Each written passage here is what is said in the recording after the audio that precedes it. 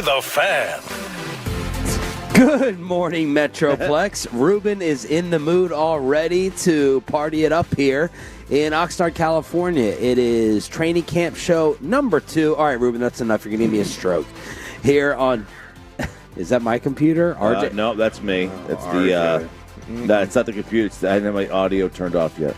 Yeah, don't do those light switches. I don't want us waking up the raccoons around here and having them scatter. Yeah, we got a left tackle scare and an animal scare to start off the Tolo Tuesday edition of Shan RJ and Bobby, live from the tennis courts in Oxnard, California. And, of course, our coverage brought to you by on-time experts Rhino Shield and Yardbird Southern Table and Bar. I was walking up, and I said, you know, what? Isn't there, like, always a skunk one time a year? Isn't there always a stench or an animal running around? And we show up here to the broadcast tent, and Ruben has discovered an overturned bucket. Oh, no. With a bunch of food and scraps on the ground that the poor young man is cleaning up as we speak. And our animal detection went to work. We came up first with, I thought, the most plausible, obvious answer. I said, this must have been a raccoon. Had to be raccoon. Must have been a raccoon. Well, as I'm walking up the steps to find something to drink here, I hear the other R word thrown out, rattlesnake. Yeah, that was Choppy was like, oh, don't worry about raccoons, because raccoons are... They are like one of the top seeds for worst animals in existence. They are awful. They're mean. They are not one of these animals who are just as scared of you as you are of them. They want to fight. Like, no matter how small or whatever else, they're like, yeah, you may kill me, but I'll give you rabies, and I'm not worried about it. So I don't want to mess with those things. And then Choppy goes, you should be more scared about rattlesnakes. And I was like, okay. Yeah, now the rattlesnake would have done that. Okay, but I was like, okay, they're not hunting for. Then why did you bring it up? Oh, I was just thinking of animals that would be hiding underneath the. Yeah, it seemed like rattlesnake was being introduced as a candidate. Yeah. Oh, no. This is something that. Well, and here's the problem. So Bobby's standing here outside the tent, and he goes, whoa, rattlesnake? Like, where did rattlesnake come from? Yeah. And then Bobby's like, check underneath. So everyone is standing outside the tent going, well, we should check underneath, as no one proceeds to go ahead and look underneath the table. And then finally, Ruben and RJ, they manned up. That's what the problem was. If it was just RJ saying it, I would have been like, this is just RJ saying rattlesnake, because he's just, but literally 2 seconds later, Ruben went, yeah. What do you mean, yeah? No. What do you mean, yeah? Yeah, I just did it to scare you. Yeah, okay, that's what it was. Yeah. I mean, look, I think that, we have had snakes up here on the tennis courts. I've never heard or remember one. I would remember it. So I would go I'm back. definitely afraid. Fish went home. So. This is back in the urban days. We had there was a camera guy, because behind us, they used to be all open. And there was a camera guy. He had all of his camera equipment, and in there was a giant, had to be 7-foot bull snake. Just this massive hissing. Yeah. Oh, huge. Oh, it wasn't when I was here. No. It was that you were not here. Yeah. But the snake would be underneath the table. Get some warmth in here in the tent. You checked thoroughly? We checked. And the moment we would have rustled around, they would have rattled. Okay. I don't know how much I'm trusting all your animal knowledge, but I'm just going to sit here and do the show. But I guess more importantly now that we don't have, and I tweeted out so you guys can make fun of us, the overturned bucket and the food. You tell me if a snake could be capable of that. Oh, absolutely not. Turning the thing over, Brian brought us, he could be the snake, because I'm not going to say the individual who suggested his name first, but, brought us and Dawson, everyone's staying back to record their extra 13 podcasts that they do on the daily. We're thinking Brian Broaddus did not secure and close up the tent the way he should have. And because it wasn't closed and secure, animals were able to get in here. And now they know food's here. That's the big problem. That's the problem. Now it's in the memory bank. Yeah, when you feed a stray, they keep coming back. Yeah. And that's... You'll know this when you get a house, Bobby. No, I know the it trash. That's what you did with Rita. So, he keeps coming back every break. Bobby got a fresh night of sleep, and he is ready to go today. I'm just kidding, Rita. I know you're sitting in that studio just cackling your head off. Yes. So now they know that the food is here, but I put it out on all the socials. Give me your investigative report report. Pepe, what do you think? Have you seen what I put out there? I tagged you in it? Yeah, I saw it. I was like, okay, who's leaving that much garbage right there? I mean, do y'all not have someone that comes by and takes it out, or is it the last person in there should take it out? Ruben raised his hand. That was my theory. I was like, what if it's just a bunch of what if G-Bag is a bunch of slobs? Like, what if they just knocked it over or threw stuff on the ground and the guys quickly shut me down? They're like, no, something did that. Well, they're sabotaging y'all because they're still upset about the Rowdy Tellez stuff. Yeah. Well, they're upset about more than that. They're just upset in general. They are upset in general. We called a ceasefire, but RJ Choppy has retracted that. More on that later, on how the ceasefire quickly ended. It was as quick as, Ukraine and Russia, Yeah. Or what else did we have a ceasefire Trump got mad about? Was it Israel, I think? Israel and Iran. Gaza. Yeah. One of the is Gaza. That's not a country. I have no opinion on ceasefires or international relations of any sort. Yeah, you keep killing local media members. All right. Have you heard the one about Mike Leslie? We got we got stuff on him too later, man. I'm so happy you've come around. I used to defend him all the time. WFAA. Because, he's just out here doing his thing. He always I do like if I had the tuck in shirt body, yeah, I would tuck in. Yeah, I would tuck in. But what he did to us yesterday was one of the most grotesque human just niceties that are lacking.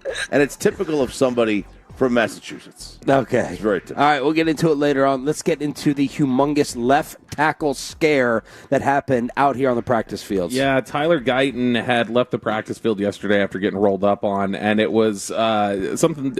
When you see him coming off, it's like, okay, he was down on the field for a little bit, and he's just kind of slowly walking off. But it didn't give off the feeling like they were looking at anything serious. And then an emotional roller coaster. We get the breaking news. I mean, literally, as soon as I hit send on my email, you hit send on the text that said Guyton in all caps. And I'm like, oh, gosh, what is this? And you open it up, and you see he's feared to have torn his ACL.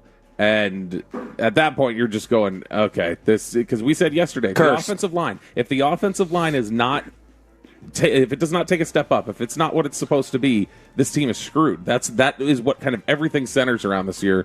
And then we get the follow-up just a little bit later. They go, never mind. False alarm. So an MRI actually brought good news. I feel like you never hear he's feared to have torn an ACL, and then they're like, never mind, the MRI said he didn't. Like, usually they do those tests. They will literally grab your calf, and they'll, like, pull it forward, and if your kneecap basically just jots out, your ACL's gone. But instead... So they did? They must have done one of those tests and saw some instability or something. But the MRI ends up showing that, this actually is not a season-ending torn ACL. Instead, this is a bone fracture. It will not require surgery. 4 to 6 weeks is when he'll be out. What I had heard last night is that with that 4 to 6 week timeline, the thought is this could be just maybe a game or two, potentially. That is all that he ends up missing. So opening night Philadelphia probably is out of the question, I would guess, but outside of that, you might be getting him back. So did Ian Rappaport butcher this story, and then Todd Archer came in to save the day with the clarification? No, they were worried it was an ACL. They were worried it was an ACL with their first, because that's the thing. You do the initial tests, and then go, all right, we need to get the imaging to confirm it. But the initial tests, they thought there was something about it that looked like it was instability or something that said it's an ACL tear. And then they ended up circling back around and saying, nope, MRI says that he's actually clean. And that's the trials and tribulations of the reporting world, I bet. Because, that's correct information at the time. Yeah. But no one remembers that. They'll be like, oh, you got it wrong. Right. But did he? From the information he got, right, it was probably accurate, and that was kind of the fear. What a dodged bullet! Oh my gosh! Holy hell! I mean, now he's sidebar on this is that this guy's got probably the loosest kneecap ligament situation in the world. If they did the test on him, the stability test, and he failed it, it may have been an issue because, like I said, that's one of the tests they do. They have a few different tests they can do. Whatever they check, they may have just said.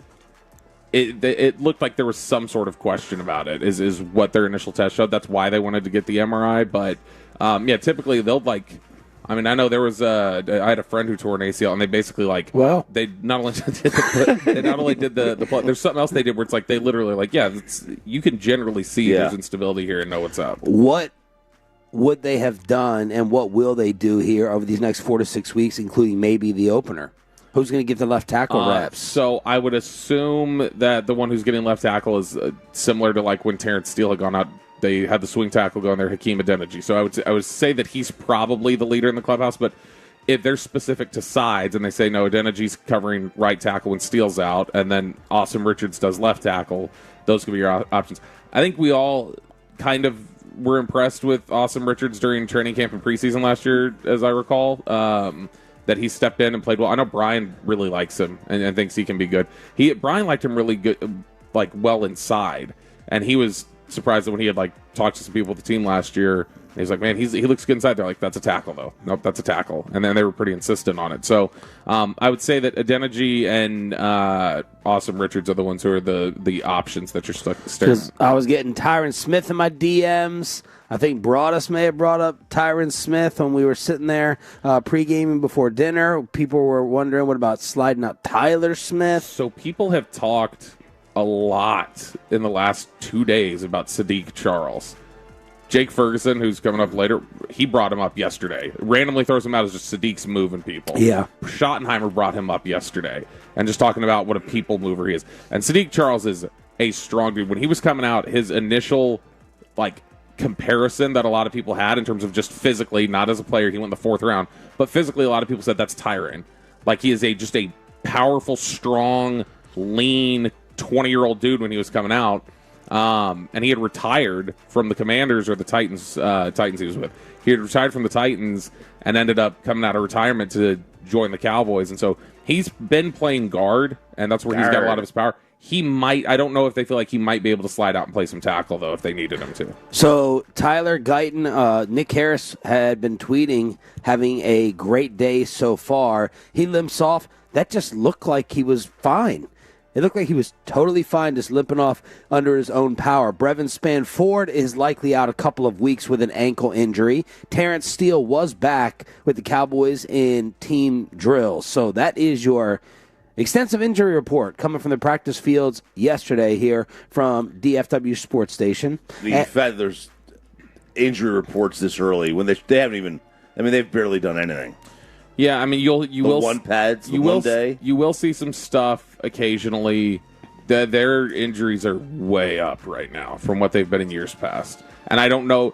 That becomes a question of, is this bad luck, or is there just something about the intensity level of practice that they need to adjust? Do they need to have they gone too far on the competitive side? It's at least a question, and it's something that I think when you're talking about a first time head coach, it may be he's going, okay, I need to ratchet some of this back. And then again, it may be, and I'm going to ask around to some people about it today, it may be a case of just, it's bad luck. Bad luck has hit them before where they just get a rash of injuries out here. But I mean, they've had... Well, it's also like, I was saying this yesterday, it's so ridiculous. I was like, not calling them out because it's the status of NFL camps. These guys are going to go from not hitting at all and tackling to... It's literally 0 to 120 miles an hour opening game. Well, who has the most contact out here by far? It's the guys up front. Yeah. Because the wide receivers aren't getting hit. The quarterbacks aren't getting hit. The running backs aren't getting hit. It's going to be the guys up front. Guyton, Spanford injury, Terrence Steele, guys up front. But if you come out here and watch practice, really my mind is boggled as to how they just go from this to smashing each other's faces in with live bullets. Yeah, and I always wonder how there aren't more fumbles week one. Maybe there are. Yeah. Maybe there are, but you would think that that would be the one thing outside of the injuries that would just get a little bit. You would see more of that because you're not used to getting hit. They reach at the ball, but they don't really actually try to rip it out in practice. Receivers, not getting those contested balls. Yeah, because you still, even though there's contact here, it's not like that. Through the first 6 practices the last 3 years, they had a total of 9 injuries over the last 3 years. They've had 9 injuries the first 6 practices out here. Maybe Mike's GPS thing knew what he was doing. I mean, it's the one thing. 877-881-1053 I didn't win a Super Bowl, though, so I don't know. 877-881-1053 in order to hit us up on the Frankel and Frankel injury attorney text line. I'm going to guilt the hell out of Brian Broadus because Ruben has been down here for 15 minutes scrubbing this floor. Now, if he secured it like normal, Ruben, Is there any way an animal could have gotten in? No. It would not have happened. So we got to guilt the hell out of Broadus to pay for all of Ruben's drinks and food the rest of the week, and he will. Yeah. It can be easily done. He's down there with the soft soap. All about the tuna. Yeah, he's got soap down. Now, how do we know Dawson did not broadcast in this tent? He went upstairs. Oh, he went upstairs. He got high. He got high. He went to the top See, deck. that's smart. He wanted the backdrop of the fields. It was smart. Yep. All right, so we got Brian Broadus on deck. The ceasefire is off. Live on the Fan Cam, Twitch, and YouTube, Shan RJ and Roberto. And the Rangers winning streak is off as well. We have some big-time trade names injured and in trouble for alleged gambling. Everything you need to know on the home of the Rangers with Shan and RJ next.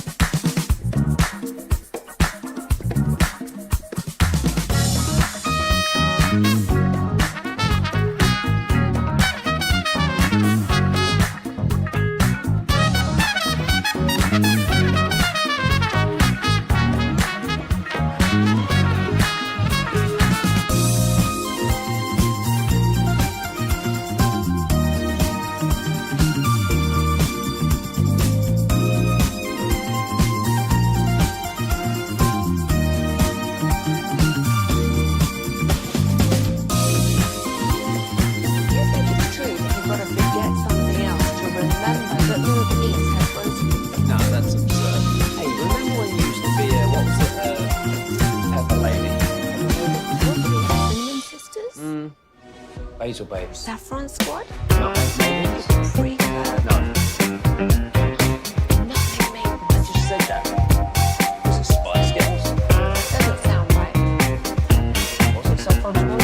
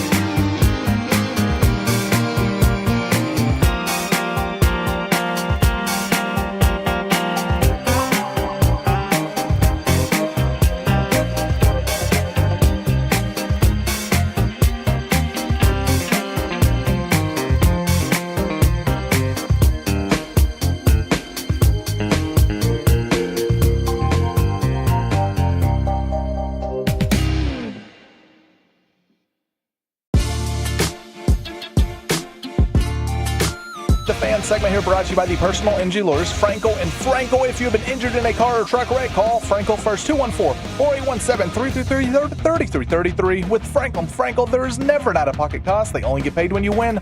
Franco and Franco, the go-to car and truck attorneys in Dallas. 3-1. Ward hits one high in the air to left center field. Langford back. He's on the track. He's at the wall. He leaps up, and that's gone. Taylor Ward with a home run. 25th of the season for Ward. Angels back on top 4-3. Jared Sandler with the call, and the winning streak is over. They lose to the Angels here in California, 6-4 on DFW Sports Station. It's Shan RJ and Bobby live from Oxnard, California, 105.3 The Fan. Jacob deGrom, he gets roughed up in this one. 5 1/3, 7 hits, 5 earned, did have 8 strikeouts, and he has now given up a home run. I believe this is a career high, 5 straight outings for deGrom. Scooble has not done that. Neither did 8 years ago deGrom, Bobby. Yeah. Spoltz used to say, still says, Rangers suck. no, well, yes, but no. That as a starter, throughout the course of the year, you'll have like 5 starts where you're just unhittable, and then 5 where you have nothing, and then the rest of those starts make up your season. And this was clearly one of those where Jake had nothing. We saw it early on in the year against Tampa. He allowed 4 in a 5-inning stretch. We saw the next start, he allowed 3 and 4 innings. There was a Toronto game where he didn't strike a single guy out. He only allowed 2 runs in 6 innings that game, but when Jake deGrom doesn't strike you out, anybody, that tells me he didn't have his best stuff. He clearly didn't have his best stuff yesterday. And the Angels kind of... What did you say about the strikeout that it tells you? When when Jake deGrom has 0 strikeouts in the game, it tells me he doesn't have his best stuff. But he had 8. Swings and misses yesterday. He had 8 strikeouts. I was going back through the games where he struggled. Okay. Right. So yesterday...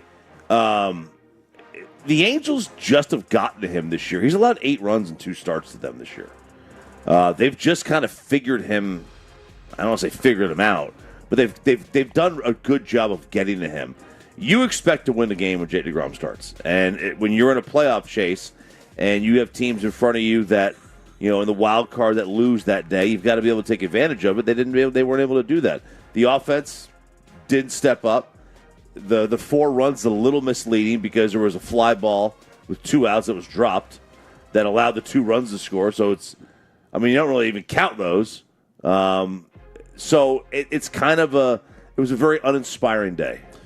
Yeah, I mean, other than just you get the Josh Young home run, which is nice to see because he's come back up and he's seeing the ball a whole hell of a lot better than he was earlier in the year. I mean, you got since he came back up. This is since he returned from the minors. First off, he has a hit in every game, so he's got a hitting streak since he returned. But he's at 9 for 22, 2 home runs, 5 RBIs. He's walked 3 times to 6 strikeouts, which is a much better rate than he was doing previously. And so he's hitting 409, 480 on base percentage. His OPS is 1162 since he got back from the minors. If you're getting, obviously that's not going to be Josh Young for the whole year, but this so far looks like that's a guy who went down there, started seeing the ball better, and has tweaked some things, which was honestly just the biggest thing you needed from him was just seeing the ball better. You're 4 games back in the West. The Astros have lost 5 straight. They are bleeding, and you're a half game back now in the wild card, but you're right there in the thick of it. Yep. I mean, you are right there. They lose the opener to the Angels on DFW Sports Station. We will have Game 2 today right here on The Fan with our coverage out here in Los Angeles of Anaheim or whatever the heck they call it. Now let's get to trade targets. You got a closer and you got a hitter. And yesterday, the hitter got drilled. Suarez off the Diamondbacks. The guy is just locked in. Yes, he's mid-30s. Well, so are his home runs. Like, he's locked into a 30 home run season. He gets drilled with 95. They're hoping that's not anything major. And then we get a closer busted. Emmanuel Clase, former Ranger. Well, I don't know when people are going to learn, but he is the latest to be put on paid leave for suspected gambling on these first pitch gambling prop bets. Yeah. All right. So first pitch of the inning, there were like 22 of them that were balls, and 11 were completely non-competitive. 19 of them were really out of the zone. Non-competitive means like there's not even a chance that that you could get a swing. These are the 40-footers in the dirt. Wow. Right. These are the ones that are just, he's throwing a bounce pass. Yeah. Like they're in the NBA Skills Challenge. Like some of those, like they labeled as non-competitive. Like, all right, I could see them swinging at this. And this is the best closer in the game. Yes, for the last about 2.5, 3 years, this has been the guy. You can't beat the science, guys. Like it's pretty obvious. I thought we did a great job of breaking this down on the way to go in and getting the pregame dinner drinks in the car. So we can really speak to this a lot more. I mean, you're Mr. Gambler guy, but over the past year, I've been playing with Underdog. Mm-hmm. And you go on there, and you can bet on these things, right? How many batters in the first inning? Which pitcher gives up first run allowed? And we were just talking about how this gets flagged. Yeah, so... And the other follow-up is it getting flagged, and what amount of money does Clase have to be getting and splitting, unless he has a relative or he's just doing it off a different account? What return is he getting to justify taking this risk? Right. If I go and make like a first-inning prop bet off a pitcher, I just chose a random pitcher last night, the max it allowed me to do was $3,000, okay? So, like, let's just take 3 times. How many times did you say you got 22? 22 first pitch balls. But, I mean, like, he's not, that's just, he's probably not betting on every game. Right. Right? But they got flagged somehow.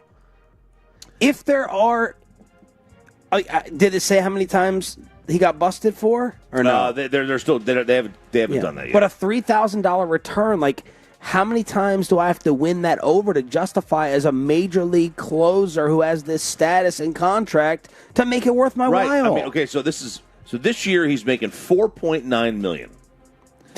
Next year he makes $6.4 million. The following year he makes 10, and then the year after that he makes 10, and then he's a free agent. And guess what? When he's a free agent, he's going to get a contract for $15 to $20 million per year. Yeah. And I'd be interested to see. And if I bet $3,000, let's just say $3,000 was the max.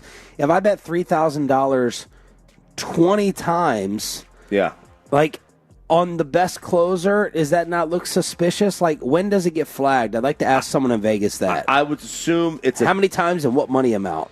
Yeah, I would assume that it's a dollar amount on a very specific prop bet where you go kind of close to the max, and then it's constantly hitting. And now, from what they heard, that these were the casinos in Ohio and New York and New Jersey. Obviously, the Ohio one raises a flag. I think it would also raise a flag is if it's the same casinos as the Luis Ortiz, which was his teammate. Right? When your teammate gets flagged, don't you think you just stop? Wouldn't you just stop what you're doing, like, immediately? But, you know, you have to do this to make it worth your while, and I don't know that it ever is. Even if they're giving you 3-1 odds, right? Because generally you'll throw 65 to 70% strikes. Right. Even if they're giving you 3-1 odds. Yep. At $3,000. $9K. $9K. When you're making $5 million a year, you're going to do this over, and if you do this 20 times, you're going to do this over $180,000. You have to be in debt like it seemed like that Pistons guy was. Yeah. To where he's owing his barber and dentist. Who was the Piston? Reed was screaming in the next room. Oh, gosh. Malik Beasley. Right? Malik Beasley. Yeah, I mean, veneers are expensive. But But if you're the dentist, would you just wait till my next year's contract when it goes up to $6 million? Like, here's the thing. I don't know his situation. I mean, this may not be applicable to him at all. I'd be interested to look at how many of these situations we're looking at with MLB players that are betting on this are players who were international free agents who are still in arbitration years. And maybe they feel like they've got a lot of expenses. They're not making a lot of money yet. They feel like they're locked in and cannot get to their contract until year 7, which is still the MLB situation. They're lucky they don't have the cap until Manfred tries to get it in, I guess. But they're lucky they don't have the cap right now. But the whole fact that you could spend 4 years in the minors playing baseball, 4 or 5 years, and then you get up to the majors and you got to spend 6 years before you get up to making your value. I don't know what his situation is. I'm just saying that's right. This thing. Now, they looked this up. His StatCast waste percentage of manual class A, which is just pitches that are not even close to the zone. On the first pitch of the 9th inning, it's 17.5%. And every other pitch in the 9th inning, it's 5%. So he's coming in there, and it's the very first pitch. And there's a video on here. He's skipping him 8 feet short. By the way, do I have to kick him out of the sport? Yeah. Do I have to kick him off my team? You are intentionally getting us. You're intentionally starting off in a 1-0 count. Oh, yeah. At least Pete Rose, right? At least if it was him throwing a strike, you can say you're not hurting us. You are going Unless out you're there. grooving it. What's that? Unless you're grooving Unless you're grooving it. But you're intentionally putting us down in a 1-0 count. Like, you're betting against us. You're betting against your team. I don't care if it's 10 strikes, 10 balls, whatever it is. Right. You're manipulating. Yeah, he's wrong. And it's bad. I don't know that he probably will get banned if they can prove this, and he probably should. Yeah. I'm just saying, I wonder if the environment of all the arbitration stuff and international free agents is creating a climate where those guys feel like that. Because the other one, I think if we looked back and did this, I think some of these instances have happened with international players in arbitration years. Yeah, I also think in this situation, and in a lot of the baseball ones, it could be also a way for him doing hey, my buddy's like, hey, I got this bet. Can you throw a ball the first pitch? And he'll be like, yeah, I'll help you out. I'll throw this way. I don't have to help you out with my money. I'll help you out with the casino's money. This is in my control. It's I'm not doing anything wrong. I'm not betting on the game. I'm not taking any of the money. You're just manipulating the outcome yourself or your friend. Do we think Luis Ortiz rolled on his teammate?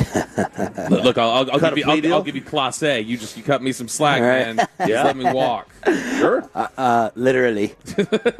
It's Shan RJ and Bobby live from Oxnard, California. There's your recap. Isn't it nice to be talking some in-depth baseball on July 29th? Yes. You have it because your team is back in it. And our training camp coverage is brought to you by Best Buy Windows and Siding, Greystone Roofing. They've got you covered when the hits keep coming. And Reliant AC. We'll have Diamond Cavs later on in the show, but Dak and Pickens finally connected on the deep ball.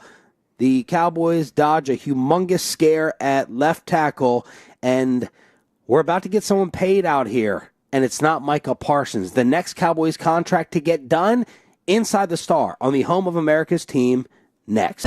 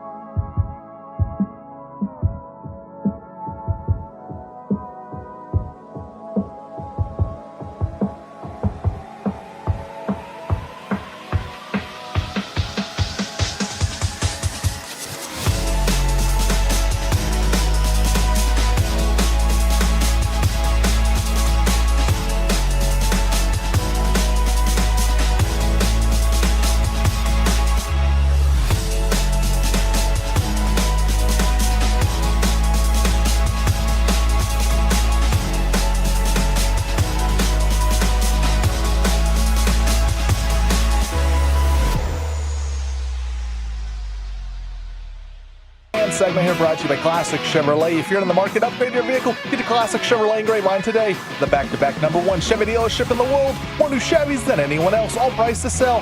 Visit ClassicChevrolet.com. This is Texas. This is Classic Chevrolet. Together, let's drive, relax, enjoy the difference based on new Chevrolet registrations 2023 and 2024. From news and notes to the coaches and players for America's team, let us go inside the stars on 105.3 The Fan. You are not going to want to miss the sit-down with Jake Ferguson, 720 Expressway, right here from Oxnard, California. It is training camp show number 2 with Shan RJ and Bobby, brought to you by Wild Fork Foods, the place you need to go for all your game day grilling. So Jake Ferguson will sit down 720 on DFW Sports Station, and we are set up here on the tennis courts. And we had a humongous scare yesterday. It is not a torn ACL for Tyler Guyton. It is intact, according to Todd Archer, and he will be out 4 to 6 weeks. Yep, it is a bone fracture in his knee instead that they're dealing with right now. Or I guess, I don't know specifically if it's in the knee, but it's a bone fracture in that area that he's dealing with right now. And they're dodging a bullet here because it's not something that'll require surgery. It's not the ACL, like you said. And this is a timeline here where you're looking at probably at most, if he doesn't have any setbacks or anything else, at most 2 games. But it may be as few as 1, or who knows, he could be just ready to go. But it does not sound like this will be an IR situation at all. Well, I guess Stephen Jones is fine talking to some agents, because there was one here yesterday that had you and all the media insiders buzzing. Joe Panos was out here, and Joe Panos is the former agent for Tyron Smith. He's repped a couple other guys in the past. I got to pull up a list and see who else the other one he got deals done with, because I flippantly said Lyle Collins yesterday because I could have sworn based off my memory Lyle Collins was one of them, and then somebody told me later, like, Lyle was not one of them. And I was like, oh crap, I forgot about that. So that was my bad. But Joe Panos is a guy who's worked with the Cowboys on several contracts, and a guy that they are very familiar with, and he was out here at practice yesterday, and he is the representative not only for Tyler Guyton, which he was out here for that, but he is also the rep for one Tyler Smith. And Joe was out here yesterday, and he was he was standing right out there with Adam Pacifica, the cap guy, and was chumming it up. And, Steven came over, talked to him for a little bit. And so it was worth noting. It always piques my interest whenever I see there's an agent out here and they're on the inside of the fence. If you are inside and you're in the football area, that usually feels more like business, whereas on the VIP area, that's your visitor. You're hanging out. Why is he talking to Tyler's agent, but they don't communicate with Micah's agent? Man, money's gonna dry up, man. I think they're Joe Panos generally will visit his guys. Like a lot of agents, this is the time of year they travel around, go visit their players and stuff like that. So they are familiar with him. I would guess even if he wasn't here, they would be interacting with him right now over the phone and different things like that on a deal, because it got asked. Steven got asked about it during the press conference. I said, Tyler Smith, when are you going to get a deal done with him, or when are you going to start negotiating with him? And Steven paused for a second. He goes, what makes you think we haven't started negotiating with him? Right. He's like, we don't talk about all our business. And so Tyler Smith. We feel secure enough about Tyler Smith that we fine paying him right now? Yeah. Oh, yeah. Yeah. That to me is one of their strongest home run evaluations in terms of not only the skill set, but in terms of what the work ethic was going to be and what he could turn into. They hit that one really well. That was Klein Kubiak was the area scout for that, who's now their national scout. He had come on DallasCowboys.com with us afterwards and talked about it, and that was a big part of the projection. But, yeah, I think this is – I think they are trying to see if there's a pathway to get something done here with Tyler Smith while they're out here. I would not be surprised if Tyler Smith gets a deal done before Micah. Okay, which, whatever, fine. And DeRon Bland yesterday was like, yeah, I'd like to get paid as well. Tyler Smith, by the way, coming in case you forgot, number 2 on the NFL executive list at guard. Does this not go counter to their philosophy of why would I pay early? Because if you give me a deal. Tyron Smith gave them a deal. Travis Frederick was the other one that Joe Panos had done. Travis Frederick gave them a deal. And both of those got done around the same time out here in California. So they're like, we'll get rid of the cheap deal early if they're going to give me a deal. Yeah, if you're going to give me the Tyron Smith deal, Tyron Smith locked in at under $10 million a year for basically a decade, and they're like, well, sure, we'll pay that now. We'll go ahead and do that now instead of letting anything change. Well, what should Tyler's number be set at now after what happened with $25 million? Yeah, if I'm trying to get him paid and I'm arguing for him, I'm arguing he needs to be the top guard in the NFL. Right. And that should be $25 million or something like that. And that's not going to be a deal. No, that's not a deal. I don't know that he's getting $25 million though, is what I'm saying. I'm saying if the fact that they're trying to tells you that it's under. It either means it's under, or that number isn't necessarily going to represent to the Cowboys what it looks like. It's going to look more like something else on their books than $25 million flat a year. Inside the Star on your home of America's team. The way to hit us up with any of your Cowboy questions or takes, 877-881-1053, 877-881-1053, Franklin Franco Injury Attorney text line, and Dak and Pickens finally connected on the deep ball. Went back and watched it over and over. Chiafalo got a nice video from the sidelines.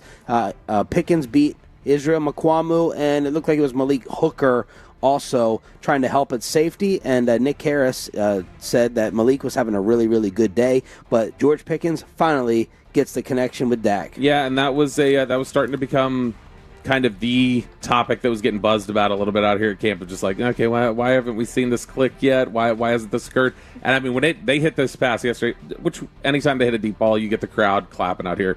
But that felt yesterday almost like the crowd was aware they hadn't hit one during camp. And yeah, it was just kind of like oh, thank God they got it. And George Pickens is somebody who, he and Dak had a little bit of trouble connecting during OTAs and minicamp, which is to be expected. The deep ball is a lot of times it can be the most difficult thing to connect on with a new receiver, because you're not sure about their catch-up speed, what they're able to get to, everything else. But he was good yesterday, and George Pickens has been good. He was good out here yesterday, and he's been getting rave reviews while he's been there. But clicking that into place, I think, was big for them. What do we think of the shoes? The red shoes. I didn't see them. Oh, they're red shoes on George Pickens. They don't match. It's not a match shoe. But look at that. Look at those baddies. I think he's red, white, and blue. What There you I go. was paying attention to was his sit-down with the G-Bag Nation, because we were all kind of like, we want Pickens, but judging by his off-season interviews, he may not give much at all. Well, he did yesterday. Much better yesterday. And I mean, not that he was bad before, quote unquote. He clearly felt like he was closed off a little bit. He needed some time to warm up. Yeah. And yesterday he did warm up with the G-Bag Nation. I don't know if it's just because they connected with him because he's so fit and in shape, if that's the thing that they like about him. But George Pickens yesterday really got into some of the detail about how he plays the game of football, and it was really interesting. This is cut 4, Peyton. George Pickens on why he's able to make so many sensational acrobatic catches.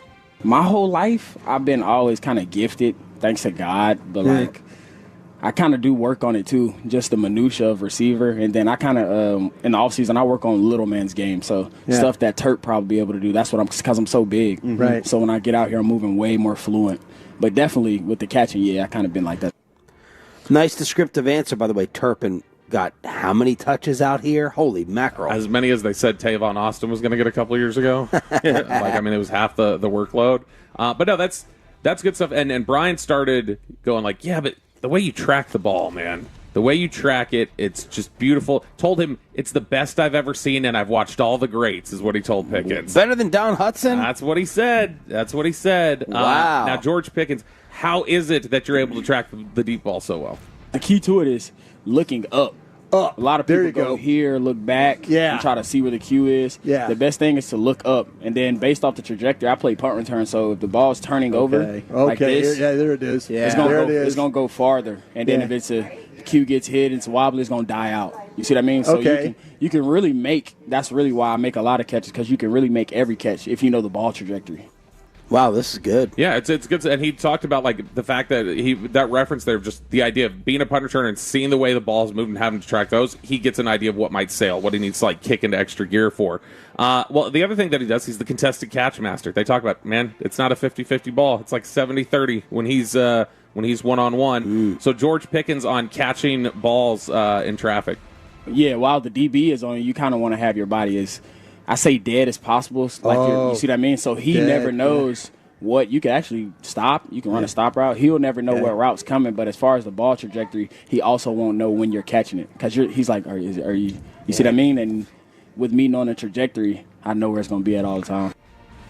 So he's talking about essentially there, and he as he was describing it, basically, you remember Ichiro years ago faking the up, here I come, and then he was letting it drop in front of it, kind of almost doing that, just don't even let them know the ball's there. Right. Just kind of be very relaxed and then attack the football. I love all those games that outfielders play. To trick you. They do anything. You'll be running in on a bloop, and they just put their glove up as they're running full speed, trying to deceive in any way because of the depth perception. George Pickens, when you survey the defense, take a look at the field and watch the DBs. What do you see pre-snap? Especially pre-snap, they do a lot of defense like to play 2, then switch to 3, play 3, then switch to 2. So after you diagnose that and they throw you the ball, then I'm feeling him and I look at him to see if he's got his eyes up. A lot of good DBs have their eyes up. So, but most DBs, even some of the great ones, just don't. They like to play with the receiver the whole time and try to get a PBU when the whole time I'm just watching the ball. And finally here, George Pickens on running routes that Dak Prescott likes. Me too. A lot of more digs. There you go. That's what I feel like. And not just here. A lot of other teams, they don't. You know what I mean? They don't want to implement it because you got a running back, you got this. But the Cowboys run a lot of digs. They run a lot of, and it's all off Dak. It's what he likes. Sure. So definitely on the move, let alone the deep ball. What's a dig?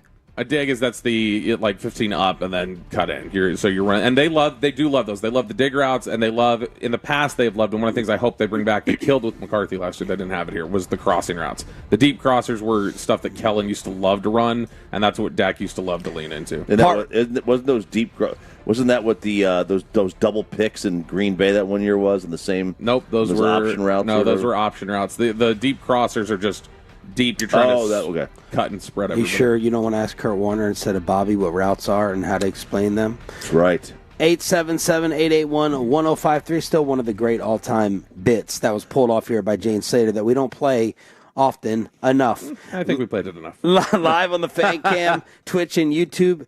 It's going to be a loaded expressway. When we go commercial free at 7:20, Jake Ferguson, the new $50 million man, will sit down with us, followed by Ask Reddit. But man, Luka Doncic is just pouring more salt into the wound, and the kiss that has rocked the National Football League. We'll talk about it all after this.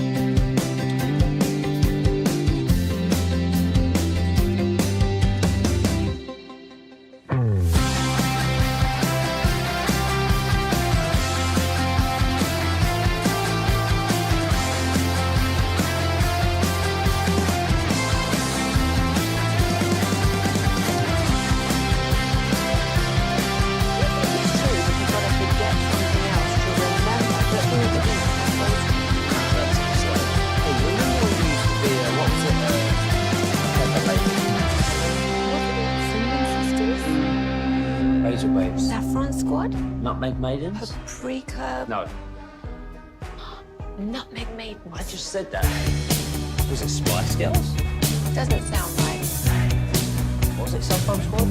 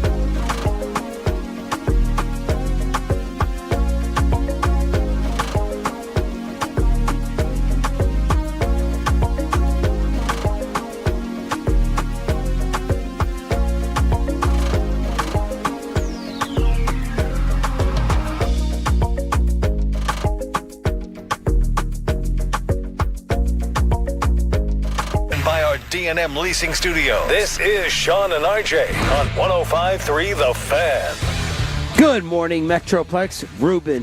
DJ Ruben P. is getting it here in Oxnard, California, the site of Cowboys training camp on Shan, RJ, and Bobby. It is DFW Sports Station. How are we feeling? Morning 2 with a 3 a.m. wake-up call. RJ Choppy, I'll start with you. I feel fine. I did, when I got home, I did have little cramps again. Stomach cramps, laying in bed. Wow. Not the same as the first night, though. There was no sprinting to the bathroom, just a little crampy. But I've been going to bed early. I've been going to bed before 9 o'clock on the first of the 2 nights here. While going out to dinner still. Uh-huh. Yes. Yep. And Big Mouth Bobby Belt, the big barker, going out every night. He's going to be the tannest. He's going to be the drunkest. He's going to be the this and that. Stayed in. Peyton Russell, night number 2. I've already cut up. I love this. I love the revisionist history every time. I went out night 1 and raged while you guys were like, I gotta get my sleepy time, and you guys go in there, and then I we went out. Your problem is you have you came in at like 4 in the afternoon. You have no ability to play the consistent long game. We went out the first night. Bro, I'm Joey Gallo. I'm striking out or I'm hitting home runs. What do you want from me? Exactly. That's true. And you did go hard. Mm-hmm. You did go hard, but that made you unavailable for yesterday. When we finally, Peyton, I finally pick a place that Bobby will eat dinner at. I was like, all right, let's all go get pizza after practice, whatever. And Bobby's like, I'm out. I'm staying home. So they all wanted to pivot then quickly. They're like, oh, let's go ahead and pivot. And this is why Broadus's pick. This is why I don't mention where I want to eat, is because there's no need to pick somewhere to eat based on where I want to go. I literally have not put this on you guys at all. It wasn't all based on you, but it was like, okay, this will be nice, simple, easy. And nothing is nice, simple, and ever easy with you. No. But the guys, you already hit the over on complaints about me, by the way. Probably. The guys, they were pizza snobs, as if we have amazing pizza back home in DFW. I like this place, Toppers. Toppers is good. But they wanted to go to Brian Broadus's selection, which has brought the ceasefire in question and in focus now. I am wondering now if this was a premature ceasefire. They're not serious about this. Because you sat down with G-Bag yesterday. I did. And I think you were expecting battle. And they go right to Joe Milton and Kamate Turpin with you. You sat down as if you did not watch practice for 2 hours with me, because you sat down and they asked the football question, and you look like you had seen a ghost. You're like, why are you asking me about football? I think you were ready for the fight. Well, I was ready for that, and I didn't watch practice. I was watching Joe Milton. There's a difference. There's a big difference. There was a big difference. That is them going after him. Oh, he's been out of practice? Let's ask him a bunch of questions about practice. Let's see if he knows. That was them going after him. Let's expose him. Listen, I freely admit, I don't watch football. I watch the ball. That's all. Had this linebacker do? I don't know. I have no idea. Yeah, not important to me. Watch the ball. You're not focusing on Jack Sanborn like Brad Shannon? I'm not focusing on Jack. I'm literally focusing on the quarterback. And yesterday, I wasn't even focusing on the quarterback. I was focusing on a quarterback. Yep. I was focusing on Joe Milton. And you were let down. Well, I was... Okay. Joe... Oh, God, let's hear how you spin this. Joe is the most amazing athlete at the position you've ever seen. No. Not even close. He does things nobody else in the league can do. Not true. The rest of the league can do squats. What? The rest of the league can do squats. Yeah, his leg. You got to get him on about his leg game. Yeah, him standing next to Dak's legs. Oh my gosh. Dak is shorter, stockier. Yeah. Joe is taller. It's going to be lengthened out a little bit. But Joe does not process the game as fast as you would like. Yeah. And that's Joe. There was one play in particular that was if you were to bottle all of Joe Milton into one play, it's this. He was slow to process. He scrambled and threw a dart 50 yards down the field on a line that nobody else in the league, including Josh Allen, could have dreamed of making. And that's Joe Milton because he's probably sacked in a regular game. He missed his first option. He missed his second option. He was late on everything, but he still made an amazing throw. Yeah. That's Joe Milton, right? That's Joe Milton. You just got to figure out how to get him to process. So it's a little bit let down. But that's what I was watching. And the reason we're talking about this is because of Broadus's dinner selection. You thought you were going to sit down and fight with G-Bag.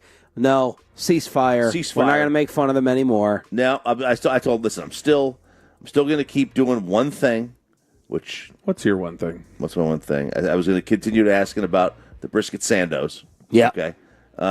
Which they've started doing. Which they've started doing. Look, it's a good bit. But I was like, other than that, man, I'm running out of material. Sean's not going to be doing it anymore. He's bailing. Bobby's bailing on the bit. So what do I have to do? I can't be here on an island. Right. So I said ceasefire. But then Broadus comes in yesterday with his dinner selection or recommendation. And the fact that he even threw this place out, and I went and this was last night. This was wasted calories. Duke's seafood and everything chili else. cheese dogs and burgers. I walk in and I was. Have you been to Duke's? No, I'm listening to you. What? It's like your face. Yeah, I can't stand your face. No, because I'm you're shaking making my, this. I'm shaking my head at Broadus, like being like, "This is the best place," and then like clearly I can already tell like where this is going. This was Cheesecake Factory on a chalkboard because the menu was on a chalkboard. All right, that's what it was. It had everything. They didn't specialize in anything. Oh, we're famous for our burgers and our fish and chips. And Yeah. I'm like, well, you know what? I'm near the ocean. I'll try the fish and chips. What a mistake. Awful.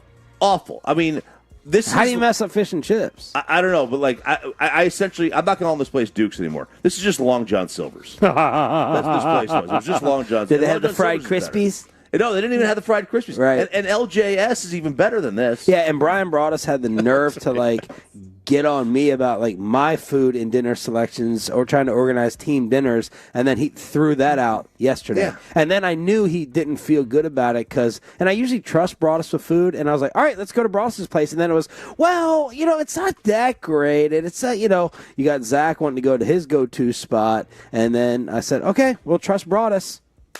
Nope. Stick to podcast. Yeah. What did Wolchuk want? Was it Spencer McKenzie's Yes, again? yes. Again? And that place is overrated. Oh, well, tonight maybe we'll go to your Italian place. Well, I could go there or Lure, the fish place. Love that place. Bobby can't go Can there. ask Todd Archer for recommendations since he's such a food snob that No. wants to dress me down at practice. No, No, not after Indy. Yeah, you didn't like his deli. Not after his indie deli. Okay, let's get to the kiss that has rocked the National Football League. Christian Wilkins, we thought this was over an injury and not rehabbing it, not getting the surgery like the Raiders wanted. He loses out on $30 million after just flat out getting released. Well, Adam Schefter goes on McAfee yesterday and drops a bomb. From speaking to people inside the locker room, I think what everybody's dancing around and tiptoeing around is the fact that when you speak to people there inside the locker room, they say that Christian playfully went to kiss a teammate on top of his head, and those same people said that player took offense to it. So that's what everybody's been dancing around and tap dancing around, an incident in the locker room where he allegedly playfully kissed a teammate on top of his head. That teammate felt offended by it. And that's what a lot of this talk and speculation that people have just been floating around out there is about. What? Florio then adds, this got turned into HR. So someone felt uncomfortable enough to go to HR. Christian Wilkins apparently kissing a teammate in the locker room. Bye-bye, see you later. $35 million voided. Yeah, now they had already voided some of his guarantees from his rehab this year, from a Jones fracture. He did like the kind of the Diggs thing where I guess he wasn't rehabbing the way they wanted him to. Yeah, just what I said before playing that. Yeah, but you said that was when they cut him just now. They had already done something else with his contract too. Disagreement over recovery. Right. So, and that's this is weird though. This is very strange. Like from a lot of, not only strange from him, but also from them. Like this was the final straw. Yeah, this came up while Ruben and I were. That's who needs to pick eating places. Ruben's always got that. Ruben and I were going to his breakfast place yesterday, and Ruben read the story. Yeah, Ruben's the food guy to trust. And my first reaction to it was this would have gotten me fired with Ruben. I've walked up to Ruben before just a bit come here, and I've kissed him on the forehead as a bit. That's not unusual. Now I think there's one or two explanations for this. One, you should turn him into HR. One, I'm bulletproof. All right, one, they've tried. This is somebody who has been irritated with him before, and has just tried. Was just like, nope. Here's my window. Now I'm gonna turn this into a complaint. Knew he saw an opening. Yeah, it's either that or two. It's somebody who knows Christian Wilkins' history of doing some weird stuff, checking oil. College football game against Ohio State, grabbing Curtis Samuel inappropriately after making a tackle. He said, I was being silly in an apology afterwards. There was an incident that occurred with the Dolphins. Josh Allen was the victim. He gave Mike Gesicki a kiss on the neck after a game. And then former offensive lineman Jonathan Feliciano yesterday, he went on Twitter and said, brother always been a little freaky. So that was the tweet. That was the actual tweet. Don't use that against me, Pepe. But I was getting incognito Jonathan Martin vibes. I don't know what is going on. What is going on in that locker room? Look, I mean, and I'll tell you, in an NFL locker room, HR is probably the last place you go. HR? H&R, if you're Pat McAfee. Let's get the clip, Pepe. This is Mac. This made you bust out laughing? Because Pat clearly has never had a job. And that's fine. I get it, right? But because he was detailing the Wilkins audio, and he said that this shows the locker room doesn't really what with him, but he breaks down where he went, and you could tell he's never had a job for this clip. Okay, so he kissed a teammate on the forehead in a playful manner. Teammate said, nope, not doing that. And went to H&R and reported this entire thing, basically, is what happened? I think that's probably a fair and accurate way of saying things, yeah. So, but that tells me a lot of things, quickly. That tells me a lot of things. So, if that happens in the locker room and then they go and report it, that means the locker room probably didn't with them, right? Feels like? Yeah. That's what it feels like? H&R. Going to pick up a shovel and hose at H&R. H&R. Do my taxes at H&R. H&R block. Yeah, H&R. Is that what, the H&R? is that but is that not having a real job, or is that just the yinzer? I mean, maybe it is, but in the locker room, you police yourself generally. You don't go to H&R. Yeah. Unless it's been a problem consistently. See, and that's so. Some of the fan texts are saying right now there had to have been other stuff, right? But there had to have been other things. I still think this to me sounds like, oop, here's my by the book HR technicality. I'm getting you now because I've not liked you or we've had issues. You see Luka show up at the Yankee game. I did. Hopped in the broadcast booth as well. They were like, hey, did you send your Men's Health? Maybe you should send this Men's Health magazine cover to the Mavericks. He's like, I think they've seen it. They've seen it. And the details over the intermittent fasting plan designed to limit inflammation, I don't know why I put myself through the torture of reading this whole article. I've read the whole thing. 6 days a week, chokes down to 2 high-protein meals and 1 protein shake, doesn't have the first meal until he's crushed his 90-minute morning workout, said his vertical is higher now than his 42-inch during the 2018 Combine. There's just one problem. According to Nick Angstadt, Mavs Insider, Luka did not participate in the Combine. And he thinks that the author got some Google AI summary and confused it with the vertical of Dante DiVincenzo. But either way, that you had people on Twitter taking RJ Choppy's lead, saying, "Yeah, this is fake. This is manipulated photos on the cover." There was no manipulation. Seeing him next to Aaron Judge and in the broadcast booth, he's skinny. He is definitely skinny. And I've heard great things about intermittent fasting. I just don't have the discipline to do it. Right. You've got to stop eating for 16 to 18 hours in a row. Yeah, I mean, some people do 20 and 4, but yeah, that's insane. Yeah, that's insane to me. I don't know how they do it. There's a guy at the gym who's always said, I do 20 hours of fasting, and then I eat all my calories. I eat 5,000 calories in 4 hours. And I'm like, bro. Get your macros. How do you have 5,000 calories in 4 hours? And how do you go 20 hours without eating? I'd be so lightheaded. By the way, this 42-inch vertical AI thing, this is how we've gotten the myth that has been referenced 1,000 times over of Trayvon Diggs runs 4.43 40. Which he also never ran a 40-yard dash, and everybody in the NFL is like, no, that is a 4.55 40. The dude does not run 4.4. We are live in Oxnard, California, brought to you by the on-time experts Rhino Shield and Yardbird, Southern Table and Bar. Here on DFW Sports Station, we ask for him every year, and we get him every year. The new $50 million man. Jake Ferguson, Must Listen Radio, sitting down in the Wild Fork Foods hot seat. The commercial-free expressway with Ferg, and then Ask Reddit is next.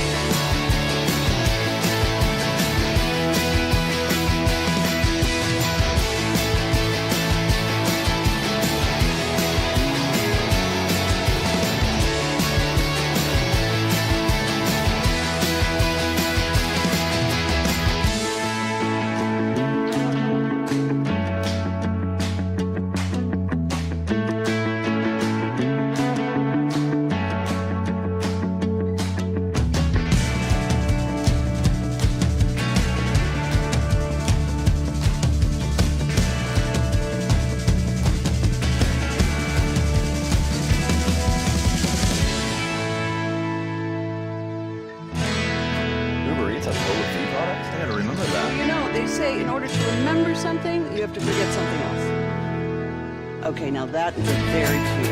That's like a little shag. I've never seen it before. Well, I mean, of course it has. So Rachel. Oh, is that your name? No, I mean like your name. No, I'm Jen. Your name's Jen. Right, but I feel like this is your haircut, but that's hair on your head. I'm not saying this is your hair.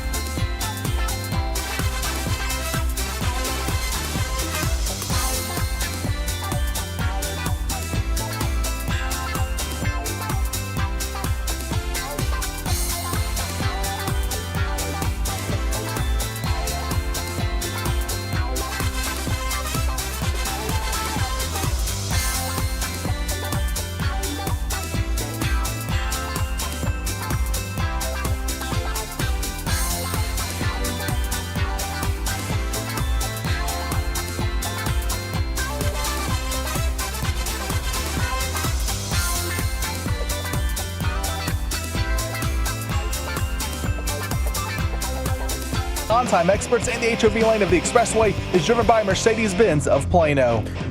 It's Shan and RJ live from Oxnard, California. This is Dallas Cowboys training camp. They are off today, but yesterday, after practice, we sat down with our yearly best friend, the new $50 million man, Jake Ferguson, right after practice, sitting down on Shan and RJ in the Wild Fork Foods hot seat right here on The Fan. We thought there was a chance he'd be too good for us. And not sit down. Choppy even insult in the fight song last year. We were talking to him when he was the young pup, our favorite personality. And now he is the $52 million man. Jake Ferguson on Shan and RJ. What's up? Congrats. Yeah, thank you guys. I appreciate you guys having me. So how have you changed?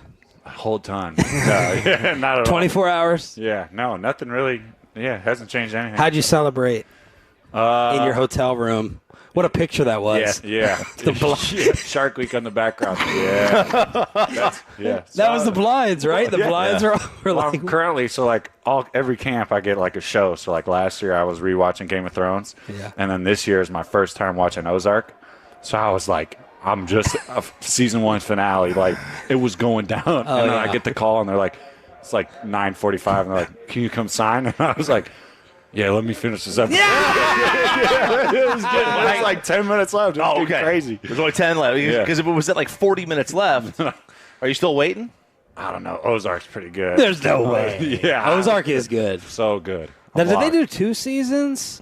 No, they did more than that. They were they went for years. Like 5. Oh, I stopped after the first one. So I guess I didn't think it was got to that keep good. going. It's crazy. Yeah, it was a little scary for me. You know, I don't like that type of this. He doesn't like jumpies. Yes. So normally, people get to sit down in the nice conference room at the Ford Center at the Star. When did you start thinking this was a possibility? Because we were all kind of like, he's gonna have to play out this year. Yeah. Then we're gonna see. Were you surprised? I kind of had a feeling, but at the same time, it was also so far in the back of my mind, like. This whole off season, like even leading up to now, like every day in camp, like I'm just trying to be as consistent as I can every single day. Yeah. And I've really just tried to train my mind to not worry about future stuff, past stuff, and just focus on the moment because that's the only thing I can control. Yeah. And, I wasn't thinking about it too much, and I was hearing stuff, but like at the same time, I'm trying to block all that out, put on the horse blinders and just go. Yeah. Why didn't you wait? Like I feel like a lot of people would say, like, hey, you're going to go out there, you're going to have a big year. Maybe last year wasn't up to your expectations or what you have as your standard. Why didn't you wait? Yeah. I think I knew what I wanted, and then at the same time, I knew where I wanted to be. I've said this from the jump. This is the place I want to be. If it's a privilege to wear this star and to play for this team. So just knowing that and, like, also a little bit of it is, like, quality of life. You know what I mean? Like, yeah. Like, I love it here. I love Texas. I love the people in Texas. It reminds me of home, like where I grew up. So it's starting to feel like home for me. Mm-hmm. And so, I wouldn't want to be anywhere else. I always wonder how guys who always get traded, like if our contracts are out, I shouldn't say this, giving away. Yeah, right. Well, Bobby's deal's up next, so I'll give away his leverage. You don't want to pick up and move and start over and learn the places and this and that. And I wonder if athletes thought about that exactly the same. Yeah, it's cool. It's like, don't get me wrong. You like, got people to pack cool. up for you. Yeah, it's definitely cool to like go see places and stuff like that. But like I know where I want to. Like I just knew it, and it felt like home, and it has always felt like home. And I have this like people can leave here, and this isn't a bash at anybody, but people will leave here and like kind of talk bad about it or whatever. Yeah. But like in my eyes, it's like kind of like you're kind of salty almost, right? Yeah. Like this place is amazing, and the people in Texas are amazing, and it's like you can say, oh, there's people walking around with tours and stuff like that. I had tours at Wisconsin. I had youth kids banging on the glass when the hell were they lifting. coming to look at? Not us. Your old Paul Bunyan axe or whatever the hell it was. Yeah. Come on. That's what I'm saying. I'm like how can okay, yeah, you could. Oh, is that really what's going to distract you? Is a tour? Yeah, that's what's going to get you. Like, come on, there's like in a game you got people yelling at you. Like, so when you're cop out. when you're getting your lift in and there's a tour walking by, they don't say anything. Do you even notice that they're there? No, in the weight room, the glass is all mirrored so they can see in, you can't see back out. And then like even if you're like you have the off chance that you do see them in the hallway, like they're either 50 feet that way and you can tell they're looking at you, but it's not going to change. Like they're not they can't yell, they can't say anything to you, but you can walk by them and be like, hey, how's it going, guys? And they'll be like, hey, how you doing?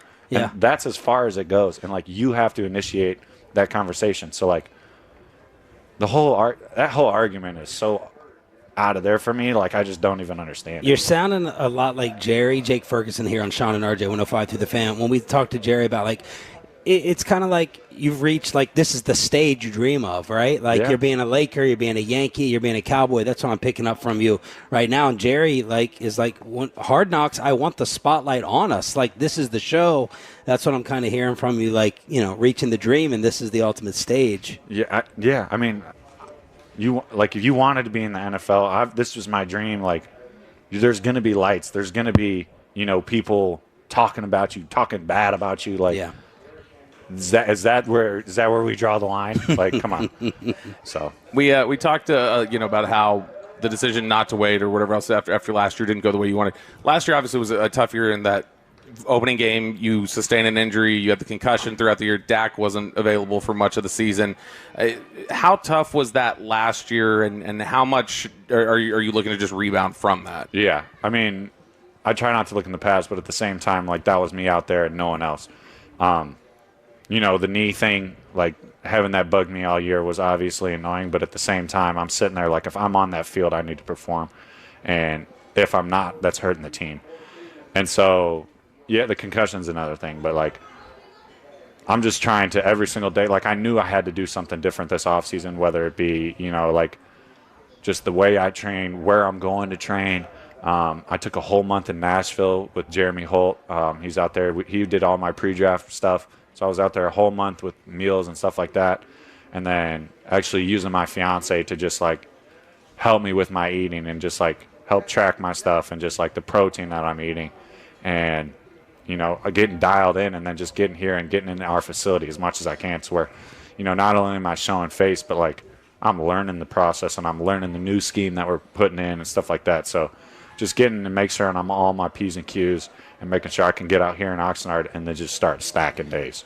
Yeah, because what you did, and Bobby's out there every single week in the locker room, but we were talking about it yesterday on the show, of to get paid after the season you had has to show a tremendous amount of belief in. We always talk about Dak's intangibles, but one of the reasons you are our early favorites, like you can see your intangibles out on the field, like you bring the dog mentality and the value for the star. So, I mean, it's a rare thing. It shows that I think their ultimate belief in you after what you went through. And then I was even wondering if you were worried about admitting what the concussion did in holding you back last year, the mental hurdles, because sometimes when athletes admit that, like Gallup, we were like, can Michael ever get over that? Is this going to be a permanent hurdle? So I think all that just kind of shows their faith in you despite last year. Yeah, and, huge thank you to the Jones family for believing in me on that.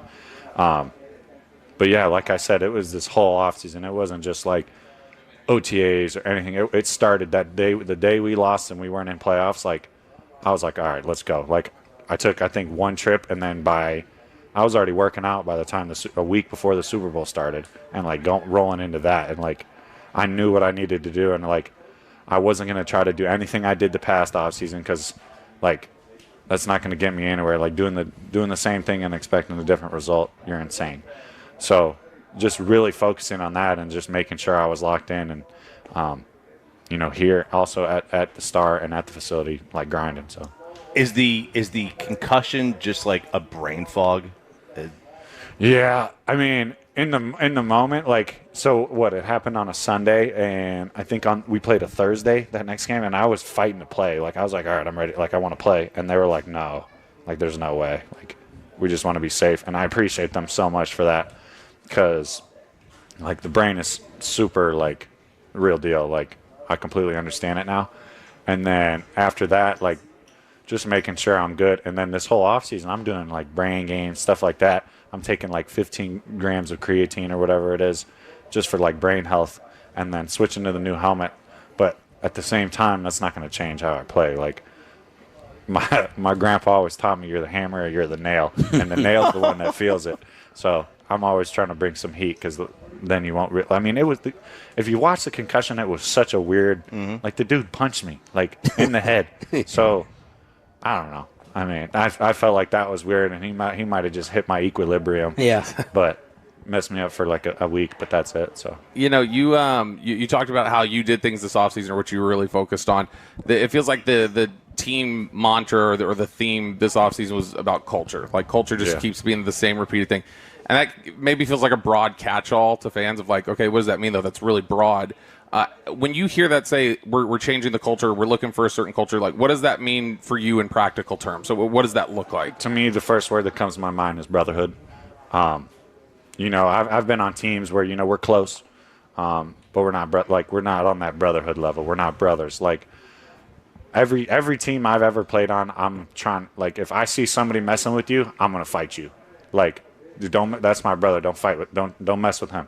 And that's how I've always tried to play, and that's what I was always taught, is you're going to war with these guys, and you're sweating blood, sweating tears out here in this practice field, and then when you get in the game, that's the enemy. So that's how I always thinking about, and when you build that bond, it's so much easier, and it's so, like, you start to know those guys. You can have those hard conversations about life, about football, about whatever it is, and when you have those conversations, you get that much closer. And to be close with your guys you're going to war with is, I mean, it's undescribable, because you're on such the same page, such the same level where you're making plays, and it's really fun. What do you think are some differences that fans, our listeners, will notice between Schottenheimer's offensive adjustments and maybe what you guys have been running in the past? Yeah, there you go, got him. Did I get him? No, he flew off. He flew off. Dude, Bobby, shut up. He's been terrorizing me all day. Yes. Bringing the funk over here. Yeah. I think the new offense, there's just so many. I mean, you talk about the offense and then you talk about the guys that we got. Like, there's so many weapons. And it's like, you talk about GP, you talk about CD. I mean, there's depth too. And this, truthfully, is like one of the better offensive lines I've ever been a part of. Like, even to my Wisconsin days, we've got some depth, and it's really cool to watch. And, like, I'll give a big shout-out to Sadiq Char. Like, he is moving dudes, and it is awesome to see. But, like, we got the pass game, we got the run game, and then it's also just high speed. But then, like, we could control the tempo. So there's just different pieces to it that, like, I'm really excited to, like, once we get into games, and especially these preseason games, see how we roll. And y'all's room has been praised this camp as well. People wanting Schoon to step up. Yeah. There's been some positive reports on him. Spam Ford, obviously he got rolled up on. But talk about your room a little bit. That's been getting some praise out here. Yeah. And Spam Ford's, Brev's a tough dude. But, our whole room, we have a standard. And, if I wasn't out there, some guy would be trying to get to that same standard. But that's a testament to Lunda Wells and how he approaches our meetings, how he approaches our practices, and how he approaches our games. He's got a really, really great way of bringing the room together and making sure we're tight knit and making sure we're trying to achieve that standard. And last year he's running away from greatness, or running away from average, chasing down greatness, and now it's just we're just chasing greatness. So it's really cool to watch him. And then at the same time, he's one of those coaches that it's not all about ball. You know what I mean? There's time for those conversations. Like, we've had conversations in my backyard for 2 hours, just me and him, just talking about life or whatever it may be. And that goes a long way for not only our relationship, but for me as a man, just knowing that's the guy who has my back, but also that's the guy who's pushing me, and we're tied together at this point. So, like, I couldn't thank him enough, and how he handles the room. And I have no question that if it was 14 personnel, all four of us out there, like, we'd be rolling. You know what I mean? Are you taping your wrists and hands this camp because of Joe Milton's I'm about to fight you. How hard he throws? I'm scared of Joe Milton's arm. It slings it, yeah. Dude. Missiles, yeah. You know where he went to school? No, I don't. All I know is we beat him COVID year. That's why.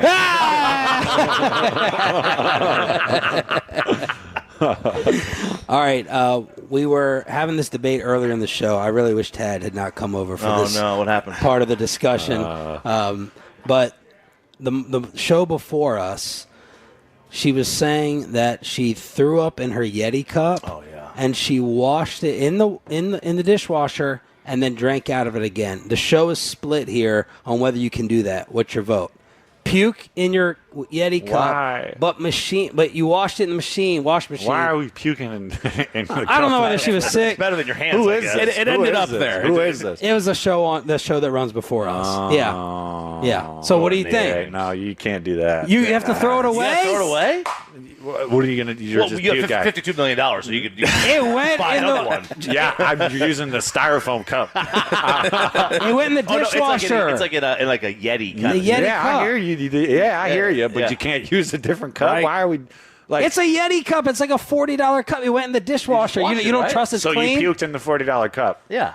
That's a choice. I don't know. Oh you my- did that. Life's the about moment, choices. The There you moment go. you threw up, the moment you were like this and not this, you know what I mean? It's a 30-degree head turn. But it's versus in the your cup now, Jake. It's in the cup, so you're throwing away the cup. Personally, I would throw up on somebody or drown or anywhere else besides my $40 cup if I'm super worried about it. So when you throw any pair of clothes you throw up on, you're going to throw the All right, clothes let me away ask too? you this. Let me Yeah. ask you this. You're Let me ask you germaphobe. this. If you're carrying your child, right, young child, and you got to puke, where are you going to throw up? Jake, we're not arguing where she should have thrown up. It's a great. That's The where I'm puke arguing. ended up in the cup, but now that it's in the Yeah. cup, you have to accept it's in the cup. You're down- It's in the cup. You're down $40. You're down $40.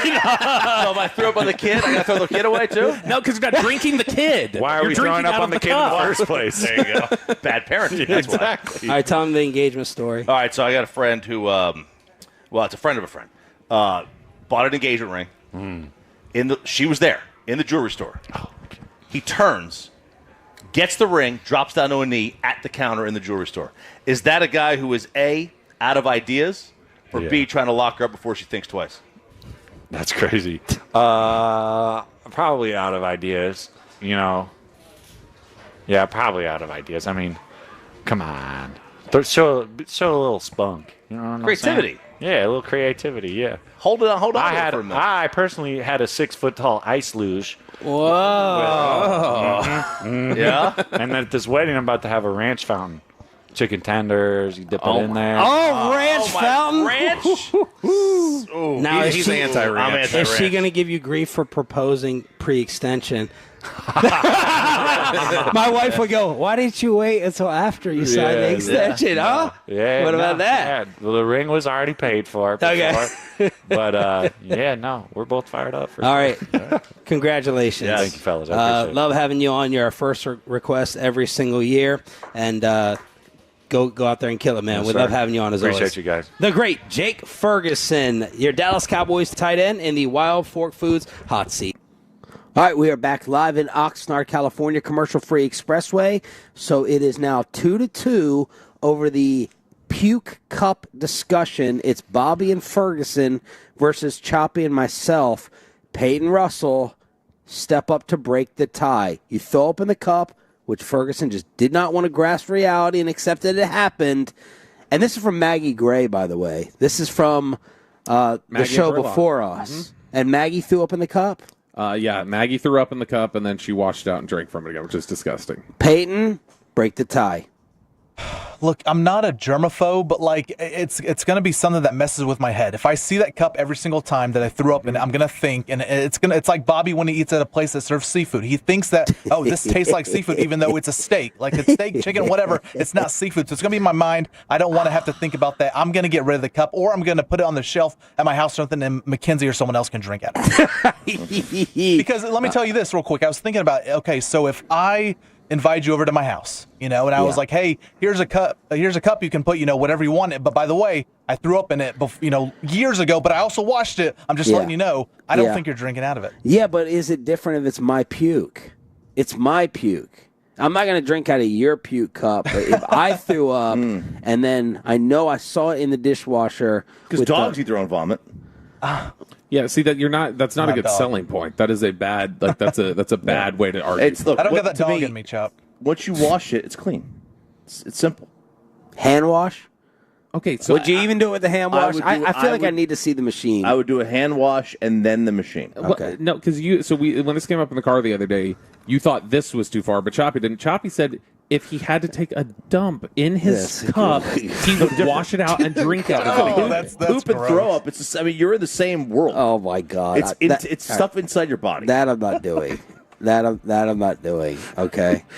But you know what that was? That was he had already just like locked into a take, It's the same thing. And then So if you wash it, you argued wash that it was it. normal. It's not the same thing. Do it then. I will give you like. I mean, I'll I don't want to do it. No, I know. I'll give you like $200 if you take a dump in the cup and you How hard wash up it out for and money drink do you it. think I am? Jesus. I mean, look, I don't know. You've got all the different things you got to pay for with youth sports and different things like that. We got you got subscriptions to pay for. Child subscription. Let me phrase that correctly. Your son's video game habits. That's right. We got Cowboys news. Yeah, we do. Thanks to Atolo Peyton Russell. He texted this in to us a few minutes ago. Adam Schefter. How many more times can you say that the it's a Cowboys press conference. Cowboys are signing former Ravens cornerback Christian Matthew per Drew Rosenhaus and Robert Bailey, his agents. So they're bringing some corner help in here. Are you surprised? I thought we were talking. Okay. I knew they were going to have to bring a corner in here, but I mean, in terms of, I don't. That name's not a prominent one. I thought they might go get like a more prominent veteran, but that's probably just somebody they're in here to bring in competition. It's Tuesday. It's Expressway. It's commercial free. That means it's time for this. Do you have a question, Kelly? Yeah, I have a lot of questions. Number one, how dare you? It is time for Ruben Portillo's favorite segment. He told me this morning. Ask Reddit. Here on 105 through the Fan, you can weigh in on the Frankel & Frankel injury attorneys. Fan text 877-881-1053. 877-881-1053. You can also weigh in on the Twitch and on the YouTube with your takes there. As the YouTube and the Twitch, they're popping off right now. We got a lot of people on the fan cam. All right, first question here. Peyton Russell, you're the one who always comes in here super prepared and super ready for all your answers on this one. So first one, what's a completely legal action that would instantly make you suspect someone is a serial killer? Okay, so this one I thought about for a little bit, and I was like, okay, I've seen some things on TikTok that kind of got me wondering, but I never knew this was a thing. It's carpet in the bathroom. I had no idea people did this in homes, but that immediately, it's legal. I guess you can do it, but I would think you've killed some people in your life. Carpet in the bathroom? Yes. Man, my parents had that for years. They've in killed the house, someone. Disgusting. In the house that they're in now, when whoever built the house, they had carpet in the bathroom. My parents had it. My dad loved it. He was, it's so warm when you get out of this. Cold but floor. how much urine is in the fibers? That's just gross. Oh, no, well, no, they had, because they had a water closet, right? So there's a door. It had tile in there. Okay, so underneath the toilet, is it tile? Oh, Tile. okay. But still, like, you're getting out of the shower? Right the by damp, the shower, the sink. mildew? Yeah. That's I hated gross. I hated it. Sean, completely legal action? You got nothing? Drinking after pooping in a cup. Drinking a coffee All right. mug. So this is a very specific answer. I got it, a very narrow specific answer, but it's someone I knew, and so that made me think it was kind of a joke. They legitimately might have killed somebody when I found this out. So first off, they were a single man. They drove a minivan. That alone was a little like, that's kind of odd. So they drove a minivan. I then found out, I saw their minivan one time. I'm like, why are there no seats in the back 2 rows of your car? It's like, gets me better gas mileage if I don't have those seats in there. Yeah. Like, okay, that's a little odd. Yeah. And he's like, plus I can carry stuff. And I'm like what? And I look, there's a shovel back there. I'm like, okay, this looks very suspicious. Not illegal, but very suspicious. And then there's tennis shoes. I'm like, why do you have tennis shoes in here? And he's like, well, because I wear sandals and I never know if I need shoes for something. Like, I was like, you never know when you need to run? Is that what you're telling me? Like, all of that together, I started looking at it and going like, that's very odd excuses for a single man to go, I'm having the minivan, took out all the seats, and I keep a shovel and running shoes back there. That, all of it legal, very suspect. I think there's a few, like having a lock on your basement door, if you have a basement. Buying tarp and a shovel at the same time at a hardware store. Yep. Or writing a book called If I Did It. All things that are perfectly legal. Oh, that's cereal. We don't know that that's cereal. Right. All right. Ask Reddit here on 105.3 The Fan. Sean Sharif, what is the first movie you remember seeing in theaters? I think it was Three Musketeers. That's funny that it's a 3. Mine was 3. Mine was 3 Ninjas. You remember that kids movie, Three Ninjas? Three Ninjas, is that Chris Farley? No. That was Beverly Hills Ninja or whatever it was. Yeah. Three Ninjas is the one where it's like the three kids are at home and they've started taking karate, and then it's like Home Alone with like ninja action, basically. Yeah, went on a date with Elizabeth Slacum. I think that was my first movie. Yeah. Your first movie was it till you were dating? That's the first one I remember. I don't remember going. Yeah, okay, I mean, I know that's I never went with my dad. I don't even know if my dad's been in a movie theater. My dad hated movie theaters. Why? Hated them. Because they had carpet or not carpet? No, because back then it was like, this was before stadium seating, so you had the same rows, like the same level, basically. And my dad, I can't see in front of this guy in front of me. He's too tall. I always get stuck behind some big behemoth. Your dad had so many strong opinions. So many strong opinions. I hate the new setup at most movie theaters, though, where like it's not Except for AMC. where you don't just like walk in and take your seat. I understand it at the dining theaters, but now there's a lot of these theaters where it's like, no, this is the seat you're buying to sit in. So just walk in the theater and pick your damn seat. That's starting to drive me. But you don't like looking at it beforehand, knowing you can maybe get away from people? Oh, yeah. I like with the seating chart? Yeah. No, like, I mean, to me, it's just walk in there and take your seat. I don't like the idea of, like, you're locked into this one. Because what I end up doing, so I'm terrible. So we've got the girls, right? So it's 4 of us going. So what I will do is I will take the far end of the wall on the top row. I will leave the first seat empty. I will then buy this seat. I will leave this seat empty, and then I'll buy the 3 seats there because nobody is willingly putting themselves next to 2 strangers like that. So then I get 6 seats for 4 people. Serial killer move. Right. Yeah. Very, very much so.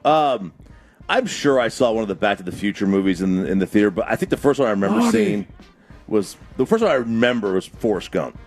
And I only remember that because I was with my grandparents, and my grandfather, during the war scene, Forrest Gump got up and walked out. What year was that? 94. 94. Okay. So you were 16, 15? 15. Yeah, you're talking about my experience being late. I just don't, like I said, I don't remember. Yeah. I thought Forrest Gump would have been earlier than that, too. Well, you were wrong. I figured it'd be like 94. 92.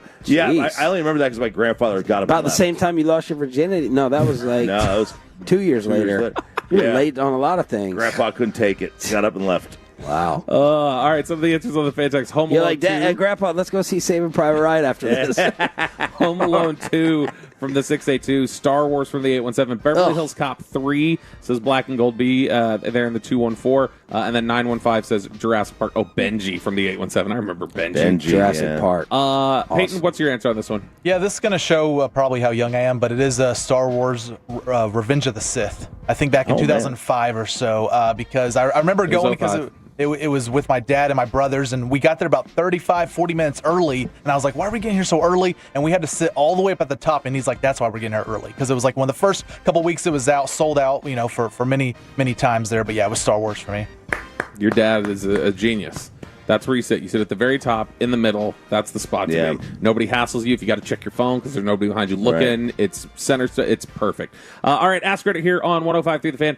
RJ Choppy, this is just built right for you. This is right down your alley. All right. What gender-based double standard really annoys you?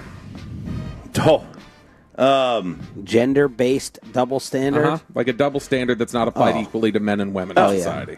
That it's okay for women to refuse to date certain men based on physical characteristics, but it's not okay the other way around.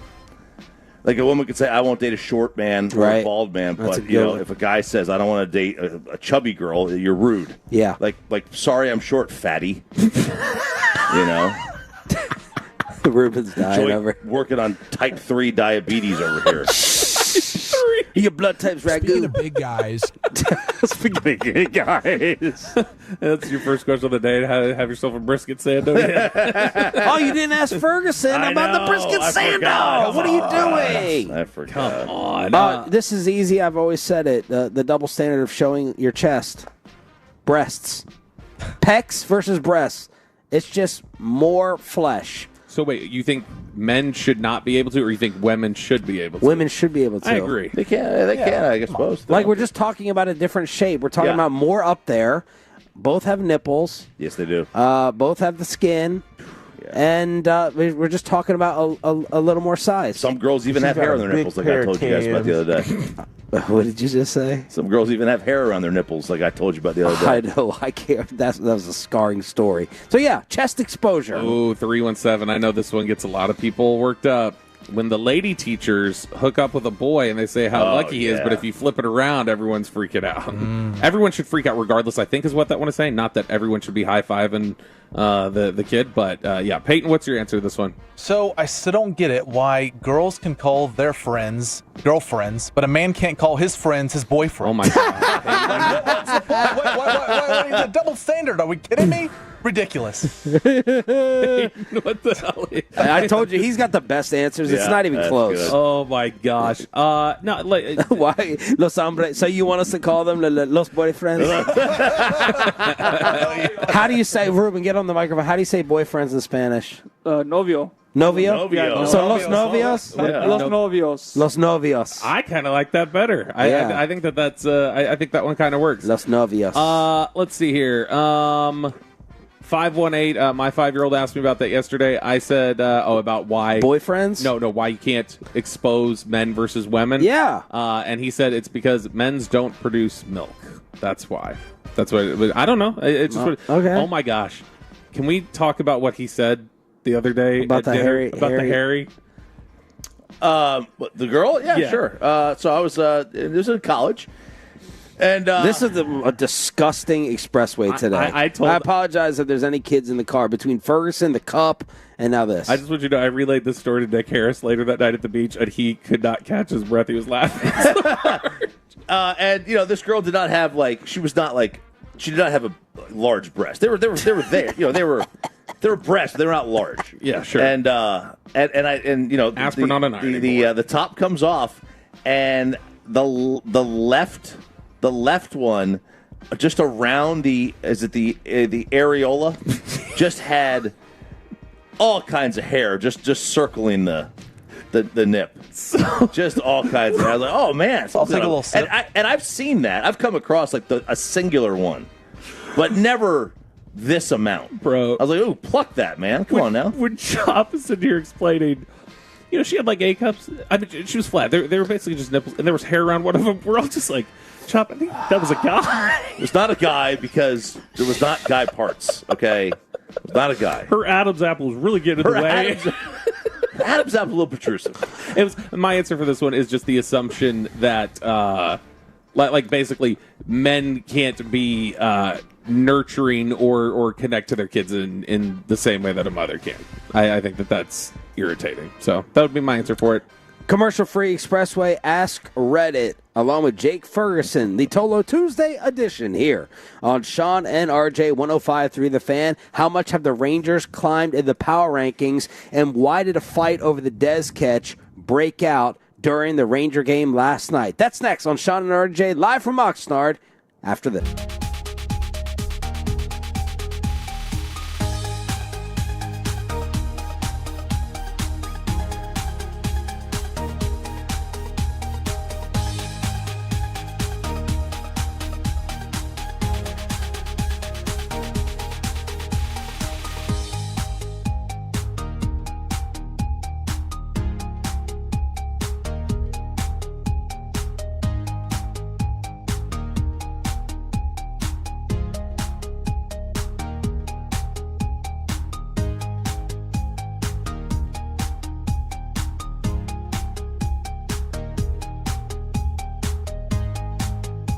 Do you think it's true that you've got to forget something else to remember that Uber Eats has groceries? No, that's absurd. Hey, remember when you used to be Pepper Lady? Pepper Lady? Wasn't it Cinnamon Sisters? Basil Babes. Saffron Squad? Nutmeg Maidens? Pre-curd? No. Nutmeg Maidens. I just said that. Was it Spice Girls? Doesn't sound right. Was it Saffron Squad?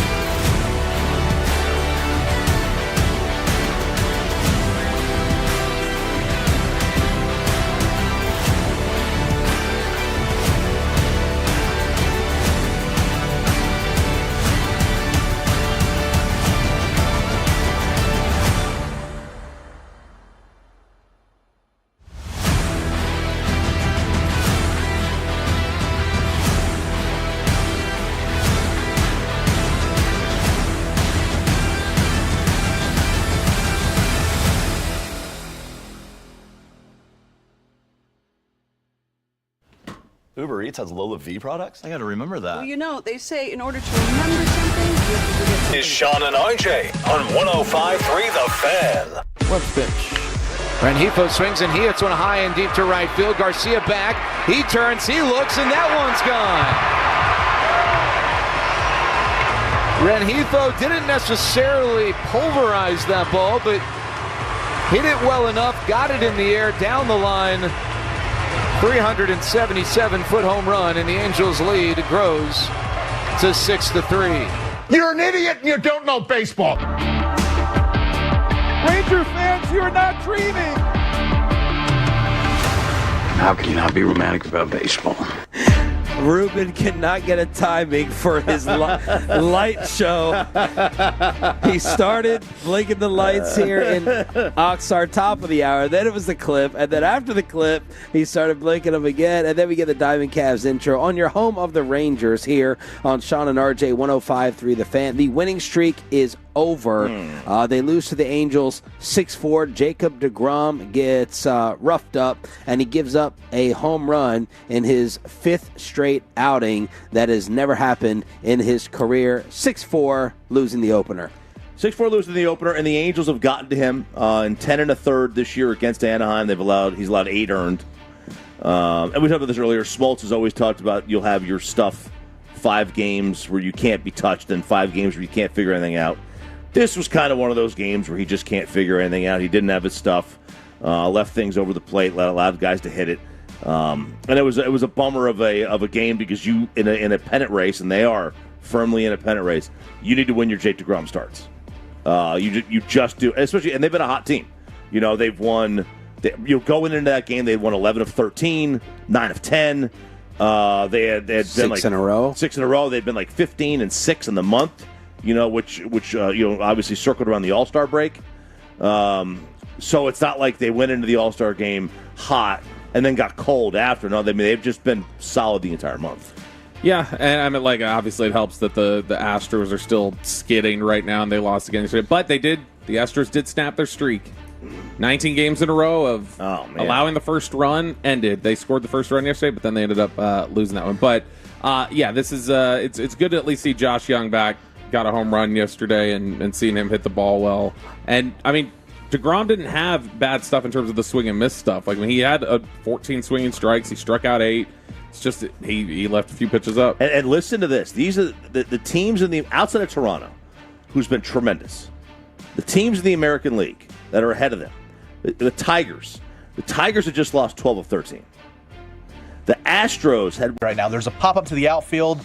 This is the bet I took from you. This is the bet. This is the Angels outfielder who went underneath the ball, thought he had it, he dropped it, 2-run score, the Rangers tie the game, and then so here's the play-by-play call by Matt and Jared right here on the Fan, and then they kind of get into a Dez Bryant discussion as well afterwards. The 2-strike pitch, swing and a ball hit off the end of the bat, popped up into shallow right center.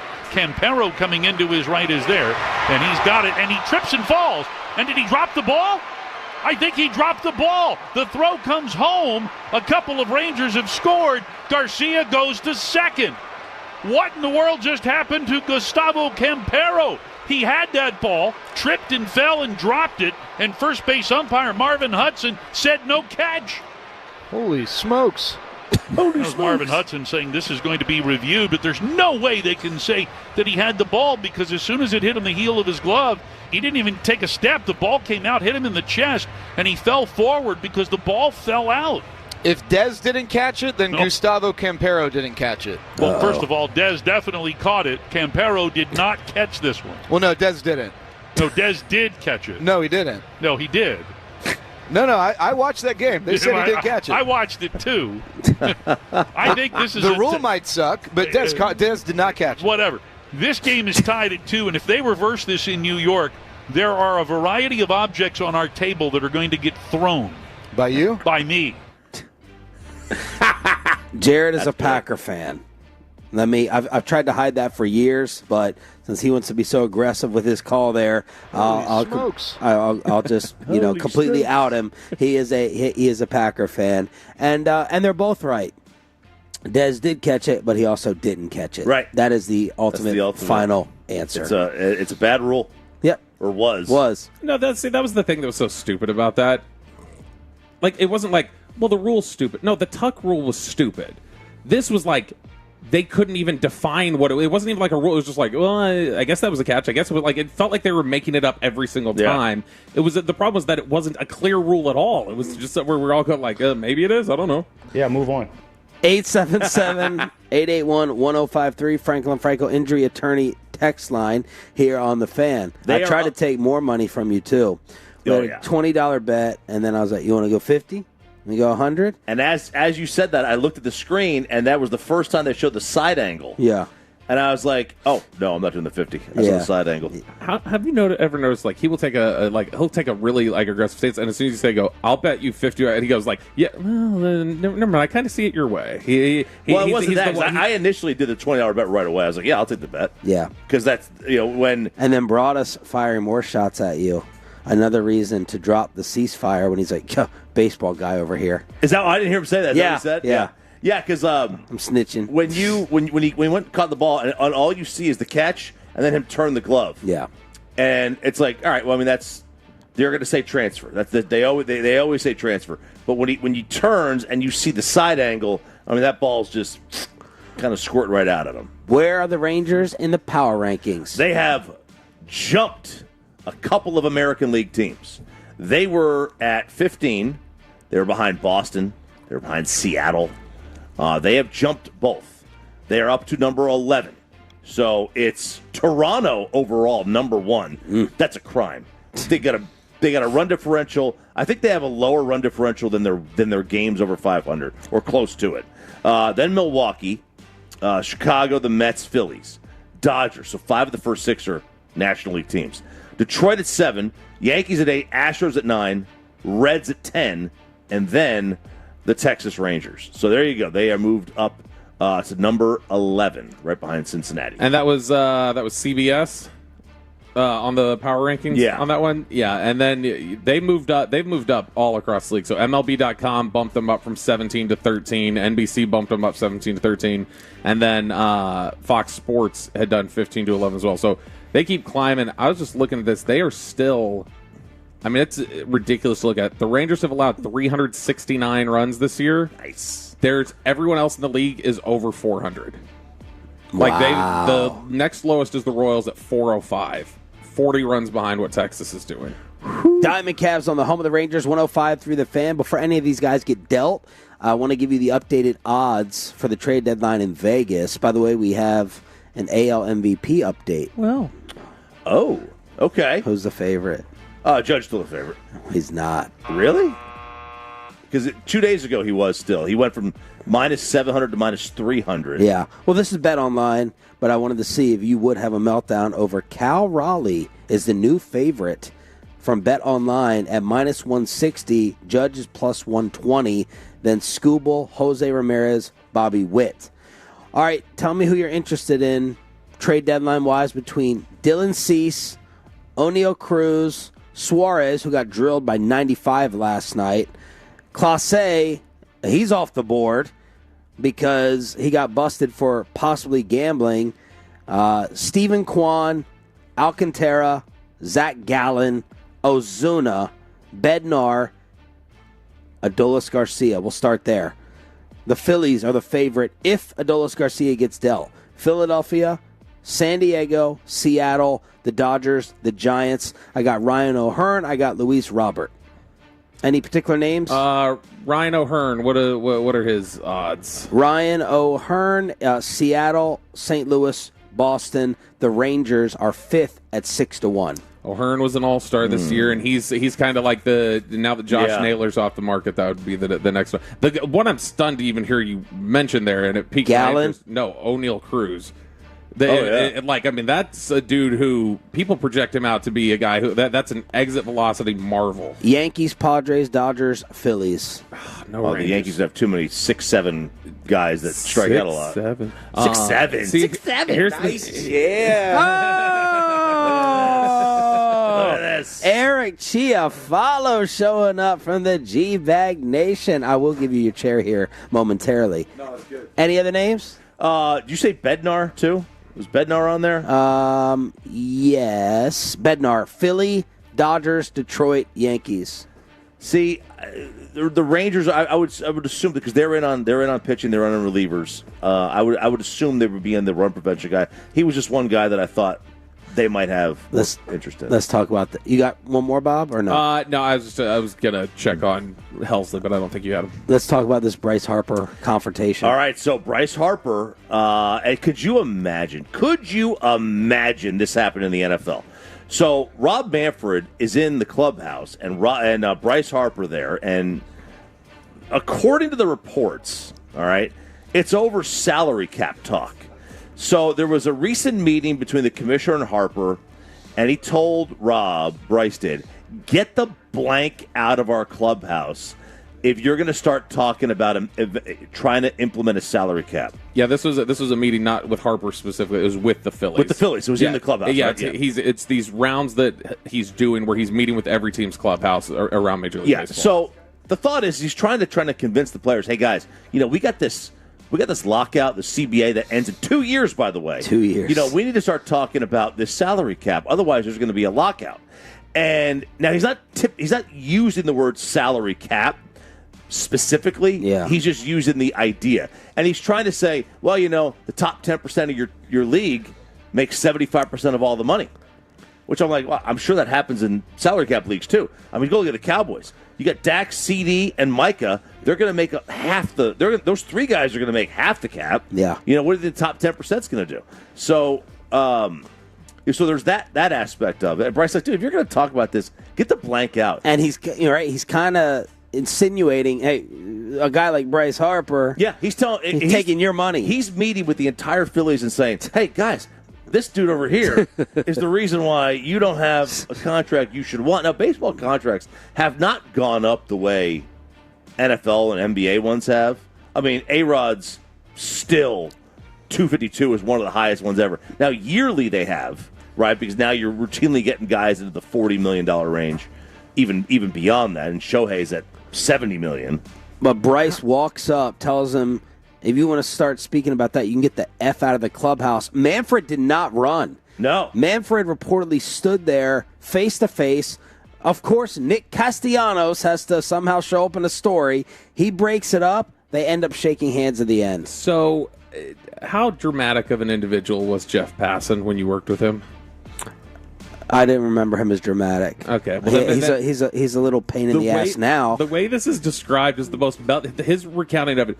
Quiet for the majority of the meeting. Harper sitting in a chair and holding a bat. So Harper's literally sitting there holding a baseball bat, like MJ in The Last Dance. I'm sitting here. I want you to know I'm right here. He's holding the bat. He grinded down the grip. He grows sawdust frustrated beneath. He said players are not scared to lose 160. Like, he paints us like Harper, like, going, we're not afraid to lose 162 games. And then he just kind of walks up and goes, you can get the F out of our club. Yeah. Like, it's like an awful melodramatic HBO drama about like baseball or something, the way this was described. And Castellanos is like, he's floating this salary cap stuff 2 years in advance of our CBA. He goes, that's like me saying in a marriage, I think divorce is a possibility a couple years from now. It's just a wild thing to project. say. Let's project divorce. Just a wild thing to say, man. Did Castellanos homer yesterday? No, he did not. Diamond Cavs on the home of the Rangers here.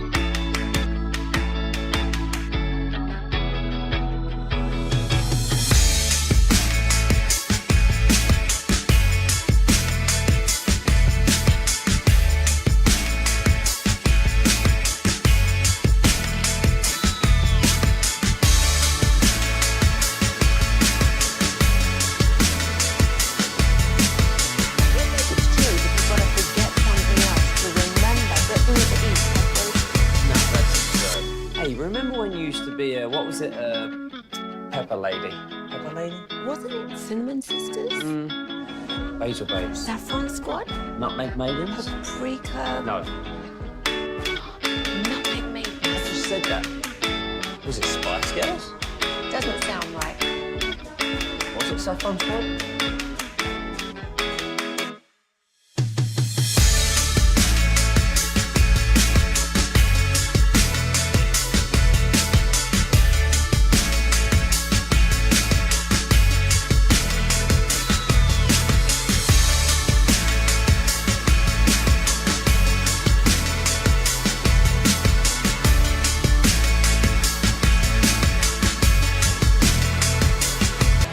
4817-333-3233 with Frank on Frankel. There's never an out-of-pocket cost. They only get paid when you win. Frank on Frankel, the go-to car direct attorneys in Dallas. Well, congrats to Peyton Manning. He has found himself on the most toxic show on the fan, and there's no number two. He put together the single worst 30 minutes in live radio history. That is right, ladies and gentlemen. It is Tuesday, 20 time for a little PP in the morning with Eric Chiafalo in Oxnard. Eric, is it still true that I have the record for 30 worst minutes in live radio history? Oh, that's going to stand the test of time, Peyton Russell. Everybody else is fighting for second, Someone's my brother. got Jimmy sooner or later, right? Well, and the it was Rowdy like interview was only 26 and a half, 15. I think. What time? What time do you usually wake up? And props for you getting up out here with the earlier 2-hour difference. Yeah, well, last night I kind of we threw it in a little bit early. It was probably like 9:30 by the time I was going to bed. And yeah, I don't know. I'm not sleeping well out here anyways. It's like every couple hours I'm waking up. Why? Seals. I don't know. It might seals a little bit because I'd like to sleep with the door open. Mm-hmm. Yeah. And so I'm getting a little bit of that bark. And I got PTSD from the other night. He ran. I wish you could have seen him run from the seal when it turned and barked. Well, hey, I thought he was sleeping. So, but he clearly was sleeping with one eye open. Got me. But it's great to be a part of PP in the morning. Pepe, shout out to your engagement photos as well. Really 10 out of 10 work, my friend. Really? I only saw one. We might have to get these on the fan cam and break them down. Get on that Facebook, boys. Is it Facebook? Hey, all I can say is your fiance looks like the happiest, luckiest lady in the world. She better be happy after I bought that rock on her finger. So. Oh, that's a pebble. A pebble. Whoa, 3 carats. How many? 3. Okay. Nice. Wow. 3.17, but whatever. Round that up to 4, Pepe. That's a 4-banger in my mind. Round that up. Well, we might have to bring that up. Bobby brought up during break an hour ago about my engagement photos. We might have to bring it up Thursday for the payload. He sounded worried to talk about it, so I was like, okay. Well, it's fine to bash me. I don't want Mackenzie's feelings to get hurt with you bashing the photos. Now you got to get her. Don't be bashing, Bobby. Your wife would kill for these photos with you. That's not my... Yeah, exactly, and I would never do it. That's what we're going to target Peyton for, is him, giving hickeys in the picture and stuff like that. Now you got to go on Amazon and get her a travel ring. A fake one to travel with. Oh. No, just wear the band. Well, because you still want to have the engagement ring on, right? Yeah. Okay, so I'll go with the travel ring. Get the fake ring. Was this in Floribama? Yes, we took it there. Her sister took pictures of us and then took a couple weeks to edit them out, but we finally got them back a couple days ago, and so now we're starting to post them. All right, let's get to your segment. All right, let's get to it. Look, so I guess we'll talk about it. I don't want to talk about it because it wasted my time, but Tolos texts in on the Frankel injury attorney fan text 877-881-1053. Your review of Happy Gilmore 2. Ooh. I saw it. Sean saw it. Bobby, RJ, I don't think you saw. Eric, have you seen it yet? You did see it. I saw it. Yep. I watched a chunk of it and unfortunately fell asleep the night before we left for the trip here. So started the movie too late. That's 2 people here who fell asleep during it. Well, to me, that's kind of telling. drunk. Oh, you were drunk. I was drunk. Yeah. Well, when I get super tired at night, it doesn't matter what I'm watching. It's over. Okay. I literally sat down, and not even 45 seconds into the movie, I was out. Okay. That's pretty impressive. I thought the first 25, 30 minutes was really hilarious, dude. I did. I enjoyed the heck out of it. So I don't think there's ever been a sequel of a movie that was so bad that it actually lessened the value of the original movie itself. Whoa. It was awful. I don't know if it was just the hype behind everything, we're coming out with the, almost 30 years later, we're coming out with Happy Gilmore 2, or all the celebrities and everything, but it was so bad I almost started to Google how the movie ended or near the end of the movie, just so I didn't have to watch the rest of it. I was like, all right, what's the ending point of this? We're not going to spoil anything, hopefully, here, but just rate it 1 through 10, or if you want to give it a negative 10 or what, I don't. Dang! Wow. It was awful. It was bad. Some parts funny. Yes, you had Eminem doing the. Well, let's not spoil everything, but yeah. You had the jackass scene, all that, but that was fun. But honesty, 1 to 10, Peyton Russell score. Let's hear it. That we'll go around the room. Honest, a 3. And A it's only a 3 because it's Happy Gilmore. If it wasn't named Happy Gilmore, I'd probably give it a 0.5. But dude, I was so disappointed in it. It was really, really bad. And I don't watch many movies, so I feel like I don't have the right to rate it myself. But I don't know, it was bad. I had high expectations going into it. And you saw the first one, of course. I did, yes. Okay, all right. That is a strong claim though from you though that this would be the first sequel that might taint the original, because I feel like that's a separate discussion. That's a big separate discussion. What's your score, Chop? I thought it was. I mean, I liked it. I didn't love it. I thought it was 6.5, 7. It's a good score. I'm right there from the portion that I saw. Yeah, roughly. Not even half the movie, because that's a long movie. That's probably. I will probably complain about that when I watch the whole thing. What's the length? Like an hour and 55 minutes. What are movies nowadays? It's 2 hours. Hour 50. That 2 hours is long for a Sandler type of comedy. Because your family was going in 9. Julian said 9.5. He loved it. Sarah loved it. I'll tell you, the cameos were fantastic. Cameos made the movie. They made the movie. The only thing that kind of made there were 62 celebrity cameos in this. Yeah, 62. Yeah, and I mean, I can go through them. I don't want to go through them all. I don't want to ruin it. Yeah, it's not a Bobby segment. I mean, you've got. I mean, from Shakira, from Eminem, Post Malone. You had Jack Nicklaus, Kelsey, all the golfers. Bad Bunny. Yeah, Bad Bunny, Kelsey, Jack, Lee Trevino. I mean, you had all Scheffler, Koepka, Rory. The Zalatoris thing was pretty good. Zalatoris thing was very good. Yes. I'll tell you what I liked. And Peyton, you probably don't know this because this is probably why you didn't like it. Did you get the references to the other movies? Look, man, I'm more on Peyton's side. This was disappointing. I'm in that 6 range. You're lucky you didn't see the end. Because the back half was way worse. Really? Okay. Yeah, when they start getting into golf, it's so stupid. They're trying to be like NBA Jam mixed with Space Jam. You can't keep track of the way they do it. It's so dumb. Everything is like a hole-in-one or, special effects coming out of the green. So the golf part was dumb. Julie Bowen, she ages like a fine wine. Is that the wife? Yes. Oh, yeah. Gosh, she looks great. Yeah, But Peyton, I agree with you. Way too many parts, and really, I want to love Adam Sandler's movies as much as I love Sandler the person. But there's just way too many times in an Adam Sandler movie where you don't laugh, or it's corny and just cheesy comedy. And Scotty Scheffler was probably the best part of the entire movie. He was great, and that's kind of an insult to the whole thing. It was disappointing. I go with about a 6. Max I can get is a 6.5 out of 10. That's a good score though. Yeah, I think I'll not for to the hype point that Peyton brought up. I was I was hoping for 8, laugh out loud, hysterically funny the entire way. Okay. It wasn't. That's not a good score for me. It was almost like they just, we're going to make a second one. People want it, so let's just make it just to make people happy. But I am getting absolutely torched on the fan text. A lot of people actually did like the movie. 817 says they thought it was hilarious. You have, 1, 2, 3, 4, 5, 6 people saying take away this segment. Peyton's takes are bad. Usually Bobby's getting bashed on the fan text. I'm getting absolutely destroyed right now by the Tolos. Yeah. I will say, again, the first half of the movie is all I got to see. The goatee douchebag character, one of the worst characters in movie history. Yeah. Very Boban was hilarious. Boban was great. Very good. Yeah, and again, this is an amazing though polarizing topic. And because you could tell this was there was in a lot of animated movies, they'll do parental references in the movie so the parents can still enjoy the movie while the kids like it. Mm-hmm. That's what I felt like they did with some of this, like remaking a Shawshank scene, remaking a Rocky scene that you wouldn't get.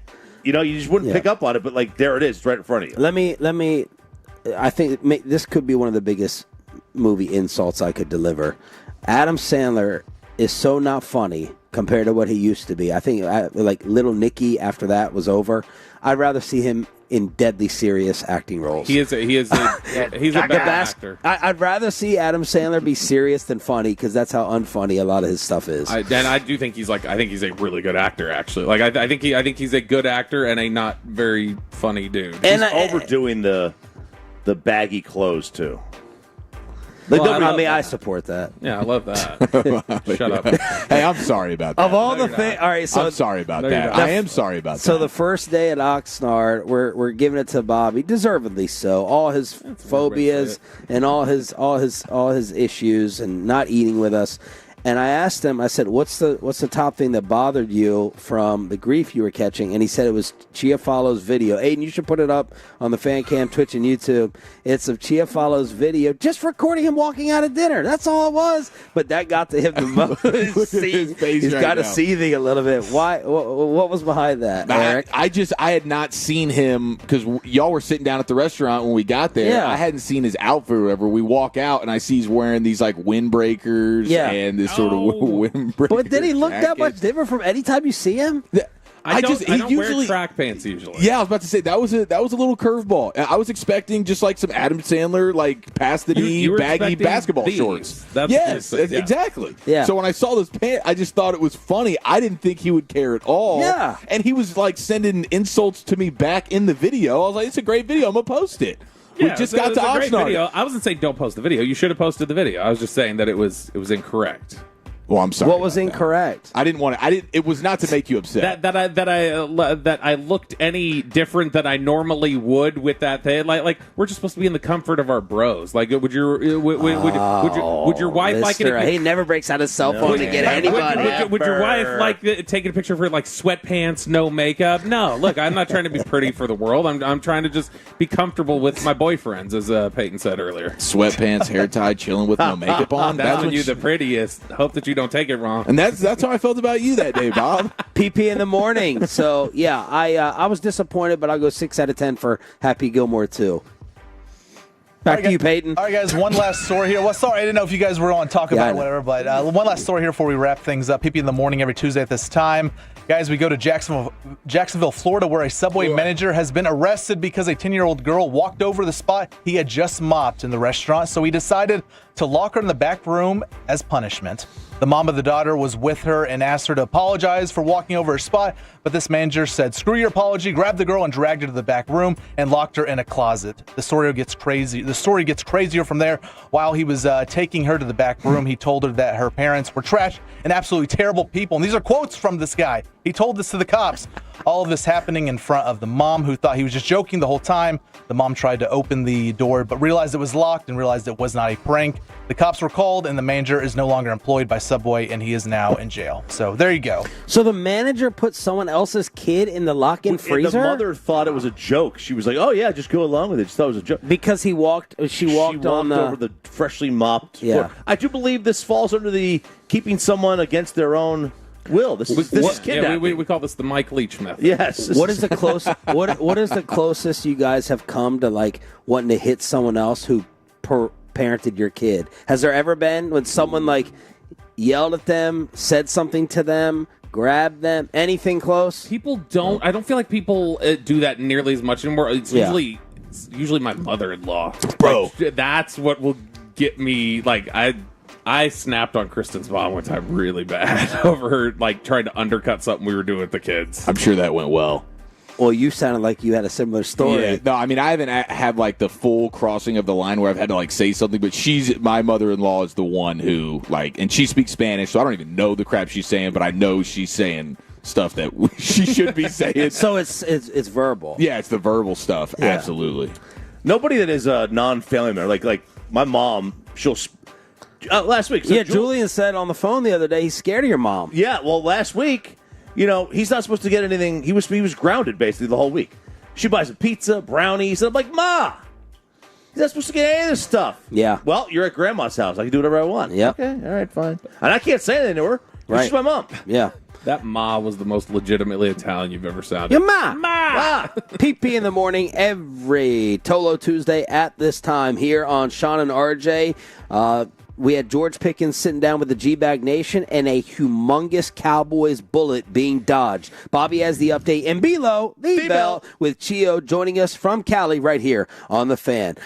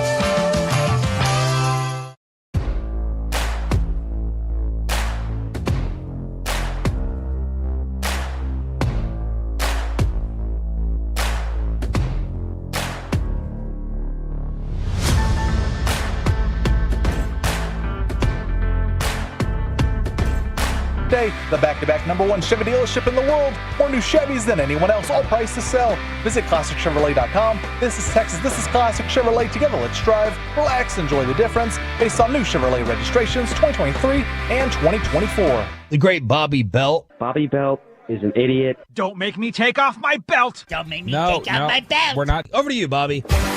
Things were not as bad as they seemed for Tyler Guyton. G-Bag Nation had a successful interview. Yesterday was full of surprises. And we're going to talk about it here in Below the Belt. I was like, that's sounding like an insult, and then you confirmed it as an insult. It was a good interview. It was good. Below the Belt is sponsored by D&M Leasing. You can check them out at dmautoleasing.com. Before we get to George Pickens' audio, who really was good yesterday with G-Bag, and they managed to not offend him one time. It didn't seem like it anyway. And then Eric worked in the Brisket Sando question. Had to. That was a good job. It's a crowd pleaser. I mean, we're getting texts about it left and right. The Twitch, the YouTube. It's like, ask about the Sandos. It's a Had great yourself drop. a brisket sando yet, Rowdy? I love that. That'll be one of my favorite drops for forever. If he keeps busting your balls, I'll out him with the way he ran away from our Brian Schottenheimer interaction yesterday. Oh yeah, no, I'll own up to. If he keeps doing it, I'll out Bobby. I'll run away up. from that. I do appreciate. These are good. These are funny jokes. I'm totally here for it. And now that we've got like a Pickens good interview under the belt, I feel like, hey, now we're on to the next play. All right, so we're on to Cincinnati. That's right. It was a lot of ups and downs yesterday. The roller coaster experience of Tyler Guyton. Talk to us about it, Eric, as it was playing out live during your show. Oh my gosh, the Guyton stuff. Yeah, I mean, you get the Rappaport tweet, and it's like, oh no, we're fearing ACL. We're just assuming, okay, this is going to be the ACL, and then credit to Broadus, because then Broadus starts going on his sourcing run, and he's like, well, hold up. They're not confirming anything. They don't know anything, really, at this point. So credit to Broadus, because he was kind of like putting the brakes on it. And then finally we get the word. It was just a weird, 90 minutes or so. Yeah, and this was on the heels of Guyton had a good practice. He had been, getting praise for how he'd been performing out there. People were like, oh, this is coming around for Guyton. Guyton and pads, this is what you want to see. And then he ends up getting having the injury down on the field for a few minutes. He's walked off. When you watch him walking off, it just looks like, okay, what did he roll an ankle or something? Like they've been having problems with that. And then the Rappaport tweet came out saying that the fear was that he might have torn his ACL. And I know there were two people crying on the fan text earlier that you don't know what the name of that test is, but whatever the test is for the medical nerds on how to tell if the ACL is torn. I'm sure they did those and had some sort of question about it might be. But they end up getting the scan, and then it's like, nope, no ACL tear. This is actually just a fracture, a bone fracture, and no surgery, 4 to 6 weeks. All in all, that's pretty good news. Oh, it's great news considering what it would have been. Yeah. I mean, it still kind of sucks, but at the same time, it's way better than what we thought. Now he could be ready September. I'm expecting to see him. Who else has impressed you out here? On the field? Yeah. I mean, Turpin yesterday was super impressive. The best pancake I saw was Tyler Smith dropping Mozzie Smith 10 yards down the field. And then I thought, Elam, after his interview with you guys, he was inspired. He had a pick. Definitely inspired. And then Malik Hooker. I thought Malik Hooker made some plays yesterday in the run game and in the pass game. So those would be some guys that jumped out. Yeah, that's the thing. Nick talking about it yesterday. Nick Eatman, where he was like, I think I'd rather it be I can't tell who's winning. I want some defense doing good. I want some offense doing good. I just want it to be a little back and forth. But you got the video of Pickens finally getting the deep ball from Dak. Yes, yeah, that was fun to see that. Did you not say, we were talking about this earlier, and Sean had said you could tell they always cheer for a deep ball, but that felt like everybody was aware they hadn't hit one, and like Sean said, he's like, that was almost like a sigh of relief clap, like when they land the plane. Yeah, all right. Good job. Yeah, good job. And so they end up getting that. But George Pickens did join the G-Bag Nation yesterday after Eric captured the deep ball, and his future came up. The future with the Dallas Cowboys, he, of course, is on the final year of his deal, and there's not one in the works at the moment. So this is going to be cut 10. George Pickens, do you see Dallas as a permanent home? Oh, yeah, most definitely. Yeah, most definitely, because I watched the team for so long, and the camaraderie, I kind of understand the camaraderie more than I did in Pittsburgh. Yeah. You see what I mean? Even what you guys do, like the Cowboys is, like I said, they're known for the Super Bowl. Right. See what I mean? Like, that's what they're known for. If they weren't known for that, then no one would care about the Cowboys. Right. But they're known for that. Then the camaraderie of the people give that same energy because they also want to see it again. Yeah. So, like, I think I definitely understand the people more here than I did up there because I'm from the South. That's, that's a whole nother deal. Like, That's a very interesting answer to me because I think a lot of this can be it's honeymoon period, right? And it's fresh and it's new. But when he starts talking about what Dallas is known for and the mystique and everything else, that sounds like the stuff that they're trying to embed in people like Schottenheimer and others, and like we're gonna have the legends come out here and show you their rings and do different things like that. So it could just be something that he's giving you a stock answer, but it sounds like it might be resonating with him a little bit. What was y'all's approach going into this? Because so far we were all kind of apprehensive over interviewing Pickens. Like we wanted for the name and the hype and the newness, but a lot of 3, 4, 5-word answers so far in the offseason. So how did y'all get that out of him? Yeah, I mean, we were trying to stay away from a lot of the Pittsburgh stuff. I don't think he really wanted to bring up that, but we just wanted to make him comfortable and have a good time because we went into it not really knowing, like, what type of energy is he going to bring to this? Is he just going to not really care, give the short answers? But we kind of hit him with like a George chant on the way in to try and soften him up a little bit. Yeah. And he was in great spirits, man. I mean, he was all smiles, giving thoughtful answers. He clearly knows ball. Like when he's talking about Cowboys of yesteryear, like, dude, this guy, he's a football guy. Did you go with the fast George, or did you go George? I think we went the fast George. Now, you said... with the fist pump, you know what I'm saying? Got to. I did think it was funny because, like, I think we all at this point realized, like, Pickens probably doesn't want to talk about Pittsburgh much longer. I did think it was funny that the very first question that got asked was from Eric, and he mentions Pittsburgh in the question. Okay, yes, but he sat down. Well, Walt, actually, the first question was Walt kind of just being like how's camp going? How you liking it? And he's like, California weather. It's unbelievable. You can't beat it. And then I was just thinking, man, I wonder what training camp, like, how hot is it in Pittsburgh for training camps? Like, how miserable is Pittsburgh weather? How'd you get him talking about brisket? It was just at the end because we kept getting texts about it, like ask him. So right at the end, how's the brisket in Pittsburgh? Yeah. That was the brisket sando. I just literally asked, like, how many brisket sandos are you in DFW? And then he launched into it. Yeah, he went into it. He loved it. He said he tried some out here and it wasn't good. But you got to get a tri-tip out here. I feel like Pittsburgh is just bratwurst. That's just, for some reason, I have a hot doggy bratwursty. Yeah. Bratwurst and beer. Like I picture bartenders that have like the rag over their shoulder. They're just kind of like rubbing the same spot on the bar top there. Shot of beer, gentlemen. Other clip here from George Pickens on contract talks that may take place after the season. Yeah, most definitely. Try to go. That's definitely like what I want to focus on first because money's everywhere. Money's all over the world. Sure. So I definitely want to try to, like I said, help them win, like get a Super Bowl. And I think that's kind of like, the Cowboys such a big brand, that kind of seeps in. You see what I mean? Yes. Like, you see what I mean? So, like, everybody eats. Yeah, so if you just stick to the main thing, and try to really keep it on the gridiron, like how it used to be back in the day, yeah, we'll definitely do something special. He is such an important... We talked earlier about, Guyton getting hurt was a concern, especially because if this offensive line does not play better, if this offensive line is not up to the standard that they've had in years past, which, by the way, Jake Ferguson at 720, you heard him say, like, this offensive line, it's as good as I've ever been around. Like, he's starting to really start the hype train on that one. But the other aspect of this to me is absolutely Pickens. Like, Pickens moves the needle for them in a way that I think really kind of causes everybody else to exhale on offense.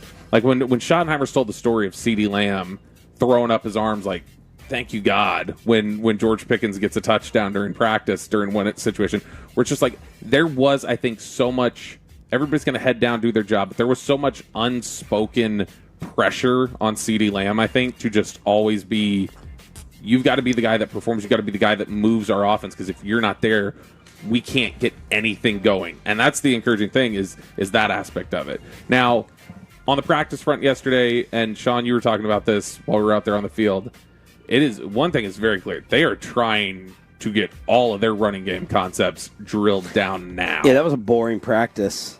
I was like, nothing's happening. And Bobby's like, they're trying to get the run going. And I mean, even the passing stuff we saw during practice yesterday, it was all off of run concepts. It was all play action looks, or it was coming out of run formations, and it was bootlegging and throwing stuff to the tight end and different things like that. That's the other thing that you could see yesterday, other than just Turpin touching the ball 80 times. What you saw yesterday was one of the reasons they did end up deciding that we're going to pay Ferguson, is because it's clear he's going to be a big focal point for them. And he's going to be a safety valve. I got a wild card to throw into practice. Brian Schottenheimer dropped to the media that Jerry Jones has put in a special request for a song while they're blaring things over the loudspeakers. Did you guys catch the song? Mm-hmm. This was played yesterday? Yeah. Was it yesterday? Yeah. I just know they were discussing it. I think Sam Gannon found out what Jerry's request was. Yeah, this was playing during during the stretching period, but I mean, it definitely kind of they definitely changed the music after stretch. Oh yeah, they had it was like you could tell like Shoddy and obviously Jerry was controlling the iPad during the stretch, and then they get to the practice portion and it's totally different. Does everyone know this song, Eric? I unfortunately, this is like a Peyton. How young is Peyton Russell? Yeah, I mean, I wouldn't anticipate most people would know this song, but Do you know it? I don't know the name of it. I've heard it. Okay, you know the song though. Yeah. Okay. Yeah, Pointer Sisters. And so, no, this was definitely it cut through the rest of practice. Here we go. This is where it comes in. Oh, okay. I have heard this. You got it. It's a frequent American Idol, like Hollywood Week or one of those. You're singing these songs. So. Was Jerry grooving a little bit? Do we capture some video of him during this time? We did not capture video. Did not. Who knows? He was probably running around with Tyler Smith's agent, who was out of practice yesterday, and having conversations with him. So. Or he was scouting out players with Jamie Foxx. I mean, who knows? Oh, yeah, it's Eric Chiafalo here on Shan and RJ, live from Oxnard. Tommy Yarsh is going to join us for the first time this camp at 9:20. But the story that has taken over the sports world and a lot of news broadcasts, the NFL shooting in New York, we'll update that next on The Fan.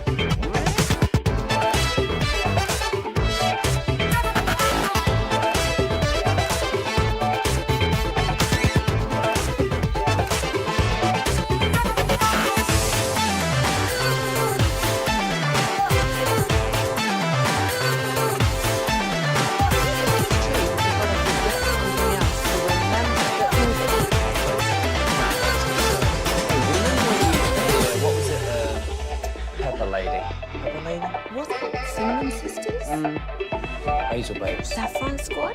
Nutmeg maidens? Paprika? No. Nutmeg maidens. I just said that. That's a start, yeah. Doesn't sound right. What's the saffron squad?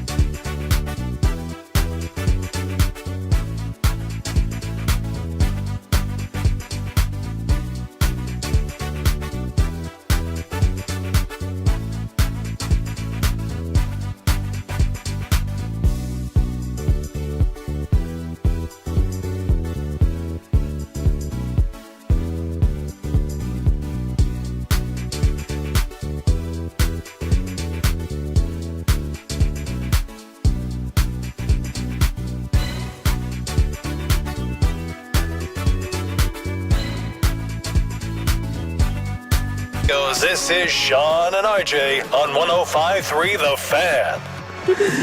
Final hour, fist pump time on the Fan Cam, Twitch, and YouTube. We got Eric Chiafalo joining us from the G-Bag Nation. Ruben on the light scene here from Oxnard, California. Thanks for being a Tolo, y'all. That stands for Turn It On, Leave It On. And we're brought to you by Best Buy Windows and Siding, Greystone Roofing, and the on-time experts, the official AC heating and plumbing partner of the Dallas Cowboys, Tommy Yarish from DallasCowboys.com, will join us at 9:20.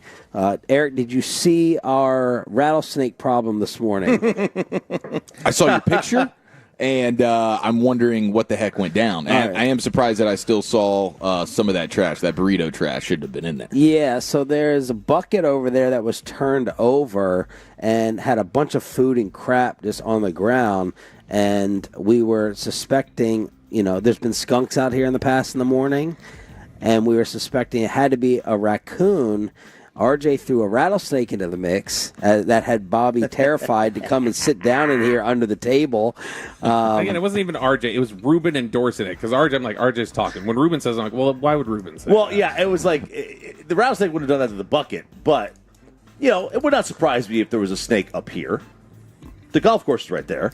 Yeah, it wouldn't surprise. It's plausible. But we can rule out G-Bag, like knocking that bucket over, right? You guys wouldn't have been that sloppy. Right, yeah. No, for sure. Okay. There's no way we would have done that. Okay. So that it must have been some type of animal. G-Bag has been responsible for skunks in the past, but not. Well, it's glad to know that it's actually the skunk that I'm smelling out here from time to time.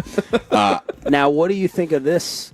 Because Ruben said the tent was not closed up properly.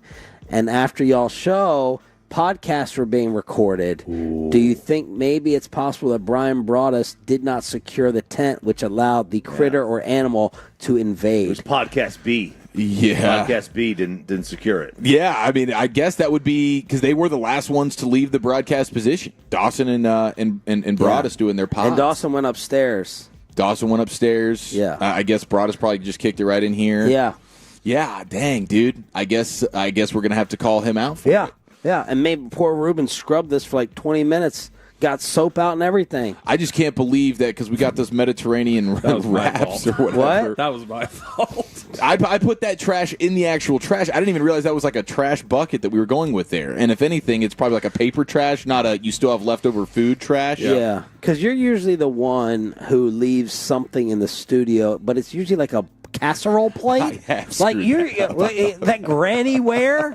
I think that's all his. That white bowl with the blue doily looking. You're like the Dirk of the station. Are you just bringing like homemade chorizo up there? What's going on? I got down to my car the other day and realized, oh crap, I forgot that up and I was too lazy to go back. I was like, I'm sure Bobby or somebody's going to say something about that. It is only, like, there were some remnants still. That may have been the one. If it was your bowl in there, if that's what it was, like I had tea, and I was just like, I don't have anywhere to put this. You teabagged my bowl. I did. I teabagged your bowl. I was like, all right, whoever left this here, this is like used for trash now. It was fair. It was fair that you did that. Yeah, I bring up, I mean, usually it's just ground beef. I mean, that's pretty much the staple. Oh, ground beef. Just ground beef is what I'm rocking with. Is it seasoned, or are you just like food no, choppy? No, it's seasoned. I do like some flavor in there. What have you thought of the hang scene, the social scene so far out here amongst the station? It's been pretty good. I mean, shout out to you guys. Hey, seriously, shout out to you guys. Well, not Bobby last night. Not Bobby. No, not Bobby last night. Not Bobby last night. I covered one night. You missed the other night. That's what it was. What do you mean? The night didn't. You guys, that doesn't count as me missing the other night. I found the sun was up. I went while the sun was I up. went to dinner and found the bar after, and then you decided to go to the place after that. You get credit for that, but you overdid it, which made you bail on yesterday. Choppy and I take it like to the point adults to where we can still. Not be dead the next day. Right. It's, we were responsible. We pre-gamed. I don't want to hear about responsible. We're taking off at a 10:30 flight the other day, and then Choppy's on the plane. He's like, can I get a Woodford at like 10:30? Yeah, you said you were going to drink this trip. What happened to that? I feel peer pressure. No, I'm trying to pressure Eric. Eric gets the big failure from the pregame yesterday. I went and got wine and seltzers and 2 different types of whiskeys. It was great. And we set up Club Morning Show, Bar Sharif. That's what I'm giving the credit for. That was great. And you won't let go of that big green sparkling water, whatever that is. I thought you were going to do more damage to the drinks. Got to make sure I'm staying hydrated with the water. But I mean, I had a couple of nice little whiskeys. Okay, I thought I was doing the whiskeys nice. I had a nice little buzzerooski going into the was dinner. Free drinks. I drowned it in Tito's today. I didn't know if the free drinks was going to carry over from the canceled flight. The same thing. Exit row, because they want you liquored up if you have to in an emergency situation. Yeah, I'm like, the exit row people should be the ones who aren't allowed any drinks. You would think so. Right? It's liquid courage. You have to be courageous to go like, yeah, let's try an exit maneuver at 10,000 feet. All right, so we've had raccoons, we think. Chiafalo with seals. Anything else that I'm missing here? Wolchuk. Did we, like, if we're talking about the travel stuff in the exit row, we didn't talk about that lady who was, like, the flight attendant who was clearly in charge and barking at the guy sitting next to you who's sleeping on the plane. Yeah. I've never seen somebody just so boldly walk up and be like, I'm in charge, and I'm going to make sure you feel awful about it. She walks up to this exit row, this flight attendant, and we're getting the exit row instructions, and as she walks up, she goes, this guy's sleeping. She goes, sir, wake up. And he goes, you're going to listen to me. You can go back to sleep when I'm done. And like, it just like walked up with that energy. Yeah. She probably threw plane now. She probably threw Odell off the plane. Same thing. she was sleeping. She was like, I don't want your bags up here. I don't want you crossing your legs. When I come over here to walk, you better be out of this way because I don't want anything obstructing. No cross legs. Cross whatever I want. Yeah. Well, you won't say it to her. I wasn't. I wasn't going to say it. The flight attendants will throw you off the plane. I'm not going to say it to her. Okay. This story is awful, obviously. It's taken over the sports world and a lot of the news world, period. A shooter in New York kills 4 people at a Manhattan office building trying to target the headquarters of the NFL but took the wrong elevator? Yeah, so the latest that we have on this is they're trying to figure out whether he was actually targeting the NFL or not. Because there was 4 people died, including a police officer. A mass shooting in New York City, and they're saying Shane Tamura. Shane Tamura. He had a 3-page note found on his body, mentioning the league as well as claims that he had suffered from CTE from playing football, and it is asked that his brain be examined for signs of CTE. And that's one of the... He was asking for it. Yes, on that note. Yeah. So, and that's one of the things... And he played high school in California, but he was not a former NFL player. No, it was high school. Yeah. And that's one of the things that they talk about with CTE is it's frontal lobe or something like that. That's basically decision making, and you do things that are kind of crazy, and that's why he obviously thought he had it. Not the right way to go about figuring that out, but yeah, he goes in there and he just shoots up a building.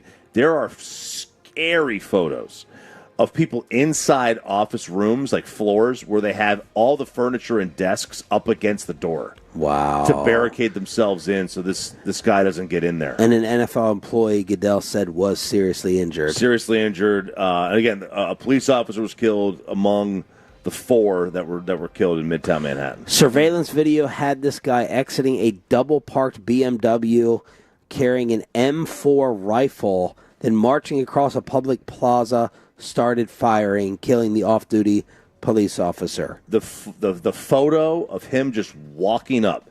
Now, first of all, this plaza is completely empty. This is Midtown Manhattan. You never see a plaza completely empty like this. Now, it was like 6:30 at night. And he has this gun, this giant rifle, just hanging by his side, like not concealing this thing at all. And it's like the picture looks like he is like mid-stride, just like walking with purpose, as if like I'm just walking. It's bizarre. Yeah, it's just dropped down by his side, and you see him just head up, like, all right, let's go in here. So that's the awful NFL story update. Crazy, bro. What an awful story. I'm honestly surprised this doesn't. I'm surprised that there haven't been more issues. NFL security is really good, but I'm honestly surprised that there aren't more issues surrounding NFL events and stuff like that because of whatever issues, either because of like the number of people that are around these events or the number of people who've been unhappy with the league over various issues over the last 10 years, whether they speak or don't speak or whatever else it may be. And for it to end up being something like this where it's like somebody who didn't even associate with the NFL I'm just stunned it hasn't happened more. People are saying on the fan text that's why he shot himself in the chest when he did kill himself and not the head. Oh, to be examined. But why is he blaming the NFL? Because of the impact of football? I would guess if like the popularity causing him to play? Like your setting the example? Yeah. What you do and what you push within your league is what creates the youth sports culture that he probably played in. All right, no easy segue, obviously. Sitting here talking about football in the National Football League. Let's try to lighten things up a little bit. Are you a video game player, Eric? Used to be, back when I had time. Yeah. So no. When's the last time you played? Do you have what game system do you have? That'll tell us. Oh, I don't even have a game system. Okay, me neither. I left it with the ex-fiance, unfortunately. That was what my you PS3. That was one of the ones that got lost in the transaction. I would love to see the look on my wife's face if she walked into one of the rooms in the house. And I was glued to the screen on the sticks. Bro. Yes. Drinking Mountain Dew and high-fiving my boys. Yes. Madden 99 ratings are out. What is this, Choppy? The list of the perfect video game players? Yeah, so Madden 99, and this is one thing where I think MLB The Show misses out on. They don't have as many 99s. They only had 3 this year: Soto, Judge, and Ohtani. They should have more. The highest pitcher is Paul Skeens at 93. 93? There's not a pitcher in the game. Now, as the year goes on, they change that. But start of the year, there's not a pitcher in the game with a higher than 93. I like it, though, because to me, 99, I think Madden overdoes the 99. Okay. But 99 should be fair. That should be Pedro Martinez in his prime. Like on an MLB The Show game. Right. It needs to be a difference. Well, let's go with the 99s here. Running back. At a 99? All right, yeah, we should see if we can guess it. I'm going to guess Saquon Barkley. Okay, yeah, kind of tipped. Good one. I know the list, but yeah. All right, another one of his teammates. Who's a 99? Who's a 99? You better not say, is it an offensive lineman? Yeah. It's got to be. Yeah. Mailata. Yeah, no. Lane? Lane Johnson. Lane's a 99? Lane's a 99. That's stupid. But I mean, he's good. He's No, great, great. But a 99? There are 2 quarterbacks that are 99s. I saw one. There's 2. Josh Allen. Uh-huh. Yeah. Josh and Lamar. Yeah, see? Josh and Lamar. I see what you did. Not Pat? Not Pat. Who See? has been in the past. Yeah, he's been a 99 for like 3 years in a row or something like that. There are 2 wide receivers. Jamar and Justin. Jamar and Justin. Terry McLaurin. And then there is one defensive player that is a 99. One? One. Miles. There's I- 99s. I'm surprised. That's that why Mike is not getting paid. If they were handing out 99s, I'm surprised that Surtain wouldn't have gotten one. Because it's just, I mean, Surtain is so clearly to me, I think most people believe like that's the top corner that even in amongst other really, really good ones or whatever else, like he is so clearly head and shoulders above everybody else. This is, I don't know. Like, I mean, I understand we reached a point last year where it was kind of his turn. It was like a career achievement award almost for Josh Allen. But, like, Josh Allen did not play his best football last year. That's not, like, the best he's been in his career. Didn't he win the MVP? He did win the MVP. I know. I just said it was like a lifetime achievement. It's like giving Scorsese He had best director for The Departed. Okay, how much of a decline were there in his numbers? You're making it sound... I mean, you're talking about that he was essentially below his completion percentage numbers. His touchdown percentage was down. His interception percentage was lowest it's ever been. But pretty much everything across the board was lower than it had been in recent years. And if you look, we talked about this earlier. Over the last 10 weeks of the season, Aaron Rodgers across the board put up better numbers than Josh Allen did. Well, it was his highest QBR, for whatever that's worth. Since starting the 99 club, no reigning MVP has started the year's game with a 99 rating until Josh. Let's get the thoughts from our brand new Tolo Tuesday guest. Tommy Yarsh, DallasCowboys.com, joins us after this.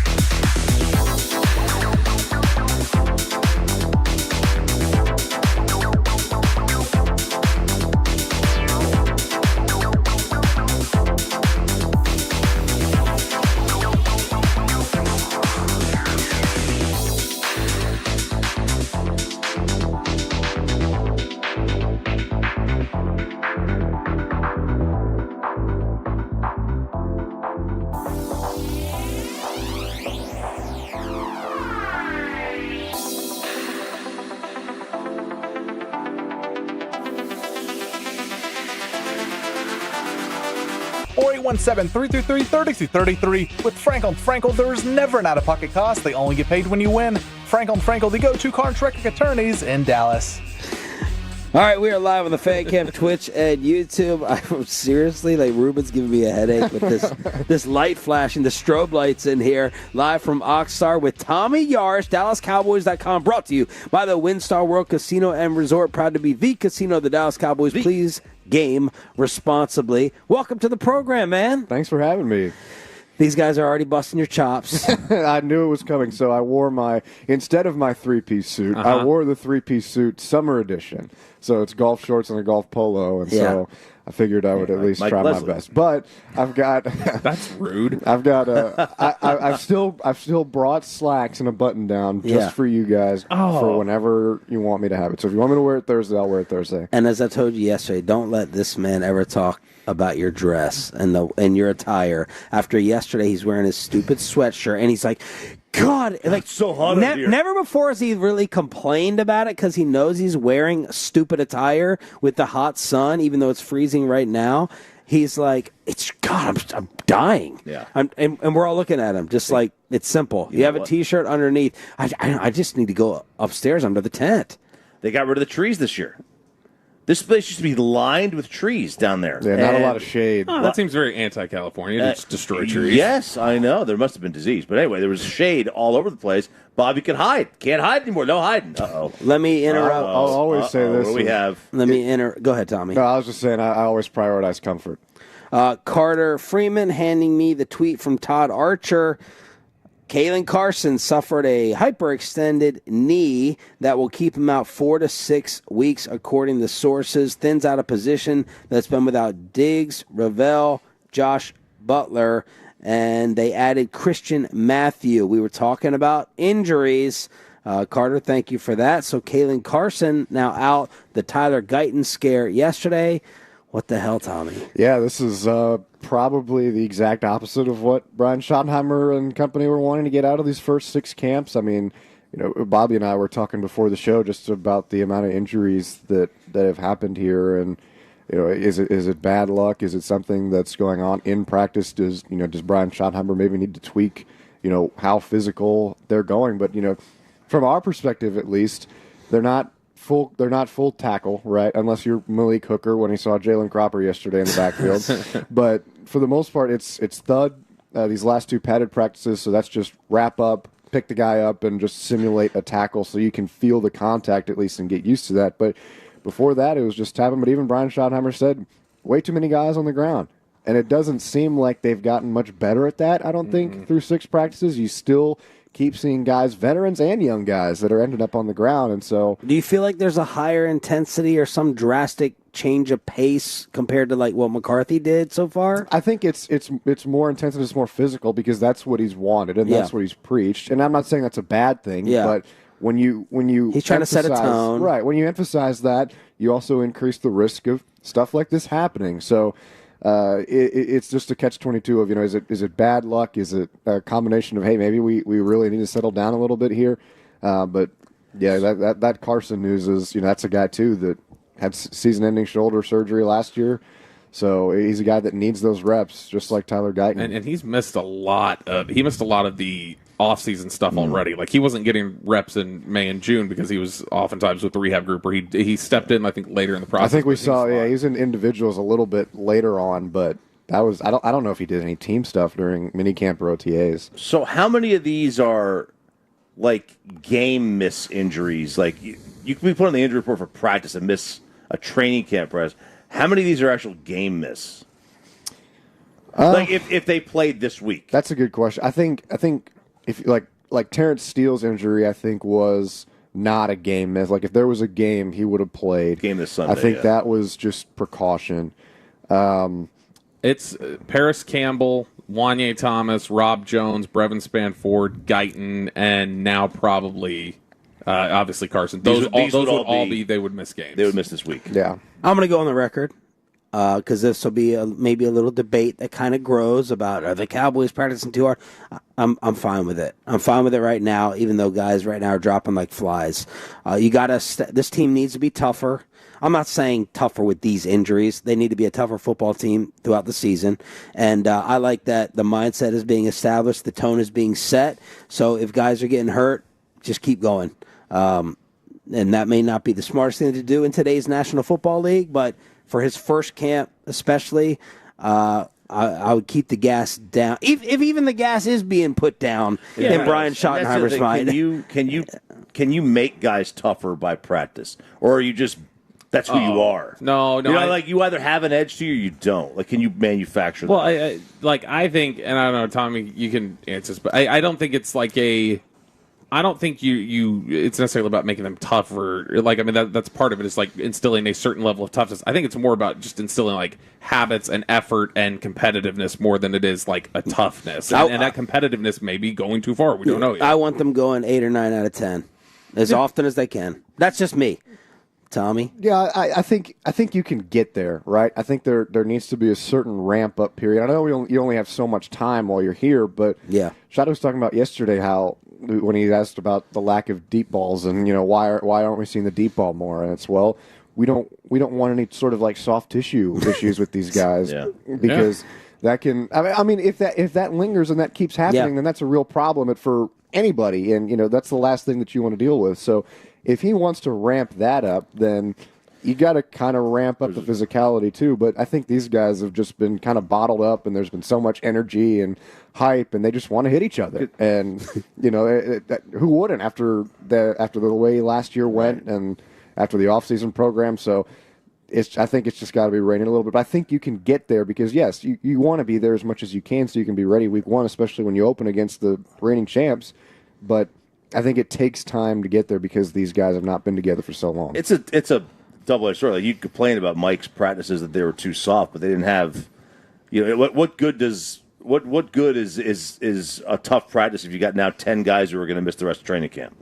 I mean, I didn't complain about them being soft. The practices, the issue, like one of the things McCarthy consistently got credit for from across the league was that he preserves players' health. That his prioritization of players' health was a big thing. Guys felt like they were as fresh as they were at the end of the season a lot of times because of the way he staggered stuff. Tommy Yarsh, DallasCowboys.com. Take us through your Tyler Guyton experience yesterday because you were giving him props for a really good practice before what happened. Yeah, I thought it was his best practice yet, and then he just kind of. I tried to look back because I got a video of the play, but I moved it early. I think it was the deep ball to Pickens that he got hurt? Or I can't remember. I don't remember what it was, but I know it was a passing play, so I moved off of the line early, and I kind of just saw him kind of get tripped up, it looked like, and pushed back over somebody, and he went down awkwardly. So, yeah, I wrote about 3 different stories yesterday just to get ready for when it happened because it was, ACL, they don't know, and then finally it ended up being what's probably best case scenario, which is 4 to 6 weeks. But even with it being best case scenario, man, that's reps that he really needs, and he's missing out on a lot of time that he really needs to develop. So yes, you're going to get him back for the regular season at some point, whether it be week 1, week 2, week 3. But how good is he? Is he ready for that already? Is he ready to just get thrown back into the mix and start? Who's going to get those reps? That's a good question, and it brings up the point of, okay, do we want to have the Tyler Smith talk again, right? Like, is it are you okay with a good left tackle, or would you rather have a all-pro left guard, which is what he's been in the past? So you'll probably see a little bit of that. You'll probably see a little bit of Akeem Adeniji. That was a guy who was over there. Nate Thomas is a guy that Brian Schottenheimer, unprompted, has brought up several times through the start of training camp. So I think they're going to look at all their options, but at the end of the day, they're going to put the best 5 out there. You have the Jerry Jones interview. Did you get this? How did that work? I got Jerry for about 5 minutes the other day while he was going through the car wash. The car wash, and so we talked about Jake Ferguson. We talked about the familial connection that he and Brian Schottenheimer have. If he wants to leave Oxnard with more deals done after Jake Ferguson, And he went into some of the philosophy on that. And, I mean, a lot of the same things that he was saying in the opening press conference. But, yeah, he was good. Put the contracts in order of how they get done between Micah, Tyler Smith, and Bland. I would probably guess Smith, Parsons, Bland. Okay. Yep. You agree? I think that's it. Because Tyler Smith's agent making some headlines out here yesterday. Steven, I guess, can talk to that agent, even though they're not speaking with David Mulligetta. Are you sick and tired of talking about contracts? A little bit, yeah, a little bit. Because I think the sickening part about it is everybody knows that it's eventually going to get done. It's just a matter of when, right? I don't think the Cowboys have any thought whatsoever about moving on from Micah Parsons, and it's just a matter of getting on the same page. The biggest opposite opinion I've seen is Florio saying they're going to undercut him on the offer, and he's going to play this year on the final year of the $24 million, and then we'll go from there. He's got the hottest take in opinion, different opinion, which I appreciate. Sure. Of saying no. It's not just going to be inevitable like all of us are thinking. Yeah, that would be a break from the way David Mulligetta has typically had his clients play their contracts. He is.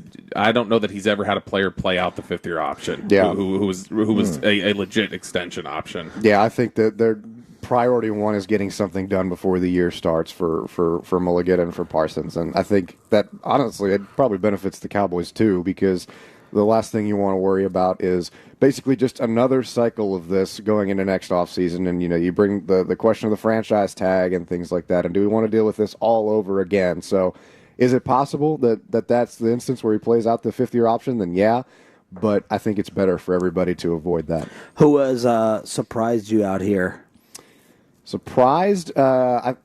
Jonathan Mingo's been really good. I think he might. I think he might be pushing wide receiver 3. I mean, you look at. I mean, Jalen Tolbert just hasn't had a great first week. A couple of drops, and I think that it's a week that he probably wants to forget and put behind him. But Jonathan Mingo's been consistent. He's caught everything that's come his way for the most part, and he kind of. I think it's starting to click for him, right? I think he's starting to finally settle into the offense and what was expected of him. I don't think Mike McCarthy took full advantage or tried to take full advantage of him last year. And I mean, part of that's because he's trying to win games and the guy came in the middle of the year. But at the same time, I think he's really settled in now. Kyrie Elam's been great. My question was, okay, he was good in OTAs, but is it going to translate here? And yeah, it feels like he's done the same thing where he's had a play or two a day where you're like, yeah, there he is. So that's been good. And I'm trying to think. Tyler Booker's had some good reps here and there. I think the best one that I saw was he just kind of threw Mozzie Smith out of the club the other day, and that's exactly what you want to see from like your road grader if they want to run the ball as much as they look like they do, because they are running the ball a lot in practice. Great to have you on the team, Tommy, on Thursday as well, and hopefully throughout the season once we get that worked out. Thank you for making the trip over here, man. Anytime, guys. Appreciate you having me. Tommy Yarish, DallasCowboys.com. Go and give him a follow and check out all of his work. And, of course, he is brought to you by the WinStar World Casino and Resort. Proud to be the casino of the Dallas Cowboys. Please game responsibly. Let's see if the Kansas City Masterpiece agree with us that Happy Gilmore 2 wasn't that great. Crosstalk with the fellas back home after this.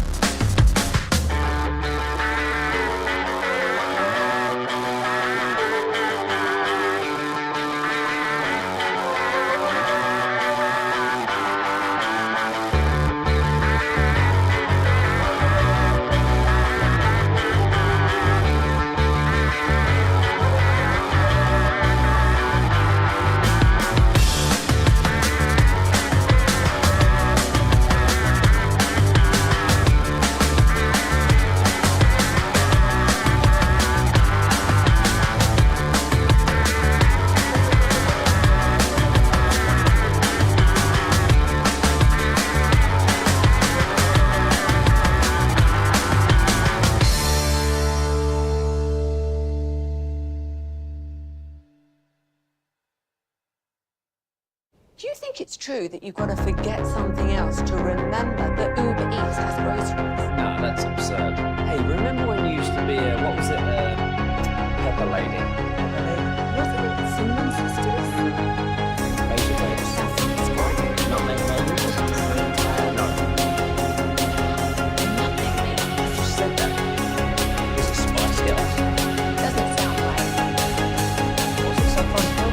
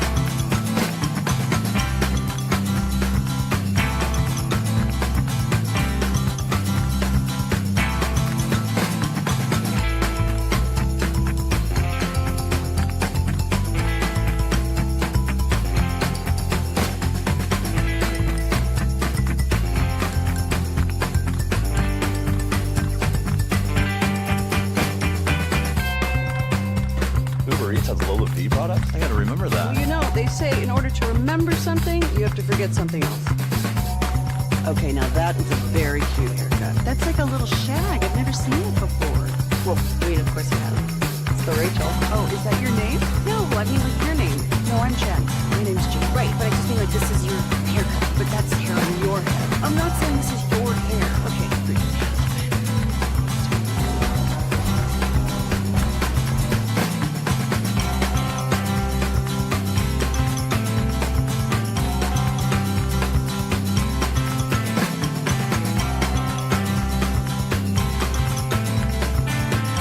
Dealership in the world, more new Chevys than anyone else, all priced to sell. Visit ClassicChevrolet.com. This is Texas, this is Classic Chevrolet. Together, let's drive, relax, enjoy the difference based on new Chevrolet registrations 2023 and 2024.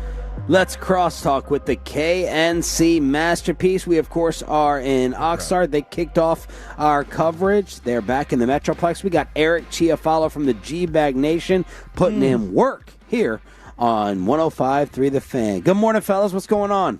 Hanging in there, man. Just trying to make sure that we keep the country all intact. One pair of pants at a time. What's going on with the country? Man, okay. We've lost our damn minds, Sean. They're eating the dogs. They're eating the dogs. It kind of feels like that. What happened to that, by the way? Because I saw an article that popped up, and it was like, Sydney Sweeney's American Eagle campaign. Oh, my God. In the middle of political controversy. And I was like, wait, what? Why?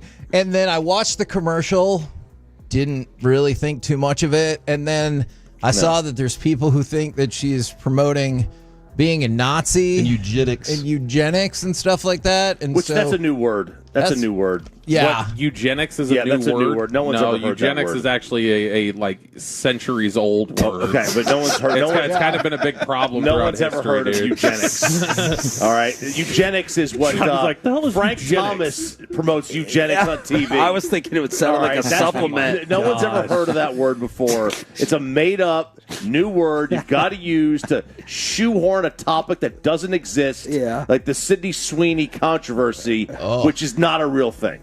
Yeah, I read that headline, and I was just like, I'm not even going to open this. No, it's a pun. It's a play. Yeah. It's not a pun, whatever. It's a play. She's talking about I have wonderful jeans, and it's a jeans commercial. Yeah. And how are you looking at anything besides her body? Well, obviously her blonde hair and blue eyes is what I'm looking at. Oh, crap. You know what we're not looking at? What? You guys on the fan cam? Hey! Yeah. I'm up there. Good My gosh. name is up there. I just told you yesterday the camera on this computer doesn't work. Where's Corey? I know it was right when we started. He goes, "Oh crap!" So I assume that he's signing in to the Zoom. I can Corey? see you. What's going on? It's a Tank Top Tuesday. We got to see the guns. Man. Oh, crap. What the hell, Corey? He forgot. Oh, he's rolling them up. He's rolling them up, baby. You kind of want him to rip. Why don't you Eric, rip the sleeves off? Because this is a shirt my wife got me. Eric, I'm always asking them about y'all's crosstalks. So now I'd like to ask you about your crosstalks. What's your assessment of crosstalk with the KNC Masterpiece? Man, I feel like we certainly got called out by Hagee a while back about how we were potentially mailing it in during the crosstalk. Yep. May or may not have been very fair. And so I feel like we've locked in a little bit more. Agreed. I think we're putting like historically dominant crosstalks together over the last, what would you say, 8 weeks or so, Hagee? Yeah, Ever you guys since have been the doing call out. fantastic, but I had to look in the mirror and reflect on my level of effort as well. As And Jerry so- Jones often says, look at the man in the mirror. I've tried to step up my game because they pay their players too. That's right. Yeah, and I think that ultimately when it's sort of your crosstalk that you're driving, the onus is on you to bring the best out of us, right? True. Yeah. So it's a two-way street, but I think we're starting to hit that thing on cruise control these days. So how is your crosstalk with FAD? FAD is it's good, man. Those guys are, balls of energy. They usually come. They haven't done a show in like 3 or 4 days. Yeah. So they're coming in, firing, and they're just. Fred is got more coffee in his veins than anyone at that point in the day. So yeah, it's rocking. Those guys get it done at a high level. I'm about to get 2 weeks of Fred. You are? Yeah, starting Thursday. It's me and Fred until Kevin gets back from Germany. Interesting. You're going to Germany. Not because of Sydney Sweeney. Because of Sydney Sweeney. Yeah, wow. You're getting 2 weeks straight off? They allow that? Oh, yeah. It's for Jesus. What are they going to do? I only did that for paternity leave. Yeah, you took like every other week off, like a year but it was after every your other. kid was born. It wasn't That was consecutive. advancement of the species. It wasn't consecutive, okay? Hagee, what do you think about your general aesthetic going into that neck of the woods? You gonna wear a hat all week or something, or Yeah, with the point on the top of her. well, not that? I don't kind. think it's the point. I think it's the lack of stuff. That's on top World of War your head. One joke. My gosh. What's coming up with the show? Hey, you know what I learned? I'm sorry. I learned about German Eugenics? people, at least I was told, is that they like American enthusiasm and optimism on life. Oh, that's Let me nice. tell you something. Nobody in Europe likes Americans. I can tell you that firsthand. That's probably true. Why do you think that is, Choppy? I think they think that we're obnoxious and loud and rude. Brash. Fair. And brash. Also and you know fair. what? I think that they're probably right. We are. A lot of those things. Yeah. Yeah. Man, and, here- I think they're soft. I wish you guys could have listened to Chiafalo and Choppy the first night at the bar talking Americana or Texas versus California. We were staring right across from an American flag, and these two, it's like they rehearsed this bit, and they were like United States brothers in arms. Like Eric's like, I'm surprised that flag's not upside down, and they're just firing back and forth. Like, oh, I'm surprised there's even a flag in here. I thought there was a hate crime around here in this state. Can't have that here. Definitely wasn't expecting the flag to have red, white, and blue colors on it. No, I mean, I thought it had red on it, but the red would be the fire after somebody lit it on fire here in California, this godless wonderland. That was a joke we made on the highways. Baby, let's tickle fingers, baby. Oh, my gosh. That was a joke we Italian and made on the American highways, that all the right lanes were cut off because they were like, no, we can't handle that. No right Italian lanes. American bros. Yes. All left lanes. Did you tease the show already? No. Nope. Guys, Mickey will hop on with us at 10:20. Also, there might be a Zach Wolchuk sighting today at 12:40. Hut. As the fear that we saw in his eyes when Tyler Guyton's injury looked longer than it was. It was terrifying for him. I saw it, so I want to get into what he's experienced out there. Why did you just drop a Drew Pearson on Zach? I just I don't know. I like it. I think about doing the hut a lot, and I just refrained. But I thought that was a good moment. So I did ask Eric this morning, and I want to make sure I get approval on this. I think the brisket Sando question is genius. I love it as a station bit. I heard Choppy drop it yesterday, and I thought it was hilarious. It is fair game. We can use this in interviews with like Jerry and stuff like that now, right? Oh, yeah. Oh, Have yourself a brisket sando yet, Rob? Is everyone going to know what the Sando is, though? Like, do you ask Jerry or No Steven? chance. He says I don't think there's a Missouri. chance. There's no chance he knows But I what also- a sando is. For Jerry, you could just use the alternate. No, but seriously, Jerry, how many brisket sandwiches are you Are eating? you into, yeah. But I also think if you're going to do the brisket Sando, you gotta say the person's name, but you gotta throw a Y at the end of it. You got to shoehorn a Y. So whatever it is, if it's RJ in the commercial break just dropped another food abbreviation on me, and I didn't respond. Oh, I won't respond when he does this stuff. he said, What did he say? Well, we're talking about dinner tonight, and I said I can't remember if I used the word, But he did it dead serious. yeah. I said, do we need to make I either said, do we need to make a res or a resi? Rezo. Ew. I think you said, do we need to make a rezo? No, I wouldn't. I don't care what it would have It would've said. been res or resi. I don't care. Yeah, he's like, do we need to make a resi? Resi's And I'm an just- app though, so that's and I'm that's just- okay. And I'm looking down, and I'm not gonna respond. I'm not gonna respond to that until you use the word. He goes, "What did you do then? You put your I pink." said, would you prefer to make some accommodations for Yeah, dinner tonight? he put his pinky up and asked Sausage about King of Chicago. Yeah, accommodations. resi. Yeah, I like resi. Are we done, Bob? With what? Well, you just close your computer. I've got the Zoom. I've got this up as the Zoom. Wow. I'm Very- using the Yeah, oh, look at this. Oh, Look at this. Kevin, This look, thing it's is tracking possible. with me. Kevin, look, you can do this without a Do you see computer. that, Eric? Have you seen this on the fan cam? Oh. This is like tracking. I mean, I don't know what the setting is on mine for some reason, but Yeah. the camera's like following me when I move. Oh wow! Yeah, Pinky it's or called no it's pinky? called stage mode or something like Oh, that. neat. Yeah. Corey has angled Kevin into the shot here. Yeah. So I can Very ask nice. you guys, pinky or no pinky? What do you think? You know, I I find it uncomfortable. unintentionally put my pinky up way too much when I'm like drinking a cocktail. It's not something I'm proud of. Do you also, Bobby, are you proud of me right now? It's like sticking out, like, you know. do you have from Yeah, holding I like your it. phone? Has the Did I miss a joke? Yes, you has did. the form of Yes. your finger changed from holding What? your phone? If you I have a dent like I have in a here. dent. Yeah. I have a dent right there for my phone. Oh my God, your finger looks awful. Well, thank you. It looks like a cocktail wiener. Well, it is a What? wiener. Yes, It does, but dude. Look yeah. at it. That's from holding my phone. Do Oh you guys my have that? gosh! Put that up close on the fan. Yo, look at Choppy's finger on the fan cam. Oh, Wait, that no. gap right there. That's from the phone. That dip is from the phone. Yeah, that's from the phone because that's what the charger thing goes. Everyone, hold up your pinky. Do you have it in yours? Carter's got a gnarly Because I looking hold it pinky. right there. Ruben's looks dead straight. That could be Bobby sniffing his. Oh, my and then Lord. Chiafalo, yours are kind of short. You don't have small hands. I think I might be on my phone too much. Oh no, I'm not. No, doing you're not that. doing that. I think I might be on the phone too much. I don't know. Dude, Choppy, that's crazy. This is like the Curb Your Enthusiasm where he said, we're all getting flatter first fingers from putting our shoes on. Yeah.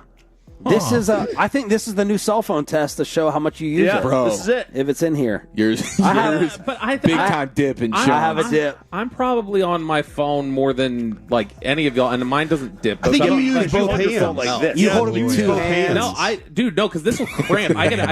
This is Bobby with his phone. He's the youngest person that uses the index thing. That is not how it went. We And already you went don't over have the that. thumb out. No, this is like because I hold it like this, and so this will like cramp like all the way down my arm. you got sturdy Jimmy Deans though. Yeah. Those are. I'm sorry. Let impressive. me look at this. They This get a is Bobby. workout. All right, we're back tomorrow. By the way, have both of you seen Happy Gilmore 2? Halfway through it. Yeah, it was fine. Yeah, fine. I think. What did that's you the word. dislike the most about it? The attempts at comedy. Oh, man. Dang. Travis, like the Travis Kelce Bad Bunny thing. Like I wanted to laugh so badly because you got maybe the biggest star on earth, Travis Kelce. You got all that together. Like nothing was funny really in the restaurant scene. I thought the cameos were great, but the golf was writing so and jokes were meh. The golf was so stupid. Golf like was bad. at The the golf. end, I don't know what type of video game they were trying to simulate, Kevin. But Corey, what you saw was probably the best part because it's going downhill. Yeah, the last thing I saw was Shooter telling Scotty Scheffler and company that they were the worst golfers ever, and then I had to go to bed. Scheffler was probably the best actor in the whole thing. Yeah, And I'm being serious. All right, we're back tomorrow. Chiafalo, thank you, sir. Thank you. We appreciate you here on Shan and RJ. The KNC Masterpiece next on the fan.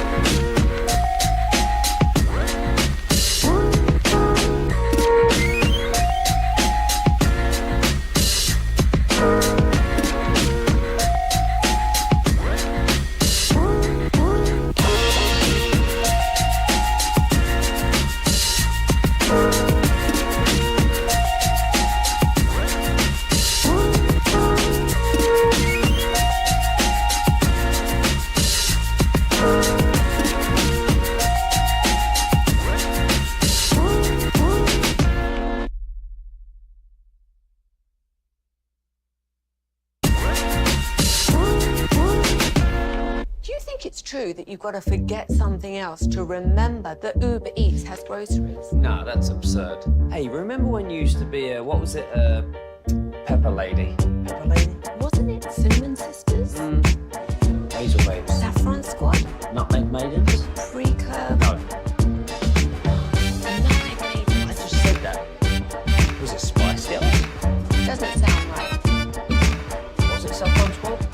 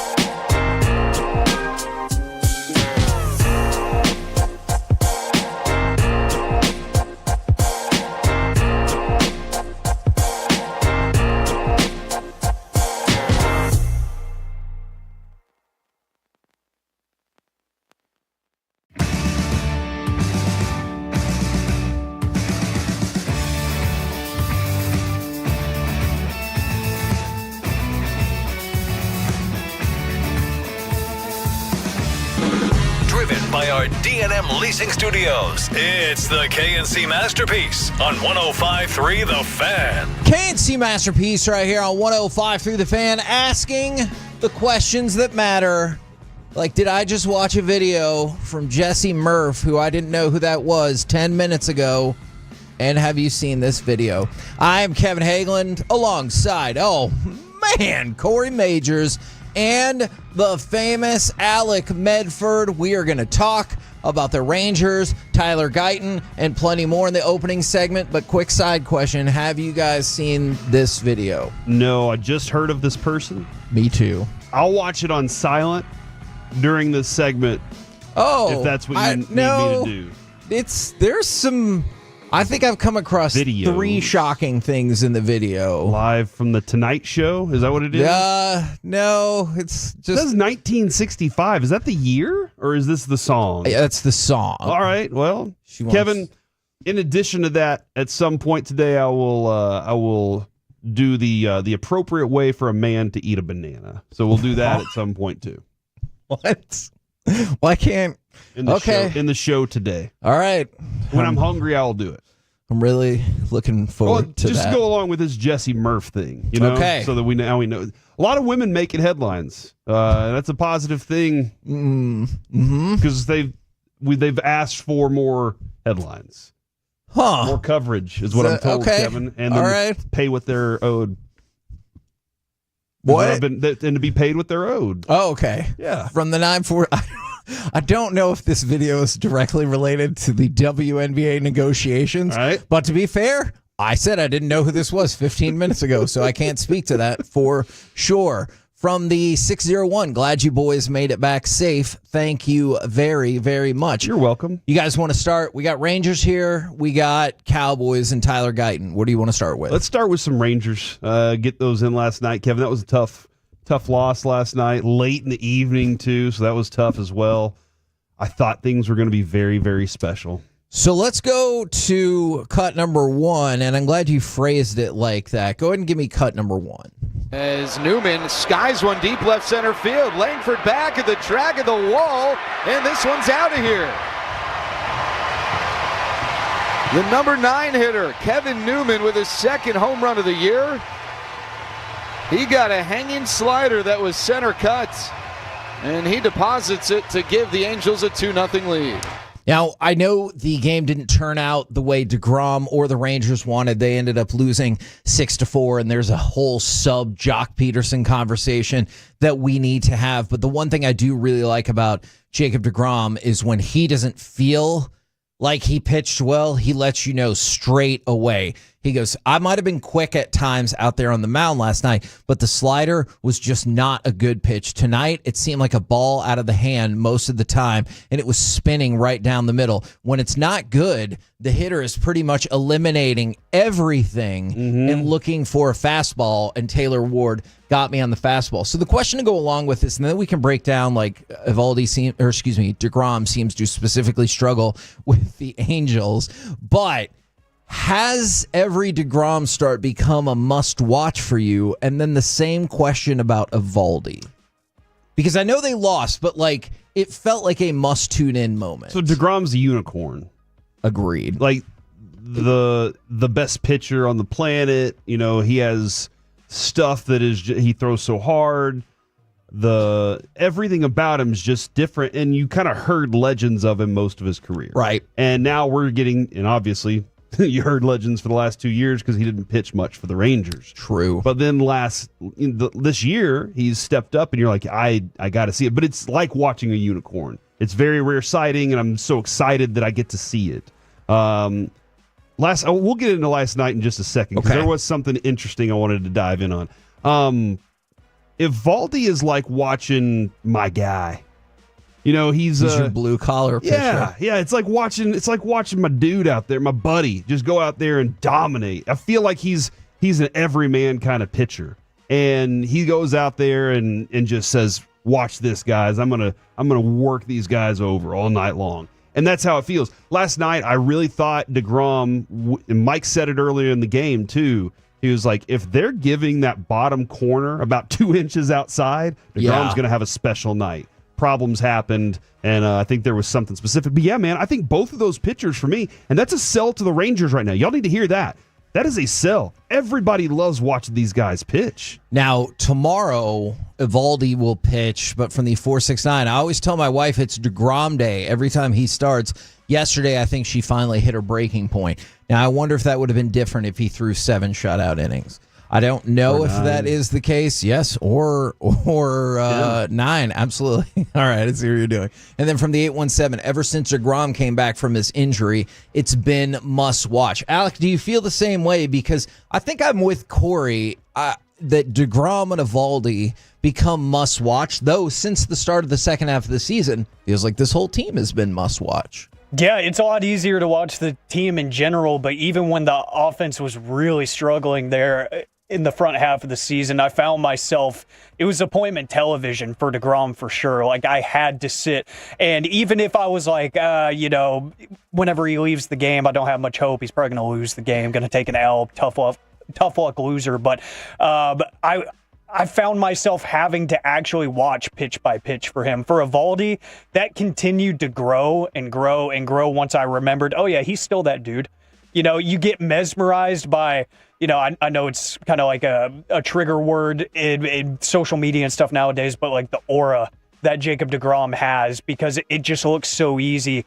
You kind of forget how good some of the other guys on the team are. Right. Even Jack Leiter's last start, it felt like he was really in control. It felt like he was really dialed in. And I'm like, it goes back to the segment that we ran the other day. Are we appreciating this pitching staff enough? I'm not as a whole, because I am so starstruck by the 2 frontline guys. And I mentioned to you off the air yesterday, Patrick Corbin has been almost, for sure. He's been almost must watch. But yeah, those 2 for me, it's become appointment television there's a caveat for Evaldi. If he's coming off an injury, it doesn't feel as must watch, because I know, okay, 4 innings. But yeah, and he needs to kind of get back into groove. Yeah, no, you're dead on right there. Exactly. But whenever he is in mid-season form, I do find myself saying that guy is tough. That guy is different. And I just don't get that same vibe when I watch the other guys on the other team pitching. There are some other great pitchers that they've faced this season, but the only one I can name off the dome is like Skubal, where I'm like, yeah, I need to watch every pitch he throws. Other than that, it's the 2 guys on the Rangers. You ever been in the gym and you're just in your groove? You're kind of bobbing your head, like I'm lifting, I'm feeling great right now. Everybody in the gym could be watching me, and I don't give a F. All right? Yeah. That feeling, that's what I get when I watch Evaldi when he's in his groove. I'm kind of bobbing my head a little bit. His pace is like this, and he's just like, let's get back on this rubber and tear somebody up. Kevin, last night, that was a problem for deGrom. It seemed like he couldn't find his grip on the rubber last night, and it was bothering him all night. And I wonder if that bothered him with his slider. Because every time he threw the slider, he would turn back around and look at the rubber and then go kick it for a little bit. And he was like, was there clots in my, not clots, clods. Is it clods? I don't know what you're going to say. Mud clumps okay. in my shoes. Like, it just seemed like he just was uncomfortable. And maybe, just maybe, Kevin, the Angels have figured out how to mess with him on their home field. And they're like, yeah, screw up the mound, and we'll screw up deGrom. Look, there is something about deGrom and the Angels, at least this season, in a couple of starts. His is 6.97 ERA against the Angels. Gross. Against the rest of baseball, 2.14. This was his first loss since May 26th. In almost 2 months since he lost the game. So well deserved. Yeah, I'm not gonna worry about that whatsoever. But I do love him cutting right to the chase after he broke down the home run that he gave up. All in all, just kind of a terrible night. Yep. Do you remember? Was it Jared Weaver? Yes. Jared Weaver, when he would come to Texas, looked like Jacob deGrom did last night against the Angels, where he was just like, I don't like being here. I'm ready to go home. Yeah, no, you're right. Now, let's talk about quick hit for the Mavericks. The Mavericks have gone ahead and named their new president, Ethan Kaysen. He was previously, or Kaysen if you're fancy, with the 49ers and the Timberwolves. He'll still report to Rick Welts, who may or may not have helped us get Cooper Flagg. Mostly may. And so just wanted to let you know that. Now, for the Cowboys, I know that you got to turn it on, leave it on. That is a fact. There was about a 2.5 hour period yesterday when I was not Toloing because I was recording Jesus podcasts. You're doing another podcast? You're doing something else? Just for the church. Without me? Well, I mean, look, I'm sure I can get you a spot on there. All right. I guess it's time for me to start a podcast without you. Okay, well, if it makes any difference. It's called the Satan Podcast. This is a, jeez Louise. This is a volunteer gig. We're gonna tempt you. Oh my gosh. All right. So my point is, I was not listening to sports information during that time. I was mostly just worried about Corey's competing podcast. And a couple of people texted me like, hey, call me when you get a chance. And so I called one of them, and the first thing they go, dude, how concerned are you about Guyton? And I was like, why? What happened? Because I had been out of the loop. And so I learned about this as soon as I got in my car on a phone call. What was the range of emotions for you guys, and could it have compared to Todd Archer, who in the span of 7 minutes went from tweeting they fear it's an ACL to he's good, it looks like a bone fracture? So I had gotten back from the gym, went outside dude, while I was gone, nobody took care of the pool. Not a single person. There was layers of stuff. I was like, what'd y'all do? So I'm cleaning. And then I was like, it's hot out here, 100 degrees. Sit down, look at the phone, and see it. And like, Kevin, it had just happened whenever I saw it. And I'm like, oh, holy crap. And Adrian's like, what's wrong? And she's freaking out thinking that I broke the pool or something, she's like, what's going on? And I was like, oh, ACL injury. But then I saw, was it Brandon Laurie had posted that Brian Broaddus said, it's probably not as bad as people think. And I was like, oh, hold on. Always there to save the day. If it's Broaddus saying this, now Todd Archer's a very reliable, he's fantastic at what he does. But if Broaddus said it, I was like, okay, he knows people that know. Yeah. So and he knows too. And absolutely. And so I was like, all right, let me give it a little patience to this. And shortly thereafter, the news came out, and I felt a lot better. But 4 to 6 weeks is still a long time, especially with how much I've been putting on this one specific person needing to be good this year for this team. And last year, Kevin, he missed a lot of time in camp, which put him behind. And right now, if that's the case, he's going to be behind again when he gets back. And that's what I think is more troublesome is you can learn as much as you want from a book standpoint or teaching standpoint, but if you're not able to go out there and practice it, that's a different deal. So I'm really glad that you brought this up because people are talking about 4 to 6 weeks, and the Cowboys regular season, I believe, starts in 5.5 weeks. So people are debating, like, would he be ready for week 1? Will it probably be week 3? And that's all fine and well. And that is a relevant conversation to have. But I think what Corey just brought up feels even more important to me is, how are you going to gel with the offensive line when you're not out there with the offensive line? How are you going to thrive? And I know they've had OTAs and mandatory minicamp and everything like that, but how can you continue your on-field education when you can't be on the field? His continued confidence growth is what we needed. Yeah. Because you already have a guy that's kind of beat up from last year, and people are telling him, you've experienced this, people are telling you, hey, man, you're new to this. This is all, you're going to grow. You're going to develop. Just keep putting in that work. They're telling you that. And all you're thinking is, I suck. I'm terrible. I have to. And so you go out there and you put in all this work in the offseason to get better. And then you get back out on the field and something like this puts a delay on it. And now you're starting to get those negative thoughts back in. You got to have positive self-talk, Tyler Guyton. Keep the positive self-talk. And I'm sure teams go through this as well. But I want to know, do y'all as fans have like an eternal debate in your head about, well, let's just not practice anybody that's going to be one of our starters? Because then, like, theoretically, they wouldn't get hurt. But again, I know that defeats the purpose of how the hell are you going to be ready for the season if no one has actually practiced or anything. Well, like that. I mean, and that's why every year we have the bubble wrap question. Yes. Which one do we need to bubble wrap for the rest of camp? And just because we can't let anything happen. Tyler Smith. And then Kevin, our next guest, is a lot of people were putting a lot of blame on him. Oh, man. For the way he ended yesterday's segment. Because didn't yesterday, I know he's joking, but didn't keep an eye on who gets hurt next. Oh, man. And we went, oh.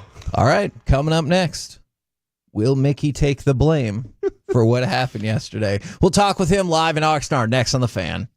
When your friends say, hey, did you hear? You can proudly say, I heard it on the Fan. Keeping you sports informed with some quality laughs along the way. Turn it on and leave it on. 105.3 The Fan, the Odyssey app, iHeartRadio app, and TuneIn app. Summer is a time to feel and look your best, but I'm not talking about your abs or tan. Guys, I'm talking about your hair. Restore that bald spot, reverse your receding hairline, or add volume to thinning during Advanced Hair's once-yearly summer savings event. Advanced Hair's simple one-day treatment begins to regrow your own natural hair the very next day, and they guarantee your new hair will grow. There's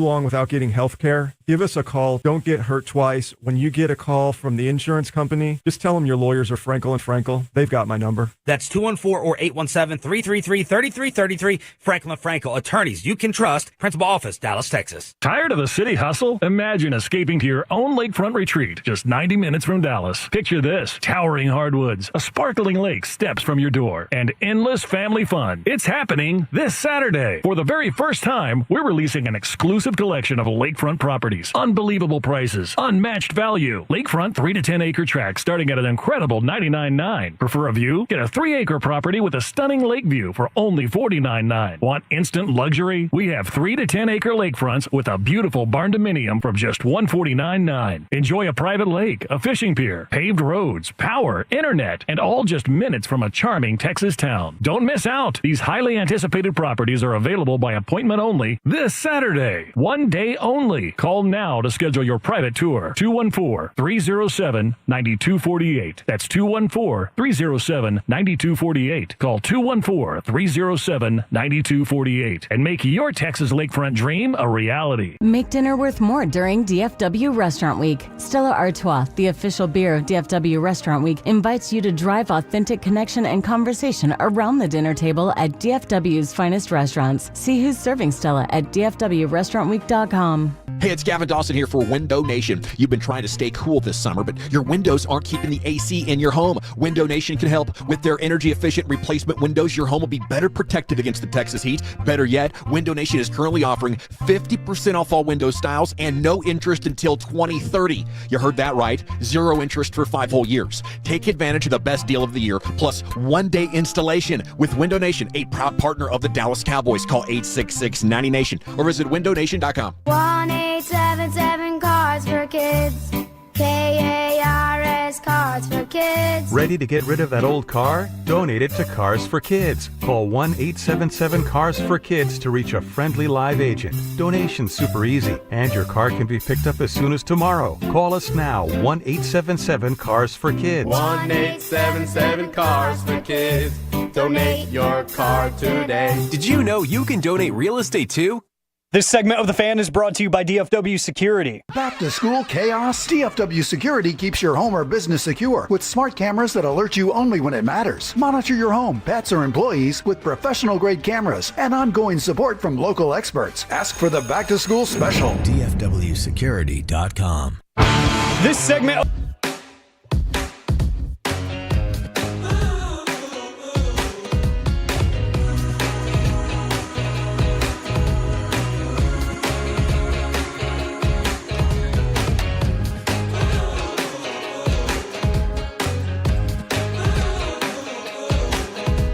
At 105.3 The Fan. Right now, let's go to Oxnard to talk with Mickey Spagnola. Good morning, sir. Good morning, gentlemen. How's it going? He's wearing his tank top. That's he's doing an amazing job. I love it. I love it. He's awesome. Now, Mickey, I don't know if you know what's about to happen, but we're going to play a cut of audio from yesterday, and we need to get you to address this piece of audio from you. All right. Thank you very much, good sir. We'll catch up with you again tomorrow. All right. I'll see who gets hurt today. And then we all had our heart attack moments with Tyler Guyton. And some people are mad at you, Mickey. Are you blaming it on me? I jinxed him? That's right. I'm not blaming on you, but whenever I looked at Twitter yesterday, the way that I found out about the injury was all the things that me and you were tagged in that said, I blame Mickey for this. And I was like, oh, yeah, he did say that, didn't he? But it turned out See how I'm on top of things before they even happen.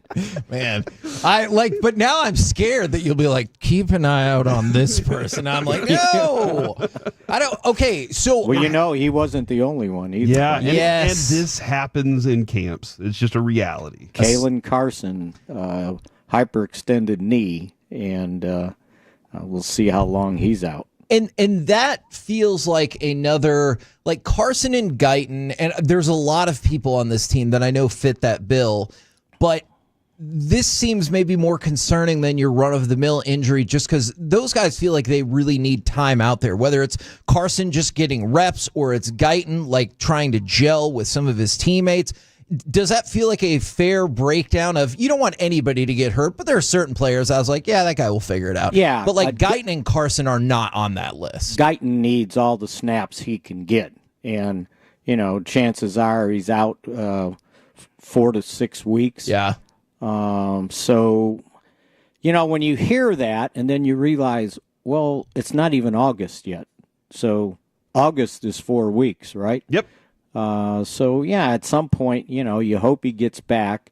If it's a bone bruise / fracture, bones usually take 6 weeks to heal. So we'll see where that one goes. But, it was at a position that, you're sitting there going, well, we got to figure out who's the swing tackle. Now you got to figure out who's the starting tackle. Right. Of that group of guys that were out there. And, that Nate Thomas had been getting snaps there. Adeniji had been getting snaps at right tackle, and then Steele came back. And Richardson, awesome. They've been moving him, Richards, I should say. They've been moving him around all over, left tackle, right tackle, guard. And they may have to kind of, settle them in at one spot now. So, yeah, these injuries are starting to pile. And, and it never fails. It's always like one position. And that really tests your depth. Yeah, it's like a disease, it just kind of goes there and, and starts dwindling the troops at that spot. And they need all the corners they can get. And that's why they signed Christian Matthews, a guy that had been with Eberflus with the Bears in 2023, but he hadn't been much more after his rookie year as a practice squad guy. But they need bodies. Yeah. Diggs, the most he's doing that I've seen is participating in walkthrough practices. So that's a step in the right direction. But he's still not there. Bland finally got back, so that was a good thing. But yeah, the injuries at certain positions just keep piling up. Yeah, I wanted to ask you something, and I hope this doesn't veer too far off, but the curiosity of the journalistic news of injury, because you saw it. It spread around really quickly that Tyler Guyton looked like an ACL, and everyone jumped on that. It was like, he's done, out for the year. Yep. But really quickly after that, we got more information, and it looked like, okay, not as bad as we originally thought. And then D'Amico Ryans, I know this is kind of different, but I think it all fits into the same category, was talking about Joe Mixon. And one of the things that he said was, I know a lot of people want to report a lot of things about guys with injuries. My thing is, are you really concerned about our guys, or are you just trying to get something out there? And I wanted to get your general thought about, like, do you wait and make sure you get the injury news right? Nobody waits. Yeah. And that's the problem, because if one person does it, like when that injury took place, and you know my official word, well, not official, but the word I got, that it didn't look good. All right, so what do you take out of didn't look good? Is it ACL? Is it an MCL? Is it a bone bruise? No one waits for the MRI to come out, right? And then I started looking online, and I saw, like, I want to say 4 sites that aren't here that were reporting it, right? So here's what happens. You know, one person does it, and everybody goes, well, that's got to be accurate. I'm going to get it too. And then it snowballs. And then when one person finds out, oh, no, maybe it's not an ACL, then everybody reports that. That's the world we live in. So what? And you have to. I feel sorry for the fan out there, because they've got to figure out who they trust, like the trusted sites. Right. And some of them don't know who's here at training camp and who's not. Right. And there are sites out there that just take everything that people do here at camp and then just reprint it on their site. And, you know, and people go, okay, well, I'm following them. They got this news. Well, they're not here. Yeah. And you know, it's hard to discern who to trust. And so, unfortunately, it's the world we live in. And then kind of the other part of that with D'Amico Ryans, do you think that reporters are under any, I don't know, like obligation is the right word, to actually care about the players as opposed to just getting the information out there? Because that's one of the things. He's like, do you really care if Joe Mixon, I mean, is that really their job to care if that, like, for that player's well-being as opposed to reporting the news? Well, I don't know that you care for the well-being, but you would like to not put something out there that is untrue, for right, sure, or not accurate. Sure. And I'm going to give you a perfect example. So 10 training camps ago, 2016, we were on the bus coming to training camp and got in the accident. Oh, yeah. That's right, yeah. Okay, remember that? Yes. After we were on the bus to finally get back here, I started looking up how it was reported, right? Nobody was there. We were there, right? TV stations showed up after about an hour later, hour and a half later. But the first lead I saw on AP was, and this, you know, paraphrasing here, but it said the Dallas Cowboys tour bus on the way to training camp in Oxnard, California, was involved in a fatal crash. Oh. There were 4 people on the bus, and there were 4 fatalities. Oh, no. That's right? Oh, dear. They killed us off. I'm glad you came back from the dead. Yeah, Kevin's only killed one person with a headline. That before, is so, true. Yeah. And then the next time they reported it, the next time, the second paragraph was the same. First paragraph, second paragraph was, according to Cowboy officials, there were no front office, players, cheerleaders on the bus. The only people on the bus were non-essential personnel. Oh, Hey, that hurts. That does hurt. I said, Sorry, if my buddy. mother was alive, she might have thought I was essential, you know. And then the next time, they at least had my name and the bus driver, Emery, who basically saved our lives, by the way. And, you know, that's another segment for you guys. But, and then there was 2 more people on the bus. One was a videographer, didn't bother to find his name. And the other guy who was in the TV department, but he moonlighted as Rowdy. And they said Rowdy. Oh, God. Didn't find his name, right? And I read it to him. I read it to him, and he goes, oh, my gosh. He goes, I'm not a character. I'm a person. I got a name. And I said, look at it this way. If you had passed away, the Cowboys were going to have to get a new mascot because Rowdy was dead.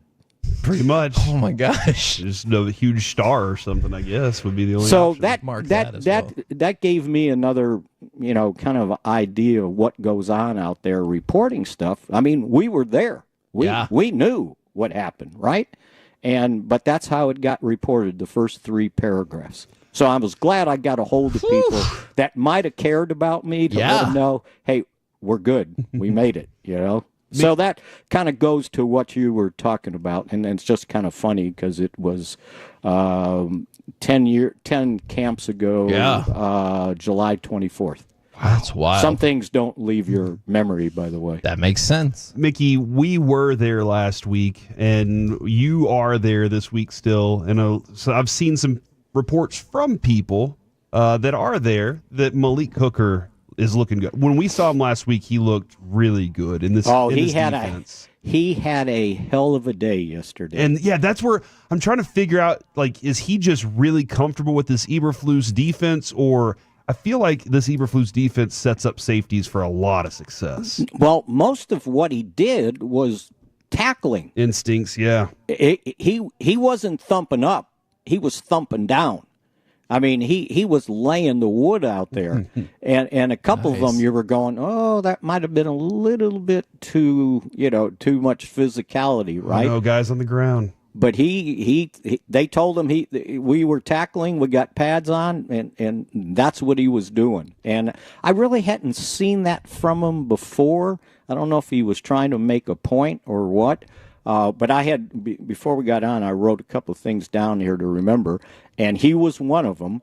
And the other guy, Cavante Turpin, had a heck of a day, and it wasn't little swing passes or handoffs on jet sweeps. He was catching the ball down the field and crossing patterns, hooks, whatever. I thought he had a really good day because some of the other wide receivers, there's been more drops these first few padded practice than you'd like. And it feels like Cavante Turpin, as well as, I guess, the other receivers not named Lamb and Pickens, might find themselves in unique positions with so much focus going on those other two to have relatively open routes plenty of times. And throw the tight end in there, too. That's right. And so, if you have those other two guys that, they're... I don't know what they time in the 40, but they've got speed and they've got deep speed, right? And Pickens had another deep catch on a go route. And then if you put Turpin's speed on the field, coming out of the slot or whatever, because a lot of times they're lining up Lamb in the slot, so it depends on what they're trying to improve. So the other third wide receiver could be an outside guy, Mingo, Tolbert, something like that. And then another guy that's starting to look like get more comfortable is Jaden Blue. He's starting to make some plays. He's starting to play football, right? He's fitting in. And the other day, I lose track of my days. It was Sunday or Monday. Down the field on a deep pass, he makes a one-handed catch on the sideline as he's going to the ground. So put his speed on the field with all those other guys, too. Right. Now, if you can get an offensive line that's healthy, can block, you might have something on offense. Well, the next step to make that happen is for you to just say you'll see us tomorrow. I'm going to just see you tomorrow. Okay. Right. Look forward Not to gonna that. Not going to try to be a smart ass, right?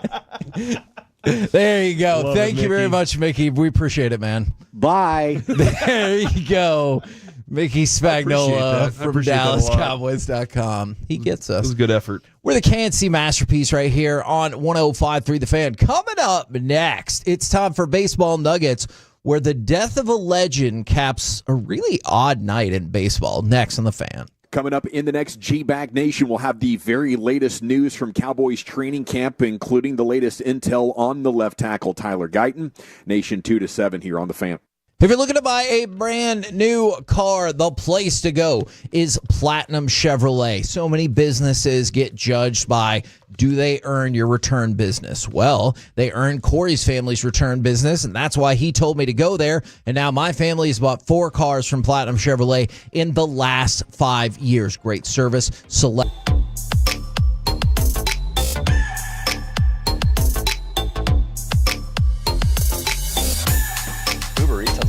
Product? I gotta remember that. Well, you know, they say in order to remember something, you have to forget something else. Okay, now that is a very cute haircut. That's like a little shag. I've never seen that before.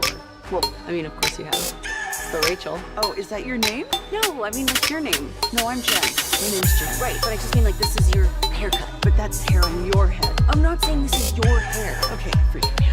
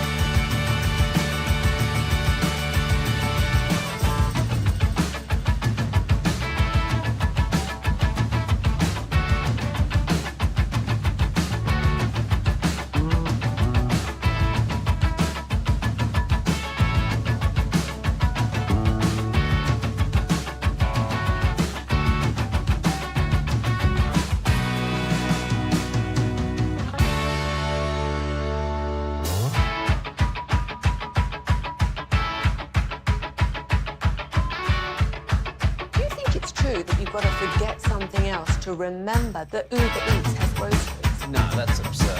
Hey, remember when you used to be what was it, Pepper Lady? Pepper Lady? Wasn't it Cinnamon Sisters? Those are those. Saffron Squad? Not maybe? No. Who said that? Was it Spice Girls? Doesn't sound right. Was it Saffron Squad?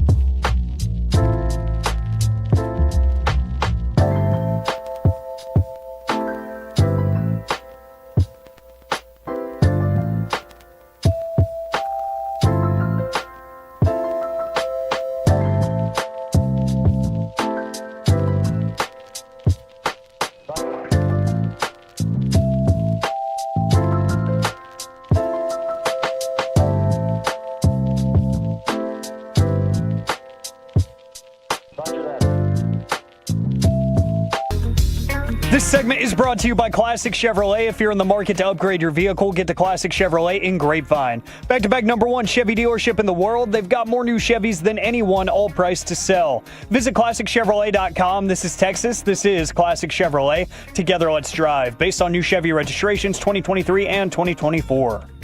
There's a shot deep to left. Croc back. That ball is gone. Home run for Ryan Sandberg. KNC Masterpiece back here on 105.3 The Fan right now. Brought to you by Reliant Air Conditioning, gimmick-free AC repair.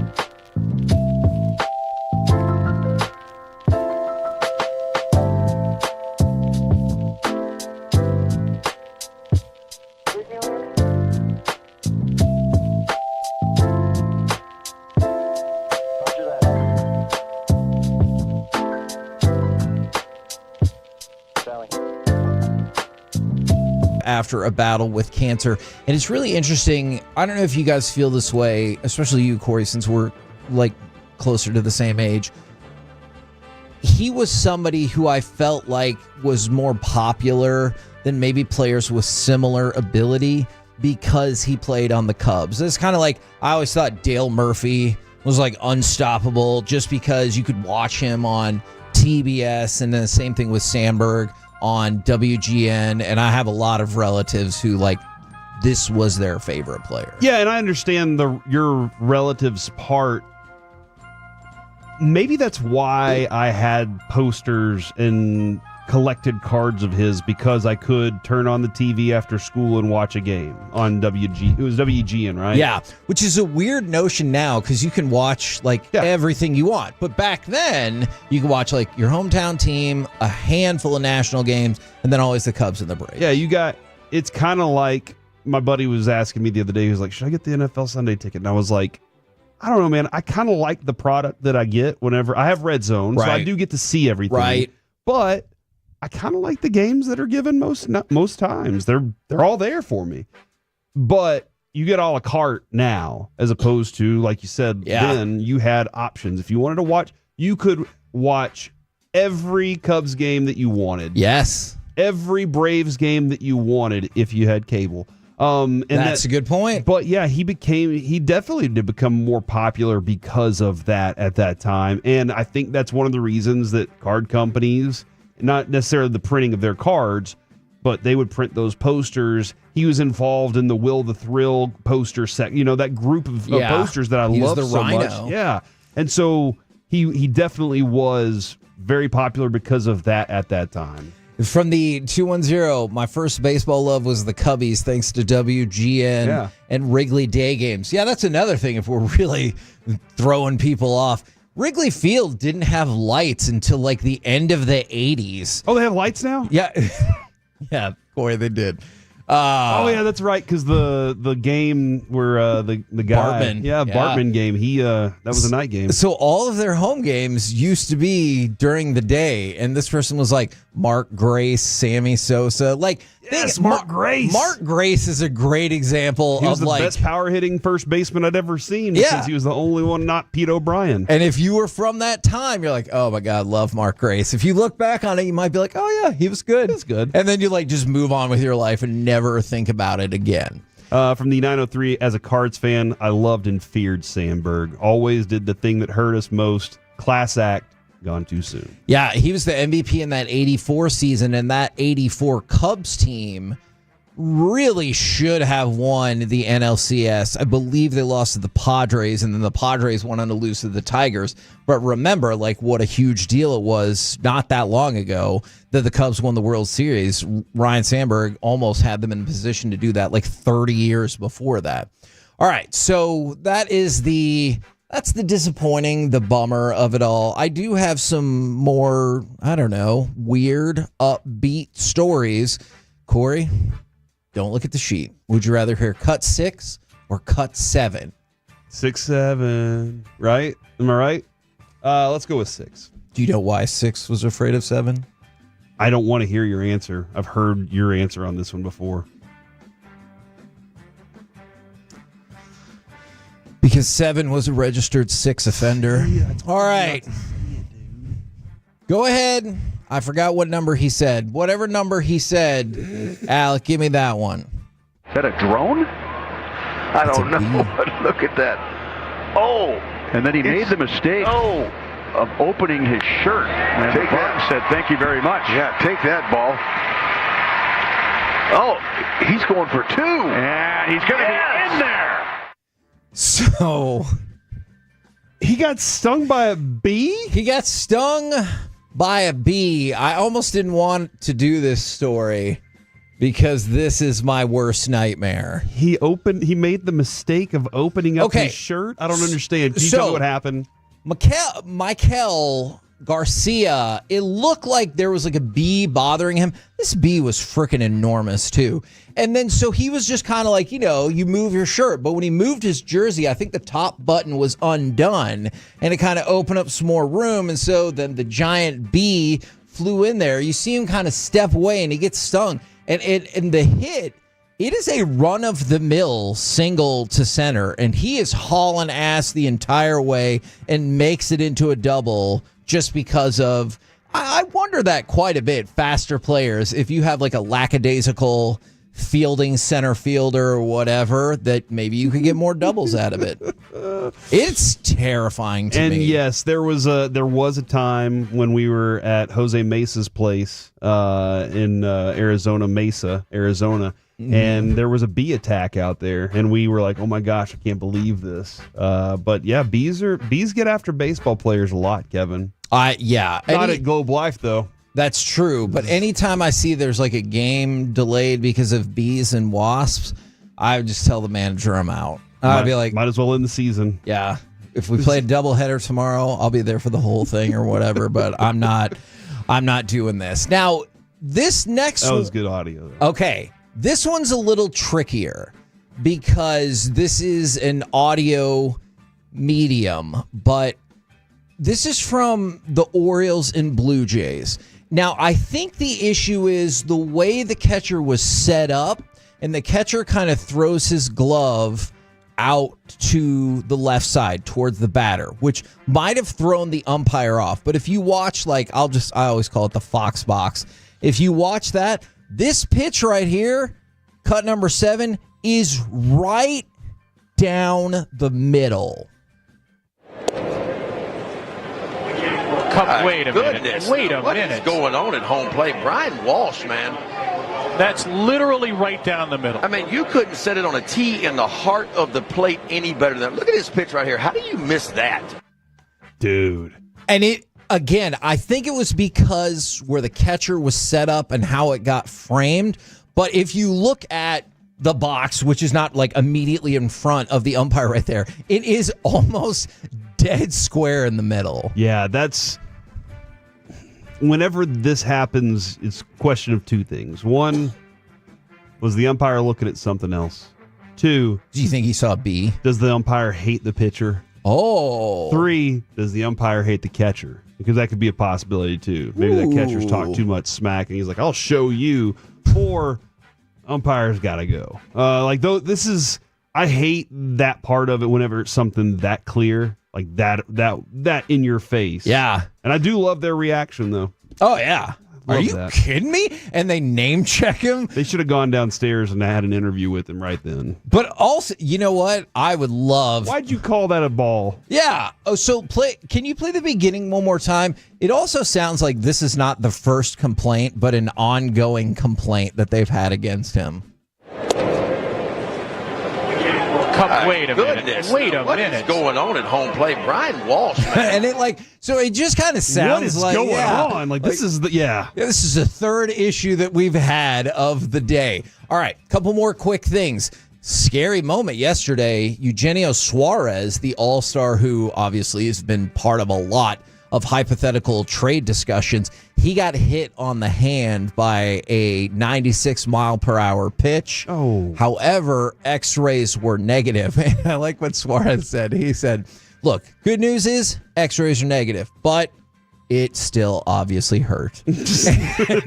I just love, that's a human response to me. Yes, because how many times have you been like, look, it hurts. And they're like, but there's nothing wrong. And you're like, doesn't mean it doesn't hurt, okay? I always think a team doctor or a team spokesperson does a player wrong when they go, it'll really come down to their pain tolerance. And I'm like, man. It's true, right? But all of us have different pain tolerances. Kind of made that guy sound like a chump if he doesn't go out there. Yeah, it does. And then also, did you see that the Red Sox had a lot of issues on their flight to Minnesota? Alex Cora, their manager, said he was fine because he fell asleep. But it was really turbulent, and a lot of players were still reeling from motion sickness after the flight and everything like that. Obviously, that seems like that could translate poorly to the baseball field. You ever had motion sickness? I don't think so. Alec, have you ever had motion sickness in your life? No, don't think so. Me either, but I know Avery did, my son, at Jess one point. Gets it too. Some other people I've known. I've never had it, though. And somebody did say that I might be onto something. Interview the players and the managers in between innings. What if reporters go and interview umpires between innings? See, I would appreciate that. It. And do you think motion sickness was the cause for the Red Sox? They were ahead 4-3 going into the bottom of the ninth, and then they lost 5-4. Could it have been because of motion sickness? Could have been crap bullpen. Or maybe that same stupid ref or ump went over to that game. Exactly. We're the KNC Masterpiece right here on 105.3 The Fan. Coming up next, more Cowboys questions that matter next right here on The Fan. Shan and RJ, the KNC Masterpiece, G-Man.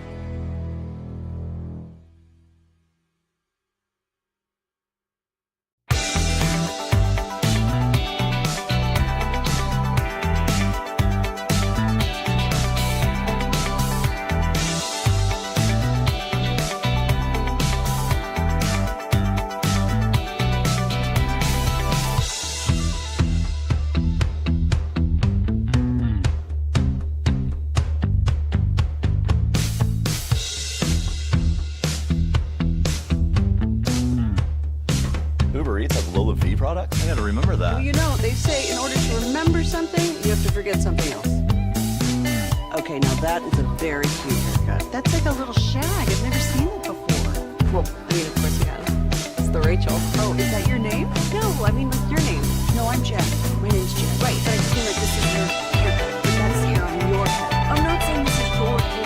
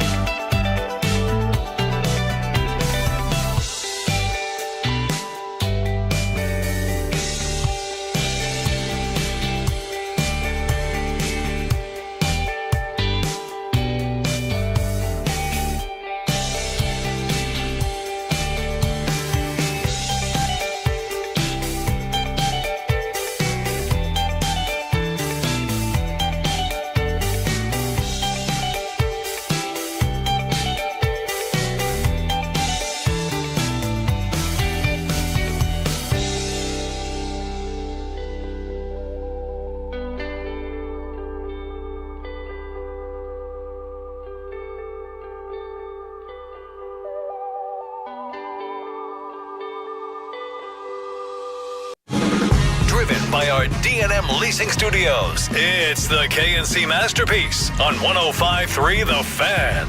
KNC Masterpiece right here on 105.3 The Fan, where if you ever see us out at a remote, go out of your way to ask Corey Majors about the exploits of him and his sister when they were younger. I told her yesterday, but happy belated birthday to my sister. She's an old lady now. Oh, no. Okay. That's what I told her when I called her. I was like, hey, old lady. And her daughter started laughing. Well, see, this is why you need to ask for those exploits. All right. It's time for Cowboys questions that matter. First question. Do you think there's a realistic chance the Cowboys could get Christian Wilkins? I mean, yeah, I think there's a realistic chance. I don't know how much they want to spend. So you're saying it's going to happen? No, I'm not. But I've been trying to get Christian Wilkins on this team for years. I know. I thought I could depend on your support here. This is also one of those do you want to mess with chemistry type situations, and I'm not quite sure what the whispers completely are in those circles. Right. So we've heard a couple of different reports here. Right. And I don't know how that flies with certain teams. And so maybe that would be the first thing that people look at and go, nah. So, but Will McClay told us his job is very fluid right now, right? Like it is constantly keeping an eye on these guys. He's got his scouts working really hard. But I do think there's a realistic chance that if he wanted to come to the Cowboys, they're looking at that position saying, how do we strengthen and bolster it? And that would be a player for it. Now, Alec, I'm going to throw this out there because Corey brought up the idea of the money, and I wonder how much that's going to be decided once they figure out or settle the grievance. But the betting odds came out, and they have the Patriots as the favorite. The Detroit Lions, second on the list, which is terrifying. And the Dallas Cowboys are seventh on the list. So, do you think this could potentially reasonably happen? I would say yes with the qualifier of if the grievance goes in his favor. Because then it'll theoretically be cheaper to sign him. Yeah, Gotcha. because it feels like the whole thing we've talked about with a possible LeBron buyout. It's Right. like, that's the only way it would make sense for this Dallas team to make that happen because the financials would be in their favor. You see it happen a lot where guys are still getting paid by another team. So they're like, yeah, I'll take the vet minimum because, Damian Lillard is doing it. He didn't get the vet minimum, but, you see that happen across other sports too. So if he's going to get paid by the Raiders, yes, I do think it's very reasonable to say that it could happen. But if not, he's going to chase the money because he's got to recoup what he lost. Do you guys think that the Cowboys have a lot of quality young talent, specifically defined as under 25? I feel like they do. Okay. But then I'm also like, there's two different words that you used. You used three actually different adjectives, I believe. Oh. Quality, young, and talent. I feel like they have young players. I'm not sure about the talent. Okay. But under 25, and some of these guys that are getting paid right now that you're heavily relying on this team are older. So nope, I've changed my mind. Okay. No, Whoa. they don't. They got to fix it. What a whirlwind. We're going to get back to that in just a second. And here's what I'll tell you, Corey. When we get back to it, go with your instinct. Okay. Alec, do you believe that the Dallas Cowboys have a lot of good young talent, specifically under the age of 25? I'm going to say no. But I think they are trending in that direction. I think that they've done some good work in the draft the past couple of years, despite a couple of swings and misses. You know, people will bring up Mozzie, people will bring up Schoonmaker. You know, both of those guys haven't really done too much, but I start thinking of the Maris Taliafaus of the world. I think Tyler Booker is incredible. I think that they're on their way, but I need to start being able to count on two hands how many names that come up. Once that happens, then I think the answer will change. I just found the list. I'm looking at the list of ages right now. Okay. And I'll kind of name some players that are under 25. Under 25. Not 25. Correct. Tyler Smith. Yep. George Pickens. Wow, is that right? Yeah. Man, I think I forget how young he is then. Holy moly. Cooper Beebe. Yep. I'll say Tyler Booker and maybe Jaden Blue. Other than that, it's Maffa. What about Overshown? Cornelius. They don't have him listed on here because stupid jerks. You remember what they told us? Remember what Schlereth told us about whenever you're injured, you're dead. And I guess he does. I just looked it up. He turns 25 like in a couple weeks. So yeah, Awesome Richards, Cropper, Mingo, Guyton, Vaughn, like those are players, but I don't feel like it's oh my gosh, this class is about to tear up. Okay. Well, then let me... Although Tyler Smith's really good and he's about to get paid a lot. Absolutely. Consider this. The number one team on the list is the Houston Texans. Here's players that they have that are under the age of 25. C.J. Stroud, Will Anderson, Derek Stingley, Kamari Lassiter. Number two... What a draft that was. Oh, my gosh. Right? Now, the Seattle Seahawks, Devon Witherspoon, Byron Murphy, Jackson Smith, and Jigba. So where would you guess? There's 32 teams in the NFL. Where would you guess the Cowboys are? Probably right in the middle somewhere. Right in the middle is Corey's instinctual guess.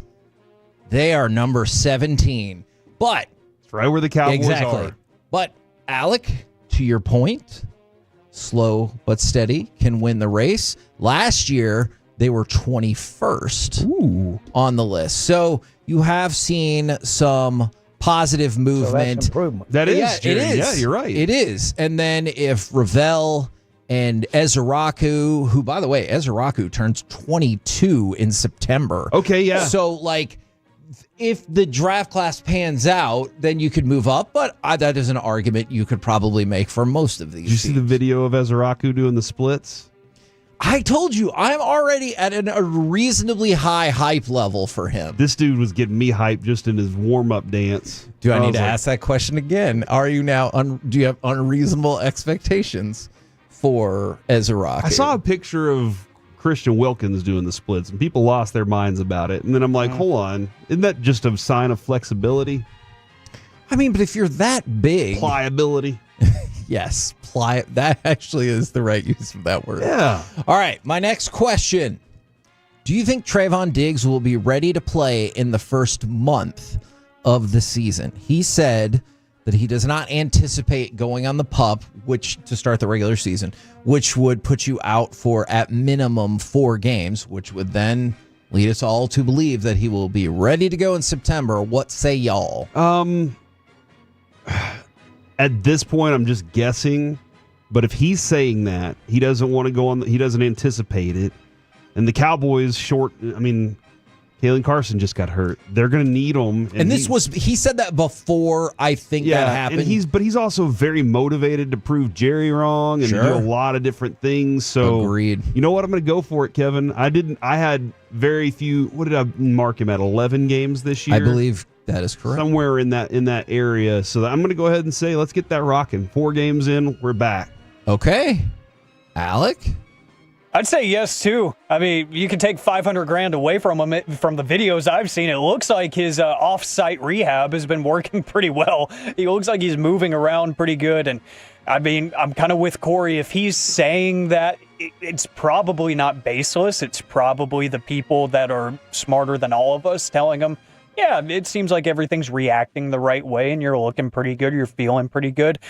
I'm going to trust him here and say that, yeah, I think he'll be ready to go. And, you know, he could miss maybe like the opener or something. Right. But, you know, it's not worth him missing the automatic 4 games if they think, yeah, he'll be ready by week 2. I'd rather just burn that roster spot and say he's going to play week 2. Now, let's stick with the cornerbacks here because Deron Bland was talking after practice yesterday, and he said, definitely Dallas is where I want to be. Hopefully we can get it done. This next part is probably what people are more keyed in on.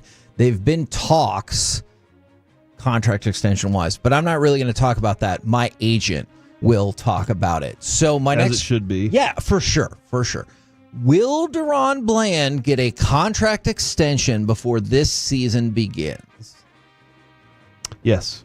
Ooh. Yeah, I'm kind of been like, he's not that dude, but I think he can get a good contract. If he wants to be the top cornerback paid, that's a different story, but I think he can get a really good contract and be very happy in Dallas for a while. Now, to go along with this, Alec, I liked this kind of breakdown. It felt deGrom-esque, where he was like, nope, just wasn't a good night.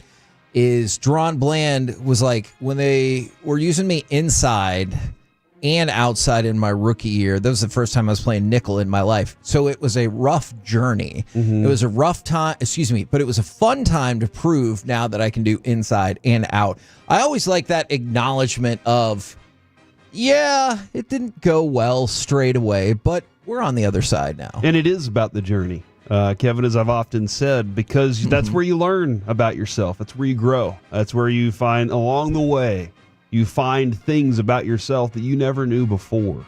And this is proof. This is proof of it. He didn't know he could do that before. Now he does. And I like that he does and feels like he could. If he needs to do it again, he can. Because the more you see some of these receivers, like CeeDee Lamb, that you can just move all over the field, right? Wouldn't you love a cornerback that you could just say, you know what, he's taking you out today? Because he can line up in the slot, he can line up outside, whatever we want him to do, he's taking you out of this game. And that's my big hope, is that's what you can do with a guy like Deron Bland. All right, Alec, does Deron Bland get his contract extension before the start of the regular season? Yes. I'm going to go with yes because I know the comparison has been made by plenty of people now, and I was one of those people whenever the Jake Ferguson deal went down. It feels Jalen Smith-esque and Ezekiel Elliott-esque, where it's like, hey, we're open for business. If you come approach us and, you catch us at the right time, I guess we're in a good mood, we'll make a deal with you. Right. We'll try to get it out ahead of this thing, try to beat market value by a little bit, and get this thing done before it needs to get done, just to show Micah, for whatever reason, that we're willing to make a deal. So I do think that's what's going to happen. And then to Corey's point, whenever he does the press conference to announce the contract signing, he's going to say it's not about the money. It's about the friends we made along the way. Oh, yeah, Rose. Oh, yeah. It is. Listening just to Broadus talk about the Ferguson deal yesterday was fun because of the comparison to Jalen Smith. Yeah. And he's like, listen, different player. Obviously, better player. Than Jalen Smith. Jalen Smith recognized this might be my only shot.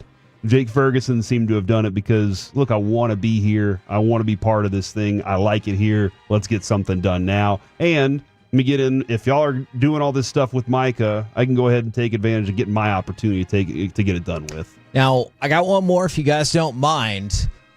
Are you pumped about seeing Awesome Richards as a part-time tight end? Or now do we need to protect him at all costs? Well, you got Adeniji as an option at tackle. They have some options, and we might go through some of those later on in the show as well. Yep. But I do like I do like seeing these jumbo packages.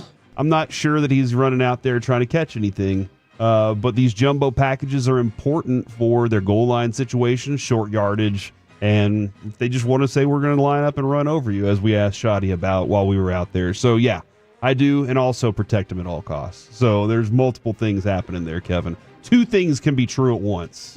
So true. All right, guys, thank you very much for participating in the Cowboys questions that matter. We're the KNC Masterpiece right here on 105.3 The Fan. Coming up next, it's time for AM on the FM. We got the question of the day, plus I found a way to make marathons even more difficult. Next on The Fan.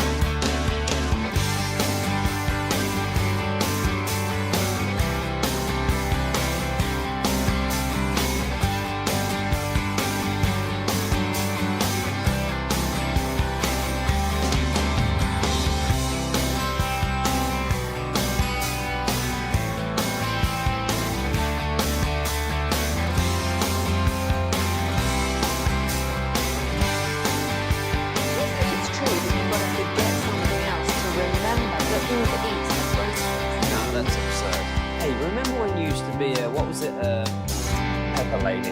Pepper Lady? Wasn't it Cinnamon Sisters? Basil Babes. Saffron Squad? Nutmeg Ladies? No. You said that. Was it Spice Girls? Doesn't sound right. Was it Saffron Squad?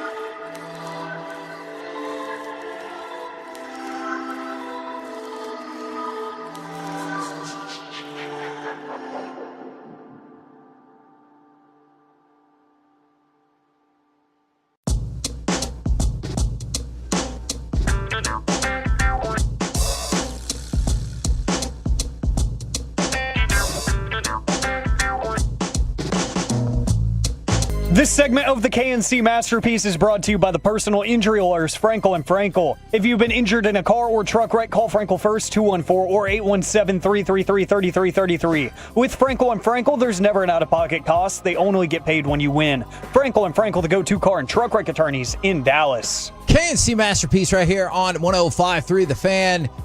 We gave Alex some very important advice going into his segment. Let's see if he follows it. Because if he doesn't, get ready to push the dump button.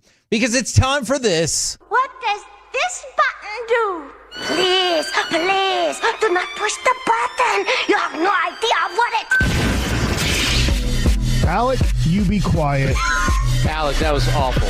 1 for Alec, 0 for Peyton. Don't you dare touch that dial. Don't you dare do it, Corey Majors, as you are making intense eye contact with me. It is time for AM on the FM. Let me do the intro real quick and I'll let you speak. Okay. I don't know if you should. I know I'm scared at this point. I shouldn't have said that. But my name is Alec Medford, the man that they call the Pride of Mansfield, Texas, 877-881-1053. That is the Frankel & Frankel Injury Attorneys text line, Twitch, and YouTube. You can use any of those outlets to answer today's question of the day. Plus, I found a way. I didn't create it, but I found a way to make marathons even more difficult. Why? We'll get to that here in just a little bit. Like a running marathon? Yes. Running man? I think it's very fun. I think it's a great idea. I don't think it's great for the people involved, but for entertainment purposes, I think it's awesome. So we'll get to that here in just a little bit. Corey, I saw you staring. Well, Kevin said get the dump button ready, just in case you don't follow the advice. And right as he said that, I saw our boss walking to the elevators and leaving. There's nobody in the boss's offices right now because our other boss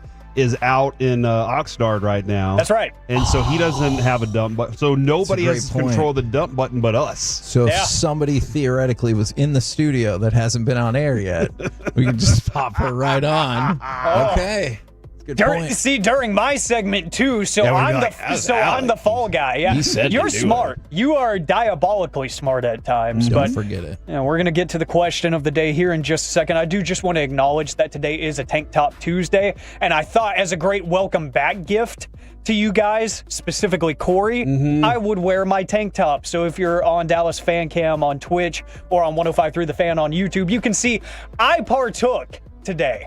I understood the assignment. Yeah. Somebody, he might also be the person who created this holiday, did not partake. So I just wanted to be known that I understood the assignment. And I'm feeling great right now because the AC in this control room is never really great. So, you know, the tank top might just be the move going forward until we move. You have the best arms at this station for Tank Top Tuesday, though. Ooh, that's the truth. So that's a It might be a stretch. But Thursday when Fred hops in here, maybe we'll see if we can make it Tank Top Thursday for a week. Okay. All right. So maybe that can be it. And he's the guy that would do it. I said this off air. He's the guy that would wear the tank top to the studio for midday radio without you asking. Yeah, he would. He would 100% do that lifestyle. with his own free will. So I think that if you presented that idea to him, he would be excited. And I'll join y'all. I will join y'all. I've got enough to last a week. So, you know, we can make that happen. But we're going to go to the National Day calendar, fellas, because today might be the best obscure holiday of the calendar year. Today is National Lipstick. No, I'm kidding. It is National Lipstick Day, but National Chicken Wing Day. It is National Chicken Wing Day, and I've already gotten all the promotional emails and the social media posts about the different places doing deals for chicken wings. But I just want to know one simple question, guys. Like, let me know, because I'm open to trying different things when it comes to the chicken wing, but I do have a classic in mind. I'm hoping Corey has a better answer, and mine's not too much of a power down. I do just like the buffalo sauce, so which is solid. Yeah, your classic. It's an all-timer. Yeah, your classic wing. That's the flavor for me. I do like garlic parm quite a bit. It's really good, but I'll default to buffalo on this. Give me one. Okay, all right. Orange Magic is the best way to make them. I have once Dawson put that recipe up. I think it's on online 1053thefan.com or maybe the Odyssey app. I don't know exactly where it is, but it's out there. And once I learned how to make those, like that's how I make them at home every time. I'll tweak it a little bit, make it a little spicier, make it a little less spicy. It depends. But that's my best. It has the base of pickle juice and Frank's Hot, so it's got that in there, and then it has the sweet on top of that, plus whatever your favorite rub is. So it's a perfect blend of all things. But if I'm going out to have wings, Baker's Gold at Pluckers is fantastic. Somebody suggested it to me one night whenever we were out at the out doing the draft party, and I was like, I've never had this before, and they said you should do it, and it's the one I get every time now. So Baker's Gold is my favorite flavor right now. See, for me, it's always been a lemon pepper. It's classic. It works. It's really hard to screw up too, but similar to you, Corey, just not at the draft party. I was just hanging out at Pluckers with one of my buddies, and he was like, you know they do spicy lemon pepper, right? And I'm like, are you kidding me? So I got that 10-piece. I ordered it, all spicy lemon pepper. I was like, we're full sending this. We are trying it out, and it is amazing. And I just had it last Friday, too. So that is my new go-to, is if you have any kind of sauce that's got a little bit of a kick to it, maybe even a buffalo sauce, that you can sprinkle a little lemon pepper in there, so you get a little bit of the sweet, you get a little bit of that zest, but then you get the spice too. Oh, yes. Now you're cooking with bacon grease, baby. I always was a lemon pepper and Parmesan. Like those would be the two that I would order whenever. And, obviously the regular kind that you like too. Which, that's not a... I did say that's not a power down. That's not a power down at all. Those are good. Yeah. Those are real good. One that I've actually kind of become accustomed to as I've gotten older and I've been able to handle a little bit more spice and just more open to the idea of trying new things, because my dad was always a huge spice guy growing up, and he would try to get me and my sister to try the most awful things that were just incredibly too spicy for children. Mango habanero is one that I was always like, that sounds awful. That sounds like an awful time. And then they're pretty good. I think it might have been my 18th birthday. My dad got some. He's like, just try one. You're a grown man now. Stop being a baby. I tried one. I was like, oh, this is amazing.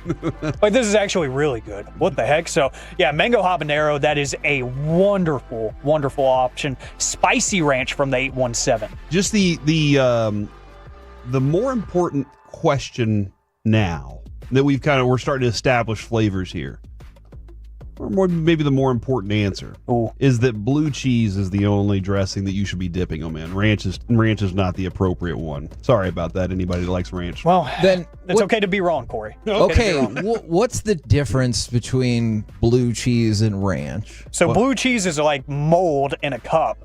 And then ranch is an actual dressing that is like meant to be consumed. So I'm telling you, I remember this vividly. The first time I ever spoke on the air at 105.3 The Fan back in 2020 was when I was producing a weekend show for Jared Sandler, and he got the fan text lit up over ranch versus blue cheese. And he was like, Alec, defend me. You should not be eating something that is actively molding.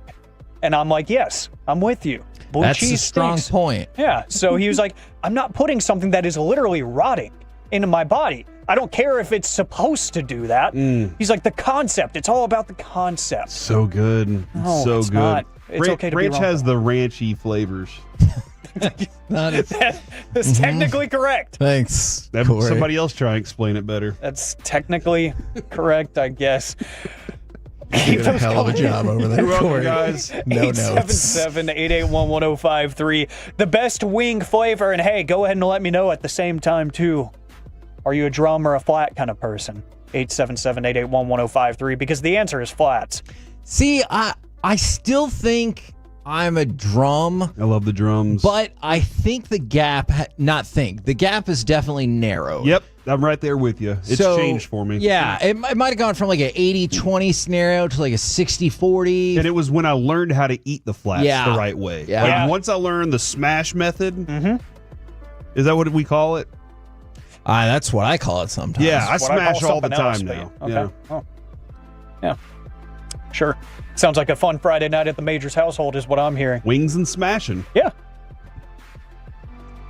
What are you looking at me like that for? Because I really want to ask, if you had to choose one night, what do you think is the most frequent sex night? Oh my God. But I don't want to throw you off. And don't pretend like, how did you get there? Like you weren't pretending that smash didn't mean doing it. I don't know what I was talking about smashing the wing. You are such a liar. So you get all the meat. You are a liar! We just established that is a frequently used method of consuming the chicken wing. Said method, Kevin. Method man, Corey Majors. To answer your question, though, if you schedule 3 nights a week, then there's not one that's more convenient. If you had than to the pick other. one. Probably Friday. Okay. As opposed to Saturday. That's the loosest night. You said schedule. Because you're trying to relax a little bit. You know, you're a little looser than usual. Maybe have a couple of lemonades, if you will. What kind of lemonade? Mike's Hard Lemonade. Yeah. Or just regular lemonade, like Kevin. This is... Oh, boy. Fred and I are going to be great together. I literally just started thinking that, and I am terrified. Until you have to have a meeting. I'm terrified. Until you have How do I handle meetings, Kevin? Great. Yep, I'm good. I'll be all right. I'm going to get yelled at so much. I'm looking forward to this. Kevin, you said your first day out is Thursday, correct? Correct. Man. Well, we've got a couple more days to try to keep this thing afloat, so I'm very much looking forward to this. Appreciate the interaction there, 877-881-1053. It is National Chicken Wing Day. For my money, the best obscure holiday on the calendar, so you can keep those coming in if you want. Your favorite flavor of chicken wing, and are you a flats or a drums kind of guy? I did say it's lipstick day as well, right? It is, yes. If you were dating a gal and she's like, you know, it would be really hot, Alec, if you put on her lipstick. Do you think that would be cool with you? Sure. Okay. I mean, like, good to know. I mean, I don't know. Bobby Belt would probably start calling me Caleb Williams or something if he saw a picture of that. But sports. Yeah, but hey, I mean, I don't care. Like, I've definitely been the model for, like, my sister trying out different makeup methods when, you know, she was in high school. You know, like, I don't care. It all washes off anyways. As long as it doesn't make it to social media, I'm cool. I've worn lipstick before. I mean, it was for acting purposes. Oh yeah, that play toy that was really and messed TVs up. and stuff. Yeah, I've done. Yeah, that was a messed up play, dude. Oh, I was thinking on a Friday night. What? You know, that's different. You know what is different? The $1 backyard ultra marathon. And you're probably saying, what in the world is that? Well, it is the marathon for sickos. It was just hosted in New York City. And a marathon as is already grueling. Yeah. And that's on my bucket list for life. I do want to complete a full marathon without stopping. That would be awesome, and I feel like I did a lot of things right in life if I could accomplish that sometime soon. Backyard ultra marathons have really caught on in the past few years with members of the running community that want to punish their body, but also their mind in this case. So in Manhattan, they hosted the first ever last man standing $1 backyard ultra in New York City. The concept is you run a lap within an hour. There's like a course that they run, and I don't know exactly how long a lap is, but it can vary depending on the obstacles that they may put in your way. Usually around 4 miles or so is what it looks like this lap is. It's a last man standing competition, and the runners can fall out from not completing the lap within the specified amount of time or by tapping out themselves. So, unlike a 100 or 250 mile ultra marathon, the backyard ultra requires that you keep going until you cannot take a step. There is no end goal. There is no end, you stop here. You keep going until you can't. But the catch is, every time you complete a lap, you put a $1 bill into a bucket. So each lap that gets completed, another $1 gets added. Another $1 gets added. And the prize at the end of the contest for the last man or woman standing is you get that bucket of money But there are incentives along the way also. So like after 2 laps, you get a t-shirt. After 4 laps, you get like a set of camping chairs. After 6 laps, you get... So like there are incentives to keep going, and you don't go home empty-handed at the end of the day if you don't win. But this definitely feels like an elementary school fundraiser based on the really number of laps you run and the prizes that you get. It really does. If you sell this amount of chocolate bars, then you get this. It's exactly that, but it's for absolute sickos who hate themselves. I think this is awesome. I think it needs to be live streamed somewhere. Somebody, Kick, Twitch, YouTube, sign these people to a deal. It was made by 2 college buddies in New York. Came up with the idea. It's a massive success. I hope this spreads because I don't want to compete in it. I just want to watch it. I love it.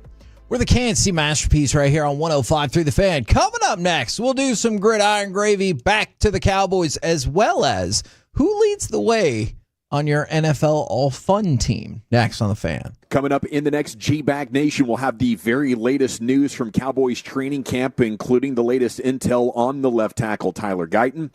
Nation 2 to 7 here on The Fan. Kevin, tell people to stop putting colored water in their home. Look, man, if you think about it, and we talk about this all the time,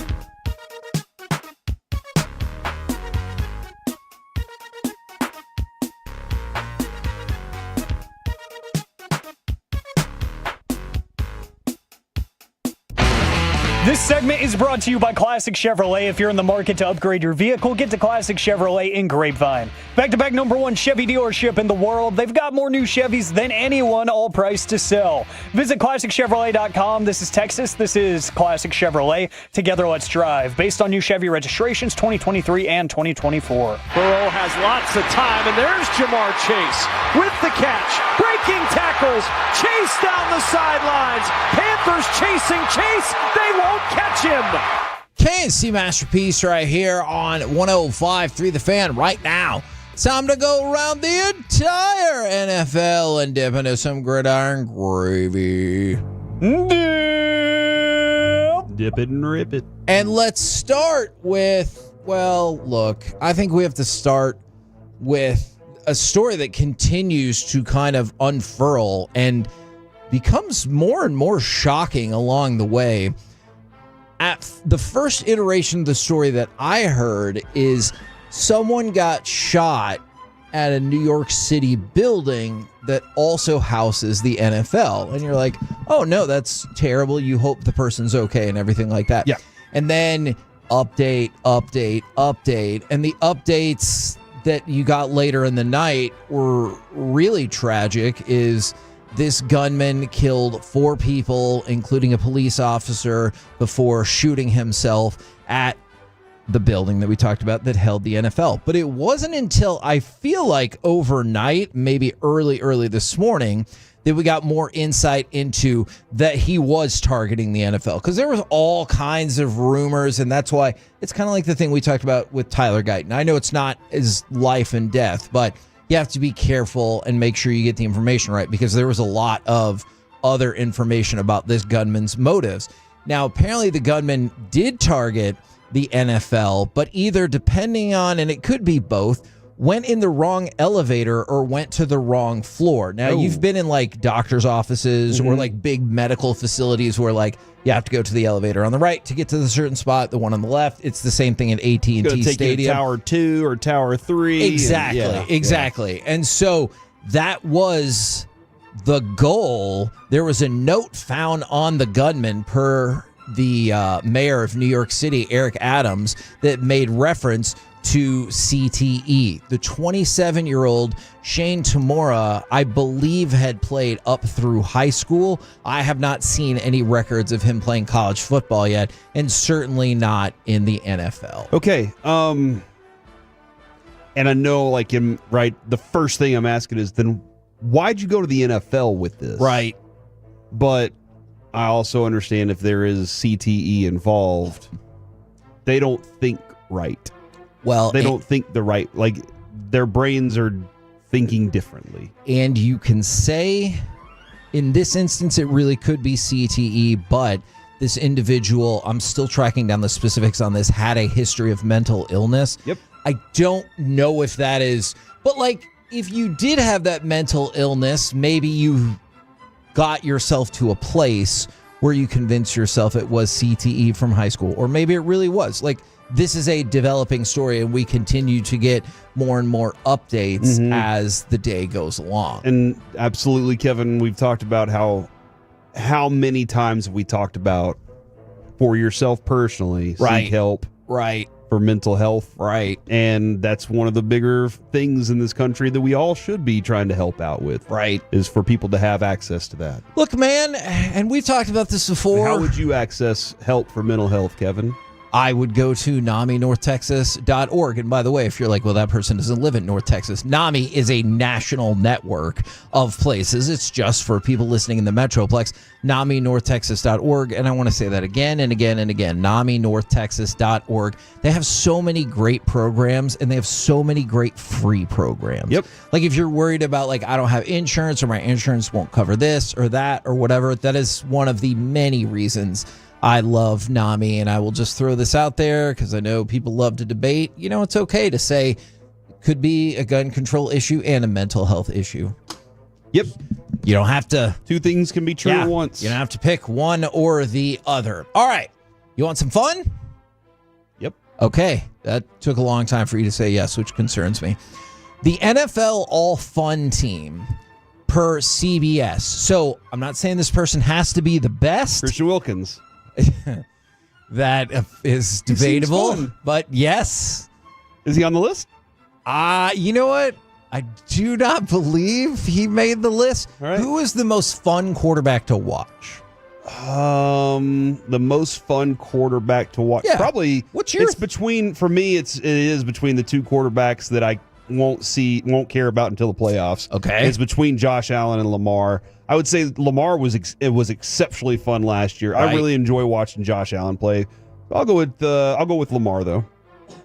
Yeah. By the way, I'm interested to know who's deleted or redacted off this list though. I will try to answer that. Where's for the you. list, Kevin? By the way, I forgot to throw this in there. Somebody asked about getting diagnosed with CTE after you're dead. That person did shoot himself in the chest, I think, with the idea. Yeah, exactly. All right.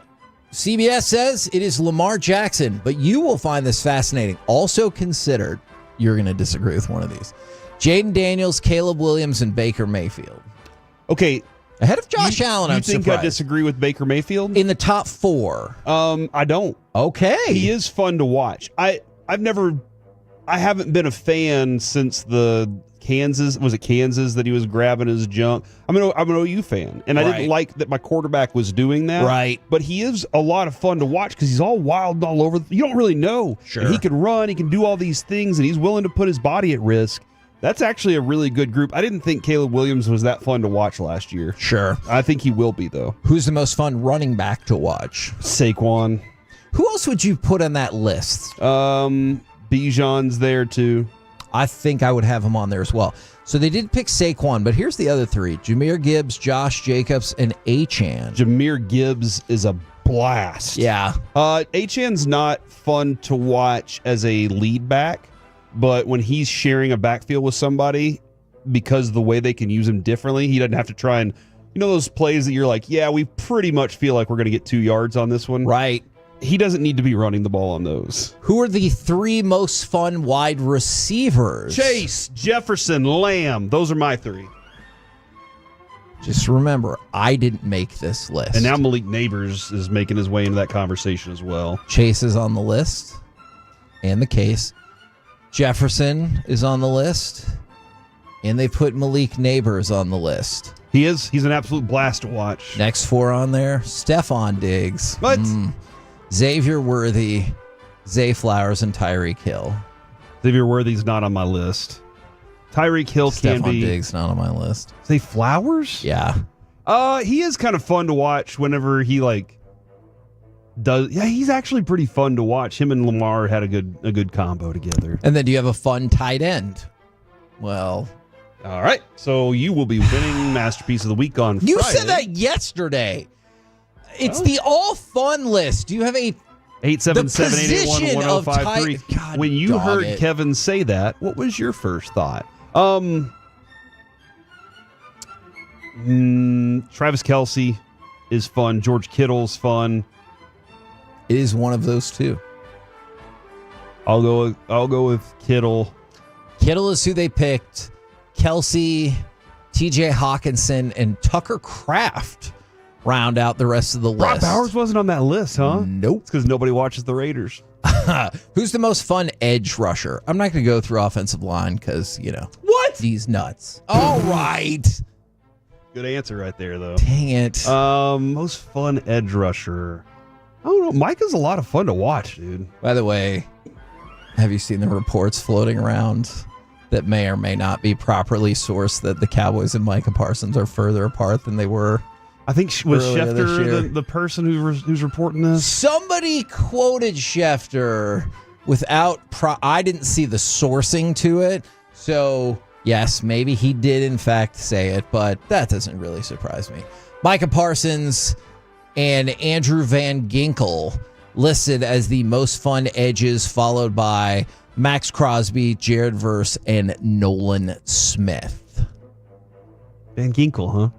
That's a fun name. He was fun. I started noticing him in that Dolphins with the Amazons or Hard Knocks. I noticed him then. He has been pretty fun to watch. A couple more quick things. The Titans went ahead and cut Treylon Burks, who they drafted in the first round just 3 years ago. And then Bears rookie Shamar Turner, I believe they took him in the second round. It looks like he'll be out about a month with an ankle injury. And Malik Neighbors said his toe issue is like a mosquito that just won't go away.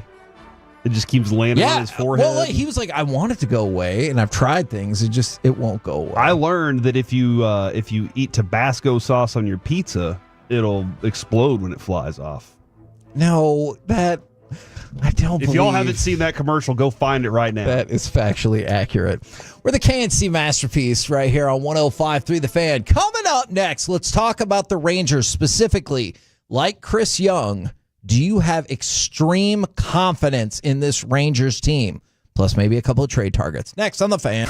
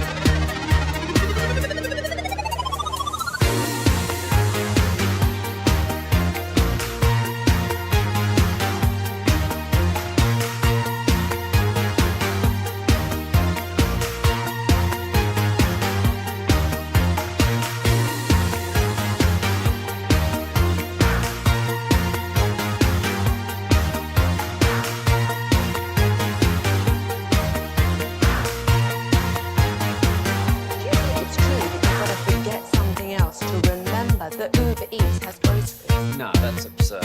Hey, remember when you used to be a, what was it, Pepper Lady?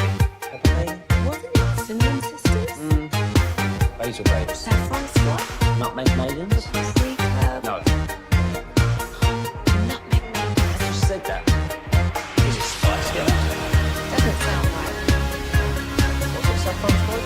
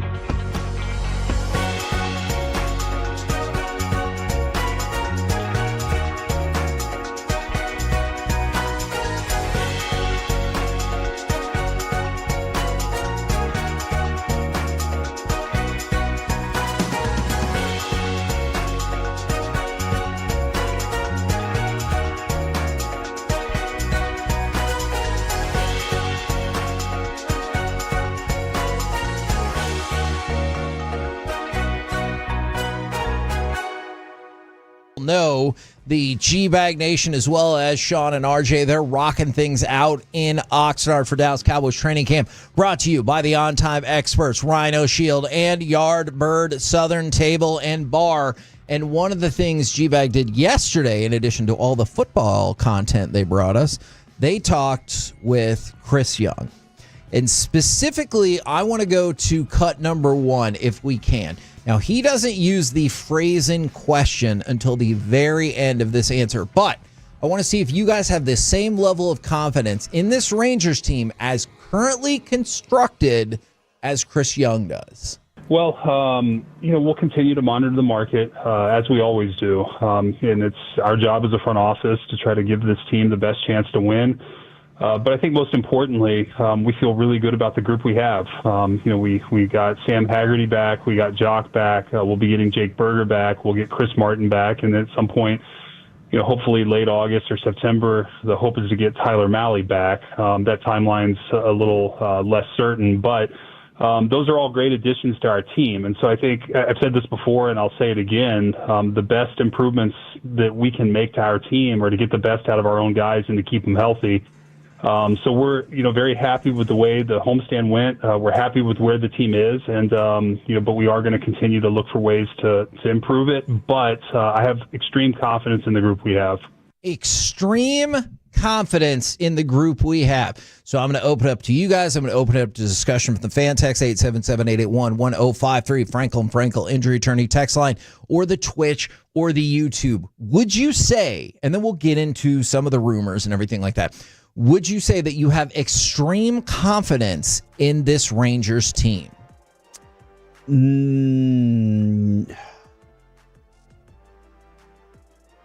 Not everything. Like, I have extreme confidence in a couple of the pitchers. I'm not sure I have extreme confidence in the bullpen. Okay. But I have faith in the bullpen. Does that make sense? Yes. The lineup, I feel at times, I have faith in them that they can, but not extreme confidence that it's always going to happen. But I do feel like this team as a team is about to go on a run. Chris Young has never wavered off that line. True. Like, he's said that all season long. And it's usually the last thing he says or the first thing he says. Listen, I have complete confidence that this group, blah, blah, blah, blah. And sometimes it looked foolish. Yes. But he and Bochy understand 162 better than any of us. And the idea that over time, you got to let things play out. And they do, and they have, and that patience is something that we as fans don't have and don't have the time for, right, but also don't have the job either. So we don't have Sure. that. But he also has to say that just in case nothing gets done. If nothing happens, that's a really good point. Guys, I told y'all all along. I've been saying this since day one. I have faith in everybody in this clubhouse right now. I've never wavered from that. So he has to keep throwing that in there while also giving the idea, and not just I don't think it's a veiled idea that I might find somebody to add to this team because you deserve it. Man, when Brian Ray brought that to the table during the Stars run when they added Mikko Rantanen, that changed my mind on how GMs think. You guys worked your asses off for me to show me and prove to me that y'all can do this. Now let me give you a little extra incentive. Let me give a little shot in the arm. Let me give you a little juice to say, this at the end here, now you have something that proves that I think y'all are good enough. Now go do it with this person too, because this person's an elite closer or an elite bat or whatever it is the team needs. That's where I feel about that. So I was crunching numbers on a couple of different players, but Alec, I want to kick it over to you real quick, and then we're going to focus in on one particular person that I know that the fan text really wants us to discuss. Alec, do you have extreme confidence in this club? Extreme confidence just isn't a term that I can use after what I saw in the proverbial first half of the season, but what I can say coming out of the All-Star break is cautious optimism. Okay. That's what I'm going to be working with for now because, unfortunately, I have seen how bad it can be in this calendar season. So I know that they're capable of being a lot worse than they are now with the roster as is constructed. So especially if they stand pat at the deadline here, then the cautious optimism has to stay there. But because of the short-term changes that we've seen, seems like Josh Young is being a lot less aggressive with the strike zone. It seems like he's being a lot more selective. So it feels like, even if it's just that one player as an example, some of the changes that they are seeking to make are working. They are actually working in theory. So that allows a cautious optimism for the rest of the season for me. All right. So there's a couple of different things here, and this one kind of encapsulates some of it, and then we'll come back around to Jock Peterson from the 214. Replace Jock Peterson with a good bat. Spores will add depth to the bullpen. All right, let's start with the bullpen. There are rumblings, and take it for whatever you will. Trade deadline, by the way, Thursday. You'll get all the latest right here on 105.3 The Fan. That Ryan Helsley with the Cardinals and David Bednar with Pirates are two players that the Rangers are interested in. For Bednar, we have heard this a couple of times before in the past. At the very least, I believe it was last year or the year before. And they've had interest in him before, yeah. And so he's been rumored a couple times. Now, what I was crunching numbers on was the money that they have left on their deal proportionately to the rest of the season. I promise we'll get through the math really quickly. The Rangers have waited long enough close to the deadline that now they can fit both of these salaries under the budget of what they're looking for. So that was the plan all along. I mean, that does make sense. Man, I wonder who the person would be that was thinking at that level. I mean, in that, I don't know that it's CY. Smart enough to go to Princeton or something like that. There you go. So Ryan Helsley, 1 year, $8.2 million. And the David Bednar, who theoretically would potentially be more expensive because he has one more year of arbitration, 1 year, $5.9 million. And you might be like, that's more money than we have to spend. But remember, those deals are prorated, so you would only have to take on the prorated version of their salary, which is just proportionate to whatever's left in the rest of the season. So one of those people could fit in the category that you're looking for without having to send anything out the door. I just look back at Kirby Yates and how, where he was and then how well he worked here. For sure. And that makes me think Bednar, ooh, that one right there. It's going to cost. It is. Right? But I mean, it's going to cost. But it's going to, are you in a position, and that's why I asked if you have extreme confidence in this team. Because if it's a yes, then I think you feel significantly more confident with the cost of the prospects that make it happen. Yeah, and that's where he's having that question to the scouting group, right? All right, if that's the case and they're asking for Sebastian Walcott, are you doing it? And if those scouts are going, we're that good of a team, then you can pull the trigger. You absolutely say, okay, well, this is the price they're asking. I'm going to try and fight them on this, but that's where it is. By the way, real quick, from the 817, Young and Bochy are not as good as it gets in their positions. And I went to look, and I said, Bochy's won 4 World Series. Yeah. The only people ahead of him coached in the early 1900s. And then I came back, and he said, they are as good. The not was a typo. Oh, okay. I appreciate that. I was about to say, I'm okay riding with those two people for now, but yeah. Now, for Jock Peterson, we need to just make this really clear. When I say figure out Jock Peterson, I essentially mean figure out for him to not be in the lineup. I don't So you're done with him altogether? I don't for now. But there's no other way to find out that you're ready to be back with him. Okay, well, he's not ready. And we're going to talk about last night's game as a great example. That's what I'm saying, though. If you're done with him for now, you're done with him for good. But you can't. That's the issue. I don't see how you can do anything with him. He has a player option, which I would assume he would pick up since he's having one of the worst seasons in the history of baseball. And if you think I'm kidding about that, hold on. We'll get to that as well. He has been awful this year. And you can look at last night's game as a game that he played a part in losing for sure. So go ahead, Alec, if you can give me cut number 2, because it was a struggle night offensively. And then cut number 2, you got the break that you needed for this Rangers team. Smith at third, Seager at second, Simeon at first. The 2-strike pitch. Swing and a ball hit off the end of the bat, popped up into shallow right center. Campero coming into his right is there, and he's got it, and he trips and falls. And did he drop the ball? I think he dropped the ball. The throw comes home. A couple of Rangers have scored. Garcia goes to second. What in the world just happened to Gustavo Campero? He had that ball, tripped and fell and dropped it, and first base umpire Marvin Hudson said no catch. It's a tie ball game. First off, what a hellaciously tremendous call that was. Matt Hicks is brilliant. Absolutely. Now, what happens after that? Jock Peterson is up there. He's got a 1-0 count. Fastball comes in. Like, that is supposed to be where he eats. 1-0 fastball right in the heart of the strike zone. Lets it go. All right. 2 other pitches in the middle of the strike zone in play. He struck out. Then you go a couple innings later. It's 6-3. Jock Peterson comes up with 2 runs on. So he's the tying run. Didn't get anything in the middle of the zone like he did the previous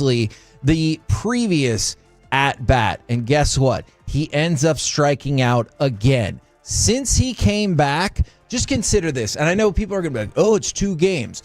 He's 0 for 8 and hasn't gotten the ball out of the infield. There was his second at bat yesterday. He hit one hard. Great play by the first. Yeah. Like, I got to give the first baseman credit on that one. And but that doesn't detract from the other things that I've seen him swing at that I've been like, what were you thinking, dude? And we talked about this yesterday. I hate that he's batting number 5. Look, you're right about Boch is great. Chris Young is great. They both have forgotten more about baseball than I'll ever know. But I hate the idea that he's at number 5, and here is one of the reasons. Well, there's many reasons, but let's hit this one. Jock Peterson is hitting 123 for the season. He's got 130 at-bats. In the last 100 years of baseball, only 4 players have ever had at least 200 at-bats and average less than 150. Jock Peterson could raise his batting average 25 points and would still be below 150. And he would be the 5th player in baseball in the last 100 years to be this bad with this many plate appearances. When he came back, I did not see that as a needle mover whatsoever. But are you just going to sit him and his $18, $19 million on the bench? You can't. And you're going to keep trying to push him out there and hope that what you sold to the owner, whenever you said, hey, I got to sign this guy to a contract, either you signed him with the idea of he's not really that good, but I need somebody. Right. And if you're not willing to give me the money to go get somebody good, then I have to get this guy at this price, so here's where we're stuck. And then you look at the owner and you go, see, like if you'd have just given me the money that I needed earlier, then I would have a better player for you. See, and don't you think the owner's counter argument, if you let's say you DFA'd him, because I know that's what people want. Don't forget, you're still going to be on the hook for that money because nobody's going to pick him up. Don't you think the owner's like, you're trying to get this extra money from me and you just let $38 million walk out the door? Get the hell out of here. The thing, and somebody texted in and said the fact that he's hitting in front of Evan Carter in the lineup is criminal. And yeah, you could swap the lefties right there. But more importantly, your DH before he came back, not that it was dominating, but you felt like you were getting productive on-base moments from some of those DH guys that you were putting in there. And I don't know how long you can go trying to either convince yourself, trying to give him the opportunity. I don't know when that window closes, and maybe we can ask Boch about that tomorrow. When does we talk about how long is baseball? Like how much more baseball do you have? When do you say there's not a lot of baseball left? And when does that window close for you've had your chances to prove it? Now we got to make we have to win games. Because if he's costing you winning games, which that at bat right there is kind of proof, he's costing you winning games, then that's a problem. Now, ESPN put out an article of trades they would like to see. I want to specifically hit this one before we move on. The Orioles trade Ryan O'Hearn and Ramon Laureano to the Rangers. Shield. No, not Rhino Shield O'Hearn. Although we can give that a shot. Absolutely. And Ryan O'Hearn was interesting to me because the Rangers on the betting odds right now, if Ryan O'Hearn got moved, the Rangers are 5th in line for that. But the reason why that would make sense for a lot of folks is you have Ryan O'Hearn who can play first or DH, and then you have Laureano who can DH and start in the outfield against left-handed pitchers. Okay. And so these returns won't necessarily be cheap, but those are names to keep an eye on. So we talked about Helsley. We talked about Bednar. I want to throw in there O'Hearn, Laureano, and then one other person to just keep your eyes out on is Marcell Ozuna. That is another one that the Rangers are in the top 10 strictly of betting odds. So you've got the reporters and the betting odds. These are some of the people that they focus in on. But I have noticed that outside of Jock Peterson, there does seem to be a ton of positivity for these Rangers. And so the question was, do you have extreme confidence? It feels like a lot of our fan base says yes. I'm getting there, man. We're the KNC Masterpiece right here on 105.3 The Fan. Coming up next, we move into the Expressway where I believe we're going to have a moral compass, also a ticket giveaway, and name one Cowboys player over the years you thought would become a star, but didn't. Next on The Fan.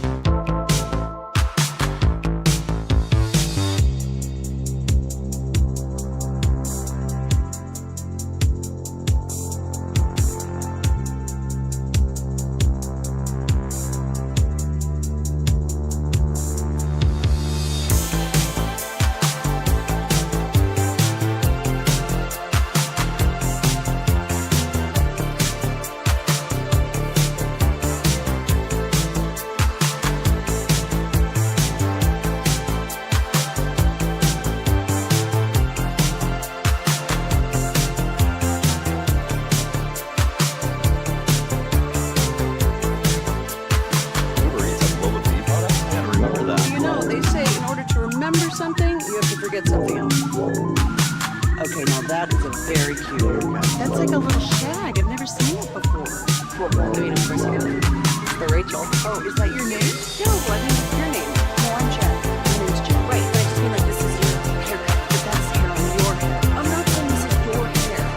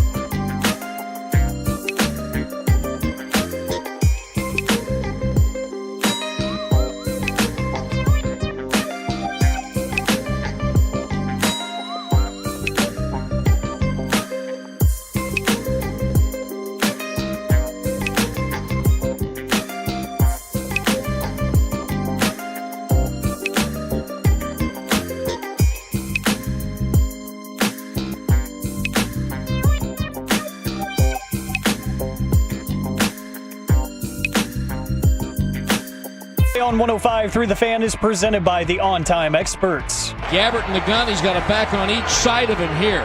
And there goes one of them out in motion and back to throw with no pressure and a deep ball down the middle of the field. Claiborne intercepted at the 10, returning it back to the 20.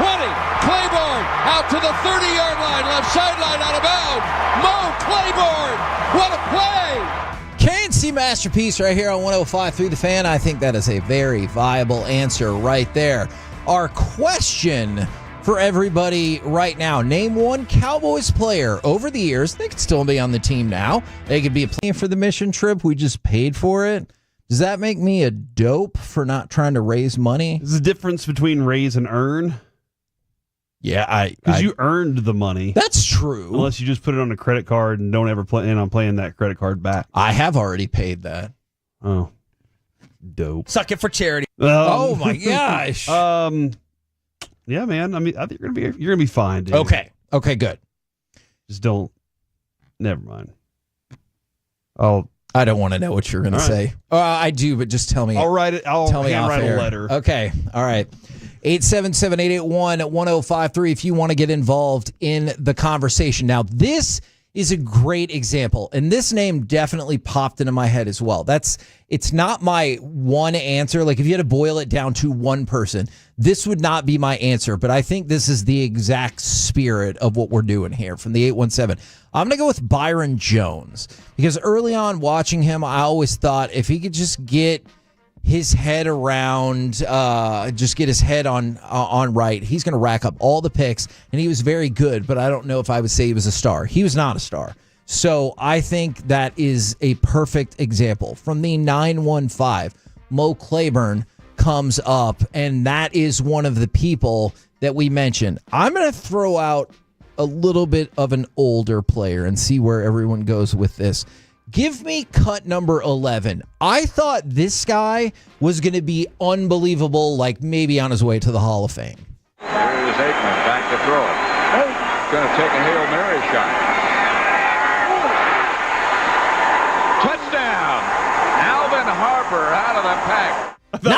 Not Troy Aikman. He made the Hall of Fame. I was like, geez, dude, your standards. No, it is Alvin Harper. And make it clear, Alvin Harper was unbelievable here. But even when he signed as a free agent, I thought he was going to be unbelievable at the next stop. And I just thought he was going to be awesome and catching those bombs year after year after year. And he never broke through the way I thought. Because I thought Alvin Harper was going to be a straight-up star. Mm-hmm. And so I think that's who I'm going to go with. Okay. All right. I like that.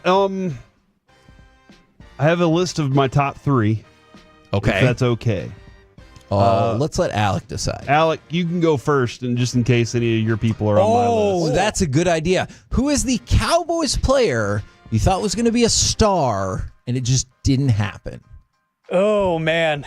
A fun name came to mind that's somewhat recent for me, and I had unreasonably, almost Kevin's like Donovan Ezeraku expectations. I had that level of expectation after about 4 games from this guy. His name was David Irving. Oh man, that is a good one. There were people at this station and people that worked at the station that are no longer here also that all were in that same boat. Yeah. Like he flashed for sure. I thought he was going to be the next big thing. He was a freak of nature just physically, but it seemed like each game that went by, he was kind of picking up a new tool and adding it to his game. He was finding new ways to beat guys off of the edge. I thought he was going to be one of those that you're like, how did they find this guy? And then he kind of ended his own career. But you just hit one of the key criteria for this, that flash. Like, what was it? Was it in training camp? Was it in the combine? Was it in college? Was it in, like, a couple of NFL games? Like, we all saw that flash for these people that made you think, man, that dude is going to be amazing. Can I rattle off a couple fan texts before we get to your top 3? Sure. Oh, man. From the 469, Jake Ferguson. Oh, man. I feel like he still has time to maybe get it done. From the 940, Jalen Smith. No, from the 469. Hold on, Jalen Smith's interesting. Okay. Because when we watched him at Notre Dame, he was Superman. Like he literally, go watch his Notre Dame film and you're going to go, how was that dude not the greatest linebacker to ever play? He was all over the field. Yeah. He gets hurt, and we came away from the conversation with him going, I'm really rooting for the guy just in our conversation. For sure. And then he played a good season. We did see the flash. Yes. And it didn't turn out after that, obviously. Man. Like it became less of, in college, he relied on his athletic prowess. Yeah.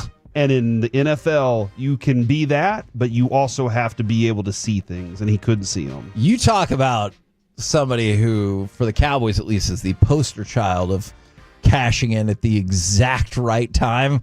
Jalen Smith is really high on this list. All right, Corey, what are we thinking? And we'll get back to some more of these texts, but I think at least one of these names that I'm seeing quite a bit might be on your list. All right, number 3, and I can't decide. He was kind of a star, but he wasn't as good as I expected him to be. That's Roy Williams. Which Roy Williams? The safety. Okay. And I'm not counting Roy Williams, the receiver. He was never really a Cowboy in my heart. But And from the 469, they said Roy Williams, and that's who I thought might be on your list. I agree. He was not a star. He, in college at OU, that dude was exceptional. And you could see all these really great traits about him. Then he got to the NFL, and as Parcells said, he was a biscuit away from being a linebacker. And he was a hitter, but he couldn't cover. And without Darren Woodson, you can't play that game. You have to have somebody that can cover. Number 2 on my list, Matt Johnson. Matt Johnson, on film, Matt Johnson never played a snap for the Cowboys in a real football game. But I watched him in the Big Sky conference, and I was like, holy crap, we may have found a diamond in the rough here. Did you get fooled by the red field? A little bit. Okay, because we had this conversation multiple times. I remember you're like, just watch from Matt Just keep Johnson. an eye on it. And a lot of people thought the same thing. Yeah. Unfortunately, health kept him from ever having an opportunity. But the number 1 player for me, and it's recent too, is Jabril Cox. Jabril Cox, we watched at LSU and we were like, dude, this guy can cover. He's fast. And somebody texted in earlier and said the prototype size. Yes. He was that. We saw the flash in one play against New York when he put Daniel Jones on his ass. Yeah. And then after that injury, and he just never could find his way back out onto the field for the Cowboys. But Jabril Cox, great dude too. Really liked him a lot. Couldn't find it. I remember when we interviewed him and I told him, I go, hey, I just pulled a score rookie card of you autograph. Should I keep it? And he goes, you should definitely keep it. That's going to be worth all of the money. Dude, and you want your players thinking that way? Yes, I do. Spoiler alert, it is not worth all of the money. Why not? Because of all the other things you said after that. Just hold on. Okay. From the 561 Mo Claiborne bought his jersey when we drafted him. Then he was about as underwhelming of a top 10 pick as could be. From the 469, Blake Jarwin. Man, I haven't thought about Blake Jarwin in a while. Somebody asked, what about Zeke? They said that this is a half troll question answer, but would you say he was a star? He burned out very fast. He did, but he was a star. That's tricky because, see, I think Zeke and Dak, both shorter term, earned being stars because they were really good, not just because they were with the Cowboys. I think there are other players that you can list off over the years that they became stars because they were with the Cowboys more so than their actual ability. And before anybody turns this into like a let's crap on Dak segment, like there have been numerous years where he has played like a star. Yep. All right, whether you think it's 16, maybe 18, maybe he was a couple the years ago. second star that year when he finished second MVP. Yes, but Zeke is somebody who crossed my mind. I thought of a different running back, though. Did you guys ever think that Julius Jones was going to be a star? Because we got him in the second round, and immediately it was like, that's the guy that needs to be our starting running back. And he scored a ton of touchdowns his rookie year, even though he only played like half the season. Man, there was a minute that I really thought Julius Jones was going to take off, and he definitely did not. I remember the day he was drafted, losing my mind, thinking we could get Steven Jackson, and we decided to go with this guy. And then I thought, you know what? I'm going to trust Big Bill, as Randy Galloway used to trust Big Bill. And so I said, I'll trust him that he wants to run the football and he has a good eye for this. So here we go. And it didn't go the way I wanted it to. Right. But I did think, hey man, and he had a couple of big runs. He really did have some big runs, but it wasn't, hey, I'm a good, consistent, every down back. Joseph Randall is a great name. Really, because if you want to say flashed, you were like, that was the moment where you really did think anybody can run behind this offensive line, and he's just good enough to do it. Now, we've talked a lot about the players we thought were going to be stars. What about the player the organization thought was going to be a star? From the 972, one Cowboys player I thought was going to become a star that wasn't, Antonio Bryant in 2003. I mean, the Cowboys let you know that they thought he was going to be a star because they were like, they gave him 88. Yeah, here's your number, sir. And then he took that sweaty, smelly jersey off and threw it in Bill Parcells' face, and then he was out of here. Yeah, what a weird scenario that was. From the 214. How many Antonio Bryant cards does Mike have, you think? Oh, my God. More than 100. I'll tell you that much. More than 100. This is an interesting one, too, from the 817. Leighton Vander Esch. Now, believe it or not, I've seen more people say Laurent Robinson than I have Leighton Vander Esch, which I'm kind of surprised because you saw from Vander Esch All-Pro. And in my mind, somewhat similar to Sean Lee, and not just lazily because they were both white linebackers, but they both had that just intensity, tenacity, and kind of that meanness to them that you want at that position. And unfortunately, injuries shortened both of their careers. And I thought Leighton Vander Esch could have been tremendous. Laurent Robinson falls into the Peerless Price thing for me. Okay. He had a couple of good moments, and that was it. Yeah. And I even asked Laurent Robinson, hey, you're going to help me win my fantasy league this year? And he was like, absolutely. And I did. It wasn't because of him, but I did. From the 214, I thought Tony Romo and Miles Austin were going to be the next Peyton Manning and Reggie Wayne. Like, that feels very relatable. Yeah, it does. I felt the same way. I was like, finally, this is a dude right here. And then from the 469. Couldn't keep his hamstrings.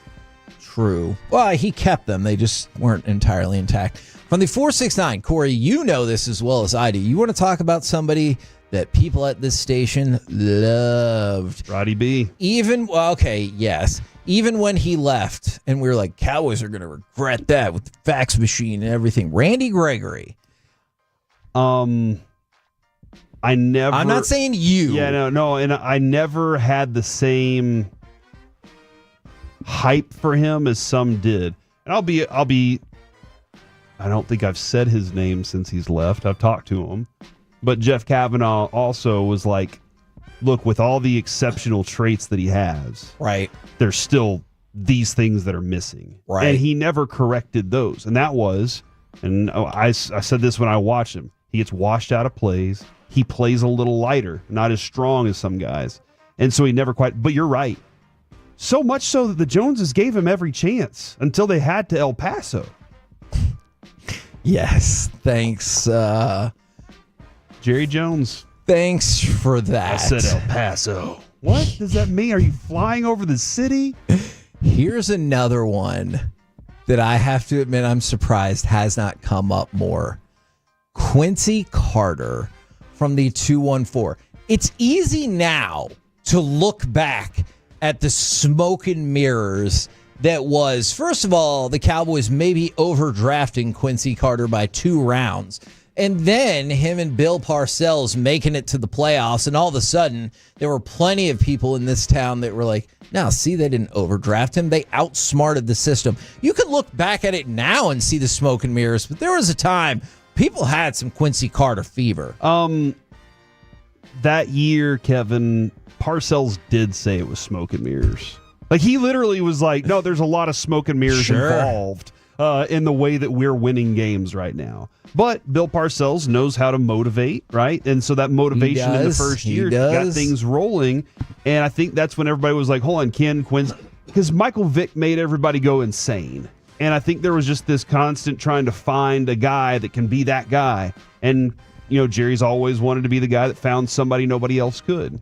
And so that was definitely a thing that stood out there. But, yeah, Quincy Carter had some moments. Like, he had some really good moments. Consistency failed him. Man, I know we're going to do some other fun stuff as well. And we got our ticket giveaway. DeBerg. I see that. But what about Steve Pallor?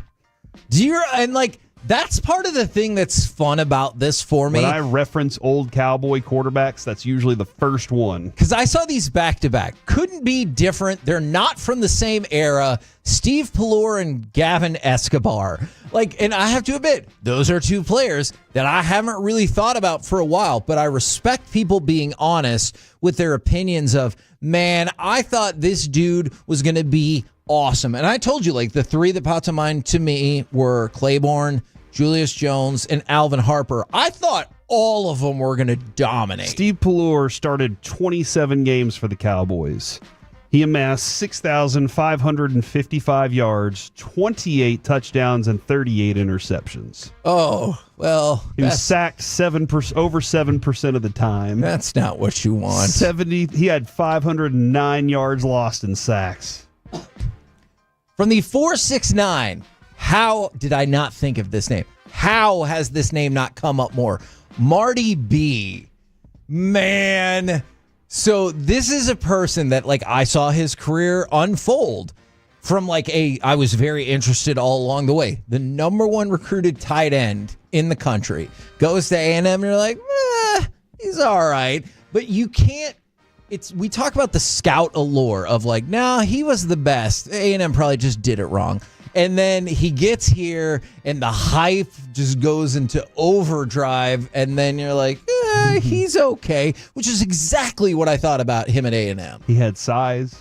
He had speed. He did. He had the ability to high point. Oh, he's athletic. Yeah, absolutely. He just couldn't run routes correctly, and didn't love to block football. Yeah. So that became a problem. Here. Then he goes to other places and performs very well inconsistently. But you're right. And every time, Kevin, you saw one of those flash plays. See, that's why we never should let him go. He's better than Witten. Okay. All right. Okay, settle down. I'm catching up some on the fan text, and I see more and more Marty B. This is another interesting one from the 321 because he still has the opportunity, but Sam Williams. Okay. How many straight years have we talked about Sam Williams' potential? At least 3. I'm glad you picked that out because when we have we're gonna have Wolchuk on at 1:00. Okay. Live from Oxnard. And Sam Williams was somebody that Broadus was talking about yesterday. And we saw Sam Williams knock some people on their ass in practice. Yep. And it's interesting because you see that, and then Schottenheimer's like, don't do that. And you're like, but isn't that what you... And you're like, you got to figure out how to, a happy medium. Yeah. Well, Sam Williams is best at his athletic peak. When he's going athletically, you're fine. If he has to think, you're like, what are you doing, dude?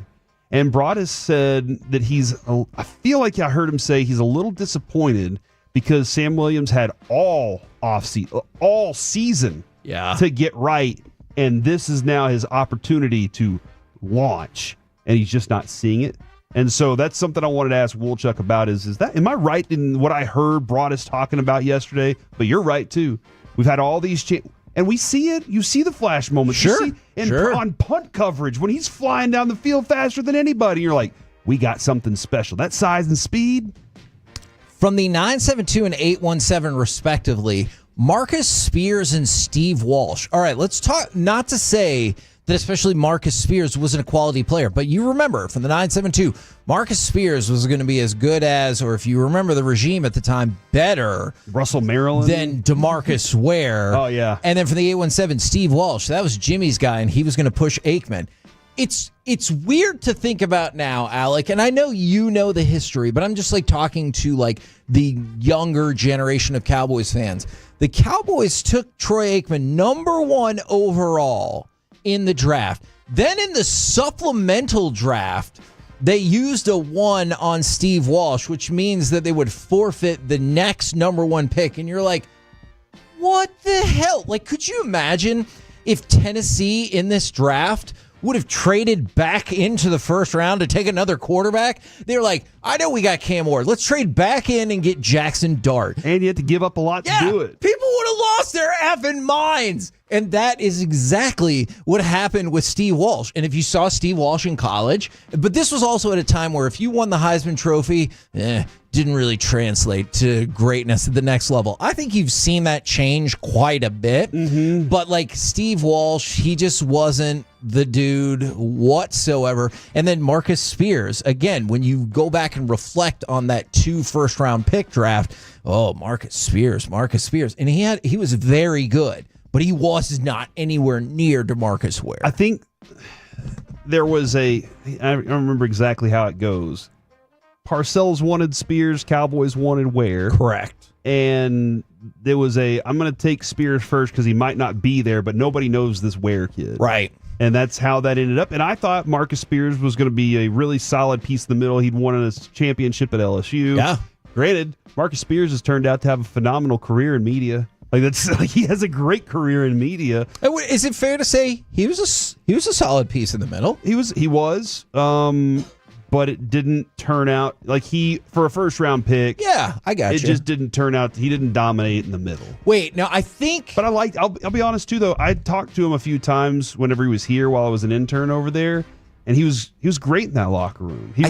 Observing him and watching him in the locker room, he was great. I believe DeMarcus Ware went first. Is that what it was? Then Marcus Spears. Okay, the Cowboys draft. And Jerry picks. had the if this one does this, then I take the wife on the airplane or whatever. But it definitely felt like there were some vague and not so vague threats about if DeMarcus Ware didn't work out and Marcus Spears, and they didn't end up getting him, which they did. Yeah. But if they didn't end up getting him, there'd be a whole lot of hurt feelings. We're the KNC Masterpiece right here on 105.3 The Fan. Thanks to everyone who's rocking along with us in that segment. And here is your reward. Right now, say the thing. Let's get something away! 877-881-1053. Caller number 10 will win a pair of tickets to go see Live and Collective Soul on August 13th at the Pavilion at Toyota Music Factory. You can get those tickets via Live Nation, who's providing us with these tickets. So you can go buy them from them, or you can win them for free right now. Caller number 10, 877-881-1053. And now, can do a quick moral compass? Yeah, we can rock with that. Hit it. You are my counsel. The one I turn to when I need my moral compass checked. We have forged this relationship for years, and I depend on it.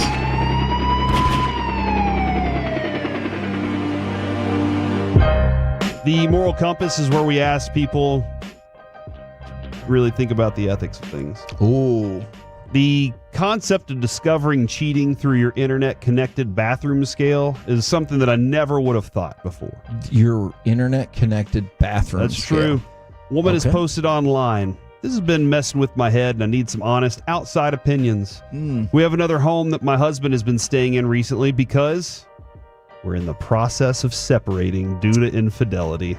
Oh, dear. I checked the digital scale's memory out of curiosity, and it showed 2 unassigned weigh-ins at exactly 120 pounds, logged at 12:25 a.m.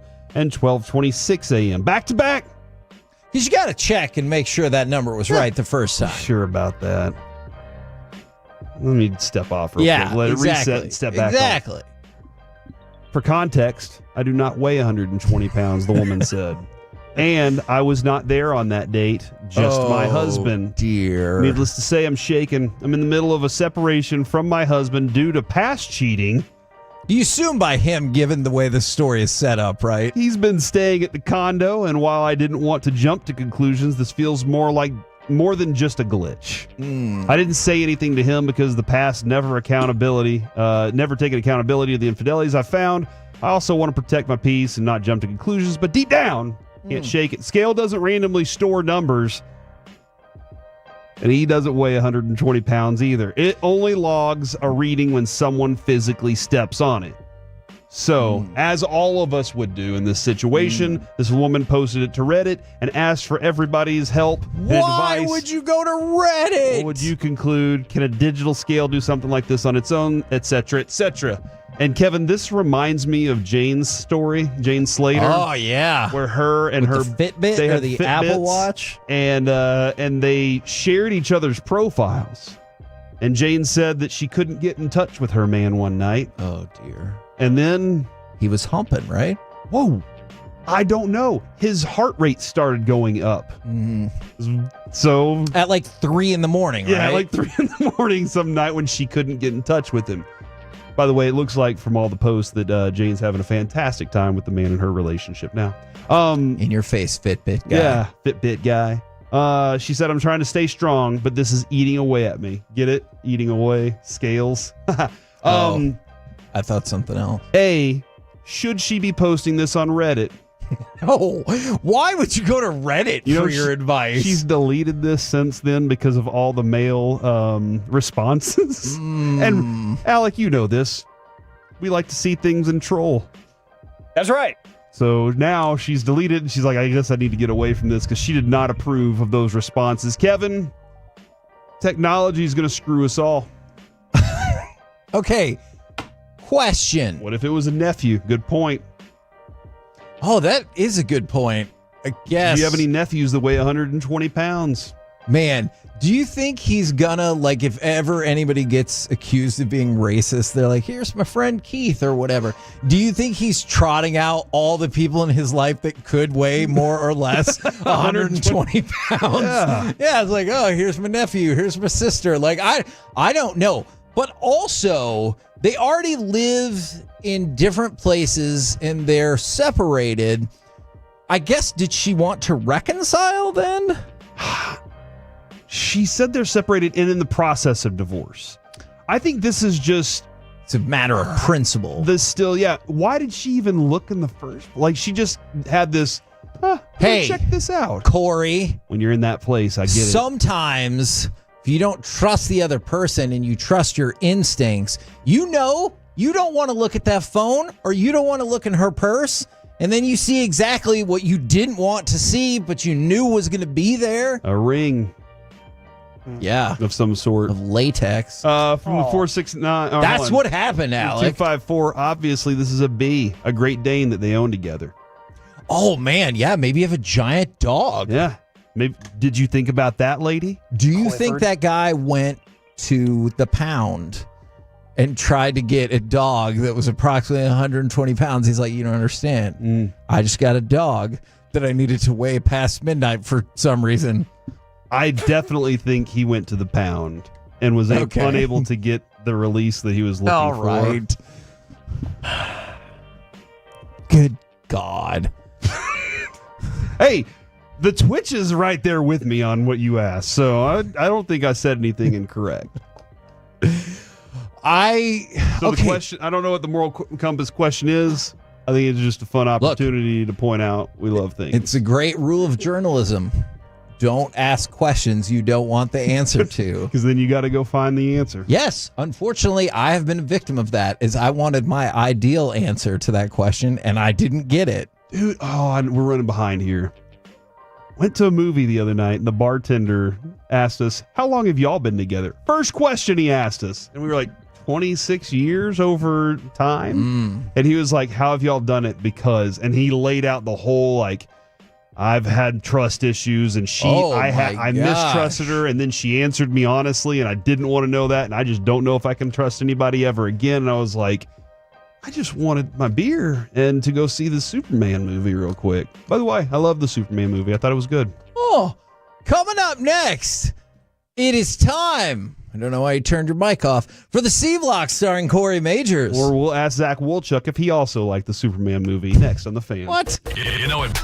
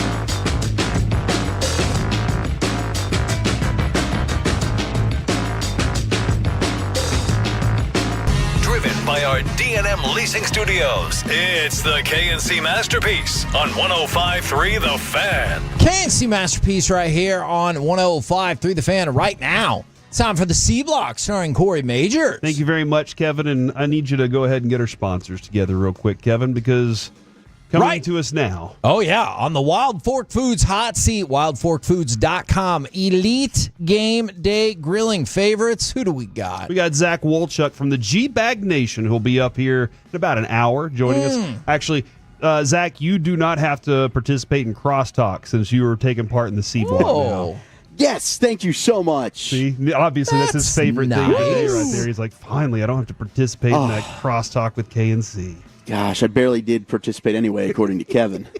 Hey, that was months ago. We addressed it. People don't forget. I addressed it with myself as well. Zach, I was listening yesterday to the beginning of the show and a couple different areas, and I wanted you to help me out. Am I incorrect in saying that Sam Williams has not really lived up to what Broadus's expectation were? I feel like yesterday when he was talking about him, he was kind of like, look, he had this whole season to get ready for this off season, and he thought there should be a little bit more. No, you're right. And yesterday, I really thought Tyler Guyton handled Sam Williams pretty much every single rep. And they moved him around a little bit. There were sometimes they had him and Ezra Raku rushing on the same side. Maybe there's a stunt. But if it was Tyler Booker that had to go up against Sam Williams, I think Book handled him well. Right now, he looks like a guy that, to me, is used to winning with his athleticism and his first step quickness. And now I don't know if it's, hey, he's getting trust back in that knee, or maybe there is some of that burst. I mean, we've seen some clips of him before we got out here, and you guys were here last week, where he is flying and chasing a play down on a run down the field. So, like, he still has that freak athleticism, but I think now he needs to kind of add more of the hand fighting, maybe add some more moves to the tool belt. I mean, hell, it's kind of weird to say, but like that's one of the strengths for Donovan Ezeraku. He's got a lot of different ways that he can beat you. So maybe they can get together and work on some stuff. But I will say I certainly have not been overwhelmed in a positive way, at least early on in camp. And I'm hoping that it's just, hey, you're slowly coming back from a major knee injury, and maybe by the time we're ready to take on the Eagles week 1, we'll get that version of Sam Williams that we did expect to see. Since you were talking about Tyler Guyton, can you walk us through your wave of emotions with the news that wasn't really the news that almost was the news? I mean, I feel like it was like a ball sack of all ball sacking, guys. Like, what the hell happened yesterday? It was just like an hour of highs, lows, tears, jubilation, celebration. Shout out to Brian. He had this thing cornered right after we come back from break in the final hour, and Ian Rappaport puts out there. Now, in Ian's defense, he did say the fear is that it's an ACL, but immediately you're thinking, okay, if that's out there, they think that that's what it is, right? And the MRI is just to confirm that. And I just really felt for the player, because certainly I think that there's maybe some people on the station and a lot of Cowboy fans out there, we see the fan text that kind of gave up on him. And, he's a bust already. And I just talked about this on Love of the Star, which we'll be posting on Odyssey a little bit later, but maybe I'll take responsibility. Like, I don't think we did a good enough job describing Tyler Guyton's profile coming out of the draft, where he wasn't like Tyler Booker is this year, where he started all 3-4 years in college, got a ton of playing time, and is basically ready to plug and play. This was a dude who started 1 year at OU, and he was a project type of player. There was a lot of talent there that you could see becoming a legit starting left tackle, but I think that the growing pains that he went through shouldn't have been a surprise. And I'll raise my hand and say we probably should have done a better job last year, maybe minimizing expectation for him. But I saw a totally different player yesterday with the pads on. I mean, the pass sets for him, the marrying of the hands and the feet, the bend, everything. He was a much more aggressive tackle than a guy that was kind of just passive, waiting for somebody to come to him. Catching is a phrase that Brian will use for that a lot. So I was really excited about him taking that next next step. And, unfortunately now this is still a setback. I mean, he's now losing valuable time here in training camp, but it is an absolute blessing going from, oh my gosh, what are they going to do at left tackle to now, hey, he could still be starting week 1. I will say this. I listened a lot when he was drafted, and I felt like we did the same thing. We tried to tell people. I think we kind of got caught up in the idea that the rest of this offensive line's pretty good, and they're going to be able to carry the weight as these young pups come along, and that didn't quite happen. I thought we did a pretty good job of it, but I understand where you're coming from there, Zach. We were trying to tell people. It just didn't. We kind of got excited about what this team could do for sure. And what I saw while I was out there, and we only got to see a few days of him, but what I saw was a guy that wasn't reaching anymore, but using his length with purpose. And that was last year, so many times those holding calls and things like that were because he was a little lazy with the footwork and reaching out. And it didn't look like early on what we've seen was the case. So it was tough to hear that yesterday, knowing that this could 4 to 6 weeks could put him behind again, much like it did last year. Zach, your top 3. It sounds like you're really high on Guyton. Your top 3 from practice so far. Yeah, yesterday I thought really both tackles had a pretty good day, Guyton and Steele. Malik Hooker was, I thought, the best player defensively yesterday. I thought he was really good in coverage and even came up, had an excellent play down the alley, smacking him back against the run. And then, Donovan Ezeraku, guys. Oh, my gosh. Let's talk about it, Zach. Holy crap. Hey, listen, right now, Kevin is as high on Ezeraku as he is on Overshown. So, he should be. Yeah, okay, there we go. You should be. This you. was a guy that I really was surprised didn't go in the first round. Heck, I think Nick Harris might have had him graded higher than anybody else on the draft show, so he was throwing a Cooper Beebe-esque party when he ended up going ahead and making that pick in the second round. But, that's a steal.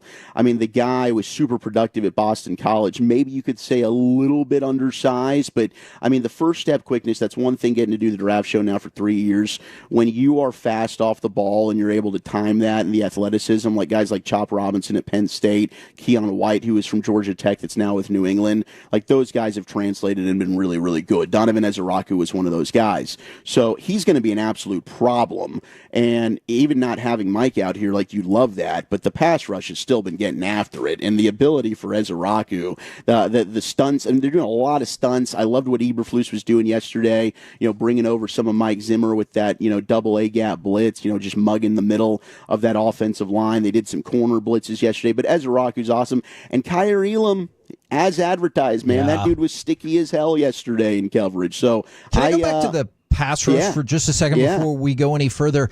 What have been your thoughts, or what are your general thoughts, I guess, as well, about Dante Fowler? Because this is somebody that we have seen produce at the NFL level, and it sounds like he's looked better with the run coverage as well, which I know has not always been his strong suit.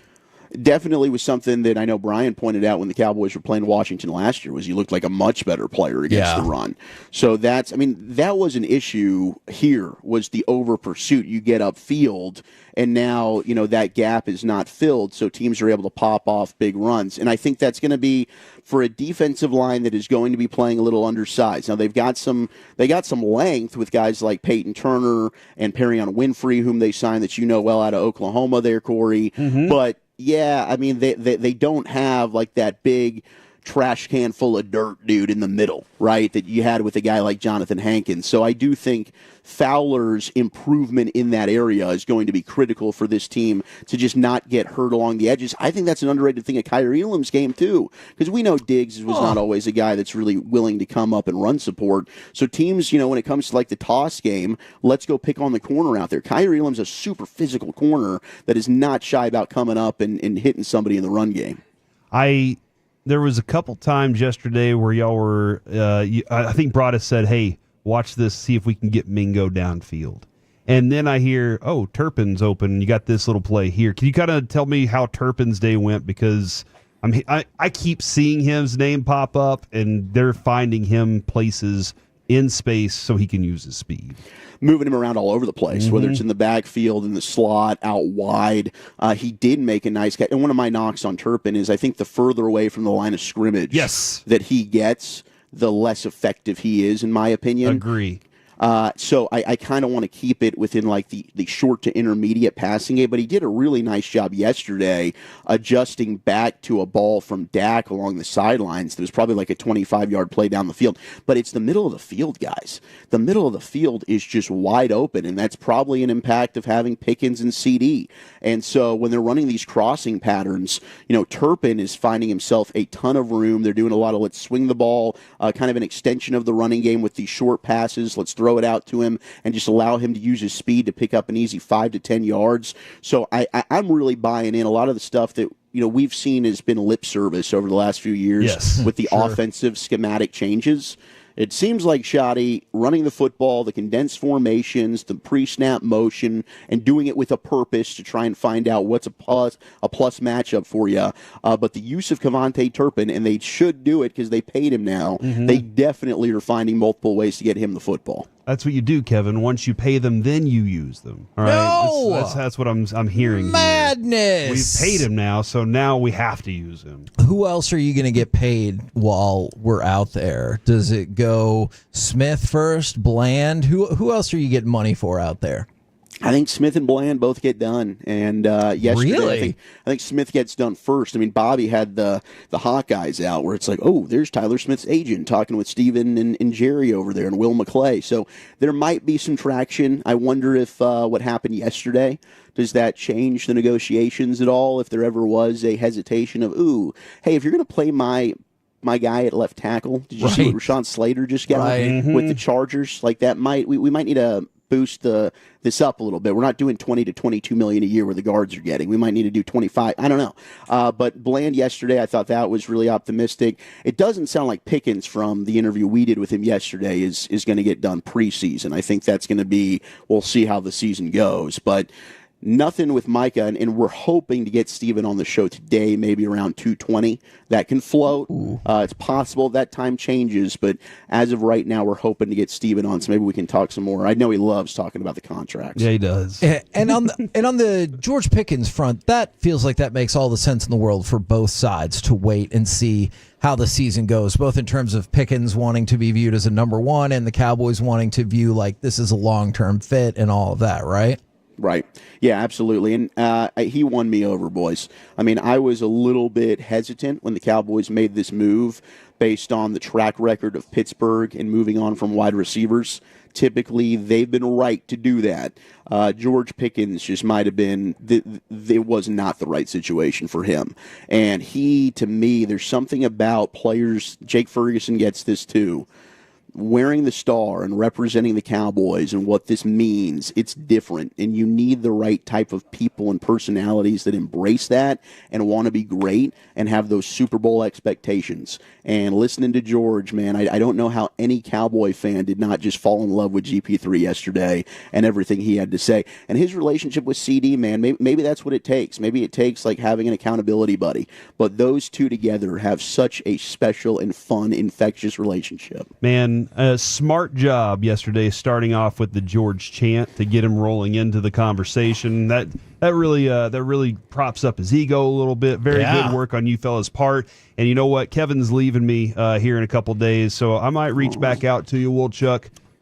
See if you got any. I like having any him other on, too. experiences. Where can people follow you on the social medias? At Zach Wolchuk, of course, check out Love of the Star. And then, there's the show, the G-Bag Nation, that follows the best midday show in the world, the KNC Masterpiece. So I'd appreciate it if you hung around and gave us a chance as well. My concern when listening to radio shows, is that they're over too soon. How long is this program that you do? Is there enough time for me to really sit down and enjoy it? Yeah, I mean, we got a full 5 for you. So fantastic. Absolutely. There is plenty of time for you to soak in all the G-bags. Later, buddy. Love you. Love you more. There you go, Zach Wolchuk. That's a good dude right there, man. Yeah. Helping out, keeping eyeballs on the football field for us. Absolutely, man. Heck of a team we got out there, from the breakdowns to the contractual eyeballs out there. I guarantee you, you won't find a better team out there right now. A better radio team in covering your face, this thing. Cowboys. No, they're not a radio team, Kevin. I got you. We're their radio team. Is what I'm saying. Hey, off to a great start. We're actually there. Yep. We're the KNC Masterpiece right here on 105.3 The Fan. Coming up next, let's do a little NFL overreaction or reality right here on The Fan.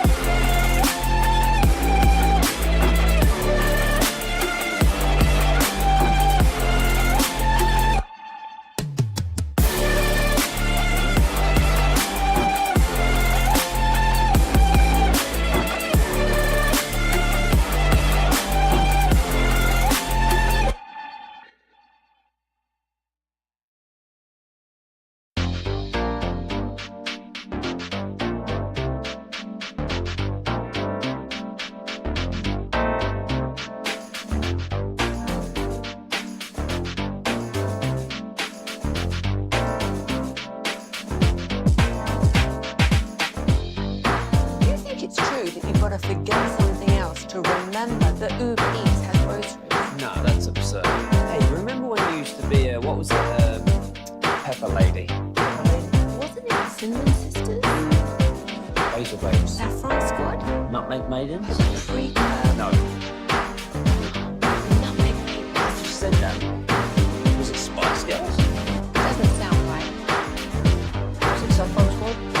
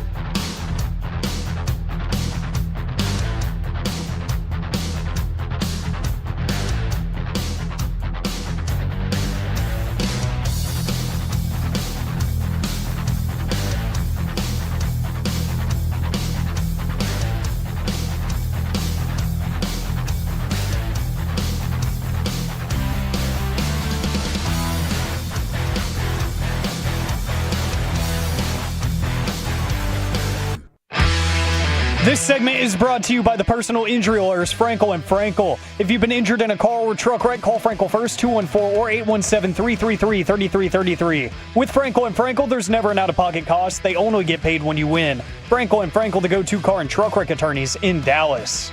They bring 6, they drop 1. Launching Goff over the top for St. Brown. And Detroit, after trailing by 10, has taken the lead.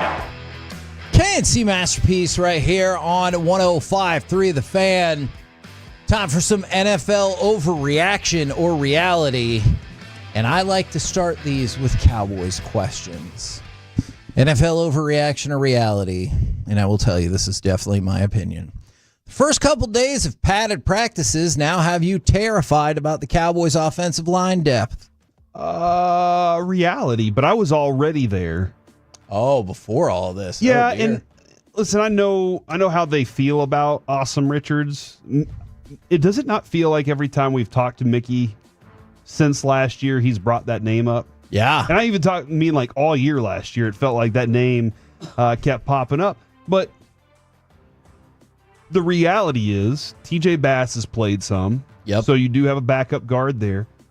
Brock Hoffman is a serviceable backup guard center option. Well, what happened with that? Because we're a year removed from, it's a battle. This guy's, he's got it. Cooper Beebe won. No, I know, but has that slotted Hoffman for good as just serviceable? Yep. Okay. That is where he stands for this team right now. And we thought attitude was the big thing, but what question did we keep asking? Dude, has not played much. Yeah. And then Cooper Beebe stepped in and he did not get to play much. Right. So we can't change our minds about it. But then those tackle positions, I think I'm more concerned about the tackle depth than I am the guard depth right now, obviously because we're healthy in the front three. Tyler, Cooper, and Tyler. We're healthy there right now, so I feel confident there. It's the tackle depth that I have concerns about because tackles are hard to find. Sure. That's just a reality is that tackles and closers are the hardest things to find in sports. Alec, overreaction or reality, you are terrified of the Cowboys' depth at offensive line after the first couple days of padded practices. Reality, and I think all it did was make me realize that I was just like Corey in that sense, that I already was, but I didn't know it. Like, I wasn't actively thinking about it going into camp, like, man, they are thin. They are really young at this point.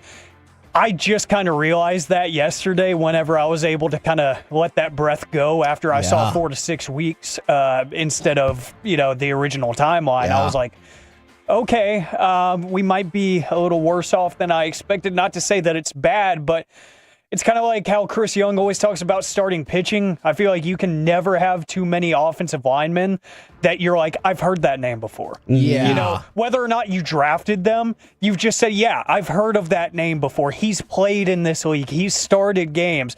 Could be, quality depth. It could be just depth that has experience. I need some of that. Now, I will allow a follow-up question if you need it for this next one. Oh, no. NFL overreaction or reality, the Lions missed their best shot to win a Super Bowl unless the Metallica principle holds true. Okay. First off, reality. Secondly, I don't know what the Metallica principle is. So I think you're right with that. Okay. And that was they've had 2 chances. Yes, been really so close. Good chances. And when you get to that point, Kevin, I do think there is a mental hurdle you have to be able to clear that allows you to physically clear hurdles too. And I think you can see that with the Niners. They mentally were like, what is it going to take to beat Mahomes? Yeah. And physically, we can't keep this up forever. So there you go. You're an all-time great already when you can say that about Mahomes for the Niners or the Ravens or the Bills. If you already have all of those people, then you know that you're great. The Metallica principle was brought to us by, this principle already existed, but Dan Campbell illuminated it for us. He was asked about the loss of both of his coordinators. And, of course, he answered that question by talking about Metallica. Now, if you go back, early in Metallica, they lost their bassist, Cliff Burton, who died in an accident just as the band was like really starting to make it big.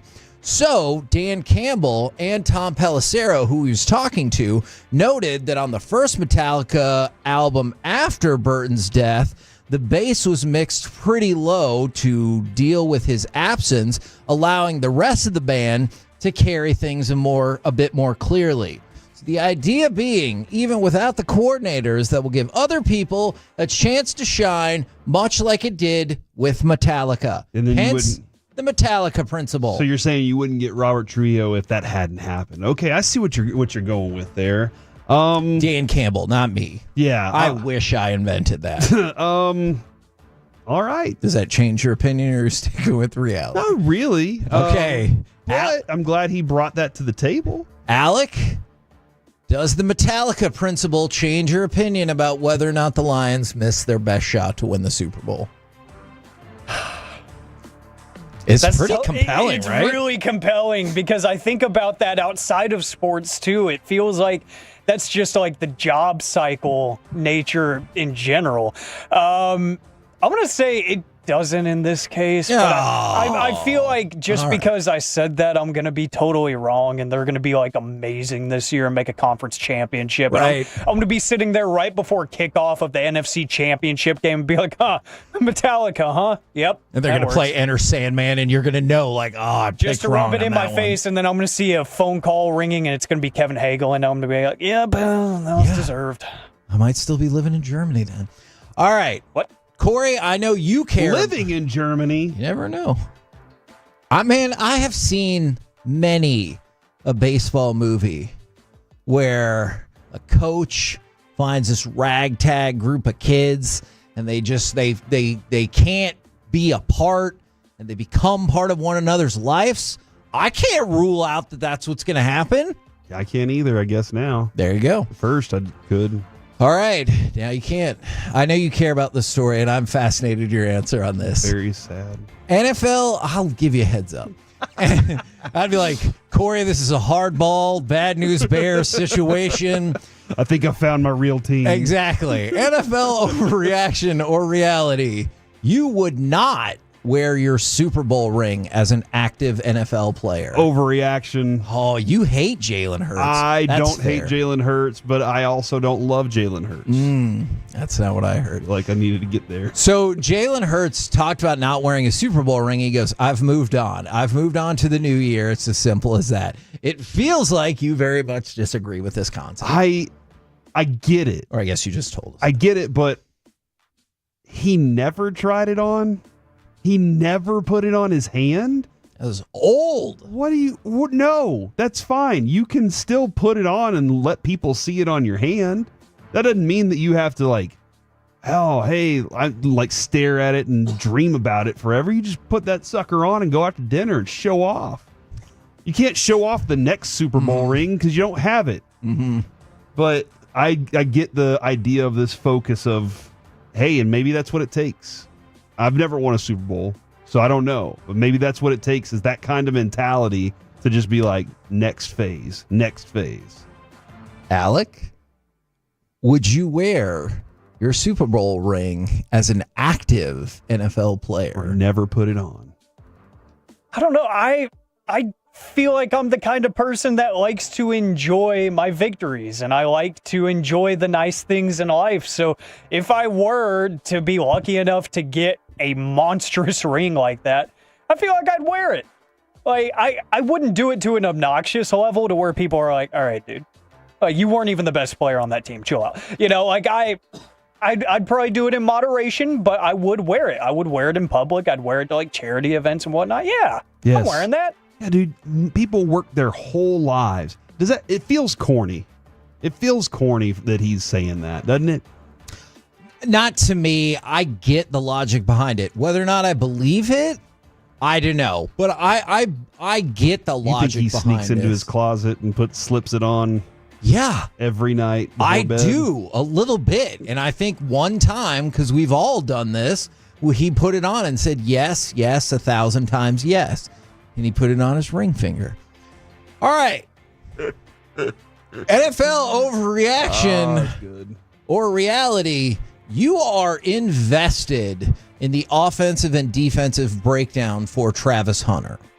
So I have found myself more interested in this than I thought. Like the first handful of Jags practices, like where they were running actual snaps and stuff, 36 offensive snaps for Travis Hunter, 47 defensive snaps for Travis Hunter, and he played more offensive snaps on 7-on-7. But then when you got to 11-on-11, took a good little advantage for the defense, which I feel is kind of, different people have different opinions. I think I'm invested in this. I'm not as invested as you.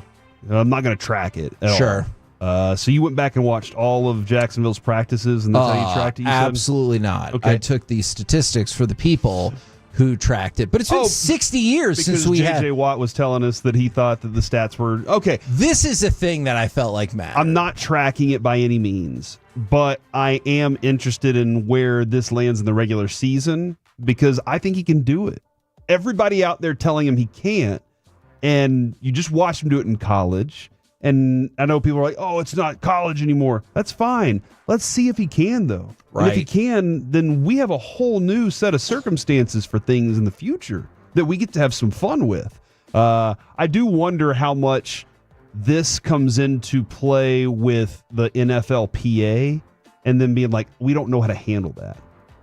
Because should he be paid as both? Should he get paid for both jobs? Right. Like that's a future thing down the road that they might have a conflict with.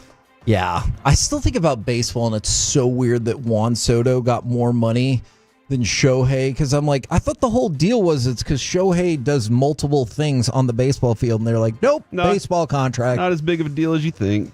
NFL overreaction or reality? John Gruden will coach in the NFL again one day. Overreaction. He said that his goal is to get one more shot. I just feel like the people and the people and the higher ups of the NFL definitely in that building, that I don't think that they want him there. And I think that was proven a while back when he was moved on from. Yes. And I don't think they're going to allow. I think they'll keep a blockade forever on him. Alec? I'm going to go ultra specific here. It's a reality. Ooh. Not only a reality, I'm going to tell you where. Oh. He's going to coach the New York Jets one day. Because that would be the most Jets thing ever. And so they could keep an eye on him there in New York. I see where you're going with this. Exactly. Like it feels like right under their thumb. I'm not predicting like the downfall of Aaron Glenn before he's even coached a game for the Jets or anything. But like it could be 10 years from now, Glenn gets a better situation in another city. I don't know. That just feels perfect. Like because they were interviewing Rex Ryan in the last cycle. Like him and his veneers were made for TV. Wow. If they're doing that, if they're going to that extent, they will call Gruden next time they have an opening and say, hey, we saw that your old team let you back into the Ring of Honor. You must be clear, right? Right? Maybe. All right. Maybe. I got one more for you. Overreaction or reality? One international game per team per year is a good idea. So Arthur Blank spoke about this, and he said, I could definitely see that being on the horizon. And then Roger Goodell has said that their goal is to have 16 international games per year. Now, I know the Jags will probably play like 14 of those. But if they didn't, that works out perfectly for every single team to play an international game every single year. Overreaction or reality? That is a good idea. Reality. Ooh. Yeah. I did not think you were going to say that. Play all the games everywhere. All the time. Okay. Yeah. How do you think that's going to go over with the teams? They'll say, do it, lady. Okay.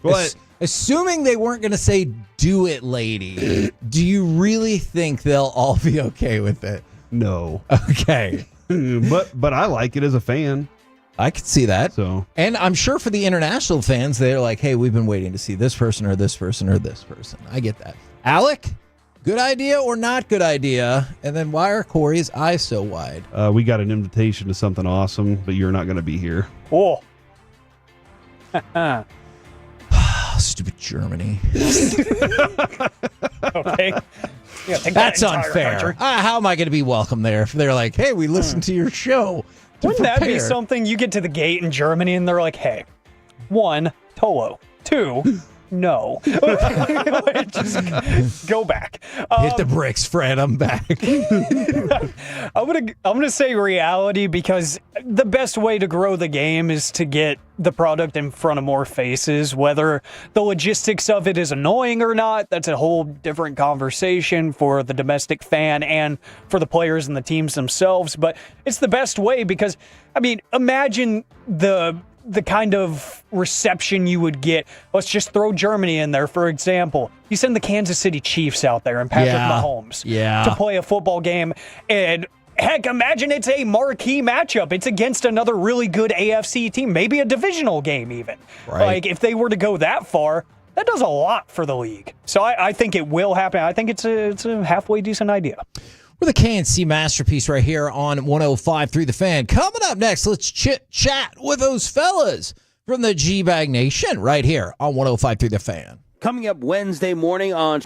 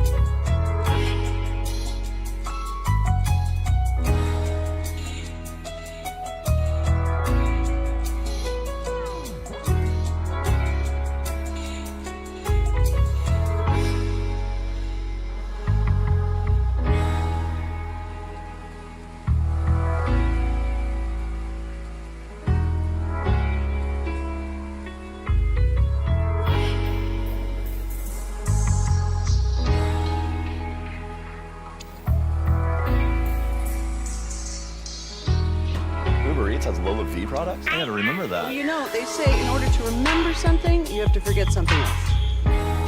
Okay, now that is a very cute haircut. That's like a little shag. I've never seen it before. Well, I mean, of course you have. It's the Rachel. Oh, is that your name? No, I mean, what's your name? No, I'm Jen. My name's Jen. Right, but I just mean like this is your haircut. But that's hair on your head. I'm not saying this is your hair. Okay.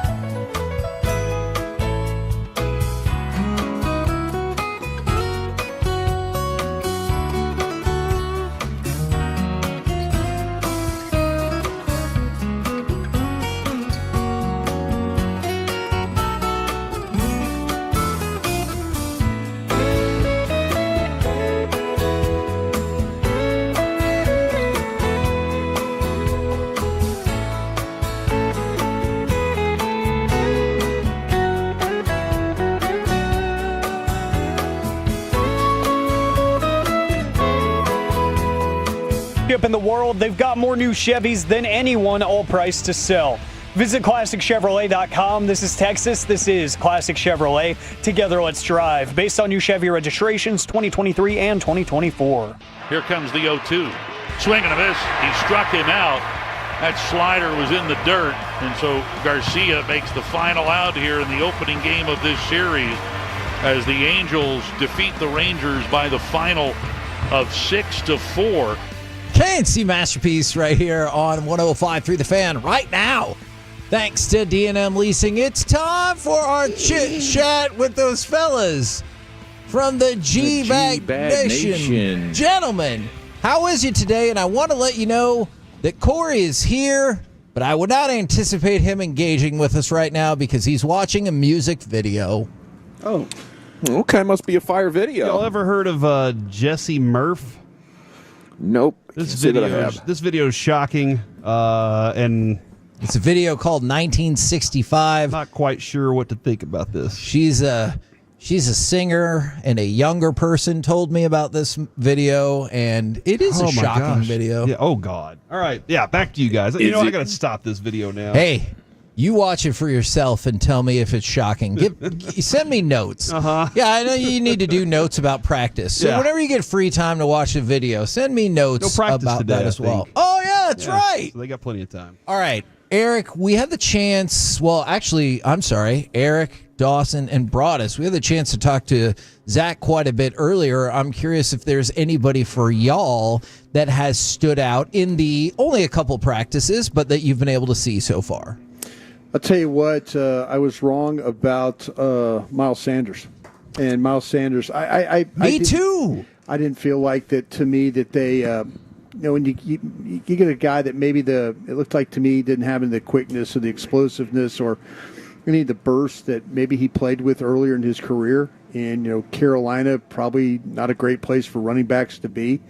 But this guy has proven me wrong in a lot of ways. And I'd be interested to see if, in fact, he's the starter. They use Blue as the second, and then Williams becomes the third down back with his ability to pass, protect, and catch the football.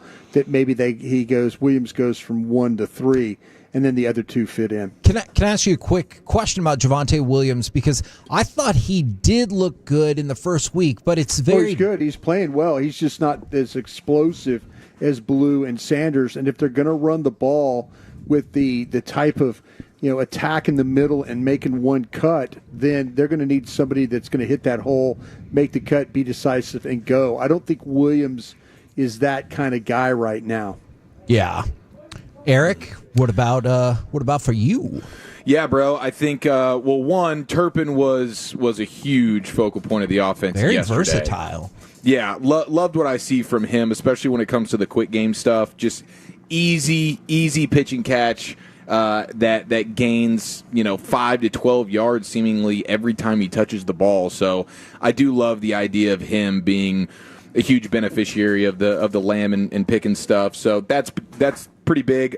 Defensively, though, I mean, Elam had a really nice day yesterday. I thought Malik Hooker had a really nice day yesterday. So those two guys in the back end, I mean, Hooker came in and I think it was on Javonte Williams and had a nice pop on him in the run game and then had a nice pass breakup as well. So quick question about that then, Eric. Yeah. Not just for Elam, but just when y'all see players in general that are stacking up those good days, like how much more real does that feel? Because Elam has been mentioned numerous times already throughout camp about like stacking up the good days. Yeah, I mean, that's the big one. Because you see guys flash from time to time, like, oh, so-and-so had a nice day today. You hadn't seen him the whole time, and then boom, he popped. Yeah, it's like, and then they kind of go back to non-existence. But Elam was always getting talked about throughout the mini camps and the OTA. So, like, now that that's carried over and it seems like he's putting together some consistency, I think that's one of the biggest factors. He's had 2 interceptions in the last 6 practices, and he's had numerous pass breakups, too. So he's playing at a pretty good level, and it's not just against bum receivers. He's covering Pickens, he's covering Lamb. He's getting opportunities against the high level guys. Did Wolchuk say his guy Cooper Beebe? Because he's been impressive. He has been impressive. I think Cooper Beebe has added some strength, but he's more comfortable, and he's starting to look like the bully that he was in college instead of a guy trying to figure it out. But I'm going to go with Spanford and Mingo because these guys are snatching it. And I really had serious doubts about their catching ability. And they've each made multiple catches so far that I'm like, holy crap, they can do that. And you can't emphasize enough how important that would be if you could have those two guys who I think they step on the field and they help you in the run game, right? Spanford, a guy who is known for his blocking. Even Mingo as a wide receiver, you don't want to be synonymous. The first thing is being blocking, a blocker. Yeah. But that is something that adds huge value. But when you can be a tendency breaker, where it's like, okay, Spanford and Mingo are on the field, is that an obvious run? Well, hopefully not. If they can be threats in the pass game, now what that does for you just from a personnel standpoint and allowing those guys to where the defense is kind of on their heels. We don't know for sure that it's going to be a run with those guys on the field now. So if they can show that, especially in games, that they can be threats in the passing game, dude, that is where offenses dominated last year with having these heavier personnel packages. And it's like, yeah, you run well out of that, but then all of a sudden, now you're hitting the play-action passing game and being able to throw out of those heavier personnel groupings, dude, that is huge. So I would love for both of those guys to continue that. Yeah, you could add also real quick, Kevin, you could add Solomon Thomas has had some really good practices. Peyton Turner's been pretty good, and you need to keep an eye on Perry and Winfrey. Yes! At defensive tackle as well. I am so glad that you brought that up because, again, I know it's tough before they put the pads on, but that is somebody that we noticed as well. I'm really glad to hear you say that. I know you guys were all over the Guyton situation yesterday, and we're all glad. Nice work, fellas. Yeah, absolutely. And we're all glad he's not out for the year, but for a player like that so young, how important is it that he's going to miss all of this practice time? Yeah, it's tough, but there was a chance that he was going to miss the whole season. True. And the fact that there are things that now that he could take away from as he gets into this rehab part of things is that he was not a liability out there. Last year he was a liability as a player. And, there's been times where he's been really, really good. He's been really athletic. I think Duke has worked with him, and it's helped him a bunch. But he could take away with this that he didn't get hurt and nobody's going to miss him. They're going to miss him, no question. And let's see if they play this thing just straight up left and right. That's what they've been doing in practice. But, it might be a thing where Adeniji, who'd been the right tackle for Steele, now with Steele being back, that maybe they move Adeniji over to the left side. But it might be that they just straight play this thing Awesome Richards and Thomas on that left side and see how things go. What do you find, fellas, got coming up on the program today? Pure gold as always, Hagee. Thanks for asking. Sam Haggerty, Mr. Stolen Base himself. He's going to join us for the Rangers Player Show coming up at 3:20. So looking forward to that conversation. And we are anticipating Stephen Jones coming up at 4:20, 4:30. And I tell you what on that, Hagee, I know we're getting late here, but all off season, when we talk about the Cowboys front office, if there's like a stinging critique, I've taken note of that. Yeah. Right? The question of the segment. If Steven was here, what I would ask him right now. So I'm ready to unload those on him coming up here in a couple hours. Man, I am excited, and I'll tell you for a fact he'll go, oh, we don't really talk about contract details, and I know you're prepared. When he tries to zig like that, you're going to zag and throw him off. I'm excited. I'll do my best, Hagee. A lot of expectations. I'm definitely going to ask him about the brisket sandos as well. Hell yeah. Keep that rolling. Hard-hitting football question. I love it. I have no thoughts about that. All right, roll home with the G-Bag Nation. We've been the KNC Masterpiece. Make your way back with us tomorrow, 10 a.m. to 2 p.m. right here on 105.3 The Fan. Say brisket sando, Kevin. Nope. That's not what I just said.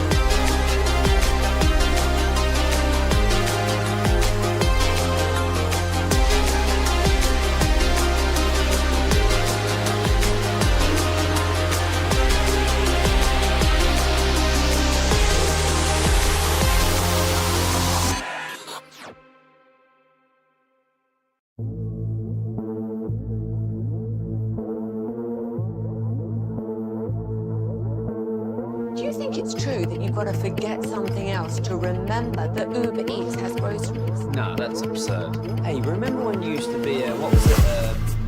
Pepper Lady. Pepper Lady? What? Cinnamon Sisters?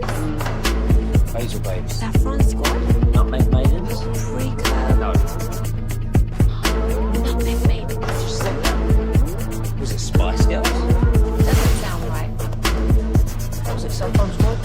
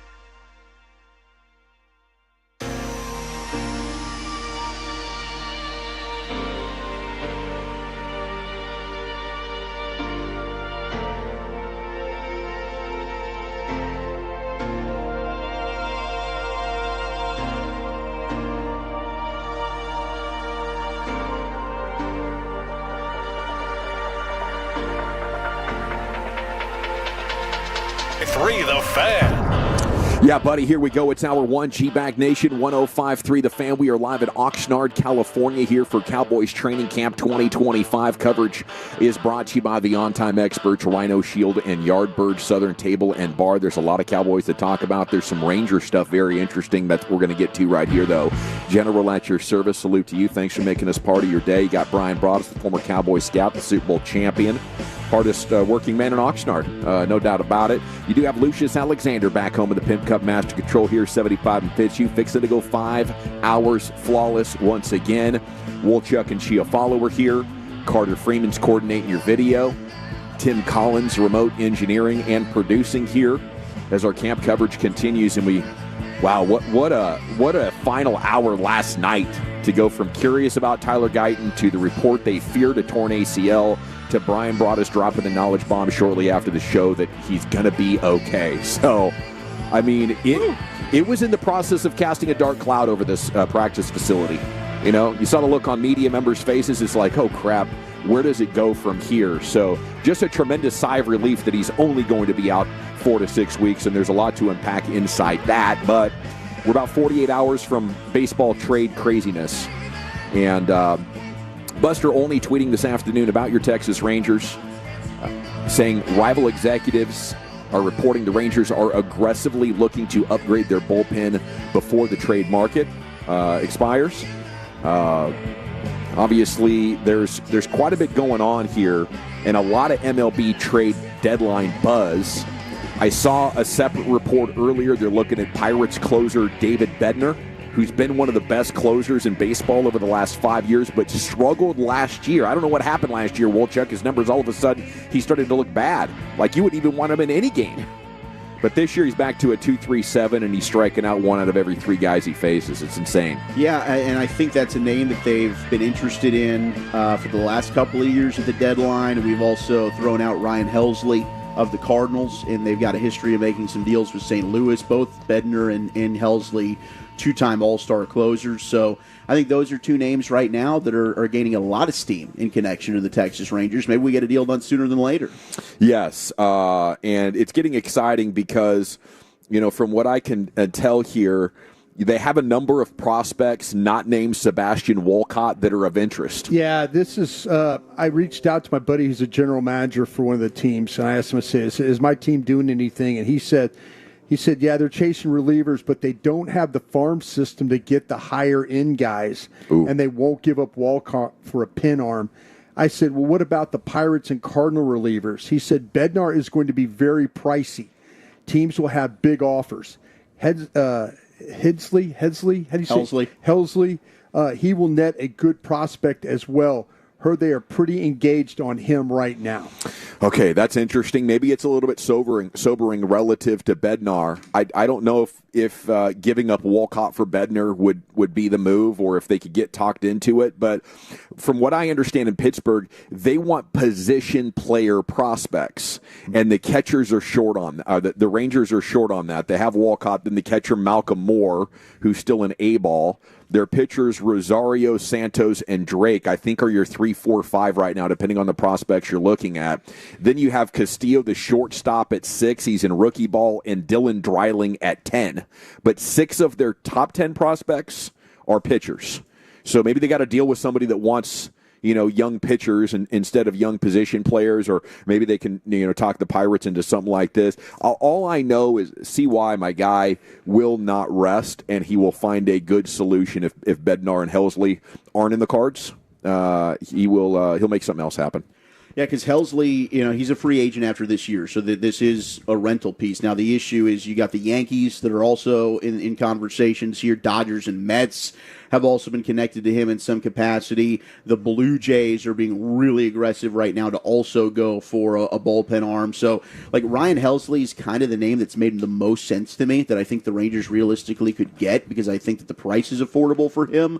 And I felt at the time the trade assets that you give up wouldn't be overwhelming because it is for a rental. But that's the damn problem now when you got the Yankees, the Blue Jays. Now all of a sudden do you start to get into a bidding war? Who's got the better farm system? What does St. Louis want to do? I do feel confident that both front offices have a good working relationship with one another. But I think at this point, Ryan Helsley is the guy that I'd be most interested in from a Rangers fan perspective, that I think is a realistic option.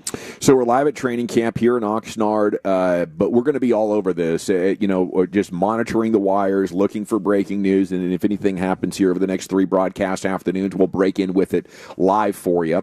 I think we're going to get the coordinators on the podium at 3 o'clock today. And that would be awesome. Clayton Adams, Matt Eberflus, there's just so much to talk about and update us on. Now that they're a week and a half into training camp, you will have Krusty's Corner coming up at 3:40 and at 5:20.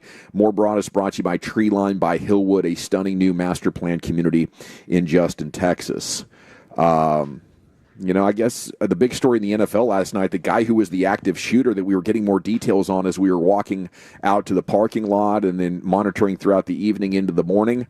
It's believed he's blaming the league for CTE. He played high school football 20 years ago, and he's confused and mentally ill, I think. Yeah, evidently, from just looking at the notes of the story, he is from Las Vegas, Nevada.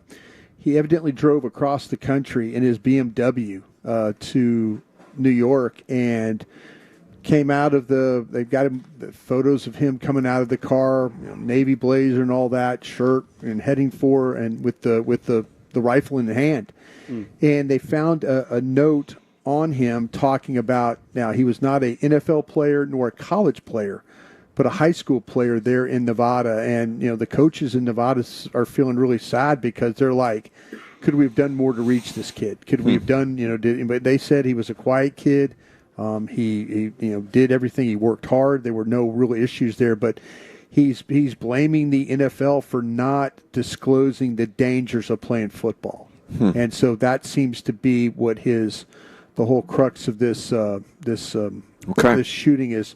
And covering up the CTE investigation from 10, 15 years ago. I could see the logic flowing there a little bit. I wouldn't have a problem like doing a deep dive on football and, hey, is this a cautionary tale? I think, a lot of people continue to play the game and accept the risks. And, I think there's risks in a lot of stuff. And I don't think the NFL, hands are totally clean on this subject. But man, you take a gun into a place of business like that, and it's another active shooter situation, and here it comes right to the NFL's front door, literally. Yeah. And I was talking with our buddy Chris Beam of the Cowboys, and he was saying he knows one of the ladies that works in that building for the NFL, and he was saying that her and her sort of team or whatever had already left the office just shortly before everything went down, but all the people that were in there, they were still in that building until like midnight last night.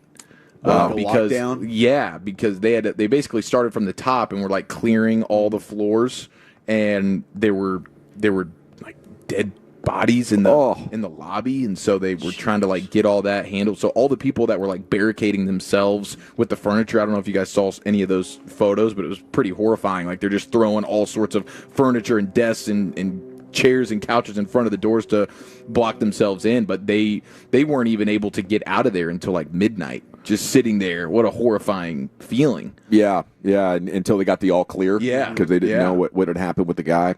Well, hopefully we don't have to do any more of those stories for a while, but unfortunately, it probably won't be that long before we have another one to talk about.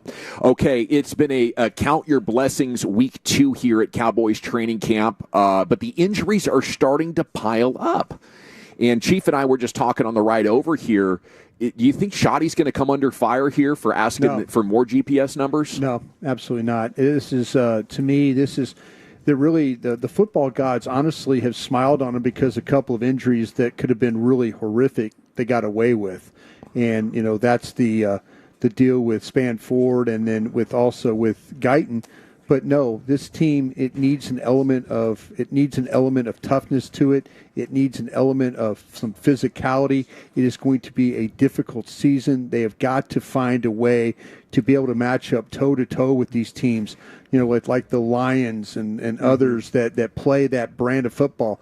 Philadelphia. There's teams that are going to challenge them this year, and they need to just keep going. His practices, he's very mindful of the time. He's very understanding of not going over, and I think his drills and stuff. It's about team periods. It's not about one-on-one stuff and things like that we've seen.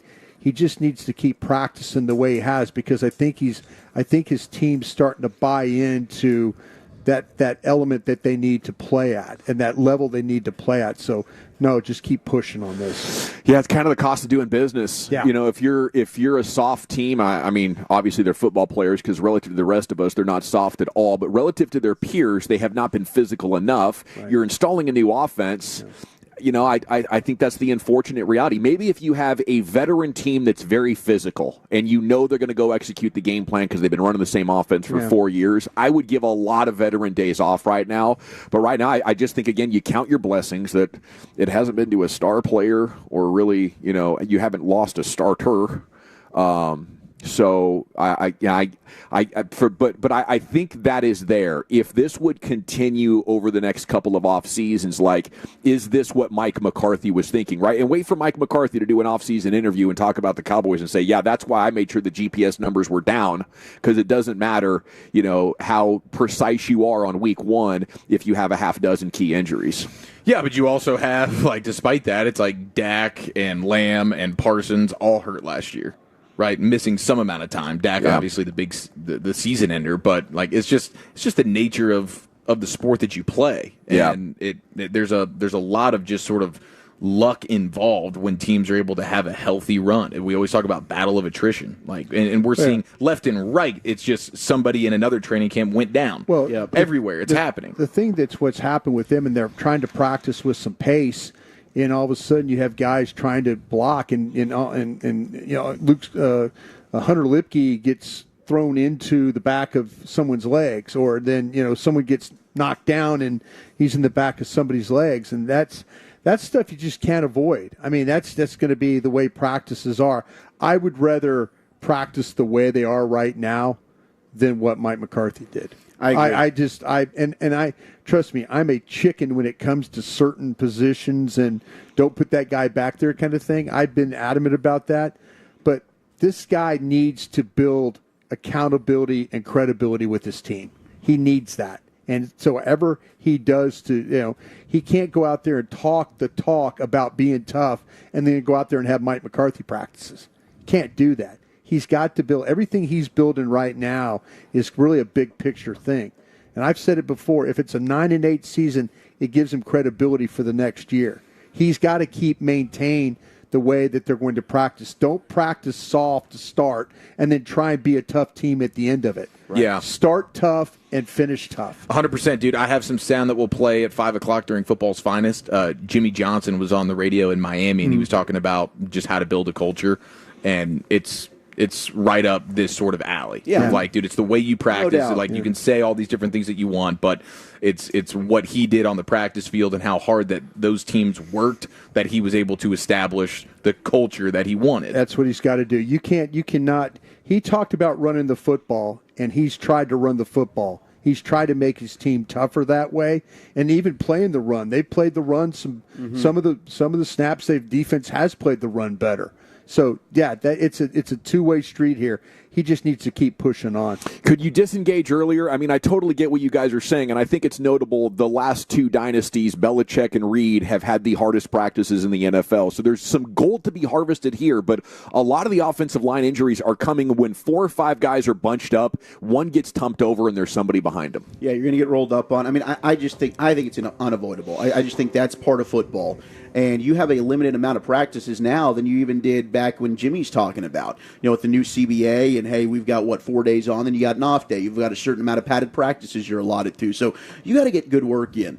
And hey, it might give him credit when he was here for the 3 straight 12-win seasons. They were one of the healthier teams in the league. It's not like they didn't have any injuries, but like Bobby brought up, okay, and it's rare that he's given Mike any credit, but 9 injuries through the first 6 practices the last 3 years. They've had 9 injuries through the first 6 practices here. I just think, that's part of the game. And to me, I'm all about what Shotty's doing. I'm not going to overreact to that. It could happen in a walkthrough. Hell, we've seen people get hurt through stuff like that. Diggs' injury 2 years ago was in a practice where it was a fluky, weird injury, lands wrong, right? It can happen at any point. So to me, I love what they're doing out here, because when they get into the postseason, what's been one of the big calling cards, when they're going up against teams that we believe are as good, if not better, they are getting out physicaled. Yeah. And to me, implementing this is going to help change that type of culture from Shotty, to your point, Brian. All righty, it's the G-Bag Nation here on 105.3 The Fan. A massive day in sports. There's Arch Manning talk. There's the baseball deadline. There's tons of stories around football. And the great news is we have a full 5-hour show for you today before Fred and Blake will take over tonight, coming up at 7 o'clock. Okay. We have the G-Bag of the Day champion on the other side. We're about an hour from Stephen Jones sitting down with us. I don't know, maybe they're looking at bringing in some more veterans with all these injuries. Kalen Carson was the one last night. If you missed that 4 to 6 weeks, he'll be out for. Woolchucks, what the top 10 looking like today? All right, we're here at training camp. Let's do the top 10 Cowboys camp moments of all time. What's one that stands out to you? That's next in the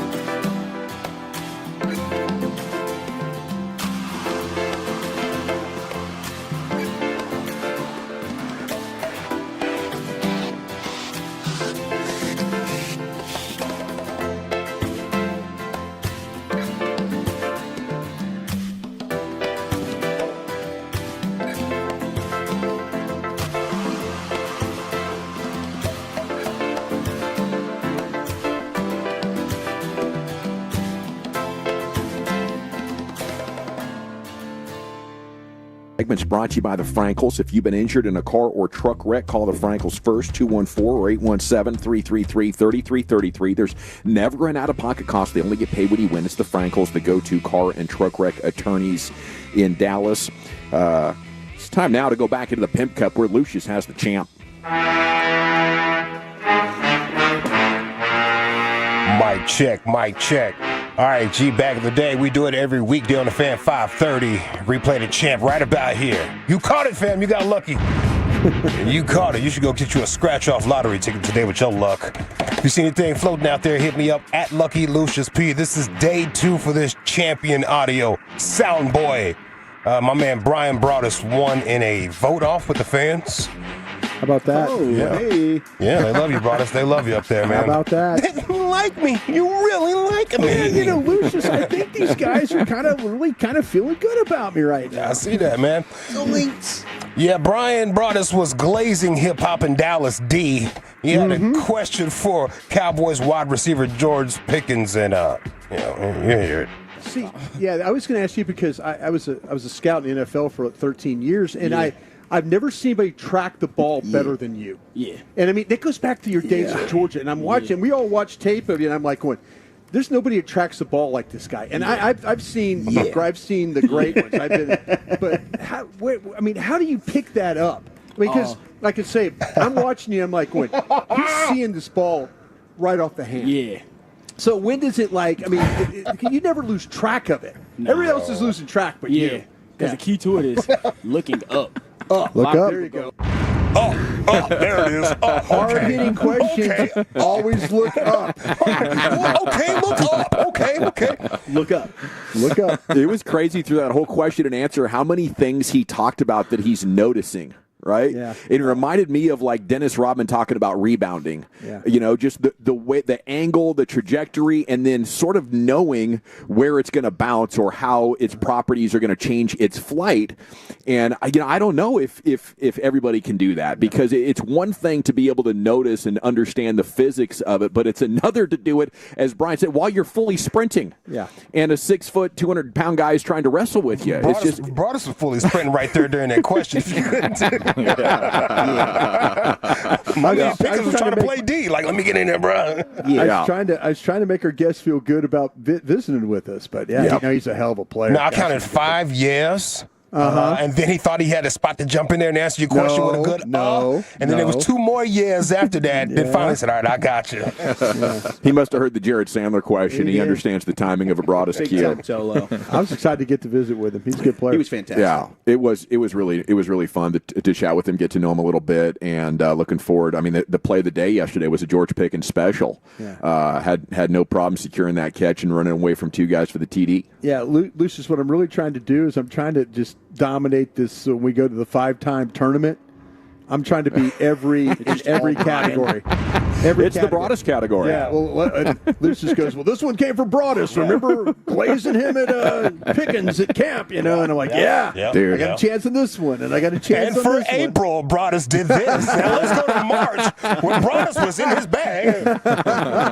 A G-Bag of the Day run, unlike anything we've ever seen. Okay? There we go. Krusty's Corner's coming up at 3:40. Time now for Wolchuk's Top 10. Here's the Wooly Bully. Happy National Chicken Wing Day. Woo. And happy National Lasagna Day. Put a poll out for the people. Yeah. But they want Cowboys training camp moments, and we will give the people what they want. Top 10 Cowboys camp moments of all time, 877-881-1053.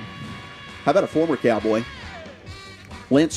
Trey Lance, going to be starting tomorrow night in the Hall of Fame game, or Thursday night, I should say, because it's Tuesday. Thought you were going to go with Lance Dunbar there for a second. North Texas Mean Green, Cobb. Man. He had a couple games. Yeah, if he could have just stayed healthy. I think he had one game against the Giants. He had like 10 catches. Yeah. He was, Lance had a little something there. PPR machine that game. He was. But, Trey Lance will get the start for the Chargers as they play the Lions in the Hall of Fame game on Thursday. Already at our first game of the season. And some Rangers news for you. How about Josh Hamilton? Club announced today that former Rangers outfielder Josh Hamilton's going to be presented with his Rangers Hall of Fame jacket in an on-field ceremony prior to the Rangers game against the Phillies Saturday, August 9th. So if you it's coming up. Go get tickets for that one. August 9th, Saturday game. It's a 6:15 game. So prior to that, Josh Hamilton will be honored to get his Rangers Hall of Fame jacket. Can I just ask you, what are we doing with all these young quarterbacks? Like, there's veterans who have played that aren't working anymore. You know, what are you trying to do with like Tyler Shuck? I mean, his practice stuff is just an embarrassment. Jackson Dart. I mean, how much do you need to see where you're like, wow, this guy really can't play? And yes, you need some young guys to like bet on their potential of breaking out. But there's minor leagues for them to go do that in now. Like, if I need a quarterback, I'm looking at, where's Kirk Cousins and where's Jameis Winston? Okay, I got a backup and a starter, and we can win games with either one. And when I'm in the top 10 of a draft and a guy sitting there like a Manning or Sellers or the guy at Florida, that's the guy we're going to draft. If it's not that guy, there's veterans out there that, make half of market value and can give you stable play at the position. We don't need to dork around with all these young guys, bro. Coaches feel like they could be fix them. They're the ones that could fix them. That really what it is. Personal guys will bring them up and like, one time, but coaches always believe they could be the ones that fix the quarterback. And there'll be people like, along the way. What did you think initially of Baker Mayfield coming out? Oh, he struggled. So that's what I'm saying. Finished his rookie year decently, but yeah. Smith would be another I mean, one. these guys, all of a sudden, they go from one terrible situation to one where a coach might work with them or unlock something. Every coach believes that they could get Trey Lance to play better. Which kind of goes to my point, because you can pull those busts and give them a shot. Yeah. And Baker Mayfield had played well for probably a season and a half, maybe 15 games worth of his Cleveland time, and the rest was a dumpster fire, so they moved on, which I think proves Brian's point that he just needed a different situation. A lot of these guys just need a different coach, somebody to work with, somebody just to believe in them. That helps. Yeah, the Shuck thing, though, is just, it was the weirdest thing in the entire draft to me. It's like the dude's played in college 7 years. He's been healthy once, and I think they went 8-4. And he's 6'5". He's the prototype of what all these people look for. But the bottom line is, like, the dude's not any good. The decision making's bad. Does he throw a pretty football? Sure. Does he check all the physical boxes? But can the guy play? And can he stay healthy? You got a pretty large sample size to say no, he can't. I just saw the clip that you were referencing, Dawson, where they're doing 7-on-7. There's no pass rush. And he's holding it, and then he starts scrambling out of the pocket, and then he just eats it and just steps out of bounds. Unreal. There's no pass rush. He's evading no one in the pocket. It's just bad. But, yeah, I hope Dart's awful, too, now that he's playing with the Giants. And then maybe he goes somewhere else in the AFC where we don't care, and he ends up being great. Don't want the guys to stink and have their careers ruined, but when you're in the division, I hope you suck. All right, let's get to the top 10 Cowboys moments in training camp history, 877-881-1053. A lot of people texting in Jimmy Johnson, the asthma field. I mean, that's a legendary one. The Michael Irvin haircut situation, that's been making the rounds lately. Iconic. Yeah, it's definitely a big one. I'm going to go with, I want me some glory hole. Set it right over there. It's it right behind us. Probably 2012, 2011 maybe. Man, 13. I think I was working at DallasCowboys.com. So, that was right before I came on board with you guys here. But, that was quite a statement. And Rich Dalrymple tried to save him, and he's like, what are you talking about? I'm in the oil business. I know, It's an oil term. Rich is like trying to make it sound, and Jerry's like, I've never heard that. Yeah, double down on it. Yeah. Switzer versus Dale Hansen. That was out on the practice field. That was at a nighttime when Switzer, when the coaches used to go down and do all the TV, the different stations, CBS, ABC, NBC. They used to, and Switzer, Switzer was like punching on Dale. I mean, like slapping him hard. Oh, the live TV thing. Yeah, live TV. You don't know what you're talking about. I'll tell you one that I think I was involved with. I don't know if it's on this list, is when we cut Quincy Carter. Oh, that's going to be high on the list. Is it really? Very high. Okay. That was something that was pretty wild that day. When you get to it, I'll be happy to. Might be numero uno on the list. Oh, is it number one? Might be. Okay. That reminds me of when Cole Beasley went home.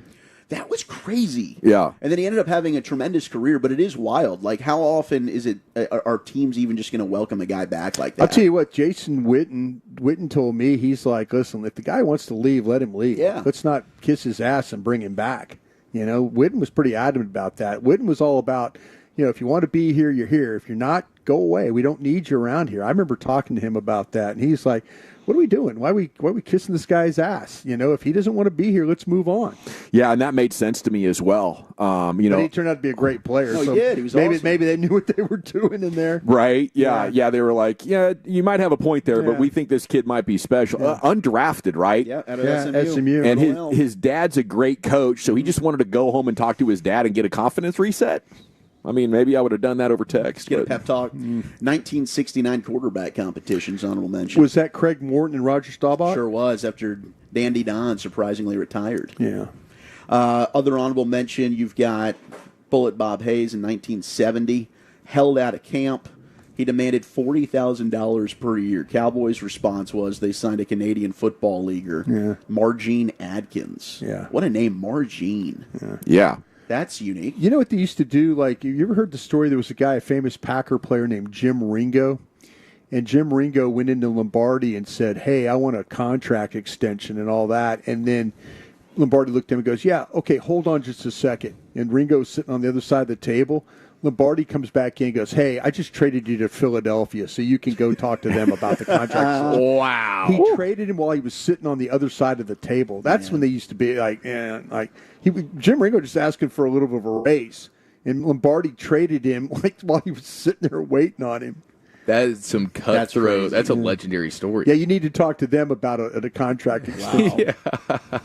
Number 10 is Nnamdi Asomugha in 2011. That was crazy. We were in San Antonio, and I'll never forget because I was upstairs in the press box, and we all had our eyes on. They were passing the phone around on the sidelines. Yeah, like Steven went up to Rob Ryan and told him we just signed Nnamdi Asomugha. It was but I was Mike Lombardi. Mike Lombardi was in with the Raiders, and I was on the phone with Mike, and I'm like, Mike, they're telling us that, and he goes, no, we're sending him to Philadelphia.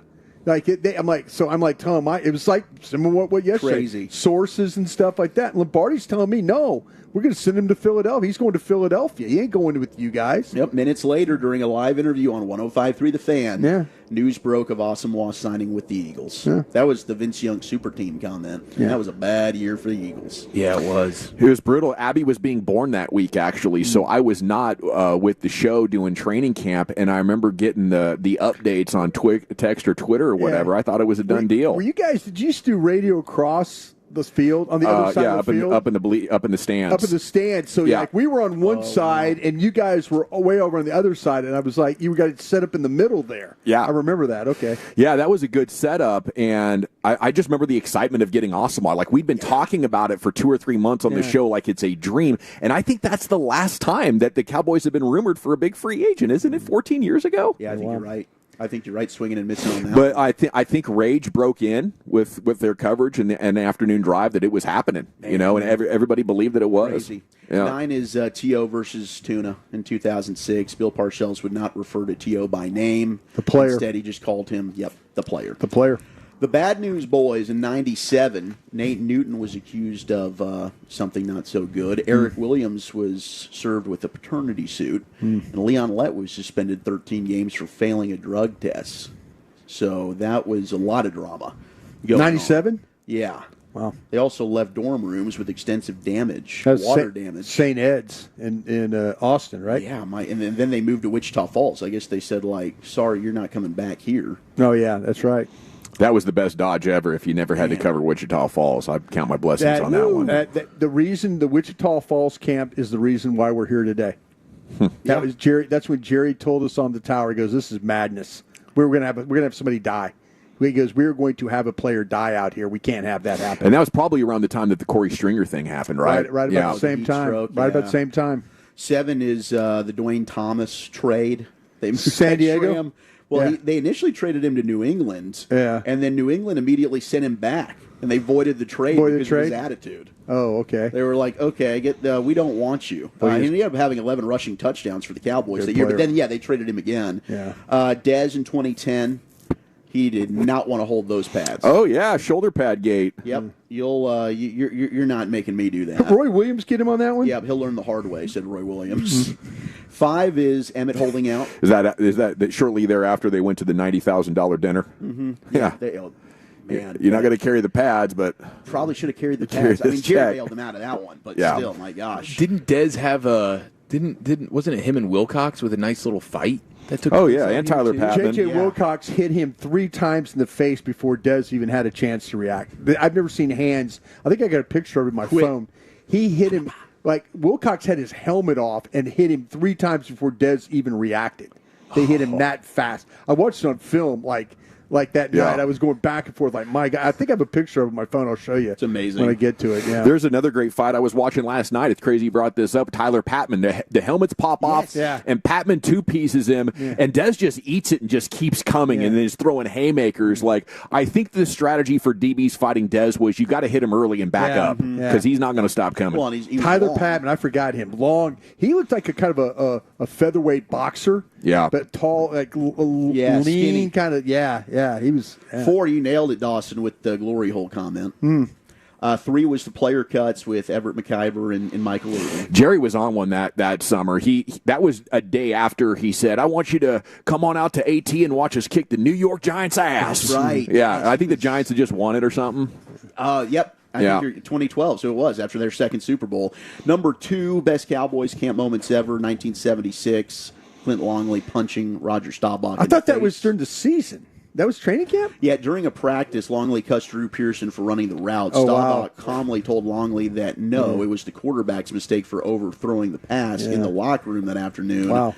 Longley that's sucker right. punched Staubach in the face. He did. That's right. It was training camp. Yeah. But number 1, Brian, it is indeed Quincy Carter. Yeah, I went out for a jog and came back, and Larry Lacewell goes, "You can't believe what we just did." I said, "What's that?" He goes, "We just cut our starting quarterback." Parcells orchestrated this to get Quincy out of here. Is what he did Because they wanted to turn it over to Romo. He wanted Vinny Testaverde. Oh, he wanted to turn it over to Vinny Testaverde. And matter of fact, if Quincy would have stayed on the team, Tony Romo would have got cut. Wow. That's the way the quarterback situation was. That's right. And if went to Denver. If Quincy doesn't if he doesn't get cut, Tony Romo is probably cut. But that was the day all of a sudden we just decided. Bill said we're going to cut this guy. He made up something to get Quincy cut. Is what he did. It's a huge what if. What if they'd kept Quincy, let Romo go? That's a big one. The entire world would have been different. Yep. Thank you, Wolchuk. Thank you. Okay, coming up next, Chief, where are you taking us? Sounds of the Sports Day featuring Nick Saban and Luka Doncic. That's next right here on The Fan. But first, I want to tell you about my friends at Greystone Roofing, Greystone Roofing and Construction.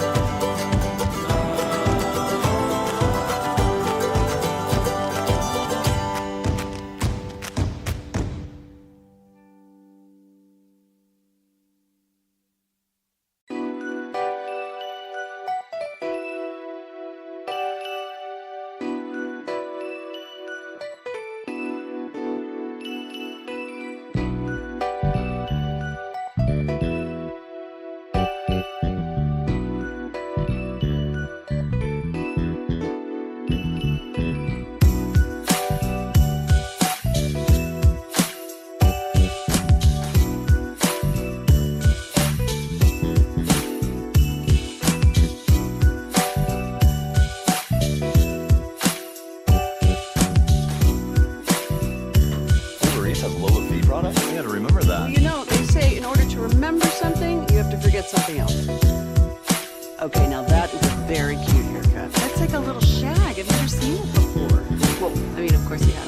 It's the Rachel. Oh, is that your name? No, I mean like your name. No, I'm Jen. My name's Jen. Right, but I just mean like this is your haircut. But that's hair on your head. I'm not saying this is your hair. Okay, freak me out a little bit.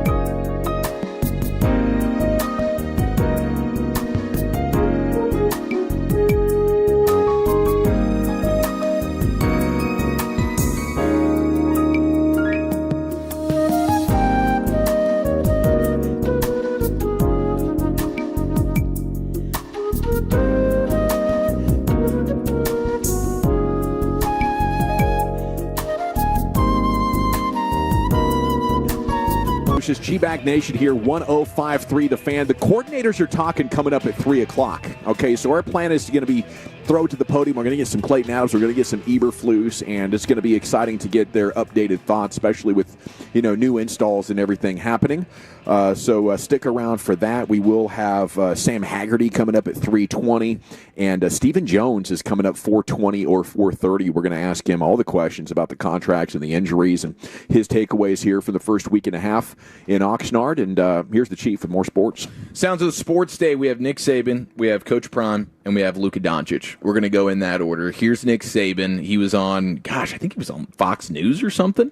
And because of the NIL and the collegiate stuff and everything that I guess Trump has laid out. I think he kind of walked Trump through all that myself. Yeah, he's kind of been his right-hand man on that. Kind of the guy, the point man on that, yeah. But they asked him the question about returning to coaching because that's been a topic here over the last couple of weeks since the SEC media days. Here was Nick Saban's response. I never really ever had a thought about getting back into coaching until 2 days ago. Miss Terry said I had to run the sweeper in the entire downstairs. So while I was running the sweeper, the thought occurred to me, when you were coaching, you had a heck of a lot better job than this. Yeah, it's like everything goes back to his house chores. That Miss Terry, his wife. He says Miss Terry always gives him a list. And when he gets done, he could go do what he wants to do, go play golf or go out to the lake or ride around the boat, Yeah. But he has to get done all the list of chores before he can go do that. That was always like our Saturday family situation. It was like had to get yard work, whatever. It was always work before you play. That was one of those phrases that I heard about a million times. I had a buddy who had some of the best parties ever over there, and at his house.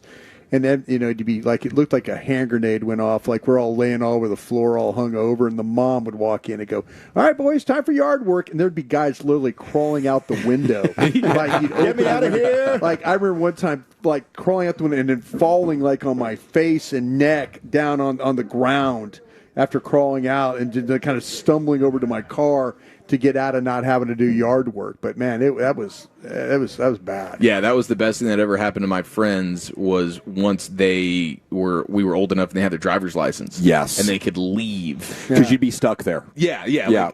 Like middle school in particular and like ninth grade, if I had friends that stayed the night on a Friday night, Saturday morning. They were doing yard work? They were doing yard work. Yeah. Absolutely they were. They started not spending the night. Like, we're good. You can come over to our house maybe. Yeah, do a little home and home situation. Yeah, my buddy Dwayne, his dad like built their own house. He had tractors in the backyard sitting on 10 acres. And we get over there and have a heck of a time on Friday. And then you wake up Saturday, 12, 13 years old, and you know what's in store for you. And so we just stopped going. I don't blame you. We stopped going until we could drive. Yeah. There's no question that the run-of-the-mill, like just your standard yard work, the one seed for being the worst is pulling the weeds. 100%. Yeah, absolutely. I think the worst thing I've ever done for yard work was lay sod.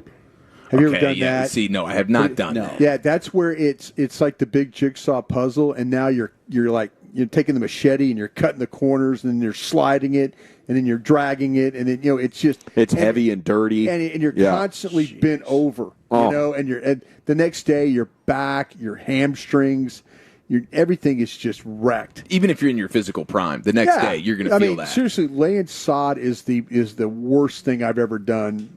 Yard-wise in my life. That's a beatdown. That's crazy. You've laid sod, but you've really never mowed a lawn. No, that's what I'm saying. Pretty next level. Yeah, my friend of mine asked me, he's like, "Hey, would you help me do this?" And literally it turned into pallets and pallets of this.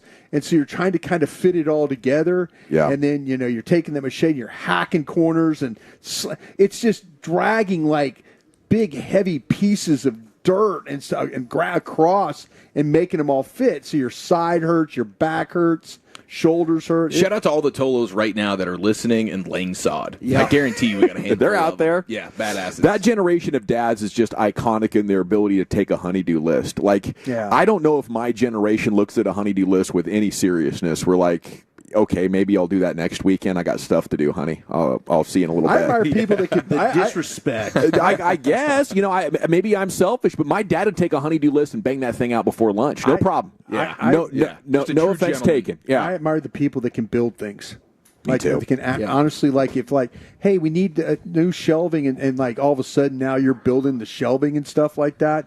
I totally admire stuff like that. You know, back to Saban for a second. I think it was Cowherd that was talking about it, but he says, like, the worst kept secret is that the Cleveland Browns are gunning for a Saban Arch Manning combination at some point over the next couple of years. I'm like, maybe that would be the one way, if Arch ends up being everything that, you know, he's hyped up to be, that you could get Nick Saban, one, to want to coach in general, but two, in Cleveland. He was there. You know, Cleveland. like getting he was under Belichick. Saban to Cleveland. Yeah, like he's been there before, but I can't imagine that's anywhere on the priority list unless Arch is just, oh my gosh, and they can find a way to get Arch to want to be like, that's the one way you could want, like Saban could have won it, is if Arch is in. Well, and if Saban's in, you know, maybe Arch would be like, okay, I'll give this Cleveland thing a Very shot. reminiscent, though, of this guy Bill Belichick and having Brady all those years. You know, having the quarterback like that. It's very similar to how you'd want that to play out if you could.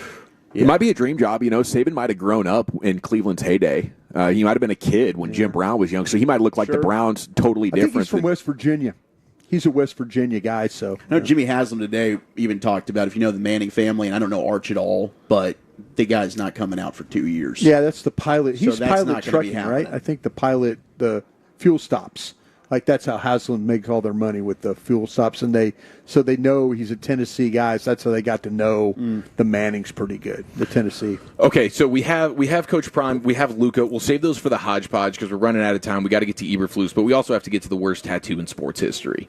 Okay, so right now on the fan cam, Carter Freeman's going to throw this up. Lucius, I don't know if you've seen this, but I would love for you to get a glimpse of these toes, okay? No, I don't. I know No. Lucius can appreciate a nice foot. I don't know if this is a foot that will be appreciated, but LaMelo Ball allegedly got his toes tattooed. All red like fire flames. They're literally Cheetos. They're flaming hot Cheetos. Is what he's done. I don't know if they're on both feet, because I've only seen the snapshot of one foot, but he now has red toes that go up into fire flames about halfway up like Jeff the top of Gordon's his foot. Old car there, that old the fire, the flames. It's the weirdest thing I've ever seen. They're on the fan cam now. Thank you, Carter Freeman. Lucius, I don't know if you've seen this yet, but I this is the first of its kind, and it's like a bet payoff. Bro, if this is real, first of all, he's got to come out and say something, dog. If this is real, you got to come out and say something. Hold the presser? Yeah, you got to hold the presser. You got to make sure you're in sound mind and body. Is he out of real estate or something? Is that like the last place to get one? What the hell are you doing? Okay, people it's are a fun alleging- bit, though. This can't be real, bro. 214 saying it's a ball sack, so maybe it is.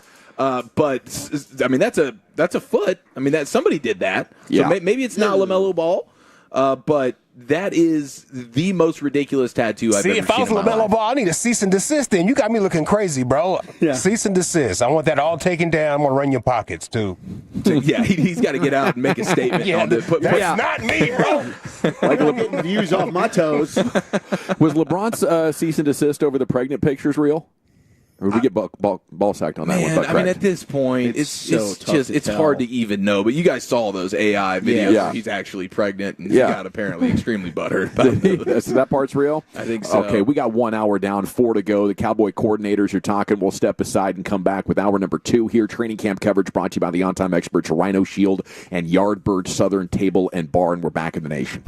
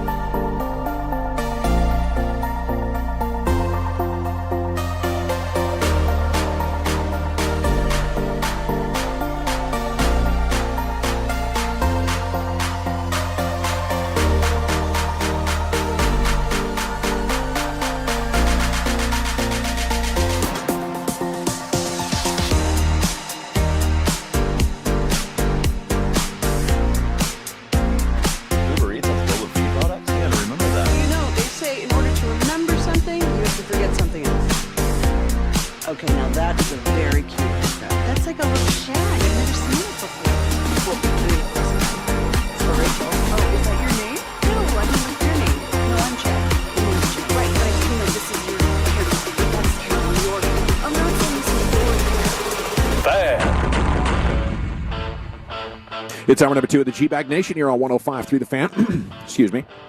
We have Cowboys coaching coordinators approaching the podium. We'll hear from Matt Eberflus. We'll hear from Clayton Adams here coming up before too long as our training camp coverage continues here on your home of the Cowboys 105.3 The Fan. Brought to you by the on-time experts Rhino Shield and Yardbird Southern Table and Bar. And we got Sam Haggerty coming up 320. Rangers utility guy, incredible speed. 6-7-year big league veteran. Had the stolen base Saturday night that set up the tying RBI from Heim, and then they ultimately beat the Braves in extra innings. So Haggerty is going to join us here coming up at 3:20, and at 4:20 we're going to have Stephen Jones, the Cowboys COO. Stephen A. Smith ripping Stephen Jones. I wonder if that'll come up in conversation. I got a little bit uncomfortable at times, actually. But so much going on with this football team here on an off day. Krusty's Corner's coming up at 3:40. Just right now the injuries are the biggest concern. And you had Kalen Carson yesterday along with Tyler Guyton, both going to be in the 4 to 6 weeks category. That one's tough. The George Pickens interview yesterday was outstanding, though. And the part that the national media picked up on to talk about George Pickens was that he basically said the Cowboys are synonymous with the Super Bowl. And so the national debate shows obviously had a good laugh about that one. But I thought George Pickens absolutely crushed it. Maybe, he has a higher opinion of the Cowboys than people paying attention to the present would. But George Pickens is a football historian, right? And I do think somehow magically, I guess this is the brilliance of Jerry Jones and his marketing ability. The Cowboys are synonymous with the Super Bowl still. Yeah. It's the first thing that people think of. Either the fact that they haven't won it or that they are going to win it or when are we going to go get another one. But somehow, despite 30 decades passing, I guess one way to look at it is 30 years is actually not that long. But yeah, I think I do agree. Now, I would not agree with George Pickens that right now it appears this team is that capable of winning, which is another interesting thing the national media is doing. They're kind of fanning those flames of believing that this Cowboys team is close. But I think they need a great building year this year and then address their shortcomings next year for this team to really get close. Like, I know we have a lot of running backs that are making plays, but I think that's because this run defense is one of the worst in the NFL, right? I think you could put a lot of guys back there this week and be like, wow, this guy might actually have something, because whether it's Jay Toya or Solomon Thomas or Mozzie Smith, you don't have a real run-stopping defensive tackle. I guess, that's where I would look at what George Pickens had to say yesterday. I just hope the man's still around in 2026, 2027. I think that's maybe the biggest question mark about what this team is going to look like next year is George Pickens going to play so well that it mandates that this team, keep him long term? And if so, who's going to have to be gone? It'd probably be a defensive player, because this team isn't going to reorganize the way they look at the salary cap to make room for extra players just because they're good. They'll just say goodbye. You just got Cortland Sutton yesterday, 23 APY, and what I had heard from Pittsburgh, part of the reason they wanted to move on was George was asking for 25 plus a year, and Pittsburgh knew we're not going to be paying you that, so let's go ahead and get something for you now instead of just letting you go ahead and walk in free agency. So I would assume that's kind of the starting point of what he's going to be asking for, but I loved the interview yesterday, and I get it. Like, the Cowboys, the way that they've lost in the postseason, we all know. We've lived through it, and it's heartbreaking. But there's two teams in the entire NFL that have more Super Bowl wins than them, and that's the Steelers and the Patriots, who have 6. Then it's the Cowboys and the Niners with 5. So they are. They still are the pedigree, one of the absolute biggest brands in all of sports, and a big part of that is because of the success that they had in the 70s and then the dynasty of the 90s. And George Pickens, I loved everything he said yesterday about that, and I've loved Shoddy not shying away from that history and embracing, hey, everybody that's got a Super Bowl, I want that to go ahead and just rub off on the entire team, because that is the expectation, and it should be. To hide away from that, I never really agreed with. The standard is Super Bowls, and if you're not on board with that, get the hell out of here. Who would you like to take between George Pickens and, say, T. Higgins? I would say George Pickens, honestly. I mean, one, the health factor. I mean, that's huge. And Jamar Chase is clearly wide receiver 1 in Cincinnati. So I was trying to think of how would you structure it if you have one of the highest paid wide receivers. Where would the second receiver fall? And his is right at $28 million, I believe, for George for Higgins. I think Devontae Smith's also right around there. So see, that's what I'm saying. How do you do you look at it as do you look at it as you're not having to pay a runner? Likely you might. How do you justify next year? Making sure that you have that kind of contract. You've got some. I mean, like I say, you have to think about Tyler Smith. I'm just thinking about offensive players that you have to pay. I was under the impression that they're not going to be able to get it done with this guy, and they still might not. But I'm trying to now find ways to make it comparable to what maybe some other teams are doing to be able to see if you can make it work. And I think Cincinnati might be a place that I start. Yeah, I think trying to make it work would involve getting multiples of these guys to take a deal for $5 million less. If you can get five guys, like Ose has done it, maybe Jake Ferguson took a little bit of a discount. Could you get a discount on Tyler Smith? Right now you're starting to come up with a way maybe you could allocate the extra money. I think George Pickens and T. Higgins is an interesting conversation. I would say Cincinnati's offense was a lot more advanced in the passing game. T. Higgins was playing with inferior quarterbacks. So I think, or Pickens was. So if you put Pickens in Higgins' situation, I think he would have made a Pro Bowl. I think he would have been much more consistent than what Higgins was able to do. But I mean, if it's $25 million right now, I think you go offer him $3 and $25, $3 and $75. Sure. You got to make this work. The league has the Cowboys offense in checkmate with this clog and cover stuff. Like, hey, Dak is accurate. The completion percentage says pretty accurate, but his ball placement, his anticipation, it's not elite enough to throw between levels when 7 guys are back. We've seen that. So will Pickens fix that? I hope so, but I don't know. I think that's the risk for the Cowboys. But I would say, dang it, fortune favors the bold. 2 wide receivers who are elite is not something this team has ever done, I think, in the 30 years. Like right around the time CeeDee Lamb's fixing to get paid, Amari Cooper's got to go. We're not keeping multiple guys, but I think the league and your circumstances, demand you take another look at that. Maybe he wasn't elite at the time, but Terry Glenn and T.O., right? That was unreal, yeah. That was probably. But yeah, Terry Glenn I don't think was viewed as like that type of like top 15. But yes, those two were a really, really good duo. And what was the price? I think we'd love to have that talent, but what are you willing to sacrifice? What are you going to do, to sort of make that happen? I think this George Pickens thing could help, redefine what Dak Prescott is capable of. If it doesn't work, I think you got to go back to saying maybe one great wide receiver, a second guy that we draft on day 2 or day 3 or spend $10 million in free agency. We got to come here at running back. We got to figure out a way to take pressure off Dak with a runner, not extra receivers. You might need to look at the quarterback if that case. If he can't make it work with Lamb, Pickens, Ferguson, that kind of thing, that would be a very telling thing for him. Luka Doncic at the Yankees game last night, he was asked about the Mavs. I think we have the audio. We'll get to that maybe a little bit later on.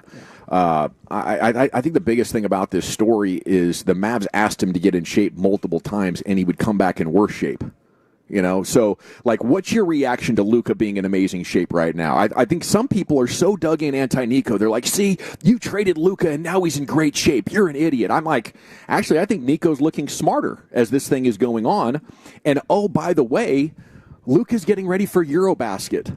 Isn't that the real reason he's getting in shape like this? Every summer he does this, and then during the NBA season, he's traveling around, I guess, living a life of luxury and consumption, and somehow managing to get in significantly worse shape as the season goes on. So I think this is a to be continued right here, but I look at that more as an indictment and justification for Nico's decision to trade him, and I don't think Luka would ever get to that level without the disappointment of being traded and then having J.J. Redick call him out like he did. 100%. Yeah, you're not going to have Luka on the cover of Men's Health magazine right now if he's still with the Mavericks. That's not happening. And I do think the Slovenian team has plenty to do with it, but also just the entire narrative around Luka with the trade was so much about him not being in good physical condition. And so it's like this was sort of the rock bottom on that. If he didn't do it this offseason, then you almost feel like he was never going to do it. And maybe at some point down the line, a little bit more maturation, a couple more years of not winning the title, maybe a flip would switch with the Mavericks. But there's no way right now he's on the cover of Men's Health magazine looking the way he does if he's still with the Mavericks. So I'm 100% in agreement with you. But we've also seen him get into decent summer shape, as you mentioned, and then find a way to, within 2 weeks, look like a totally different person in the season. It's like he's defying, I don't know, it's like, how impossible is that to be playing basketball, playing like 40 minutes a night, 3-4 times a week, and put on weight? Yeah, I think it's something that a lot of traveling businessmen deal with, where you're out on the road, scouts and stuff. You're sitting in hotels, and shoot, I guess your metabolism's not burning. I think his genetics. Allow him that are kind of something that's probably a problem for him. I mean, not that his mom, dad are fat or, but I mean, maybe his dad is large. Yeah, but it's something to do with that's the way he's made up. And sometimes, like, I watch you eat. Like, I watched you eat last night. And and then, like, Ruben left 2 big potato skins on the table. Mm-hmm. And you looked at me and go, did he just leave those? Yeah. And then Eric finished his burrito, too. I mean, what is he doing? Eric just picked it up, but you're like trim and slim and all that. And the rest of us are like eating poke bowls and pushing the rice aside because even if we look at it, we're blowing up. But you're like looking at Choppy's fish and chips, thinking like, well, how can I get a bite of that fish? Those were passing the eye test, man. Yeah. He said he didn't like them, but they look damn good. See, that's what I'm saying. Or you just you take 2 Whataburgers, deconstruct one to make it one big Whataburger. 4 patty meal, and you don't put on any weight. The rest of us are fighting for the rest of us are Luka. Yeah, I mean, that's really what it is. That's how I feel. The weight goes back on so hard. I mean, I worked for a year and a half to drop 80 pounds. Yeah. And then you immediately go back into, hey, I'm not as dialed in, and the weight just piles right back on. Everybody is built differently, the way that they and also, I wonder if it does have something to do with, like, the American food. When you're the preservatives and all the crap we're putting in our food that people talk about, like maybe there is something to that. I don't know. I'm not like a health nutritionist guy, obviously, so that's something that that's beyond me. But there could be some truth to that. The food that he's having overseas versus when he comes back, and maybe he is just dialed into some of the fast food life. Is he a big beer drinker? Do you think he's that's also? Do you think he's a 6 to 8 beer every other day guy? Something like that? I can't put really a number on it, but yes, he's definitely a beer guy. Yeah. Which can help. That's going to hurt. Pack on the pounds or whatever. But you're right. He's playing 40 minutes a night. And how's he not like? So you should be burning so many calories. Yeah. I mean, there's a lot of guys. Being a young guy too. There's a lot of guys that can eat that can eat that American diet and be fine. But I mean, I think if you would look into nutritionists and stuff, they would say everybody's body reacts to different things and sugar content. It's cheap. It's hard to like go to dinner with him because he's eating like a wheelbarrow full of food, and you're over there like literally like you're worried about the salt on the damn crackers you're eating. I mean, crazy. But here's why I think this is going to be. I'm serious. I hate going to dinner with him. I do.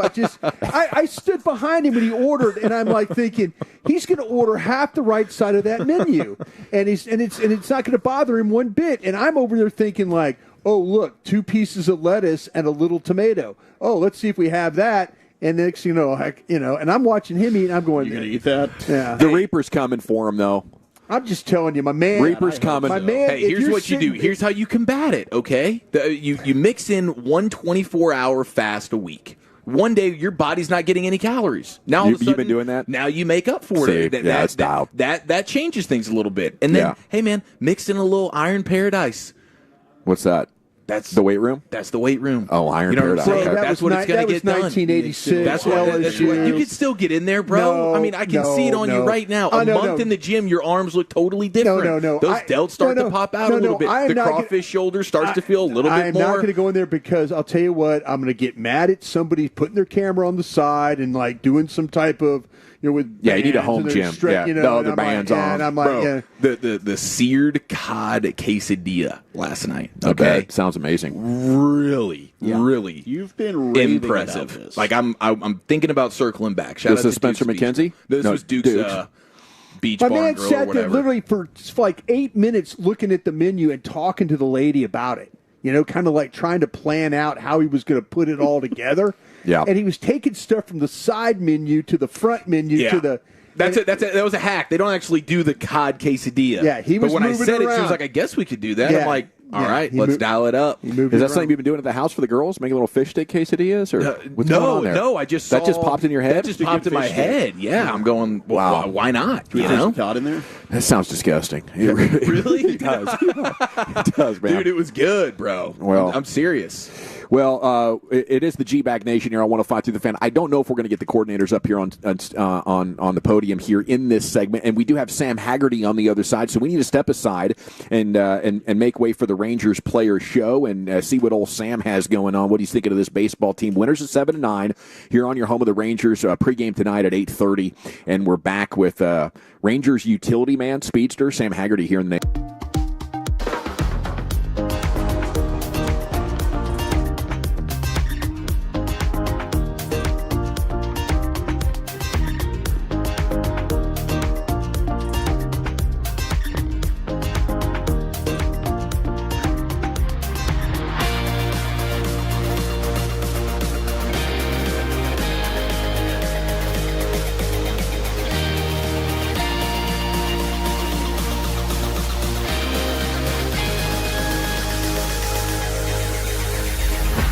It's true that you've got to forget something else to remember that Uber Eats has groceries. No, that's absurd. Hey, remember when you used to be a, what was it, Pepper Lady? Pepper Lady? Wasn't it Cinnamon Sisters? Basil Babes. Saffron Squad? Nutmeg Maidens? Pre-curb? No. Nutmeg Maidens? I just said that. Was it Spice Girls? Doesn't sound right. Was it Saffron Squad?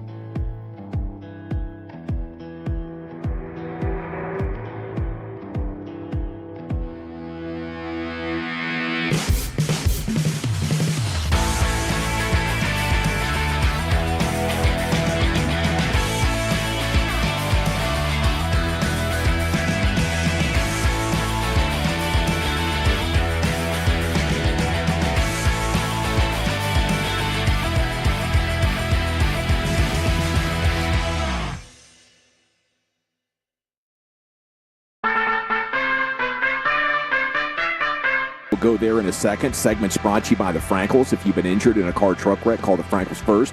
214-817-333-3333. There's never an out-of-pocket cost. They only get paid when you win. The go-to car and truck wreck attorneys in Dallas, the Frankels. Sam Haggerty's been moved to 520, I guess, being on the West Coast to just push the sked a little bit. No sweat. Stephen Jones is coming up in an hour. Here's Coach Eberflus.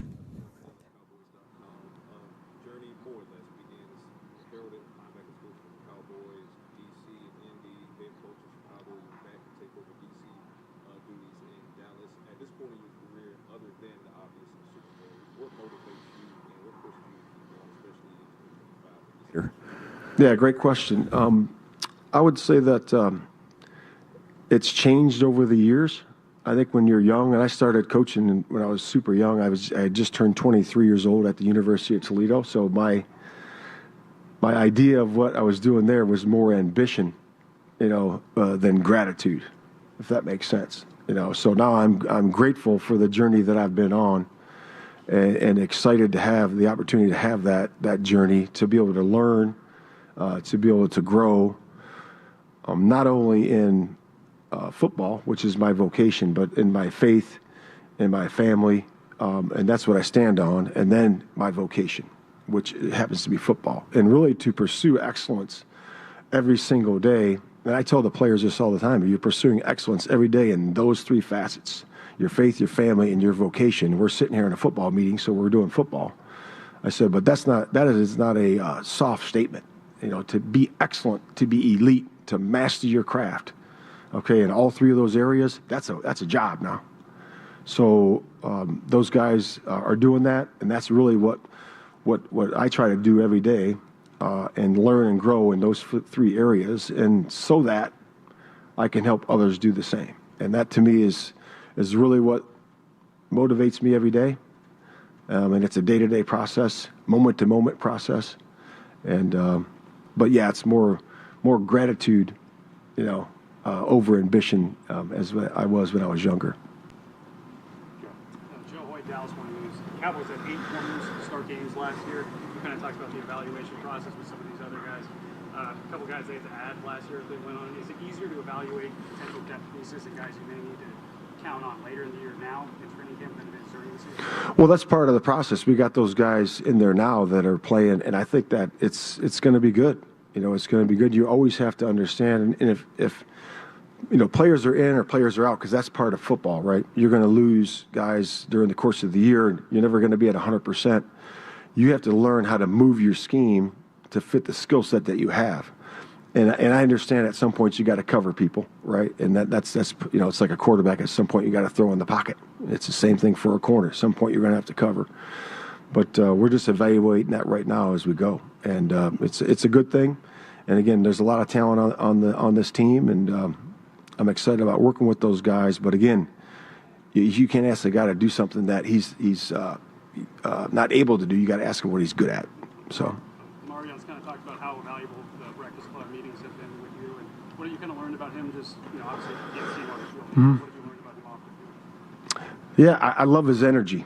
I've been fortunate and grateful to be around a bunch of good linebackers, and his energy is right up there with the rest of those guys that are really good players. So he's got a great future ahead of him, and he's really going to be exciting to grow and exciting to watch as he does grow.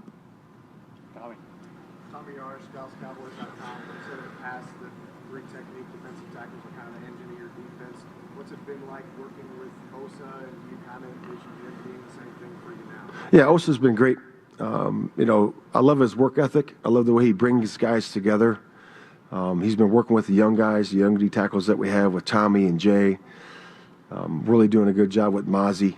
Those, and then having Sally in there has been wonderful as well. So you have two really good veterans in Osa and Sally in there. I think they're really affecting the entire group, not only the D tackles, but it's really good to have Tay back, another good veteran. And that's a really strong room for us, in terms of a veteran presence and mentorship, mentor those guys that are underneath them, the younger guys. So it's really been good. And we really encourage that for our veteran players to really mentor those guys, take those guys under their wings at every position. Coach Sam Banner, Fox 4 in Dallas. Coach Shoddy said he believes you guys can be one of top takeaway teams in the league this year. What about this group makes you believe that that could be the case? Just practice. You got to just keep practicing it. You know, it's got to be on your mind, and you got to practice it every day. And it's not. This is not something that we're looking for at the end at all. It's something that we look for daily. So we know what we do repeatedly. That's who we are. So we constantly do that every single day. And some days are better than others. And we're going to keep it on the guy's mind. We're going to keep emphasizing it, keep drilling it. You know, I believe that the coaches, the position coaches, are the backbone of the football team. And I believe that those guys, their drill work has to be game-like, has to be set up the right way. And if we keep drilling, whatever it might be, and we'll be good at it. And I truly believe that. You know, and so the guys just keep working at it over and over again. We spend a good portion of our individual drills, if you watch during that. If we have a 20-minute individual, we'll spend 5 minutes doing takeaways. So it's just drill work and technique.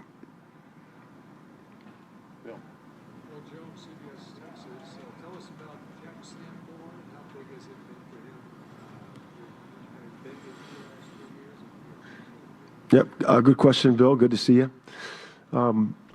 Jack is a really good pro, you know, and he's been with us for a few years now. And man, if you talk about the consummate pro, you know, showing up early, staying late, knowing his stuff, perfecting his technique, being in elite condition, he's been a joy to work with. And Jack makes plays. You know, he's a playmaker, and he had an opportunity to start for us a few times.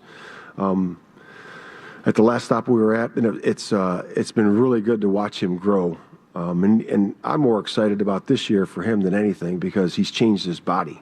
He's done a really good job of adjusting his body. His movement skills are, you know, and his efficiency of movement, as I said earlier, have really improved. And he's really getting closer and closer to the ball, and he's making a lot of plays in practice. All right, there he is, Cowboys defensive coordinator Matt Eberflus with you here. Tennis courts in Oxnard, California, training camp 2025, talking about Jack Sanborn in there. I know a lot of Cowboys fans hopeful that he can build off the work that he put in Chicago. I thought the interesting highlights there, it's going to take everybody to be a good run defense. That's kind of building on what you've been saying this offseason, Brian. It's not just about the DT. Yeah, I think to me that we focus so much as a fan base on run defense, on having a big, sloppy defensive tackle that plays the run.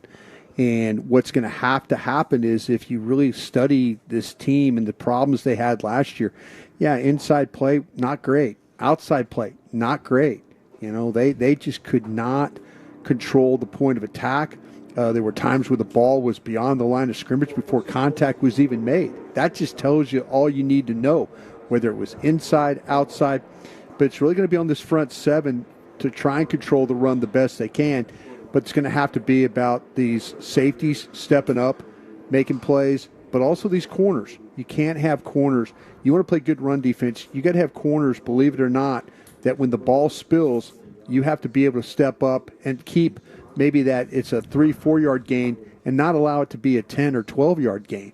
And that's what they're going to need. They're going to need buy-in from all 11 on that field, but it's just not about those defensive tackles. I think that might be one of the reasons Kaiir Elam is here. Mm-hmm. You know, a guy that can be physical against the run. I mean, this is a guy who plays both pass and run as a cornerback. So it's going to take 2 or 3 years if you really want to turn this over, right? You can't just snap your fingers in one off season without, spending your entire draft in free agency. They're going to have to do something that the very early Mike Zimmer teams did when Bill Parcells was here, and that's when they were undersized up front, but we had a group that had linebackers that tackled well. When you talk about Dat Wynn, Dexter Coakley, you had Leroy Glover that played with extreme quickness as that nose tackle or that inside technique. Mm-hmm.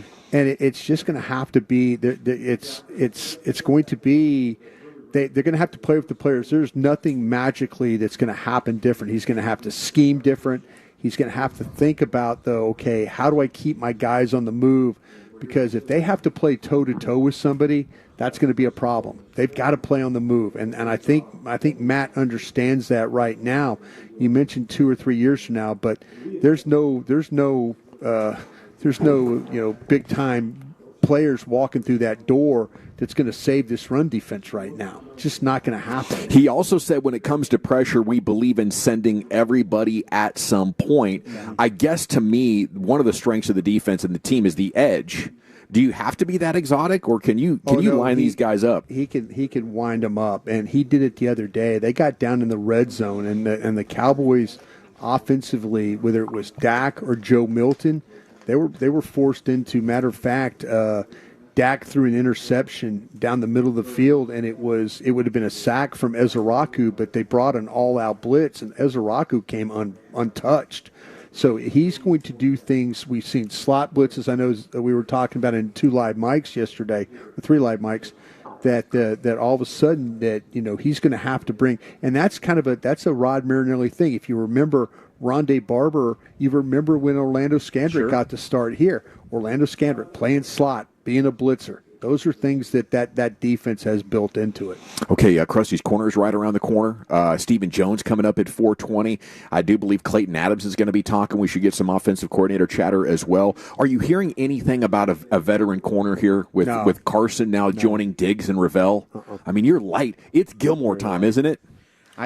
I put in the call today on Love of the Star that I would not be surprised if, bold prediction, I think Stephon Gilmore is going to get signed here. Maybe they wait until they get back to Frisco. I mean, they could just slow play this thing. Maybe they have good information on Ravel that he's going to be back sooner rather than later. But they are light on bodies right now. And if these injuries end up being, longer than they expect, I think absolutely Stephon Gilmore to me just makes a lot of sense. The video that came Sunday of Ravel going up and getting that pick and then coming down, was he limping? Does he not trust it? Like, there's either got to be a pain breakthrough or a confidence breakthrough. Didn't look good. That part of it did not look good. There's other stuff that does? Well, there's other stuff that they've had that's been, I think that there's been better. But that one right there, when he came down, and that was Tommy Yarish posted that. And then Tommy Yarish even came back, and I bet you somebody from the organization told him he had to make a kind of a retractment. But that was troubling to see when the way he came down. That was not where they needed to be with that right now. I mean, based on that, it seems like we're well into the season. I don't know about that, but I just know right now it's not good. All righty, it's the G-Back Nation here on 105.3 The Fan. Our injury reports brought to you by Greystone Roofing. They've got you covered when the hits keep coming. Broadus has you covered coming up next in Krusty's Corner. What's in store, buddy? Yeah, through a first week of practice, let me tell you the guys I've really liked to watch practice. We'll do that next.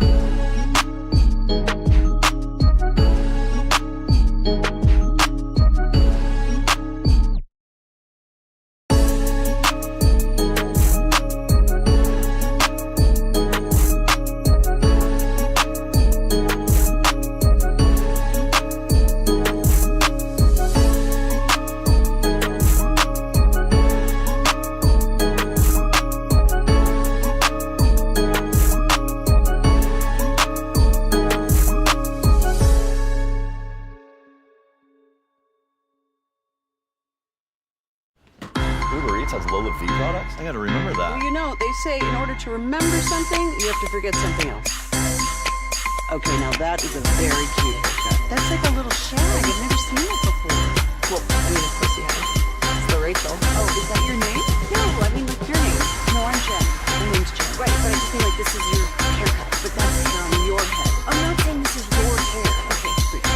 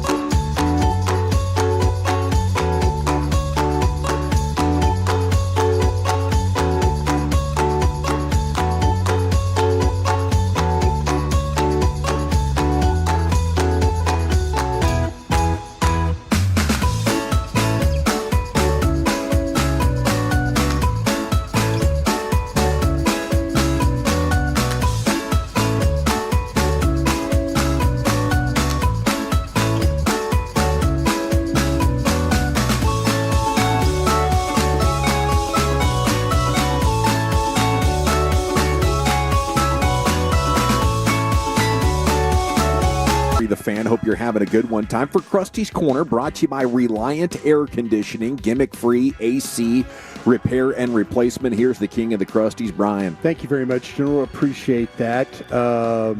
Thank you very much to Reliant for my nifty hat I got on today, too. I wore the Reliant hat. I'm really happy to have that on today, and thank you for always hanging out with me here in Krusty's Corner. We did hear from Matt Eberflus. We're about to hear from Clayton Adams. We're probably not going to go to him while this is going on, but I know Todd Archer is going to ask this question because he and I have already talked about it. He's going to ask how they're going to play this thing at left tackle. And if you guys had an opportunity, you know, as you look at this, and I know we're a couple of days in, but we've talked about this a bunch.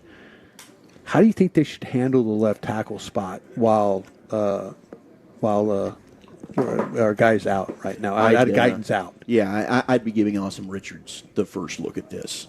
I liked what Awesome was able to do in the games that he played last year. It's unfortunate that he had an ankle injury, But now, I mean, I don't know how in practice if he's been outplayed by a guy like Nate Thomas. I know Identity's been working that right side. Sure. But to me, I've been an Austin Richards fan, and I'd like to see him to get the first crack at it. And hey, I mean, maybe he doesn't win it, but at least give him the opportunity. Yeah, we're open for business. I want to try a bunch of different things, but I think my question back to you, Brian, would be: do any of those players have the potential that in 6 weeks, when Guyton is ready to come back, they could make an interesting conversation out of it? See, I was kind of thinking that Awesome Richards, and this is to answer your question if I can, I was hopeful that Awesome Richards was going to compete with Guyton, and that was going to be I remember you saying that. They were going to let that be a battle, and now. And I don't know, and maybe Clayton Adams is going to tell us this, but right now it doesn't seem like they're interested in a swing tackle situation. That at least through camp, they kind of feel like, and this goes back to where the conversations that, Zach, that when you and I were working the draft, and Clayton Adams was saying, well, hey, if we can't pin and pull, we're not going to do it. Right. So maybe they don't think that they have guys that can play left and right.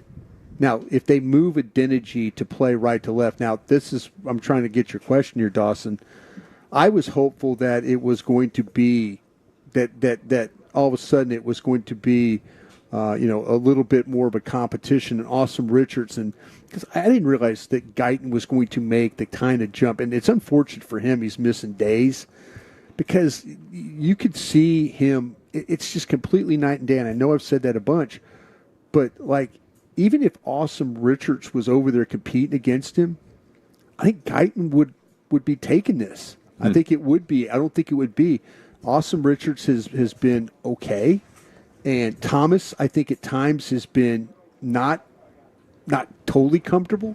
Guy has played guard in college. They kick him out to tackle. He's probably more of a right tackle than he is a left tackle. But I wonder if the situation with Identity and how he was able to, if they put Identity in there at left tackle ahead of those other guys that are working right now, then that means they don't have any real confidence in. Now, Awesome Richards has been playing as the extra tight end or the big extra offensive lineman, when they go heavy personnel. Yeah. And they want to bring, Awesome Richards' jumbo packages. Awesome Richards has been the jumbo guy. And has that been both sides? Like that could be on the left or the right? I tell you, it's one time they traded the formation. Like he's on him and Hunter Lipke are standing on the left side, and all of a sudden Dak comes to the line, starts the cadence. They trade it where they went over to the right side. So here's this big tackle, coming over with the fullback over to that side. And they did it a couple of different times. So it's not like they're just saying, okay, we're just going to run this from one side. Yeah. We're going to try and do it from both sides here. I love that, dude. But if Identity has done a solid job. I was thinking there was going to be like a big drop off. I was thinking, oh geez, here's Steele, he's out of the mix, and now it's Identity, and we're going to get a turnstile over there. It wasn't. There was really no drop off. So to answer your question, Identity was closer to how Steele was playing than maybe on the other side. So but if they move Identity, I think that tells you kind of what they think about Awesome Richards and Thomas. Yeah, I mean, in a perfect world, you would have one of the younger guys get those reps and get that opportunity to develop a little bit. Yeah. But we'll keep an eye on Twitter. I know I hear Coach talking. I hear Coach Adams behind. Okay, I've been here now over a week, and I've seen 6 practices, and I just kind of wanted to talk about some guys. And I know that there's guys that we've talked about a bunch when I was with you guys when you were back home, and now here I've talked about Donovan Ezeraku a lot and watching him practice. I talked to you guys about Miles Sanders. And I feel right now, at least through 6 practices, that I've been wrong about him. That he looks like a difference player, but that on a positive thing. I've talked a little bit about Elam and what I think what he's been able to show.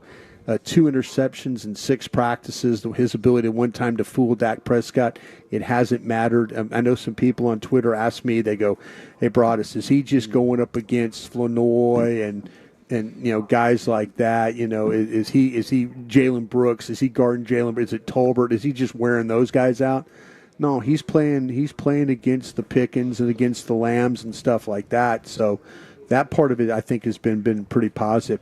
But a couple of the guys I want to mention too. I think I've really been impressed with Maris Leofau in these practices. And I say this because Maris has been a guy when they've gone, and Matt has played a lot more base in these practices than I think that he has before. And part of that's probably because the way the offense is going with a little bit heavier. They got the tight personnel. ends and that's a good point. Fullback. And he's worried about, hey, they're going to try and run the ball on me in this practice, and so I've got to kind of load up. But I think the thing with Maris Leofau that I've been super impressed with him, it's not just the creating of turnovers. It's his ability just to go and be where the ball is. Yeah.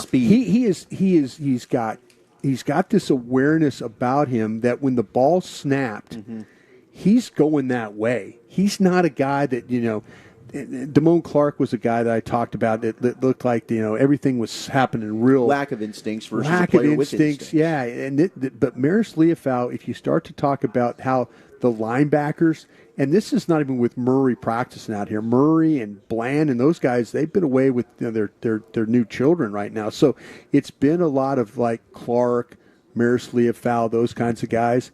So, yeah, that's kind of where we're at with that. That's exciting with Leofau and Clark. Yeah.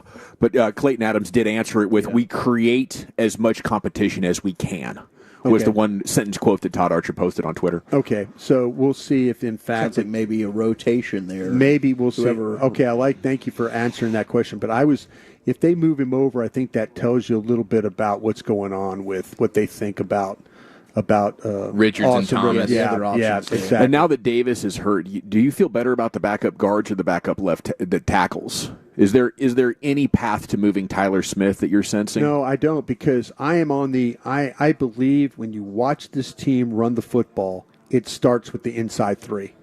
And I am not doing anything to separate that right now. Especially with Guyton having the return in like 6 weeks or so. You don't want to throw everything for a loop. If it was the out for the season thing, I think that's definitely a bigger conversation. I had the conversation that I would consider if I had to go get a guy, I'd go talk to Tyron Smith. Yeah, call Tyron. I love that. Yeah, that would be fun. I thought about that as a possibility. I know the Jets hold his rights. Yeah, I did a 2-year deal. Maybe you could flop things and try and get it back. But I would, if I had to go get a left tackle right now that I knew that Guyton was gone for the rest of the year, I'd consider calling Tyron Smith. But I also want to Maris Leofau, Solomon Thomas, I think, is showing up on a lot of things that I've been noticing. I know the defensive tackles, his ability to get up the field to attack, I think, has been really, really special in a lot of ways. He's beaten some really good. The guard combination, we talked about the center. He's been really good with those things. Peyton Turner, I think, is a much better pass rusher than I wanted to give him credit for. There's been some times out here where he's been on the edge and he's shown a little bit of some versatility as far as being able to avoid. I thought maybe he was just an upfield guy, get blocked. They've played him at some nickel stuff. He swung by Booker one time. Booker was too aggressive, went right by him for a pressure. He's playing a lot better than I kind of thought he would. I thought he'd be just a left-end player. I mentioned Perion Winfrey earlier. I think he's playing really well at a very high level. But the guy that might be the best so far of this whole thing is Kevontae Turpin. Yeah. Every practice there is something that they're doing with him that gives you this feel that, like, wow, they've got a legitimate plan. It's not like, oh, let's just practice him at running back a couple plays and then not do anything. Every practice, they've come up with something that he has excelled at. And you know what he's starting to do, guys? He's starting to catch the ball down the field. Yeah, we saw that He's yesterday. starting to be a guy that can be reliable getting the ball down the field. He can adjust. He's not the biggest. He's not the tallest. He doesn't have the ideal length. But even with some contested stuff, this guy's found ways to make plays down the field. Those are the guys that are really catching my eye through at least a week of this practice. Love it. Krusty's Corner brought to you by Reliant Air Conditioning, gimmick-free AC repair and replacement every day at 3:40 here in the G-Bag Nation. The OC Clayton Adams is talking. We'll give you more highlights of what he has to say. And what else do we have, Wolchuk? Hey, Cowboys aren't the only ones dealing with injuries in the NFL right now. And how do they compare with the rest of the league in terms of talent under 25? That's next.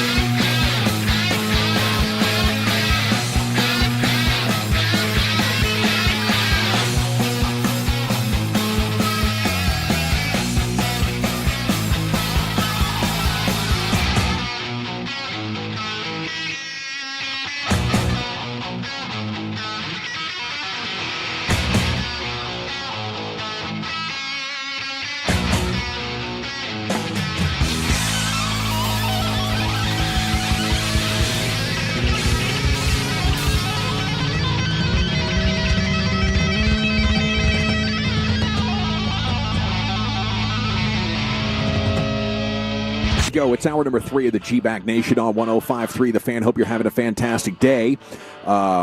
We do have Stephen Jones confirmed. He's coming up here in the next 20 or 30 minutes live on the tennis courts. Our coverage of Cowboys training camp brought to you by the on-time experts, Rhino Shield, and Yardbird, Southern Table and Bar. A lot going on in the world of sports. Our injury report has never been this busy, and it's brought to you by Greystone Roofing. They've got you covered when the hits keep on coming. What a tremendous sigh of relief last night, shortly after our show, to get the confirmation from Brian Broaddus. And salute to Broaddus as well for holding strong. His sources were telling him this chicken ain't hatched yet. And if you were listening to the show last night, you got to witness firsthand the glory of his Rolodex. The power of Broaddus. Yes, it was outstanding. So it's time now for Wolchuk and some more sports. Take it away, buddy. Yeah, with Clayton Adams talking right behind us, he was specifically asked from our buddy Tommy Arish, Cowboys.com, about Tyler Smith moving to left tackle. Sure. He said, quote, I think it's way too early to tell on that. Obviously, you love when players have good position flexibility, and he certainly has tons of flexibility, but that's not something that we've decided at this point. Thank you. Yeah, let's leave him there. Let's leave him there. Let's leave him. Let him and BB and Booker get really good at just the power. Handling the inside part of that game. I think they'll be better running the ball that way. Man, ESPN put out today the rankings of teams and their talent 25 and younger. And I remember a couple of years ago we were looking at this, like you had CeeDee Lamb, you had Diggs, you had Tyler Smith as one of these players, and the Cowboys were really, really high on this list. They're now right in the middle of the pack. 17th overall. Now, a year ago, they were at 21, so they moved up. ESPN says who's their blue chip player that's 25 or younger? It is Tyler Smith, and hopefully they can get him under contract here maybe as soon as this week. Notable graduated players that are now not part of this would be DeMarvion Overshown, as he is now turning or already has turned 25. Cowboys like to pour resources into the line. You've got Guyton at 24. You've got Cooper Beebe at 24. You've got Booker at 21. Dang. So you got a good core there that's still really young. And then George Pickens does qualify for this, but he's going to turn 25 after the season in March. On defense, you've got Mozzie at 24. I don't think you're looking at that as a strength, unfortunately. No, it's over. I mean, send him home. What are we doing? Maris Leofau, who's 24. Yeah, I like what I've seen from Maris Leofau. I was going through the list. Maybe Donovan Ezeraku at 22 might be something that we talk And about. Savone Ravel. Yeah. Both at 22. So that's kind of what you're looking at. Since most of the players listed above are already 24, Cowboys might be near the bottom of this list in 2026. Did they have Booker on there at all? Yes, Booker at 21 years old. I'm sorry. Yeah, Booker at 21. Yeah, they've swung and missed on a couple of drafts, and I think it just goes to show you how quickly you can go from contender to bad, and how quickly you can go from pretty good to pushing over the top like the Eagles draft from last year. Okay, so what is stunning was the Eagles were 29th on this list a year ago. They've now moved all the way up to 14 because of that draft. Because you've got Quinyon Mitchell, you've got Cooper DeJean. They also now have Jordan Davis, who's no longer part of this, but you sub him out with Jalen Carter, who's been an absolute stud. And then Jalix Hunt was another player that we liked quite a bit coming out of the draft. Nakobe Dean and Nolan Smith also. Did I hear they're looking for a safety? I heard they're playing Cooper DeJean at safety. They are. They might be. Yeah. They Okay. are. They moved him over. But the number one team in terms of talent, 24 and younger, is the Houston Texans. You got Stroud, Will Anderson, Derek Stingley, Kamari Lassiter. They're going to be built for They a had a long time. lot of drafts, so they had multiple ones. They and did. stuff, And yeah. then keep an eye on Seattle, man. Like if Seattle's 2 and Washington at 3. Now, Washington, when you have your quarterback in Jaden Daniels, that's going to elevate you a lot. But Seattle is a sneaky, really good, young, and talented roster. If they can hit on Sam Darnold, or if things don't go well and they're in position to take a quarterback, Seattle is one of these teams that has really a treasure chest of young talent. Devin Witherspoon, Byron Murphy, Jackson Smith, and Jigba.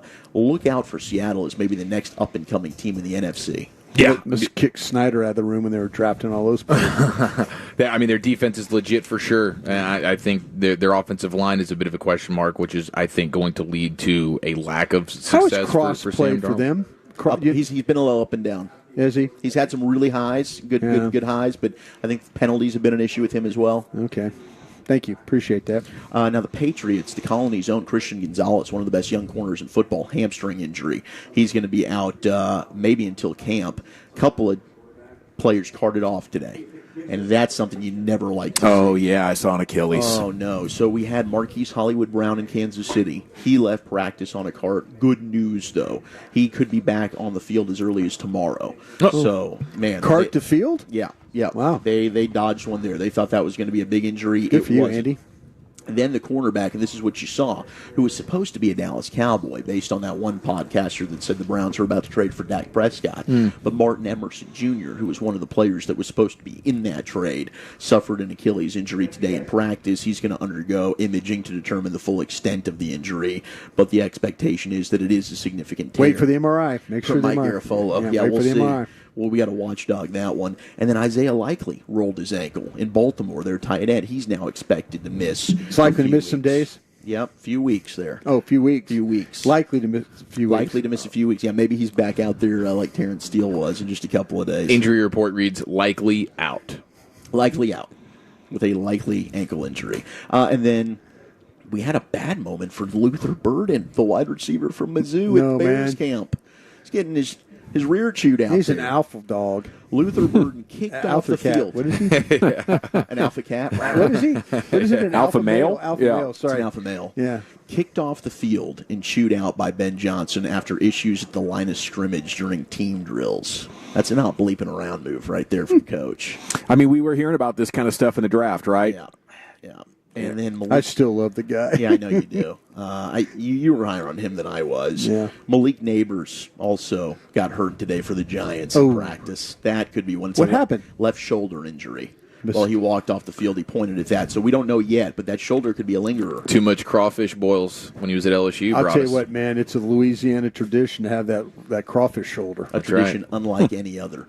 The Cowboys wide receiver room pretty solid, right? Can I ask a real quick question? No. Should I really try and bring Bruce Pickens some crawfish? Yes, you absolutely Bruce Pickens. should. I mean, George Pickens. I said Yes, Bruce. George. Bruce was a player for the Mississippi State Bulldogs back in the day. I think he would appreciate it, bro. You think I really so? do. Yeah. Please do.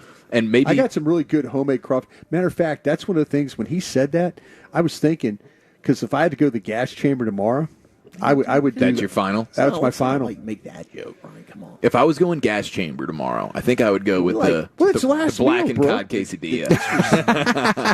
I'm just talking about last meal, bro. No, I get it, but we can say something else other than gas chamber. Well, what else is there? Firing squad. Yeah, what In would you prefer? Utah, Just My death row meal, injection my last meal. Just say my last meal. Yeah, before man. he fasts About for to the rest of his living Get days. my head chopped off. You know, It's not a good way to go. Okay, yeah, guillotine. Yeah. Before I have to go Before I to go the to guillotine. guillotine. Yeah. Uh, Is it why- guillotine or guillotine? Why don't they just have like heroin overdose? You know, that's what I'm always thinking because I mean, shoot me up with the best drug ever. Yeah. That it's going to feel awesome, and then I'm going to die. I'll pass out, and then after I'm passed out, then you can do what you need to do to make sure I don't wake up. You know. Yeah, that's true. But let me get higher in hell. Sedate me before. Super cheap. Go get some black tar downtown. Yeah, super cheap. We can plug They this just thing chop my in head and off. Yeah. Then yes. And I won't even know about it. I'll be That's so numb crap. to the I would feeling. not want my head chopped off. No, but if you're already sedated. No. No, electrocute me. No, we're gonna have a funeral. Bennett's gonna be walking through. We're an open casket. It's like a medieval honored death. How about like they let you walk around? You get to walk. Sharpening the sword and everything. Like, let's go. All right, Let's hit somebody. How about this one? All right, we've all seen The Jackal, right? The show The Jackal. Great show. Really good show. Okay, you're walking around the city. You don't know when the Jackal's going to get you. Oh, but it's a headshot, bro. You're not even going to know what happened. No, he hits you in the chest. Oh. No. I'll tell you what, wherever he wants I would to like hit you, that. he's going to hit you. That guy was dying. I would take that. I wouldn't want to see it coming. Like sitting there on death row, counting That's what I'm down your saying. days and your You're- hours, you're like- complete misery. No, like, absolutely. I I could think be, that's the point. I mean, right? like you're You like want it to be a little you're like pushing your basket at at the store, and all of a sudden, ting, and you just You never know when it's coming. you just don't know. But that would also work because you're living probably just in paranoia. Like, when is it going to happen? That would be kind of weird to know that the Jackal is out there, just and at you some just don't point, know that somebody's there waiting at your Well, side. what do the spies do? Where it's like, oh, I'm about to get caught. Bang, I'm dead. You know? Oh, they do that with the teeth. Yeah. They got the cyanide in their teeth. They Yeah. kinda click Oh, that. yeah. Oh, how about somebody comes up and says, "Hey, Broadus, love your show," but they got something on their hand. They kind Oh, of they get you shake with your hand with they one get of you with those. the death. Oh, the death grip. But That's how those assassins do it. I don't want to foam at the mouth, though. What was that stuff? Anthrax? Just you were scared of? it's just a bad look. Foaming at the mouth. I don't want to be laying on the ground foaming at the mouth. Alpha males don't foam at the I mouth. think the Jackal is the way to go. Off. Yeah, they do. Yeah. I think the Jackal, you're just pushing your basket, and all of a sudden you're down, All right, speaking of alpha males, let's go to Shador and Deion Sanders. Now, Prime was interviewed by Michael Irvin. And we were wondering, his Prime showed up and was supporting Shiloh at Tampa Bay. Was he going to go to Cleveland? Is he going to make an appearance at Browns camp with Shador Sanders? Well, he will. Here was Michael's a good dude. Didn't look like the coaches would enjoy that visit. Prime talk with Playmaker. Yeah, maybe Shador said, "Dad, I'm not interested in this." Oh. Talk to me about that excitement watching them in the NFL. I saw you went and visit Shiloh. Yeah, down Tampa. Shador told me not to come. Yeah, let's get that out. I was about to ask why you hadn't gone to Cleveland. He didn't want me to come. He's like, Dad, I may get 3-4 reps at practice. I don't want you seeing that. Like, come on, no, I'm not where I need to be. Let me get where I need to be. And it's so funny because this is his first time, man. Yeah. Ever. And he's dealing with it like a pro. Like he ain't mad, he ain't bitter. He's like, I got work to do, but I'm gonna put in this work. One thing, they're gonna have to let me play. Preseason gonna come. And when preseason come, watch me work. I'm like, I already know what you're gonna do. I ain't worried about that. I know. But he didn't want me to come. And Shiloh was totally opposite. Come on down there, Shiloh. He was happy, but Junior been with me every day. Yeah.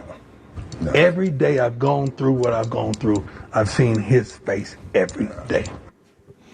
So don't show up, Dad. And I kind of like that from Shador. I'm getting. I mean, now they might. I think he's going to work out. I think he's going to. so I think too. he's going to be fine. I think really he's do. taken this whole experience and he's doing. And apparently the I think people are practices wrong lately about him. have been good for him. They're looking at maybe trading a quarterback, even though Kenny Pickett's now out. I wouldn't be surprised if Shador ends up starting the majority of the season. It's a difficult situation because you took Gabriel in the third, so you're going to have the coaches saying, I drafted this guy. You're going to have the front office saying, we can't play the guy that was drafted after him because then we're going to look like idiots. I just love listening as a dad. Dion, I think, a little bit that is heartbroken. You've been with the kid. He doesn't want you there, but at the same time, you're proud that he can go stand on his own 2 feet. Yeah. It's going to be difficult. I know a lot of parents are dealing with that right now, sending your kids off to college for the first time, or they're out in the real working world for the first time, and you want to be there for them, but in order for them to go do their thing, you got to take a step back. And I think Dion's battling with that a little bit. Well, and quarterback battle in Indianapolis, you know what they say. If you have 2 quarterbacks, you have none. You have 2 quarterbacks. Well, they don't 4 tackles. They don't have a quarterback in Indy. I guess Daniel Jones is not separating himself from Anthony Richardson, and both of them have been poochies in 11 on 11. That's a direct quote. Absolutely terrible. There's where you need to trade for a guy. Yeah, maybe Cleveland Indy would be down for call this. them up. They might be. And now Indy did lock up their left tackle, Bernard Raymond, 4-year, $100 million deal. This was a fascinating nugget from Todd McShay, Brian. The top 3 highest paid tackles now in the NFL. You've got Raymond, who has just under 33-inch arms. You've got Slater in short in arm LA, guy, 33-inch arms. And then Zach Tom with the Packers, 33.25-inch arms. Amazing. All considered short arms. Maybe this arm length thing with offensive tackles there's a lot of proving things to be a little BS. Yeah, there's a lot of things those scouts need to let go of. If you can play, you can play, guys. Yeah, that's exactly right. You know who's going to be next in that? Will Campbell. LSU. Yes. Will Campbell, absolutely. Same deal. I'm with you. Last thing I wanted to get here to.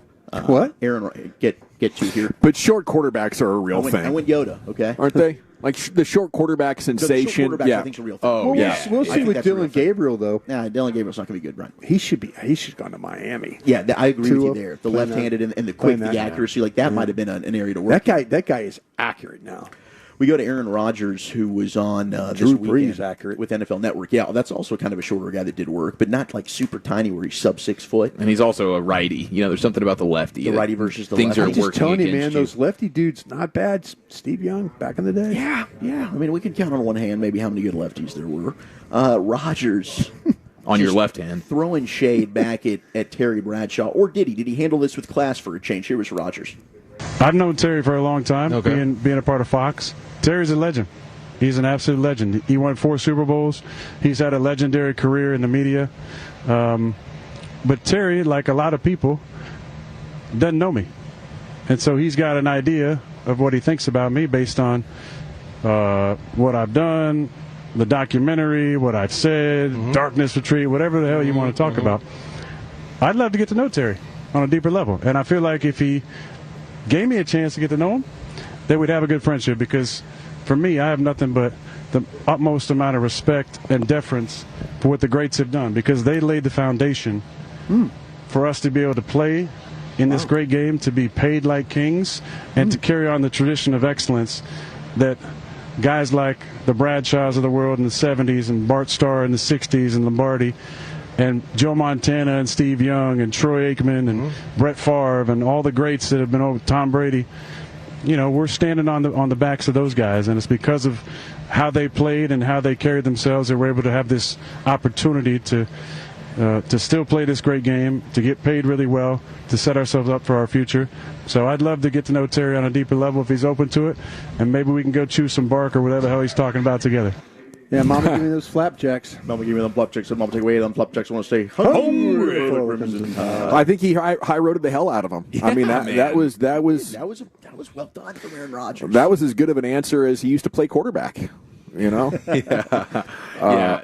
was the most likable he's ever sounded, I think. Do you think Rodgers is setting us up for something in the future? He's not going to do broadcasting, right? He's out of here, right? He's not trying to be a nice guy so people like him to be a broadcaster. I think he's got an opportunity to do something pretty special. The first broadcaster who is tripping balls while broadcasting the games that we know of. That we know of. But yeah, that could be like the old like little alternate cast, like with the McAfee show. We go ball tripping cast with Aaron Rodgers. I think he has been so emotional and probably tortured throughout his adult life that he has gone down this path of self-discovery and self-improvement so much that it's it's actually starting to take hold. I think that is classic, like responding, not reacting. Yeah. You know, when he probably saw that, his human body and emotions were saying, bleep that dude. But he sat around and thought about it for a couple of weeks and came up with, I think, the perfect response to that, still endearing himself to the Steelers fans who desperately want to believe that he can turn back the clock at age 42. Well, thank you, Wolchuk. We're coming up on Stephen Jones here in just a few minutes. Maybe we can get some Jake Ferguson in on the other side. Why did he, do the deal early, and what does he think of this offense? We'll get some Jake for you, and then some Steve Jones here. It's the G-Bag Nation on the Fan. I want to chat about the Frankels with you before we do that, though, because if you find yourself hurt in an accident,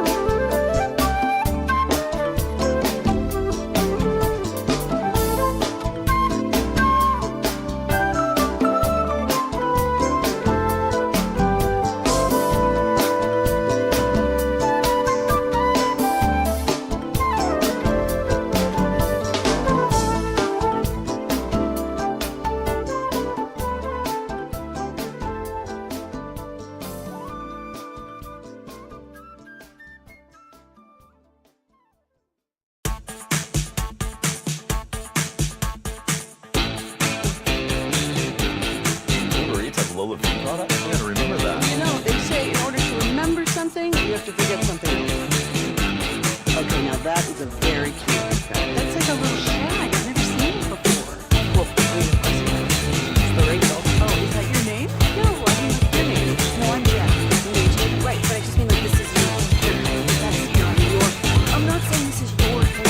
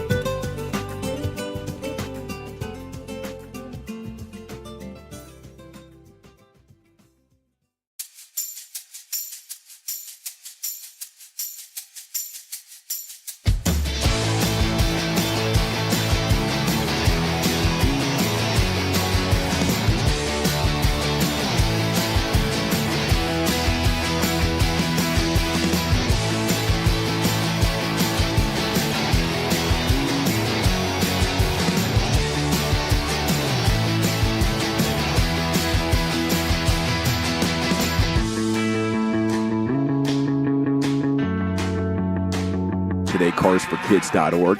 It's also brought to you by the Frankels. Life is unpredictable. Accidents happen. If you or a loved one's injured in a car or truck wreck, call the Frankels for a free consultation, 214 or 817-333-3333. Jump online at frankelfirm.com. Yeah, Steve's coming up here in 3 minutes. How about some Jake Ferguson cuts?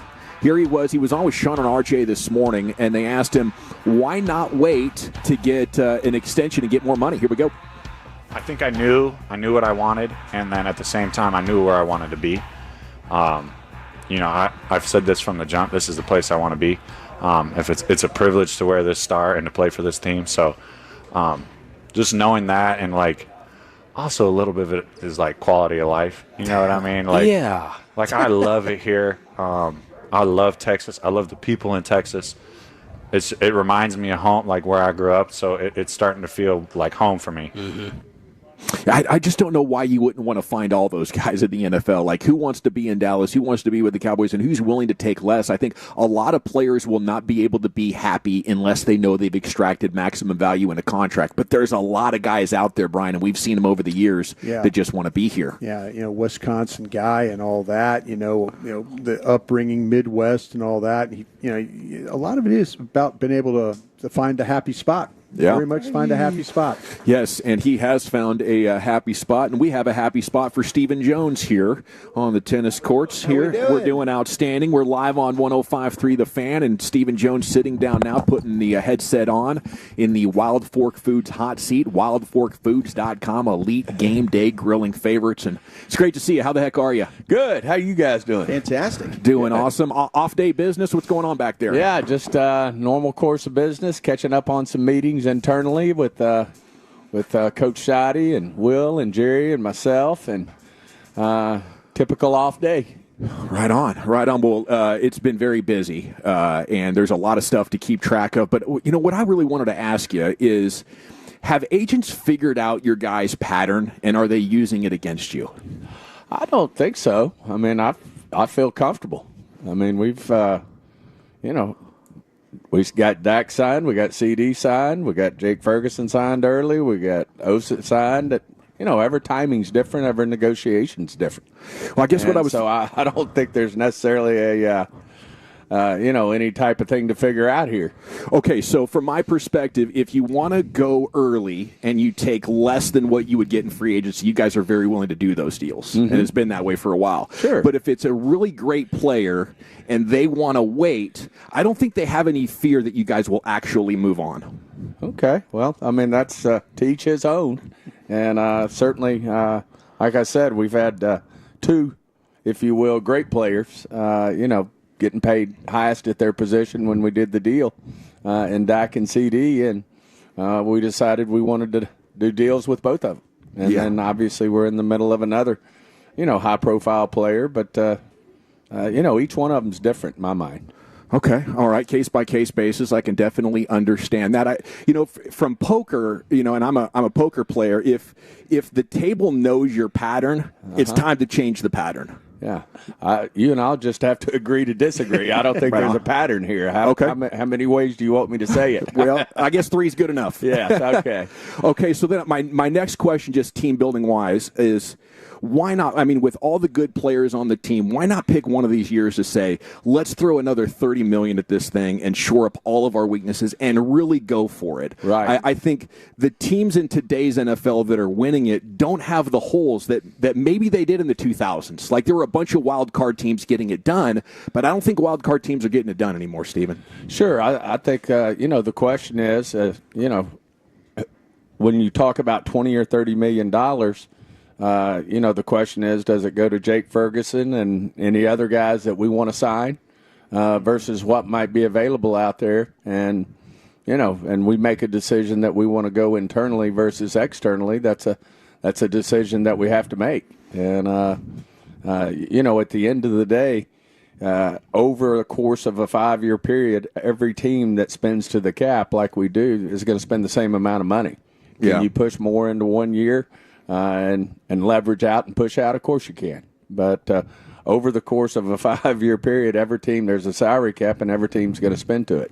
Yeah, and I think that's fair. I think Philadelphia is really an outlier, so I wouldn't ask you to do something like that. But are you guys resistant to a yo-yo of like, we're going to spend a bunch here, we're going to clear dead money and get a good draft pick? Does that strategy not make sense?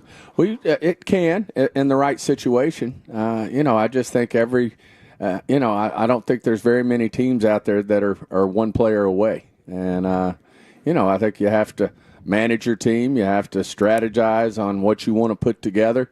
And, we feel like we've checked a lot of boxes in terms of internally thinking that we have fill the holes that we need to fill to be a great football team. Okay, and I appreciate you answering these questions. I'm not trying to ambush you. You're not. Okay, so like during the season or around the calendar, we'll be having these conversations, and there's these questions that pop up, and I feel like, to be fair to you, I should give you a chance to answer the questions here on the show. Sure. Because I don't want to be talking bad about you behind your back and then not. But another thing you I had do that, would you? no, maybe in the name of entertainment. I'm disappointed. Hey, and I need to give you and Jerry your props for letting us cook. Yes. It's rare to find a flagship radio station that can share honest opinions as much as you guys give us the freedom to at the Fan. Sure. So thank you for that. Okay, so then my third question here is, I have a theory that maybe you guys drag out the deals to get engagement from the media, and it's like the best $2 million you can spend having to give Dak a few more. Well, let's just start off. We don't agree on that. We don't drag deals out. We do deals when there's an opportunity to do a deal. And certainly no one knows what goes on internally with a particular negotiation. But, sometimes agents and players aren't ready to pull the trigger till they see other cards play. Mm-hmm. And what we're not going to do is go out and, do something that's not responsible in terms of, just in the name of getting a deal done 1 month earlier. Go do it and pay the guy another $5 million of your cap space. Yeah. And especially when you're dealing, in our particular case, internally with guys that are homegrown here, and we feel like they want to be here. I always felt like Dak wanted to be here. I always felt like CD wanted to be here. Yeah. I guess there's so much information that's out there. Adam Schefter was reporting, this morning. He was talking about maybe Micah felt like a deal was close, and maybe you guys felt like a deal wasn't close. I think that's what Adam Schefter said this morning. And then the progress stopped, and Micah's like, well, call me, right? And I'm like, well, why would they not just get this thing done if Micah really wants to be here?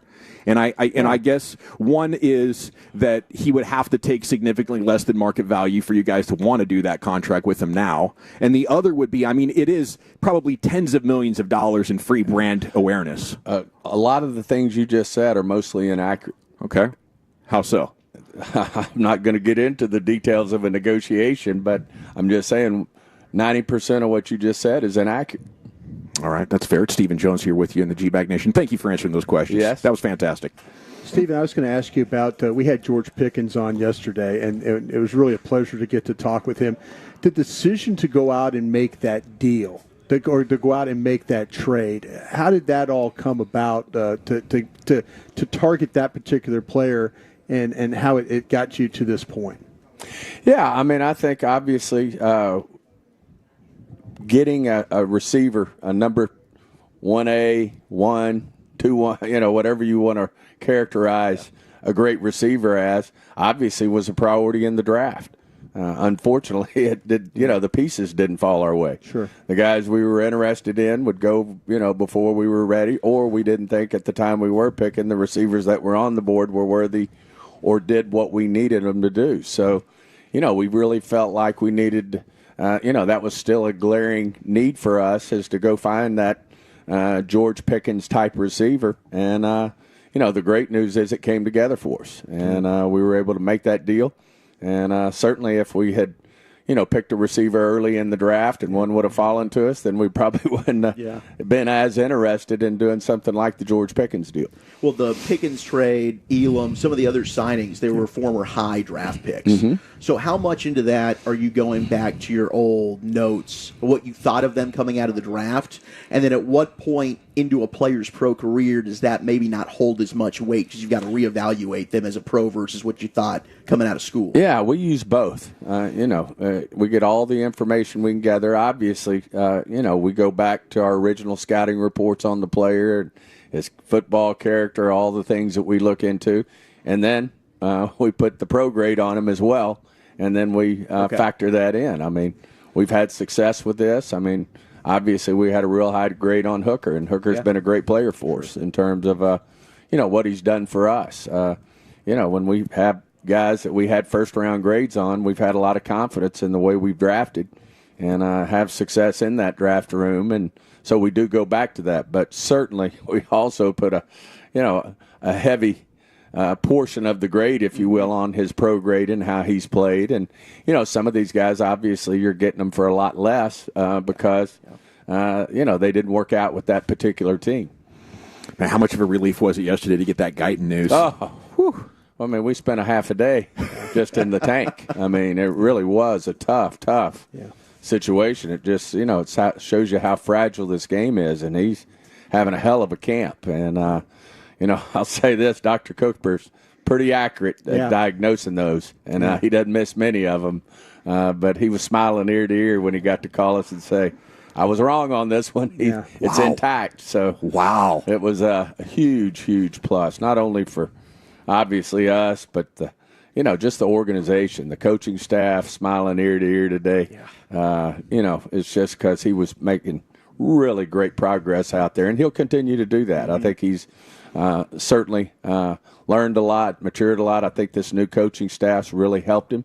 Not that Coach Solari wasn't a great tool for him as well, but I think they're straight up with Tyler, and I know he'll respond well and do the rehab he needs to do, and hopefully even beat the prognosis and get back even earlier. Are you guys looking externally at all, or is that an internal patch? We always looking for for help, and we'll continue to look for ways to make our team better. And but we do have guys. One guy I'll point out, and he's probably going to go with ones. Till we get Tyler back, is Nate Thomas. He's having a really good camp for us. He's exceeded expectations. He's serious-minded about what he's doing out there, and the coaches are really liking what he's doing out there. So, we do feel like we've got some good players there that can certainly do the job. Stephen, Jerry never pulls punches. And, he's talked about with the stuff. And I wanted to ask you how much this has changed throughout your career of players like Diggs working elsewhere. And how is that adjustment been for you, where before it seemed like the injured players were always within the organization, but now it's changed. How have you had to adapt to that? And is it something that we're going to see more of in the future?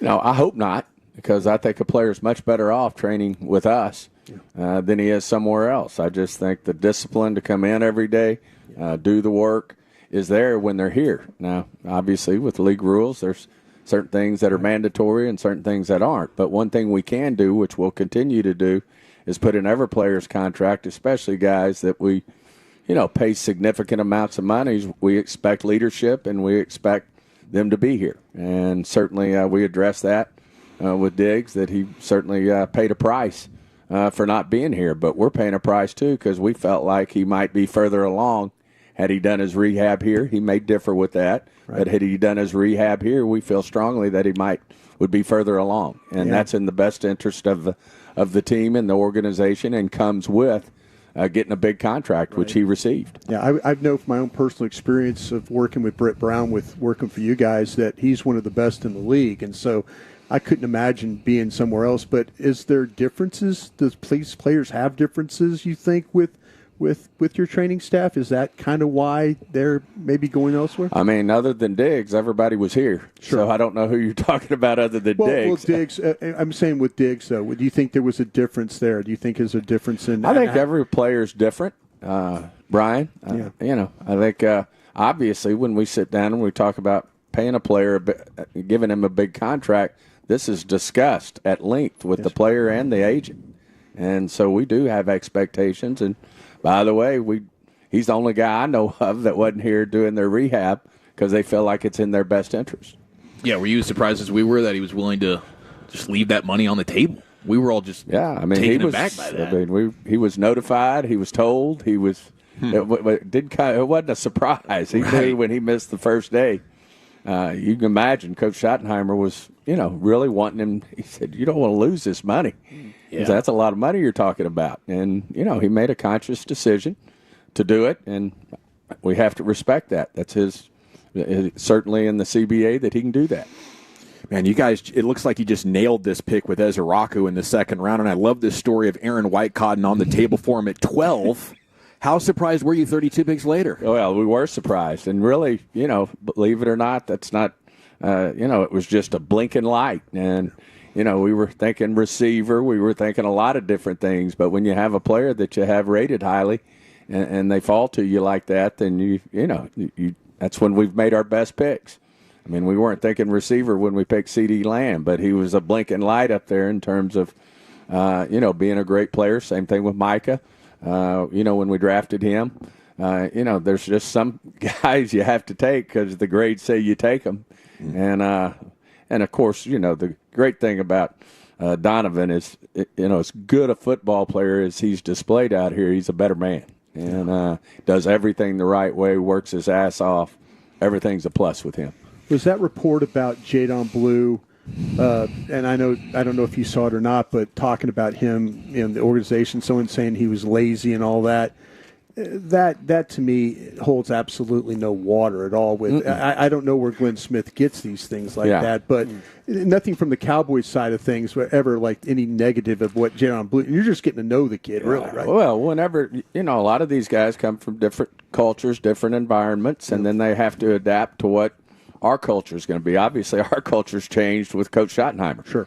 And so he has expectations, and these guys ultimately get a feel for what it takes to be a pro, what it takes to be a Cowboy, and what we expect. And, we're not going to talk about those things, but I would say, there's always a couple of players, 3 or 4 players that, are just figuring it out in terms of what the expectations are about being a pro, and that comes with the territory.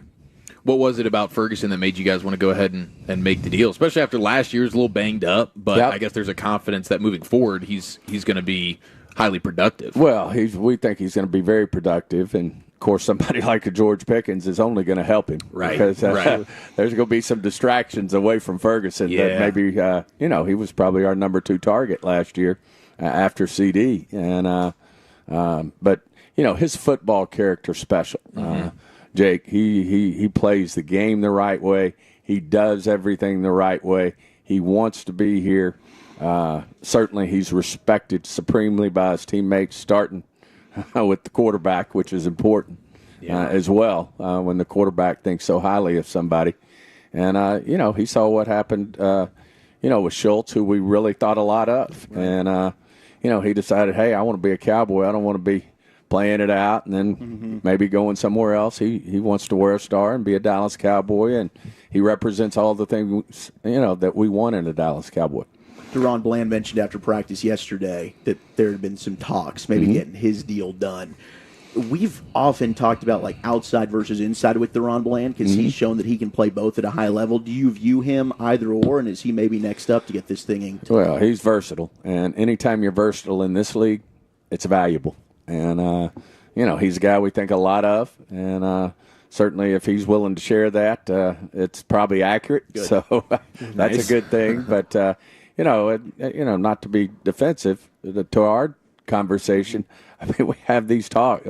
We're not a team necessarily that waits. And, at the end of the day, to ultimately get a deal done, you've got to finally get to a point, and there's reasons why some of these guys want to wait, and a reason why some of them, we did Dak's deal a year early. He still he had a contract, could have played it out. But, I just, that's something that we're always looking for opportunities, and it's not necessarily because you can get a bargain on them. It's just because, hey, they decide that they want to go ahead and take care of themselves, and you never know, when something happens like yesterday and it's not good results. And, you wake up and a player gets injured and he says, damn, I wish I would have gone ahead and done my contract, because sometimes it can affect your value. If you sit out a year and you're coming off a major knee injury, you can it can hurt your value.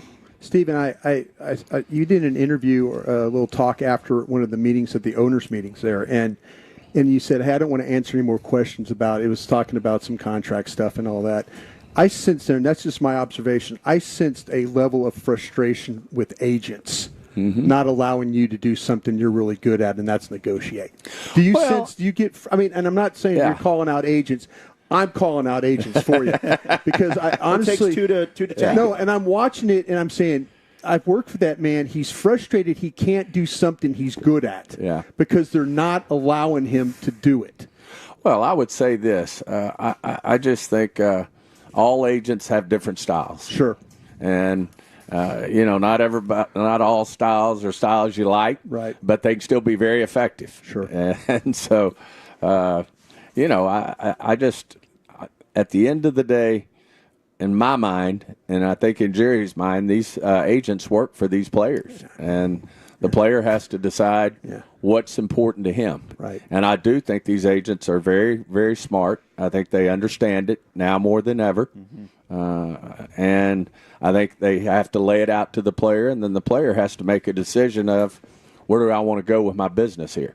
Right. And do I want to push the envelope? Am I willing to be, Dak's the ultimate guy who was willing to bet on himself every time, and he just wasn't concerned about it. There's other guys who want to get the business in the rearview mirror and get it behind them. Both ways are can be good. And so I really don't, I'd say very, very, very few agents do I have a problem with. Right. And so I can work with them. We can talk. But timing can be really important, and especially to the agents. And sometimes they're laying out to the player, hey, let's let a few more cards play before we make a decision, which you have to respect. And you can't push the issue. I just sense frustration, and that was just my observation. But it's obviously it's a lot of money this day and time. It's a lot, and I understand it. It's generational money for these guys, and they handle their business the right way. It's great for them. And hats off to them. They get what they deserve, and you go from there. Get back to Texas and get some brisket sandos. Yeah, we always try to deal. sell them on that. Hey, there's no state taxes in Texas. Cost of living's good. I mean, you can imagine all that comes out of our mouth when we're trying to get that price down a little bit. Seriously, though, how much do you look forward to a brisket sando when you're away from Texas? I miss it. Right I do miss my barbecue. I promise. Well, Stephen, thank you so much for being so generous with your Absolutely. time and answering all our questions. Give him hell. We'll be pulling for you. Thank you, guys. There you go. Stephen Jones, Cowboys COO here on your home of the Cowboys. We're back with Jared Sandler talking baseball with you here on The Fan. Thank you, sir. Appreciate you. Absolutely. Coming up on the next KNC Masterpiece at 12:30.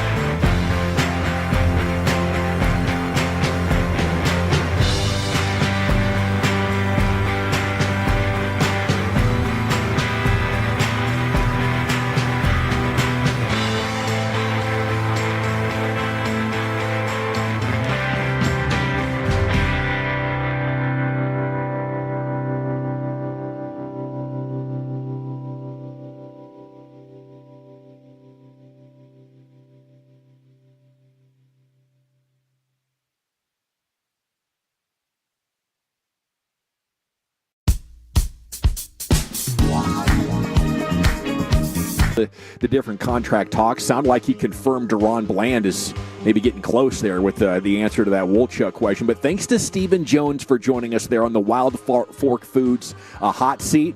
We got Jared Sandler coming up next, and executives around baseball are saying the Rangers are very urgently pursuing bullpen help. So we'll get our Rangers insider Jared Sandler on when we return right here. It's the G-Bag Nation on 105.3 The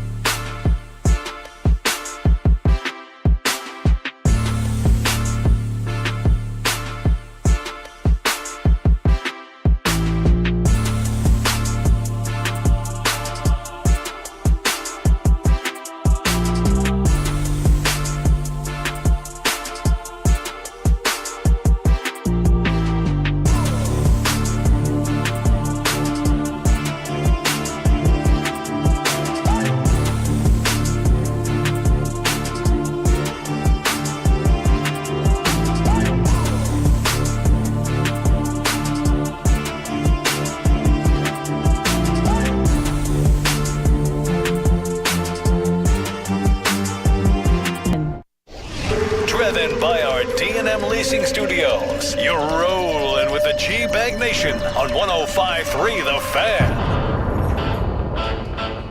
Yeah, buddy, it's hour 4 of the G-Bag Nation on 105.3 The Fan. Sorry about that. I was just chatting with Tommy Yarsh, DallasCowboys.com.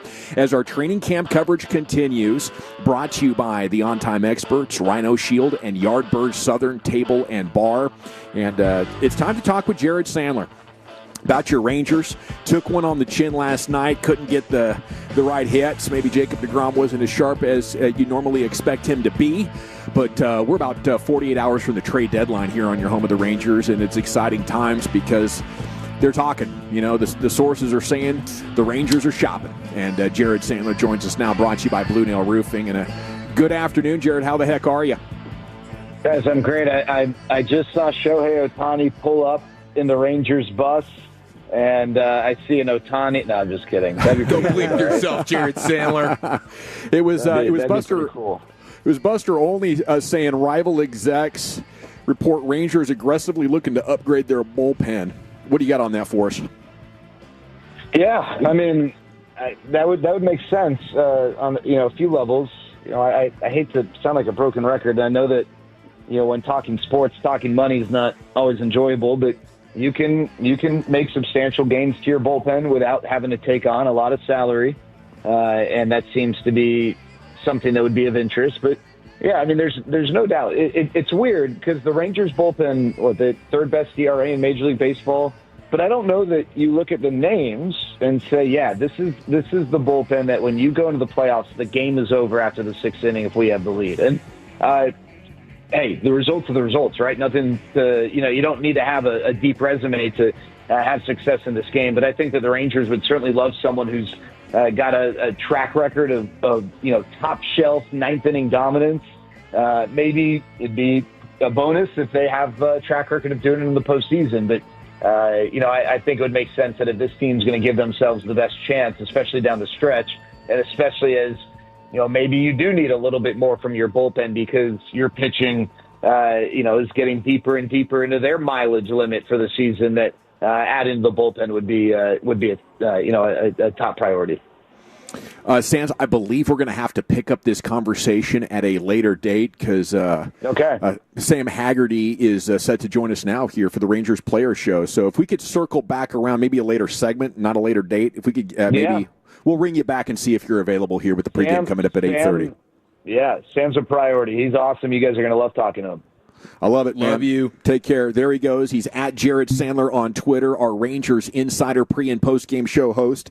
And the pregame is coming up at 8:30 here on 105.3 The Fan. It is time now for the Rangers Player Show. And as you heard, Sam Haggerty is our guest today. And a good afternoon, sir. How the heck are you? I'm doing well. Thanks for having me on, you guys. Right on. It's great to have you. We're actually just up the coastline here in Oxnard at Cowboys training camp, so I suppose we are, inside the same state's borders. How's California treating you this afternoon? You enjoying this weather? It's a nice reprieve from some of the humidity there in Dallas, and it's never bad weather in California, so it's always nice. So, yes, and speaking of nice, your swipe on Saturday night, catcher didn't even make the throw. So what'd you see from Iglesias that allowed you to take it so easy? You do some homework, you watch some film, you kind of develop a plan, and you study the way that Iglesias likes to go to the plate, the way he likes to control the running game, and ultimately you kind of make a strategic guess, and you roll the dice, and it worked out in my favor. What are you doing in the moments like it's getting late inning? Are you getting up and stretching? Do you have to go do any sprints, or can you like pop off the bench and just go get a bag like that? Unfortunately, I'm not 20 something anymore, so it takes a little bit more time. But when I don't start, I have kind of a bench routine that starts in about the fifth inning, and then it slowly just progresses. Kind of watching the game. Seeing if it's more of a pinch hit or if it's a pinch run or if it's a defensive replacement, and then prioritizing whatever aspect it is. Maybe it's doing some sprints underneath, swinging a little bit more, getting your arm loose, whatever the game kind of tells you. Seems like you still got the same type of speed though that you did at 25. Sam, you're moving pretty impressively, bro. I'm glad you guys think so, but I definitely feel like I've lost a step. But I try to make up for it with my mind and studying. What I'm curious about the art of bunting, and I know in college you were a bunt master. Where has the bunting gone in Major League Baseball? How much is that even talked about? How much is it practiced? If you fall into a particular category of a type of player, you need to be able to handle the bunt and move the ball around. It's lost a little bit of its effectiveness just because defensive players are so good these days. There's a lot of really good third basemen out there. Pitchers seem to take more pride in fielding their position, so it's not as effective in terms of bunting for a hit always. And even sometimes just simply trying to move a runner. It has a place in this game and can be used, but it all, it's important to know who's hitting behind you. Will they just walk that guy and ultimately set up another double play opportunity? So there's a lot of aspects to it, and it's something that I like to have in my back pocket just to give Boch another weapon and another card to play. You and this is, I'm coming from a place that I have absolutely zero fashion sense whatsoever, but I believe you used to have, or still do have, a clothing line. Yeah, that's what I was going to ask him too. So yeah, like where did that? Is that something you've always been passionate about? And what, do you envision yourself doing that post baseball? It was actually less about fashion, and I don't consider myself too knowledgeable in that area. Yeah. It was more so like a medium that I chose to try to communicate through. I really like to read and write, and I had a graphic designer who was phenomenal at drawing, and we kind of put our heads together and just decided to, instead of posting a video or having a standalone portrait, we kind of brainstormed that a piece of clothing moved through society. And we thought that was a good medium to try and talk through and, put some graphics and some words and have them move through society. Very interesting. Sam Haggerty here with you on the Fan. Yeah, I was kind of interested because I was wondering, do you discriminate against big guys? Like, do we have like the kind of the triple extra large? Can I be a big billboard for you? With your words and all that. I mean, I could maybe do the Declaration of Independence across from me if you want to write that out on me. That kind of thing. Yeah, it's funny you say that. You start with an idea and you kind of, I guess, I don't know, you have a very shallow view of what it means to start a business, particularly a clothing company. Then you start getting into sizing and trying to predict who your audience is and who will buy it and this and that. So that was, there was plenty of learning in this process, and that was one of them. So talking about like how art and words come together to convey messages, would you have been like a marketer? Like or are you more like a creative, like a book writer or something?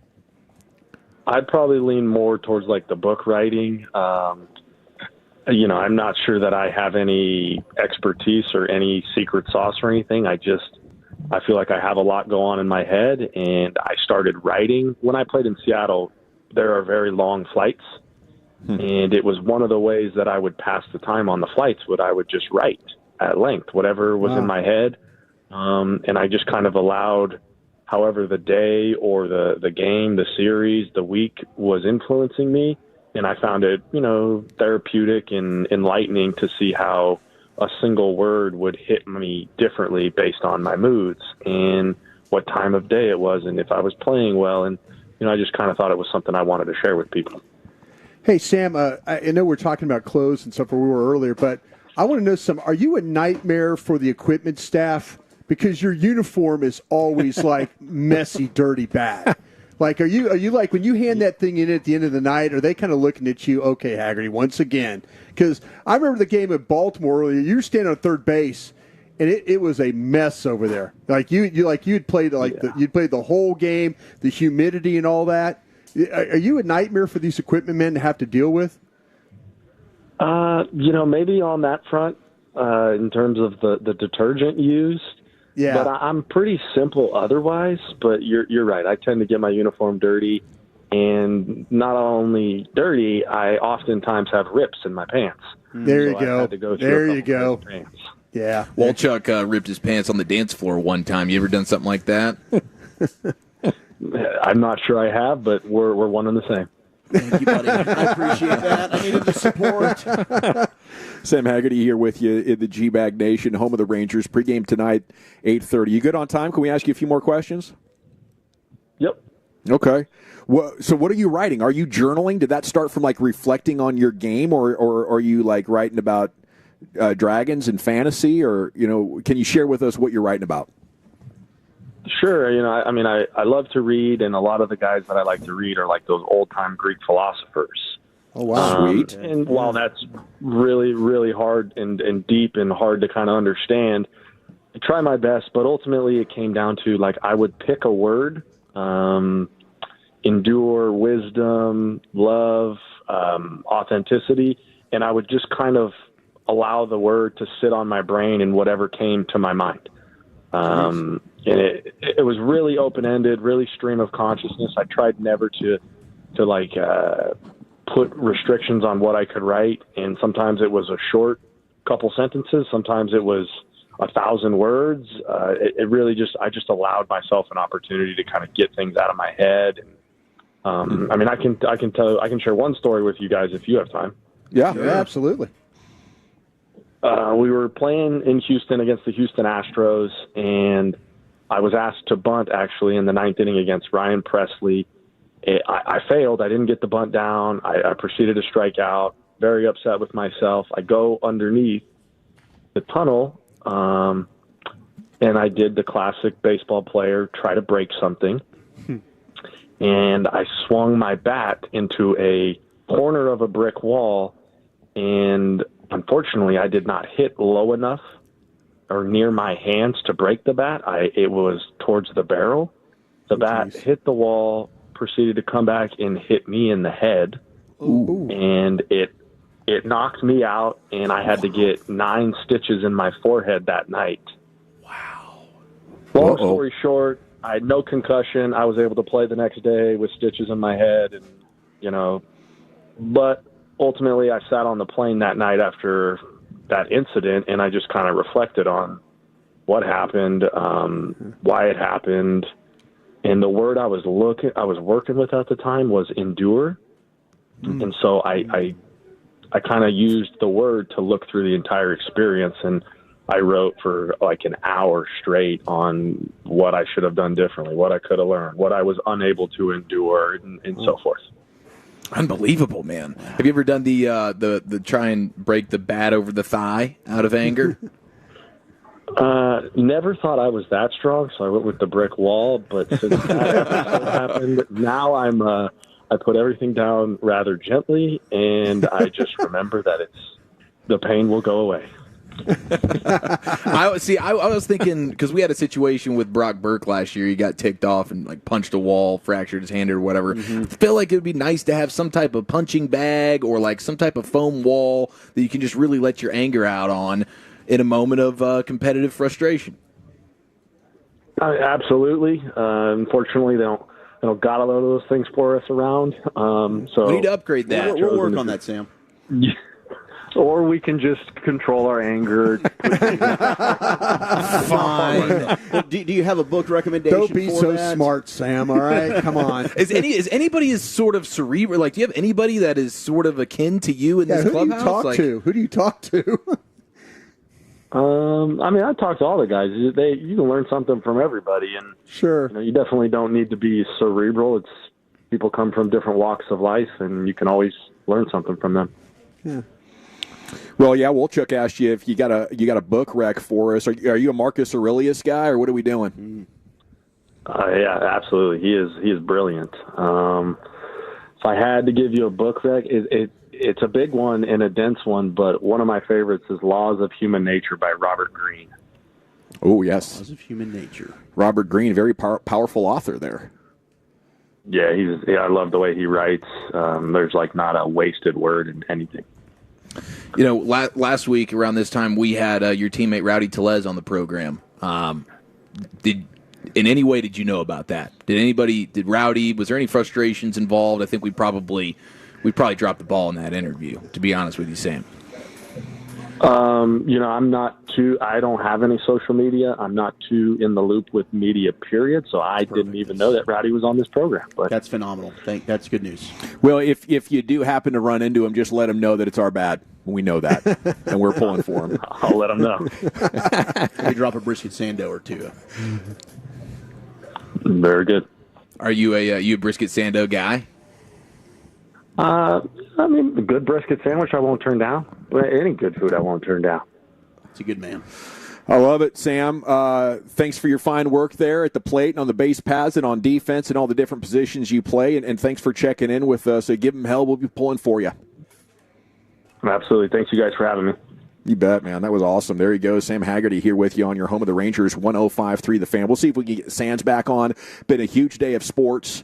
We'll recap everything that's been breaking and then hand it over to G-Bag of the Day coming up at 5:30 right here on The Fan.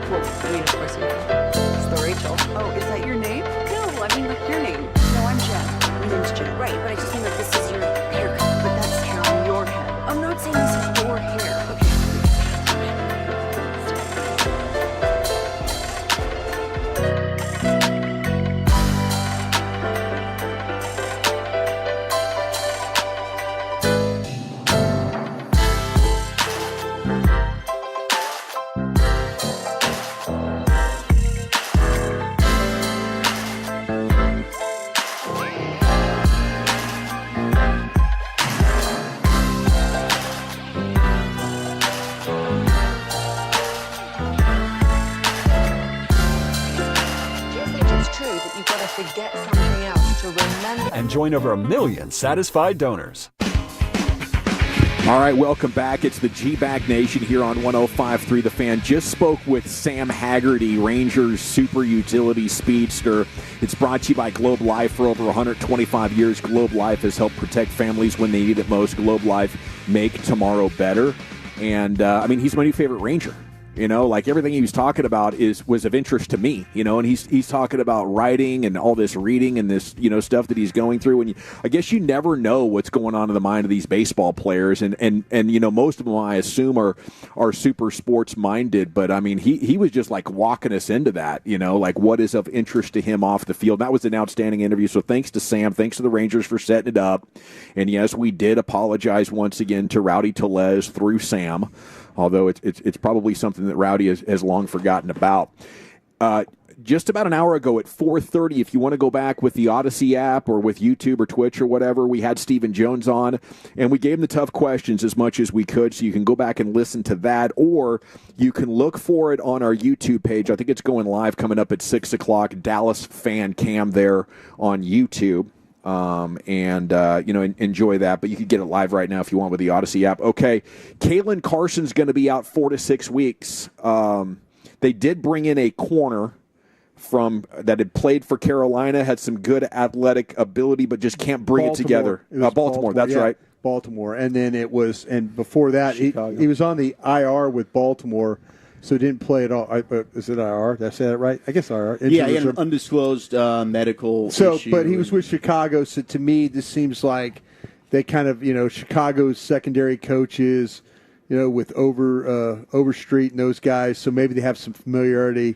Try and bring in a player that maybe the coaches have a little familiarity with until they're able to kind of piece it up together. But, it's tough. And the thing with Carson... And Zach, I'm sorry, I don't want to speak for you on this. Carson was one of my players when he was. I thought he was more like a third-round corner, and I think he went in the 5th round, if I'm right about that. He did. And I was thinking, like, boy, what a steal! They got a guy. Well, the last 2 years, unfortunately for him, training camp comes and he can't stay healthy. He has problems. He misses practices. I mean, this knee sprain now was, 4 to 6 weeks on that. Hopefully, he'll come back sooner, but. They needed him. They needed him to step up and be a contributor, and it just hasn't materialized for him. And this is unfortunate, but I mean, this is a guy that at Wake Forest was a really good cover corner. Play physical, could run with people. Knew how to play the ball. Knock the ball away. There was a lot of things to like about his game. And he just doesn't. It's unfortunate that we've seen none of that now in 2 years. And last year they threw him into the fire because of some of the injuries at the cornerback, and he wasn't ready. He wasn't ready to play, and now here he is. He needs to go out there. He needed to go out there and practice every single day and try and learn, because he's one of those guys where if he gives up a play, he'll come back and make another play. But now he's set back, and then the circus moves on. Yeah. The circus moves on without you. They will find probably other guys to put out there and play with, but it's a bad situation for him. I just feel like right now it's begging for just a little bit of money to be spent here. I think you're kind of going in a tough spot on the backside, and right now you could not absorb another injury without putting a blinking red light out there. Attack this guy on every passing play. Yeah, and like I say, we've seen guys like Booth have good days, but we've also seen Booth have bad days in games, but practices have been pretty good. Kamon Hall was like a mostly practice team guy last year. Yeah, no, and you're trying to replace Jordan Lewis, who was one of your better corners last year. By the way, you see the clip with Travis Sutton? No, with Travis Hunter beating him up pretty good. But yeah, and Hunter's going to do that to you. No, he will. But they're in a situation right now, and I'm just going to be honest with you guys, and correct me if I'm wrong. I don't know if Gilmore is really the answer here. I know Gilmore is the answer because we know of him, but towards the end, he was slow. He was slow 2 years ago. There was things he was slowing down as a player, and smart, heady, all those things you want to say. But at the end, it looked like that he was done. And it's immediately throw out Gilmore. I'm thinking bigger things. I am looking at some other teams. Maybe there's some surplus. Maybe there's something on your team that somebody would like. But if I'm going to go get a corner, I'm going to get a legitimate corner. I'm not going to mess around. I'm sorry, Gilmore. I just feel like though that you're going backwards. You're going to get a veteran guy, great. But I think you're going backwards on that. I think the reason they wouldn't do that, though, is because when healthy, they got the situation covered, don't they? So I don't need somebody to be a starter in 2026 and beyond. I just need a half season. Yeah, and I'm higher on Gilmore than you are, I suppose. Am I wrong about? I thought he hurt the shoulder in the Washington game, and he clearly did not play well in the Packers playoff game. But there was, at the beginning of December, A.J. Brown and the Eagles come to town, and A.J. Brown calls him old, and he locked him up the entire game. So, I'm with you on the speed element. Yeah. He doesn't have that anymore. He is getting older. I just don't think he has the burst that he once played with. Doesn't. He does not. Yeah, that's what I was worried about. But he's able to kind of make up for it with the craftiness in which he plays. Sure. I just think that a guy that knows the building, knows the team, has played with some of these guys before. See, it would make some sense to bring him in if the money's right. I love you as a brother. That drives me effing nuts. The familiarity deal? Yeah. Oh, we know this guy. We know. Go out and try and find somebody you don't know. Go out and try and trade for a guy. And I'm not saying don't know. I mean, I'm just saying that. Oh yeah. He knows us and we know him. And he's a good guy and all that. Go out there and I think these pro guys are good. I think Alex Loomis and these guys are good. But I would fight to. I'd say, can we go and get something we think is better than we've seen what Gilmore, and fine, we all know him, but let's try and be better than that. I would love that, and that's kind of what I was trying to get to with Stephen Jones earlier. Like, how can you leave such a big problem on your team if you have Dak still under old and George Pickens on the team? I guess Rasul Douglas and Mike Hilton signed. You still have Asante Samuel and Kendall Fuller, though, out there, right? See, the thing with Samuel, we're trying to Samuel for sure. He's got a bum hip, though, right? Is it the hip or the neck? I thought it was the neck. Yeah. And Hilton's just the guy that hasn't stayed healthy. Like Gilly, I need to go and look at him last year at Minnesota, but he started 15 games for a team that won 14. Yeah. So he was serviceable for you. That's kind of what I'm looking for. But maybe they can make a trade with somebody that they like. I've kind of gone down that path, and you're right. Go look at the 15 games he played at Minnesota. But the end of it for me, I was ready to kind of move on. All righty, it's time for us to move on and head into the Pimp Cup, where Lucius Alexander has your G-Bag of the day. Yeah, Big Godzilla. Check, 2. Here we go, G-Bag of the day. We do it every weekday on the Fan, 5:30. My name is Lucius Alexander. You can hit me up at Lucky Lucius P if you see anything we should be playing out there, all right? Lucious. You can also find me on Facebook. Lucius Alexander, same name. Or you can follow us if you find G-Bag Nation on Twitter, all right? Day 2 for this champion audio. It's Brian Broder's question for the George Pickens. See, yeah, I was going to ask you because I was a scout in the NFL for 13 years, and I've never seen anybody track the ball better than you. Yeah. And I mean, that goes back to your days in Georgia, and I'm watching. We all watch tape of you, and I'm like going, there's nobody that tracks the ball like this guy. And I've seen the great ones. I've been, but how do you pick that up? I mean, because like I say, I'm watching you, and I'm like going, he's seeing this ball right off the hand. Yeah. So when does it you never lose track of it. No. Everybody else is losing track, but you. Because the key to it is looking up. A lot of people there you go. Up. There you go. Up. Look up. So you should be looking up. Always look up, Lucius. Come on, man. Hey, man, I feel you, dog. I feel you. It's funny to me. All right, let's see what else we got for you. I'm trying to dominate. Keep I love it. For me. No, you're in your back, man. People hitting us up. They love what Brothers is doing right now. Yeah. All right. Who's this, Lucius? Look, don't be the thing unless it ain't got the swing. Louis Armstrong, Duke Ellington. Oh, there you go. Yeah. Lucy, she'll be happy to know yesterday we had an impromptu question to Tim Collins. Who would he choose at the station to team up with him in a History of Music Jeopardy style, I believe was. Yes. And it was without even really allowing us to finish the question. Lucius was the number 1 overall pick in that particular draft. So Don't sleep tip of the on cap to Carter. you. You know, Carter writes a music blog. Yeah, it was, Carter said, like, hey, listen, if you from 2005 to now, he feels like he's the guy. But dipping back into the old school tunes, I think you got you're the winner there. Yeah, I know a lot of music, but That's weed. I end up forgetting it. You know what I'm saying? It's crazy. Hey, Eric, you sent this to me, man. Charles Haley singing Happy Birthday to Charlotte Jones. Come on now, dude. Holy smokes, dog. It's Charlotte Jones' birthday, so we're going to sing happy birthday to her. Happy birthday to you. Happy birthday to you. Happy birthday, dear Charlotte. Happy birthday to you. Just wait.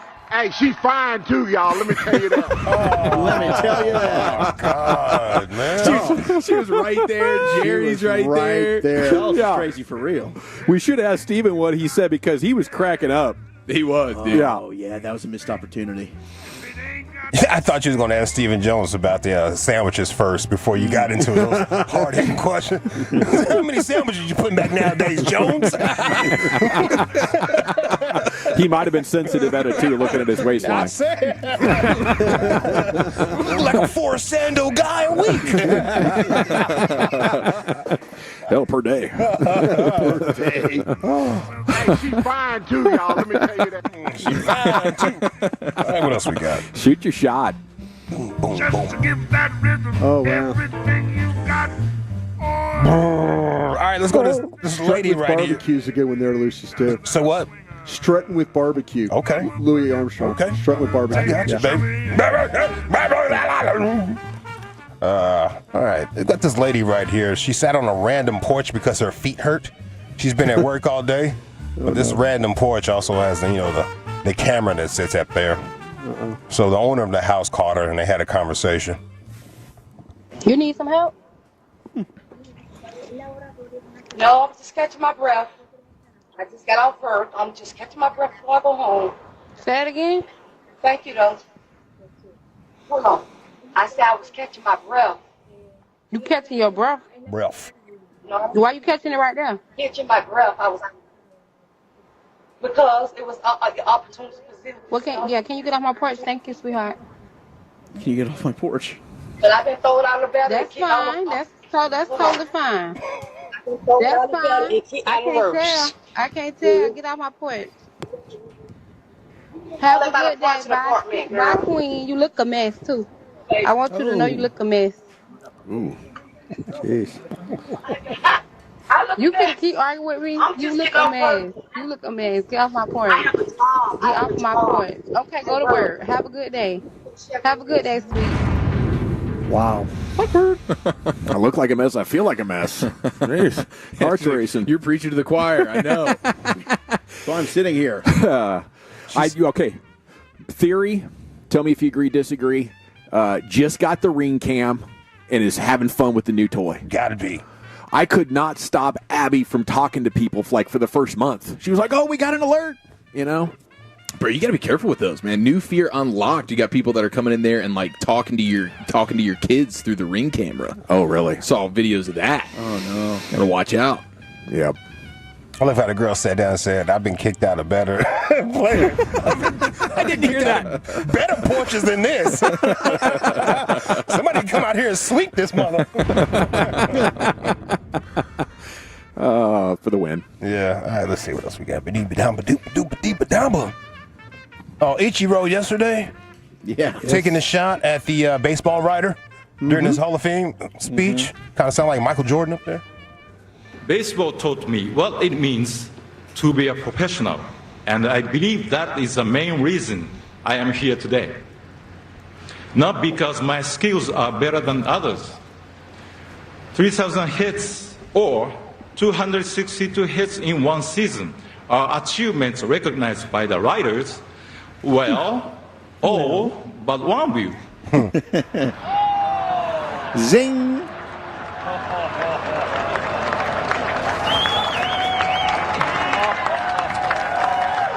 And by the way, the offer for that rider to have dinner at my home has now expired.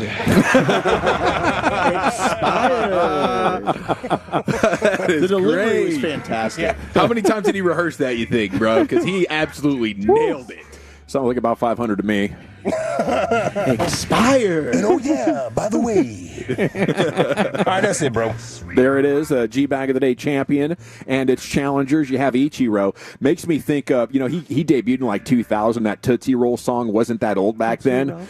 There was this amazing parody song, Ichiro to the left, because he'd just be spraying it all over. Pretty good video on it, too. The real version of that Tootsie Roll song is something crazy, fam. Yes. Can't believe they had a whole bunch of kids in the video doing like, what are we talking? Wait a minute. Is it Ichiro? Is it the lady sitting on the random porch because her feet hurt? Is it Charles Haley singing Happy Birthday and giving Charlotte a well-deserved compliment? Or is it broadest question for George Pickens? Man, it's tough today. I could vote for at least 3 of these, maybe all 4. I'm going to go Charles Haley here, Chief. How about you? Give me broadest. We're tied at 1. Lucius? Man, I'm going with Charles. Right on. Is Charles married? You know what? Yeah, she fine too. Hey, I hope not either. You got an earful after that. Bully? Hey, she's fine too, y'all. Let me tell you that. Yeah, it's Charles. Boy. Brian? Is that 3 to... That's 3 to 1. Charles. Darn. I'm voting for me. By a score of 3 to 2, perhaps an honorary 5-time. The man is on fire. Okay, I can tell he wants it. April. He deserves it. I mean, Charles Haley just dropped in with maybe his best soundbite since his playing days. Holy cow. I didn't think he knew he did it. Yeah, exactly. I was where last weekend? It's time to stay in the Pimp Cup. Here's Lucius with LA Live. He said, I was where? It's a Toxic Tuesday edition of LA Live right into the great Rick James. All right, G-Squares. Yeah. Get out of here. Fire up this funk and let's have a toe. It'll make you dance to some of everything. She's fine. When you look at your body and you disapprove, everything you ate has caught up to you. Trying to act like you're skinny, but you really know. Likes to say 200, but you really full. Been there, ate it, gained a pound. Yeah. Been there, ate After it. all that, I still shoved it down. Nobody wants to eat alone. If you touch by the fat man's song, baby, you gotten fat. Roly poly too. Stand up and you fall right back. You gotten fat. When it comes to eating all the pies and the baby back. That's right. When you gotten fat, when you stuck in the car and you wanna get out. No one's around. Look at yourself. Yeah. That's a theme song. Freaking girl. It's a Lucas theme song by the All-Star Break. Oh, sorry, Lucas. Yeah, this is the intro, fam. Yeah.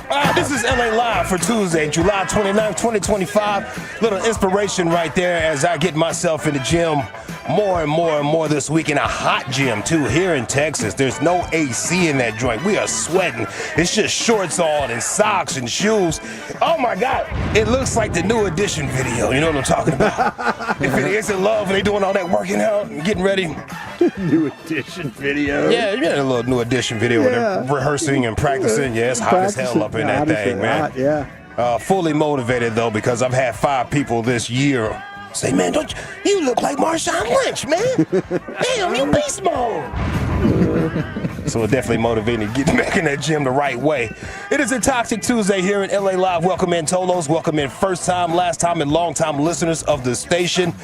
Speaking of long time listeners of this station, one Tolo hit me up last night, said he was proud that Coach Prime was talking about his bladder situation publicly. Yeah. And his colostomy bag situation publicly. Yeah.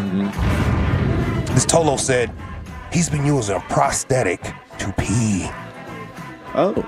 Yeah, bro. My man said, he said, count your blessings. Because there's people out here that dealing with things. You know, I mean, it's life. You're dealing with things. My man uses a prosthetic to use the restroom. That man. So he got it totally removed. I don't know what that is, bro. I don't know. How does that work? I don't know. That's not my kind of double D's, I'll tell you that. I'll tell you that, bro. So count your blessings. Go see your doctors, men. Go holler at your doctor. Go get all poked and prodded. You know what I'm saying? Get your diagnostic test, basically, is what I'm saying. Colonoscopies and All stuff, of that, too, if you're old enough. Yeah. You need to stop trying to schedule them things. You schedule them once a week. Due for another one, right, Doc? Yeah. Brian's getting there smelling like cologne and everything. What about the prostate check, too? Huh? Better safe than sorry. Are you forgetting something, Doc? Hey, that also makes me think, man, when my man was telling me that last night, that Karuchi Tran, God bless Karuchi Tran. If you don't know, she has popped out with Deion Sanders, Coach Prime. She wanted an older man. Now she has one. Good for her. Bit off more than she could chew on that one. She has a man that has 2 ex-wives, 5 kids, a missing toe. He uses a colostomy bag, and he wears overalls. She got her a paw-paw. She got her a paw-paw. Congratulations. I had no idea she was a GILF girl. Got her a paw-paw, man. LA Live is sponsored by Greystone Roofing and Construction. That is greystone-roofing.com. Speaking of relations, how do y'all feel about the gossip rag page 6? Got some interesting stuff. You believe they're telling the truth, or is it just really just a whole lot of gossip? I think it's a lot of gossip, but man, I think there's some things they're pretty credible with. I think some, very few, but I think they got a little bit. Yeah. I used to love the tabloids at the grocery store as a kid. Oh my God! You stand there and read them while you're waiting to pay. Yeah. Oh yeah. It was like the Wolfman and Bat Boy. Yeah. Right? Yes. Yeah.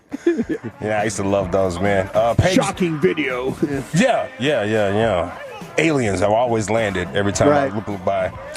Page 6 is reporting that the astronomer CEO and star of the Coldplay Summer Jam screen, or co-star basically, Andy Byron, is planning to sue Coldplay and the event organizers. He can't do that. He can't do that.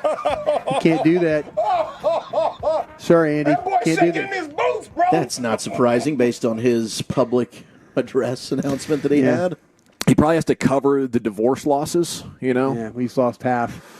Yeah, billionaire. That's miserable. I mean, how are you a CEO when you're not able to take responsibility for your own actions? That's just poor planning on your part, right there. Must have been nepotism or something. Chris Martin, tell him to kick rocks there, Chris Martin. Okay, I'm glad that you said Chris Martin's name, because Byron is allegedly preparing to sue Coldplay over the now viral kiss. Insiders told Page 6 that Byron blames Coldplay's Chris Martin. That man has a voice of an angel.